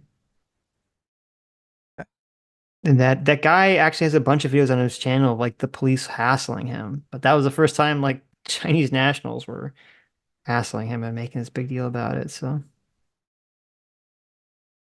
Naxos for 22 months says, keep in mind that whenever these people say white supremacy, they mean the values and behaviors of Western liberal society, not racism. That's a very good point. Lucy Lemonbug is making fun of Tucker Carlson's laugh, which I don't think I can do it, but it is horrible. I don't know if you've heard. Wow. Okay. Have you heard his laugh in the interview? Of course I've heard it. Yeah. Oh, God. I mean, it's not the angelic whispers of the Rich Evans laugh. Okay. Right. The beautiful siren sound of Rich Evans laugh. So, that's all that I compare anything to. I don't know Rich Evans. How's his laugh? He's from Red Letter Media. Oh, yeah. Yeah. He has the most beautiful, serene, enticing laugh you've ever heard a man have. Does he really? Wow. Yeah. You should look Sounds it like up. you I'm wanna sure have, there's like, sex with him. I'm sure there's a YouTube video of compilation of Rich Evans laugh somewhere. Oh, is it like a snorty laugh? I think that's Tucker's, like a snorty laugh. Like that? No, it's not that. Oh, okay. It's not that at all. Tucker laughs like a retarded chipmunk. Wow. That's David Puff. Yeah. Mm-hmm. Holy shit. Someone made an almost 8-hour compilation of Rich Evans laughing. Throw it in the watch together. 8 hours. Look. Adam. Well, it's our second video. We've barely done 8 hours now. Let's just listen to the laughter. Oh my God, wait. It's actually 2 parts. The first part is almost 8 hours. The second part is another 7 hours. Why would someone do such a thing? Because he has such an amazing laugh. Oh, yeah. I remember you saying you liked it, but I think you're being sarcastic. Chat, please explain to Adam the amazing angelic siren call that is Rich Evans' laugh. Okay. Do it after the super chat. Sulla for $5 says, also, I think there should be a distinction between what's in the library versus what's in the curriculum, with the curriculum under bigger microscope. I completely agree. Yeah. Who cares what's in the library, right? Mm-hmm. They can put Penthouse Magazine in there for all I care. Calvin Pafford for $5 says, how many days would your nose have to be constantly bleeding before you went to a doctor? Asking for a friend. Listen, Calvin, first thing you do, stop snorting whatever it is you're snorting, okay? I don't know if it's glue. I don't know if it's paint chips.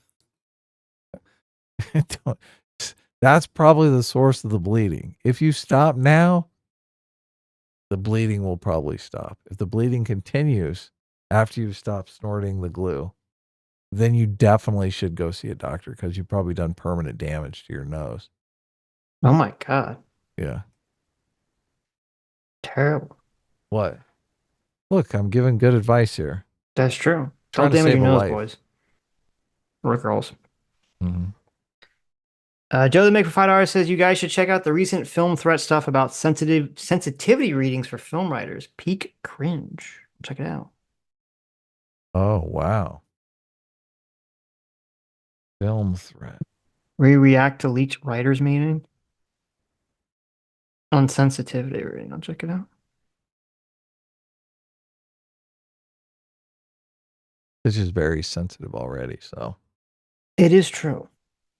Vosh, look at that. Vosh for $2 says, that's it. You people have stood in my way long enough. I'm going to clown college. Look at that. There you go. I mean, Vosh went to you Humboldt. That is already clown college. Oh, got him. Yeah. Dr. Diller for $2 says, everyone knows the cure to bigotry is singling out a group of people and saying, you cannot ever make fun of these people. You cannot be equal to these people. They are beyond criticism. That always makes things better. True. Dr. Diller for another $2 says, new idea. Start pandering to these people under the pretense of countering ableism by constantly implying that they're very stupid and therefore horribly disabled with completely fake sincerity. That's pretty funny. I like that. Dr. Diller for another $2 says, what I heard was, quote, 12-year-old children in a game that came out 10 years ago were racist. This is all of gaming. Stunning analysis. Yeah. There you go. And Dr. Diller for another $2 says, I know these are jokes because I hear them all the time. I regularly start Halo matches by either suggesting I invented the concept of pissing or getting unreasonably angry at the map selection in chat. I know, right? I feel like so many people just like are trolly as fuck in those game lobbies, but you know. So Do they for just $2. hang out in there or do they actually go into the game? Yeah, they go in the game. Soldoge for $2 says, Sitch, I know you ignored my reply on Twitter because the truth scares you. But I'll say it here. We both know that the Netflix Avatar The Last Airbender show will make Jet the good guy with zero moral gray. They're ruining it so much already. You know, that's very possible, Soldoge. They could very well do that. Though I actually wouldn't be that surprised if they removed Jet 100% from the show at all. Because there's something like is that out yet? It's gonna be out near the end of February, I think, 22nd. Did I watch anything? What should I watch to be ready for that? I mean, I don't know. I should just watch it. It'd be interesting for you to watch it because then we could talk about like. But isn't there like an anime version? Isn't it based on an anime version? It's not. Well, it's not. It's an American cartoon, so it's not technically an anime. Okay. Though it's very. But it's animated. It's animated, but it'd be interesting to see because then I'd be curious to hear your perspective as someone who hasn't watched the source material, Yeah. like what your take on it is. So Yeah, this is like a big problem with movies that are based on some other IP. You got to have a balance of fan service for the original fans, which I'm totally in favor of. Like if you're making some sort of property that's based on something else and you're just completely ignoring the fans, that's like, what, why are you even doing this? Why are you even making this thing, right? right.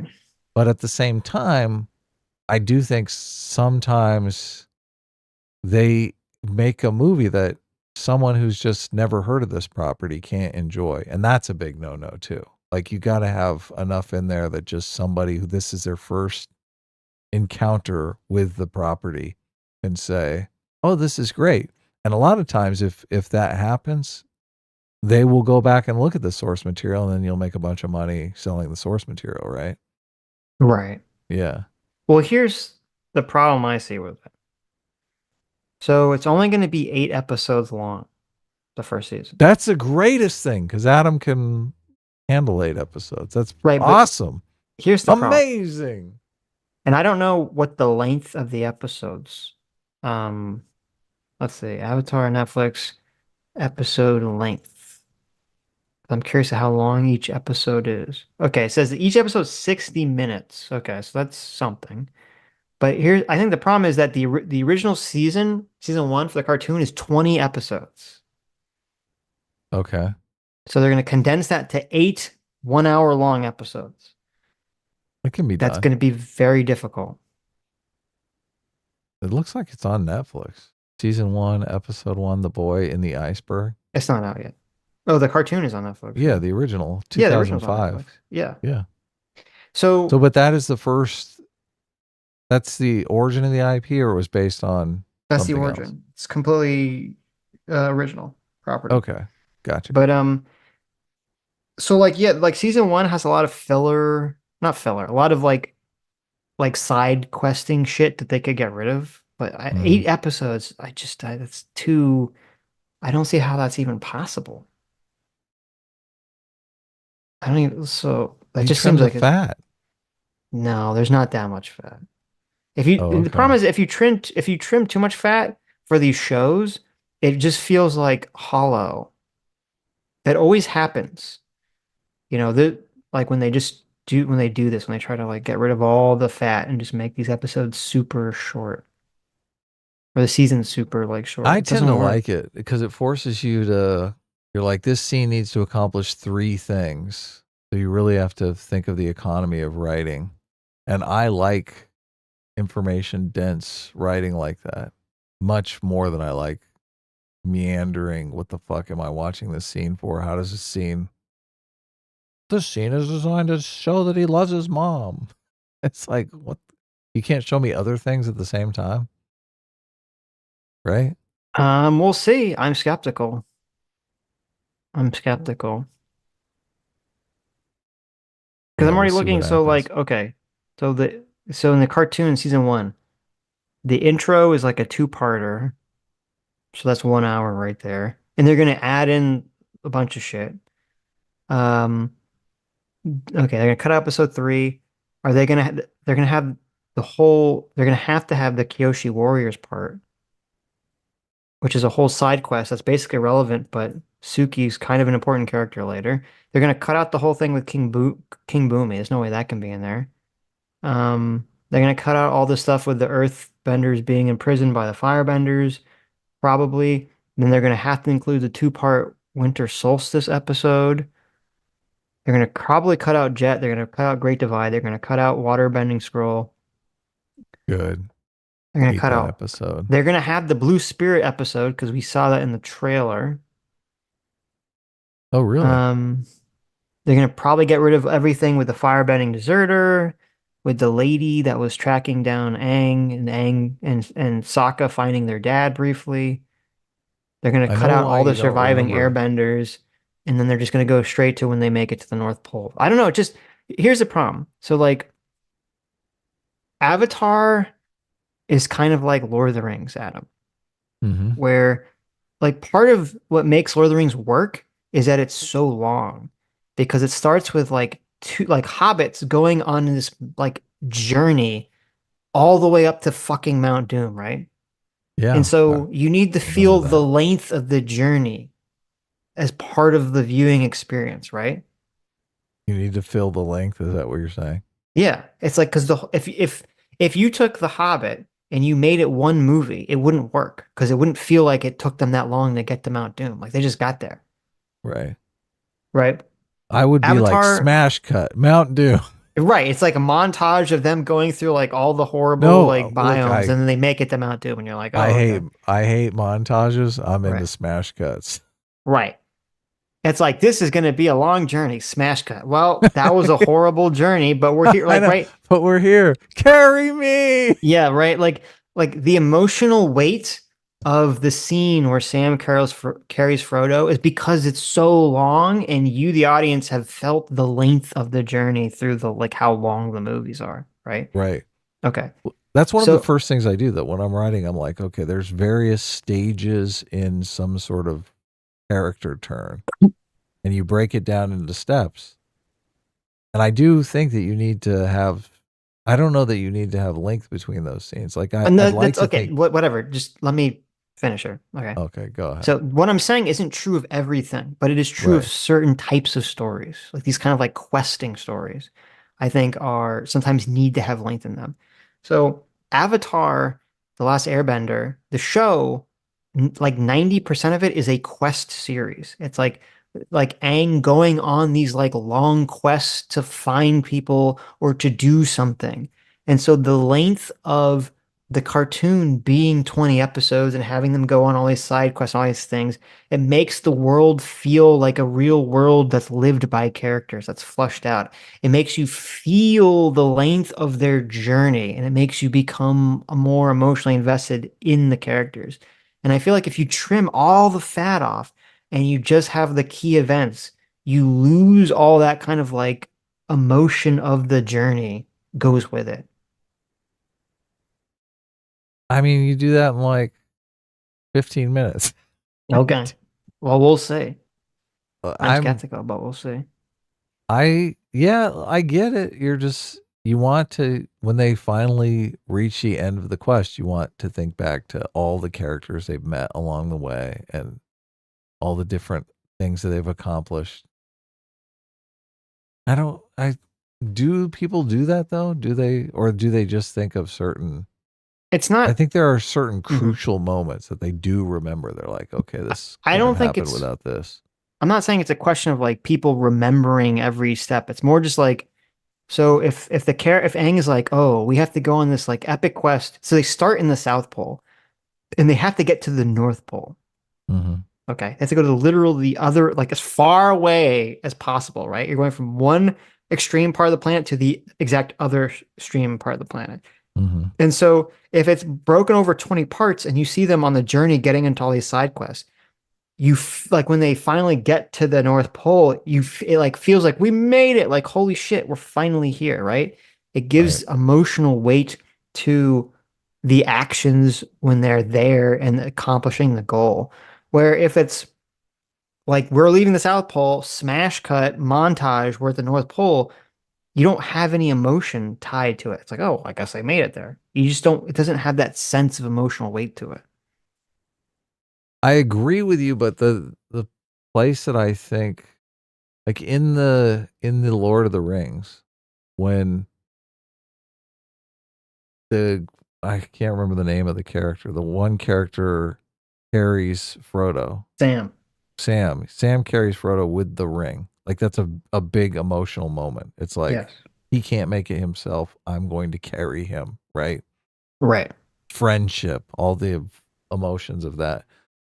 I don't know if that the whole we went on this long journey thing makes that more impactful and how much more impactful it is.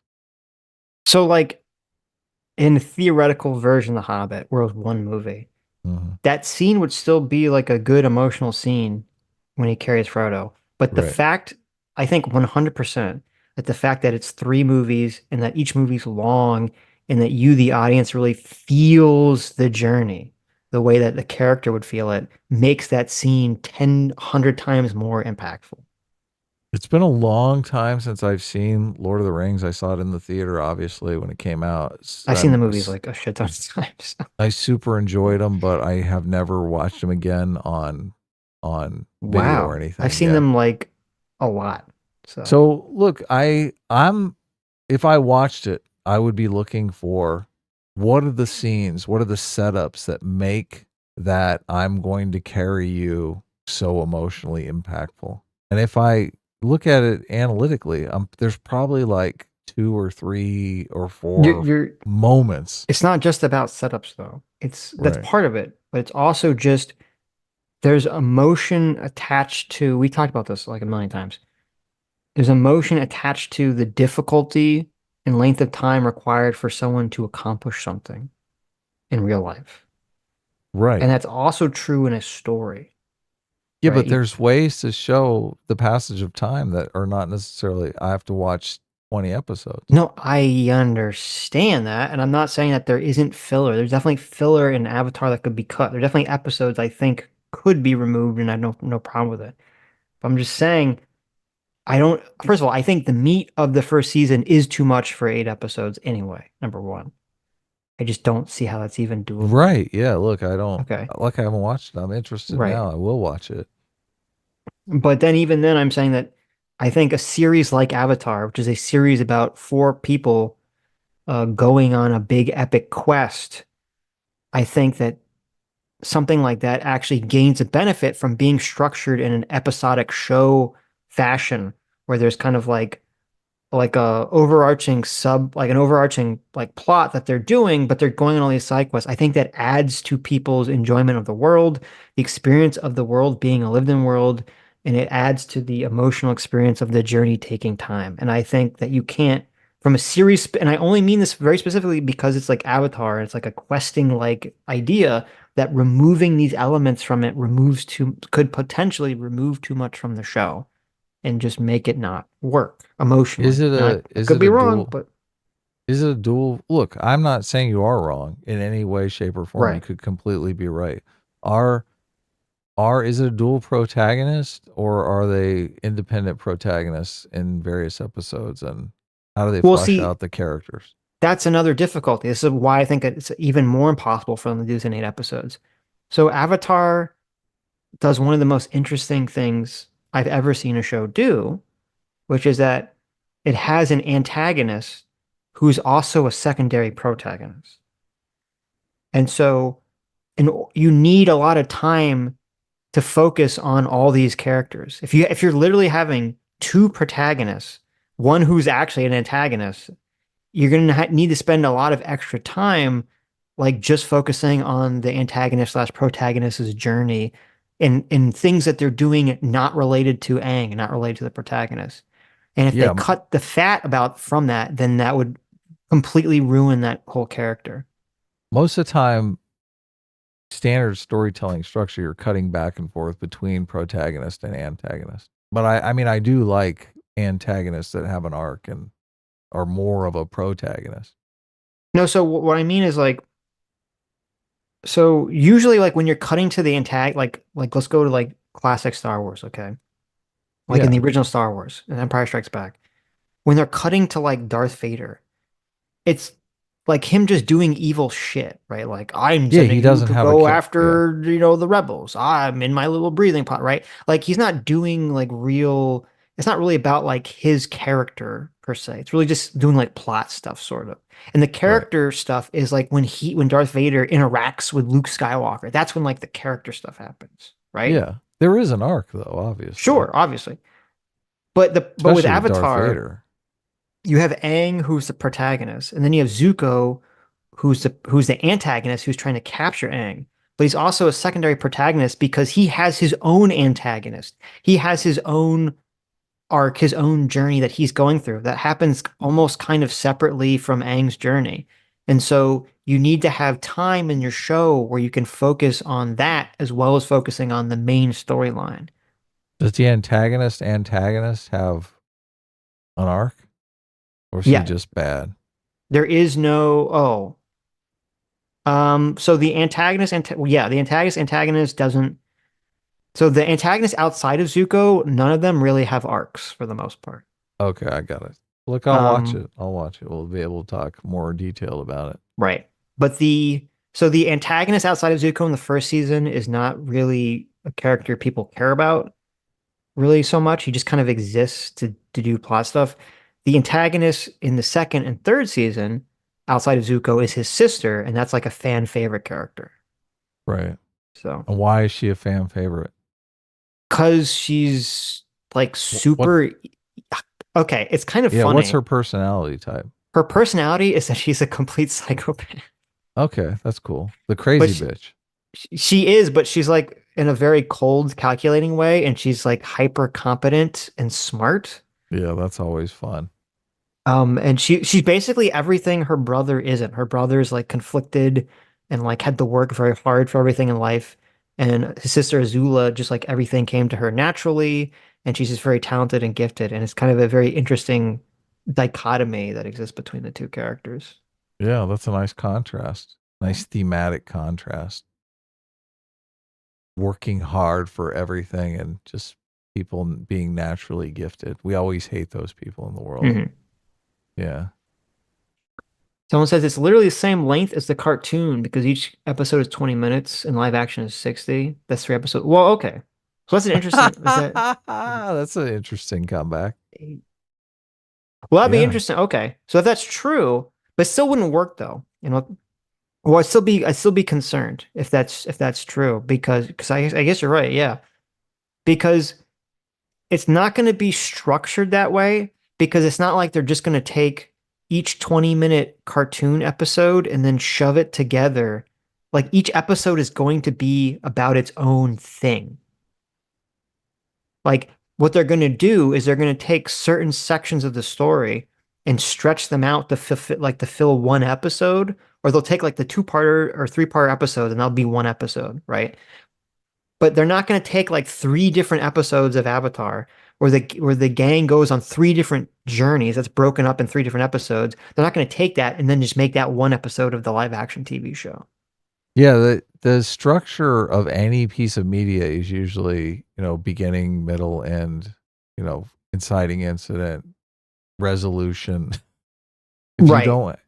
So if you set up 3 episodes inside one episode, It doesn't work. Like 3 resolutions. Yeah, it'd be weird. Yeah. So they're not gonna so you could be correct that the length is gonna be the same, but it's I'm telling you, they're still gonna cut out a significant amount of episodes of like they even said this. They even said in an interview that they're cutting out a lot of like Aang going off and doing all his random side quests, which kind of actually detracts from Aang's character, because Aang's whole character arc is that he has to take responsibility to become the hero of the world as opposed to running away from that responsibility. Running away. His whole character is that he ran away from being the Avatar.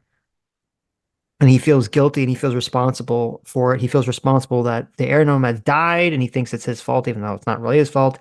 And so a lot of the first season is him kind of going on all these side quests because he doesn't really want to be responsible for being the Avatar and kind of dodging his responsibility and grow and figuring out how to like grow to be an adult to accept his responsibility. So kind of detracting from that.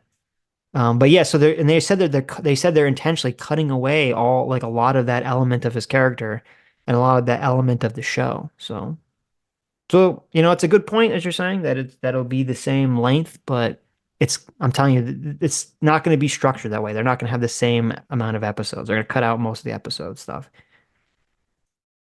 Is it going to be re-engineered for modern audiences? Well, they did say regarding that, so Sokka is kind of like sexist in the first season. He's one of the main characters. And they said they cut that out of the show. I love a good sexist character though. Yeah. They said they cut that out of the show, which is weird because there's actually a whole episode that people would complain about now because they say it's woke. That's about him learning to like not be sexist. Oh. But he learns it through like falling in love with a hot like ninja girl. So it's sexist. So maybe it's sexist. And they end up together at the end of the series. So. Wow. Can't do anything fun.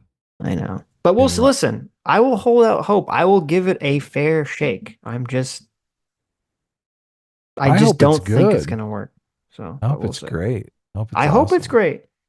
But it's got a lot. It's got a lot not going for it. First of all, it's a live action adaptation of a cartoon, which is always difficult. It's shorter. That's always difficult. And then it has number 3, child actors. Okay. That is the hardest thing right there. Yes. You have a Child main cast of actors, child yeah. actors. That's going to be very difficult. That's Okay. tough. Yeah. Yeah. And then number Awkward. 4, it's not going to have like the great voice acting work of Mark Hamill, the great voice acting work of what's her name? The lady who played Azula, I forget her name. She does like every fucking cartoon voice. And it's not going to have the guy from Hook doing Zuko. So you're going to miss some of these like fantastic voice actors that are just so iconically associated with these characters. But listen, I'll watch it. I'll give it a shot. I hope it's good. I'll give it a shot. I like the live action One Piece, but then again, I never watched the anime, so it's probably why I liked it. Yeah, it's obviously if you're attached to the original material, it's going to be harder to overcome that obstacle. Right. Maybe I shouldn't watch the original material. Maybe I should just watch it first. No, I'm curious like, for you "This to is just watch it great." first and see what it's like. So Yeah. It's awesome. It's amazing. anyway, but we'll see. Oh my God. This is the worst thing I've ever seen in my life. What happened? Someone drew a picture already. Of what? You gobbling up that elf ear? Yeah. Is that it? Did I guess it? Well, you can bring it up. Oh my God, I did guess it. You can bring it up. Imagine. It wasn't Imagine. It wasn't? Oh, wow. I don't. It was Shark E Art. Shark E Uh-huh. Art on Twitter. My God. The worst thing I've ever seen. All right, guys. You might have to pause the video because it's only going to be up for like a millisecond. Ready? Here it is. Why you think it's gonna get the stream in trouble? I don't know, but look, I don't want it. 3, 2, 1. Oh my God, that's so awful. And it vanished into the ether. I can't believe that you drew this. Oh. I can't retweet this Sharky art. Okay, I hope you know that. I like that. I can't retweet this. Oh my God, it's so bad. This is your dream date, isn't it, Sitch? That is not my dream date. This is the worst thing I've ever seen. Oh my God, it's so bad. Yeah. Terrible. Awful. Completely condemn.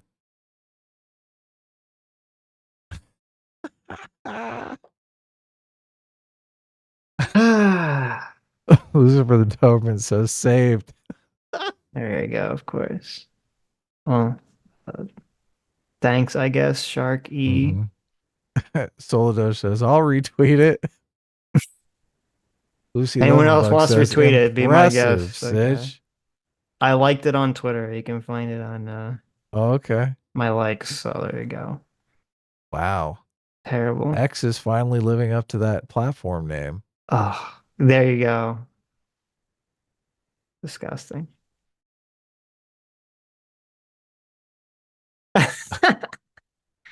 Wow.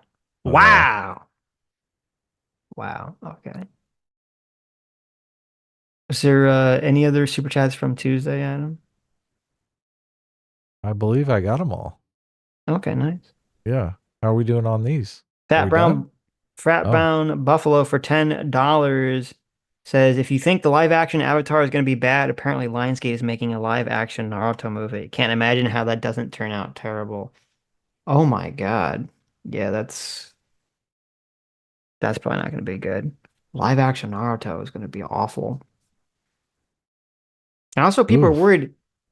So I heard that they were making a Zelda movie, and I thought it was going to be CG like the Mario movie, but there are rumblings that it's going to be live action, which is kind of baffling to me. I don't know what would be the point of doing Why would you do Zelda live action? It doesn't make any sense. Because people like that. It's like a thing. I think people would just be happy with a well CG animated Zelda movie. I don't think they want it to be live action. Do the computer animation. CGI stuff. Yeah. Zelda the video game. Yes. Zelda Yeah. the video game. People are like, yeah. Zelda. Sure you played Zelda. I have. Yeah. I played the N64 ones. I played Twilight Princess, and then I played the ones for Switch, the ones for Switch are pretty good. I mean, the storyline for Legend of Zelda is like dog shit, and almost all of them except for Then why what's make it a called? movie? Majora's Mask, but it's the only one that has a good storyline in my opinion. I hope they fix that in the movie. They probably won't. Ouch. It's just Abby for 2 Aussie bucks says y'all talking about Avatar would be good content. Thank you. I think so too. Yeah. David Puff for 17 months says Sitch. Oh, you're all saying the same thing. 8 60-minute episodes is about the same screen time as 20, 22 minutes. It all depends on how they structure it. Wait, David, is this you on Twitter? Too? David Puff is on Twitter. David, what is this fucking account you tweet? What is this fucking account you DM me with? What the I don't fuck? know. What's going on with your Twitter account, David? I thought you had a normal Twitter account. I could have swore I saw you as David Puff on Twitter. What is this account you DM me with on Twitter? What's crazy about I don't know if I David's should account? say. Oh no. I'm not gonna say. Good. I'll let David respond if he wants. Orca for $2 says Sitch is disgusted by his urge to nom elf ears. There you go. True. But he's still gonna do it anyway. I'm not into it. Listen, I said it was only if I had to. Listen, it was only if I had to. All right. Okay. Well, looks like it looks consensual from my read of the situation. I don't know, that night elf lady doesn't. I can't tell if she's into it or not. She looks kind of like maybe she's into it and also disgusted at the same time that she's into it. It's hard to tell. Right. He looks into it to me. No, Sitch, that's not me. That's not you. It's the same. They sent me the same, like literally the same message that you sent me. Oh no, it wasn't literally the same. I guess it was just someone had the same point. Never mind. I thought this was you on Twitter. I was like, what the fuck? Why are you catfishing me, David? David Puff is on Twitter, but his name is David Puff. That's what I thought. Okay, Yeah. never mind. I was just confused. Let's listen. It's late. It's after midnight. I'm tired. Barely 9:30. Okay. Okay.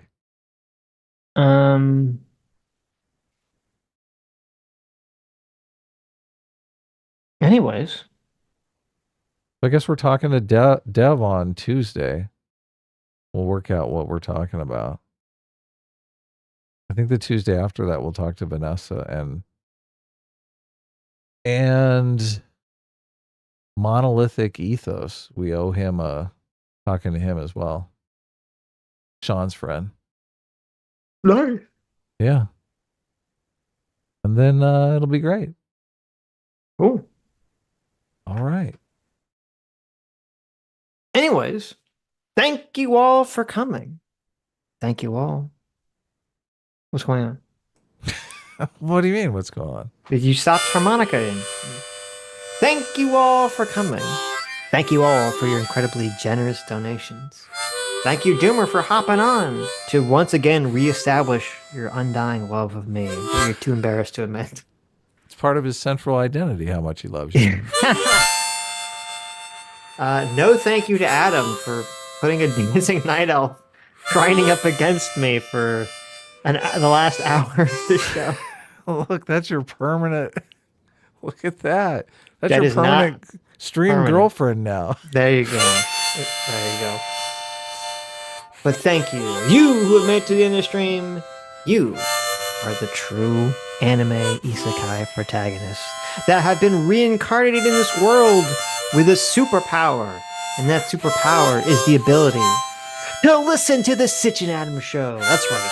Because how else could you possibly gain free will? How else could you possibly ascend beyond the mere minds and heights of the mortal man and or woman to see the truth, to see beyond the veil, to throw away the cipher, and to see the truth, the true truth, everybody, of the Matrix.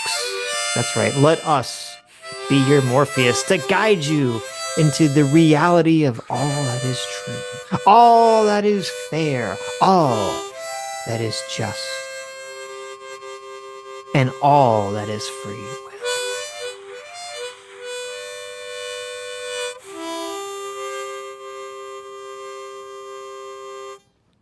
Bye-bye!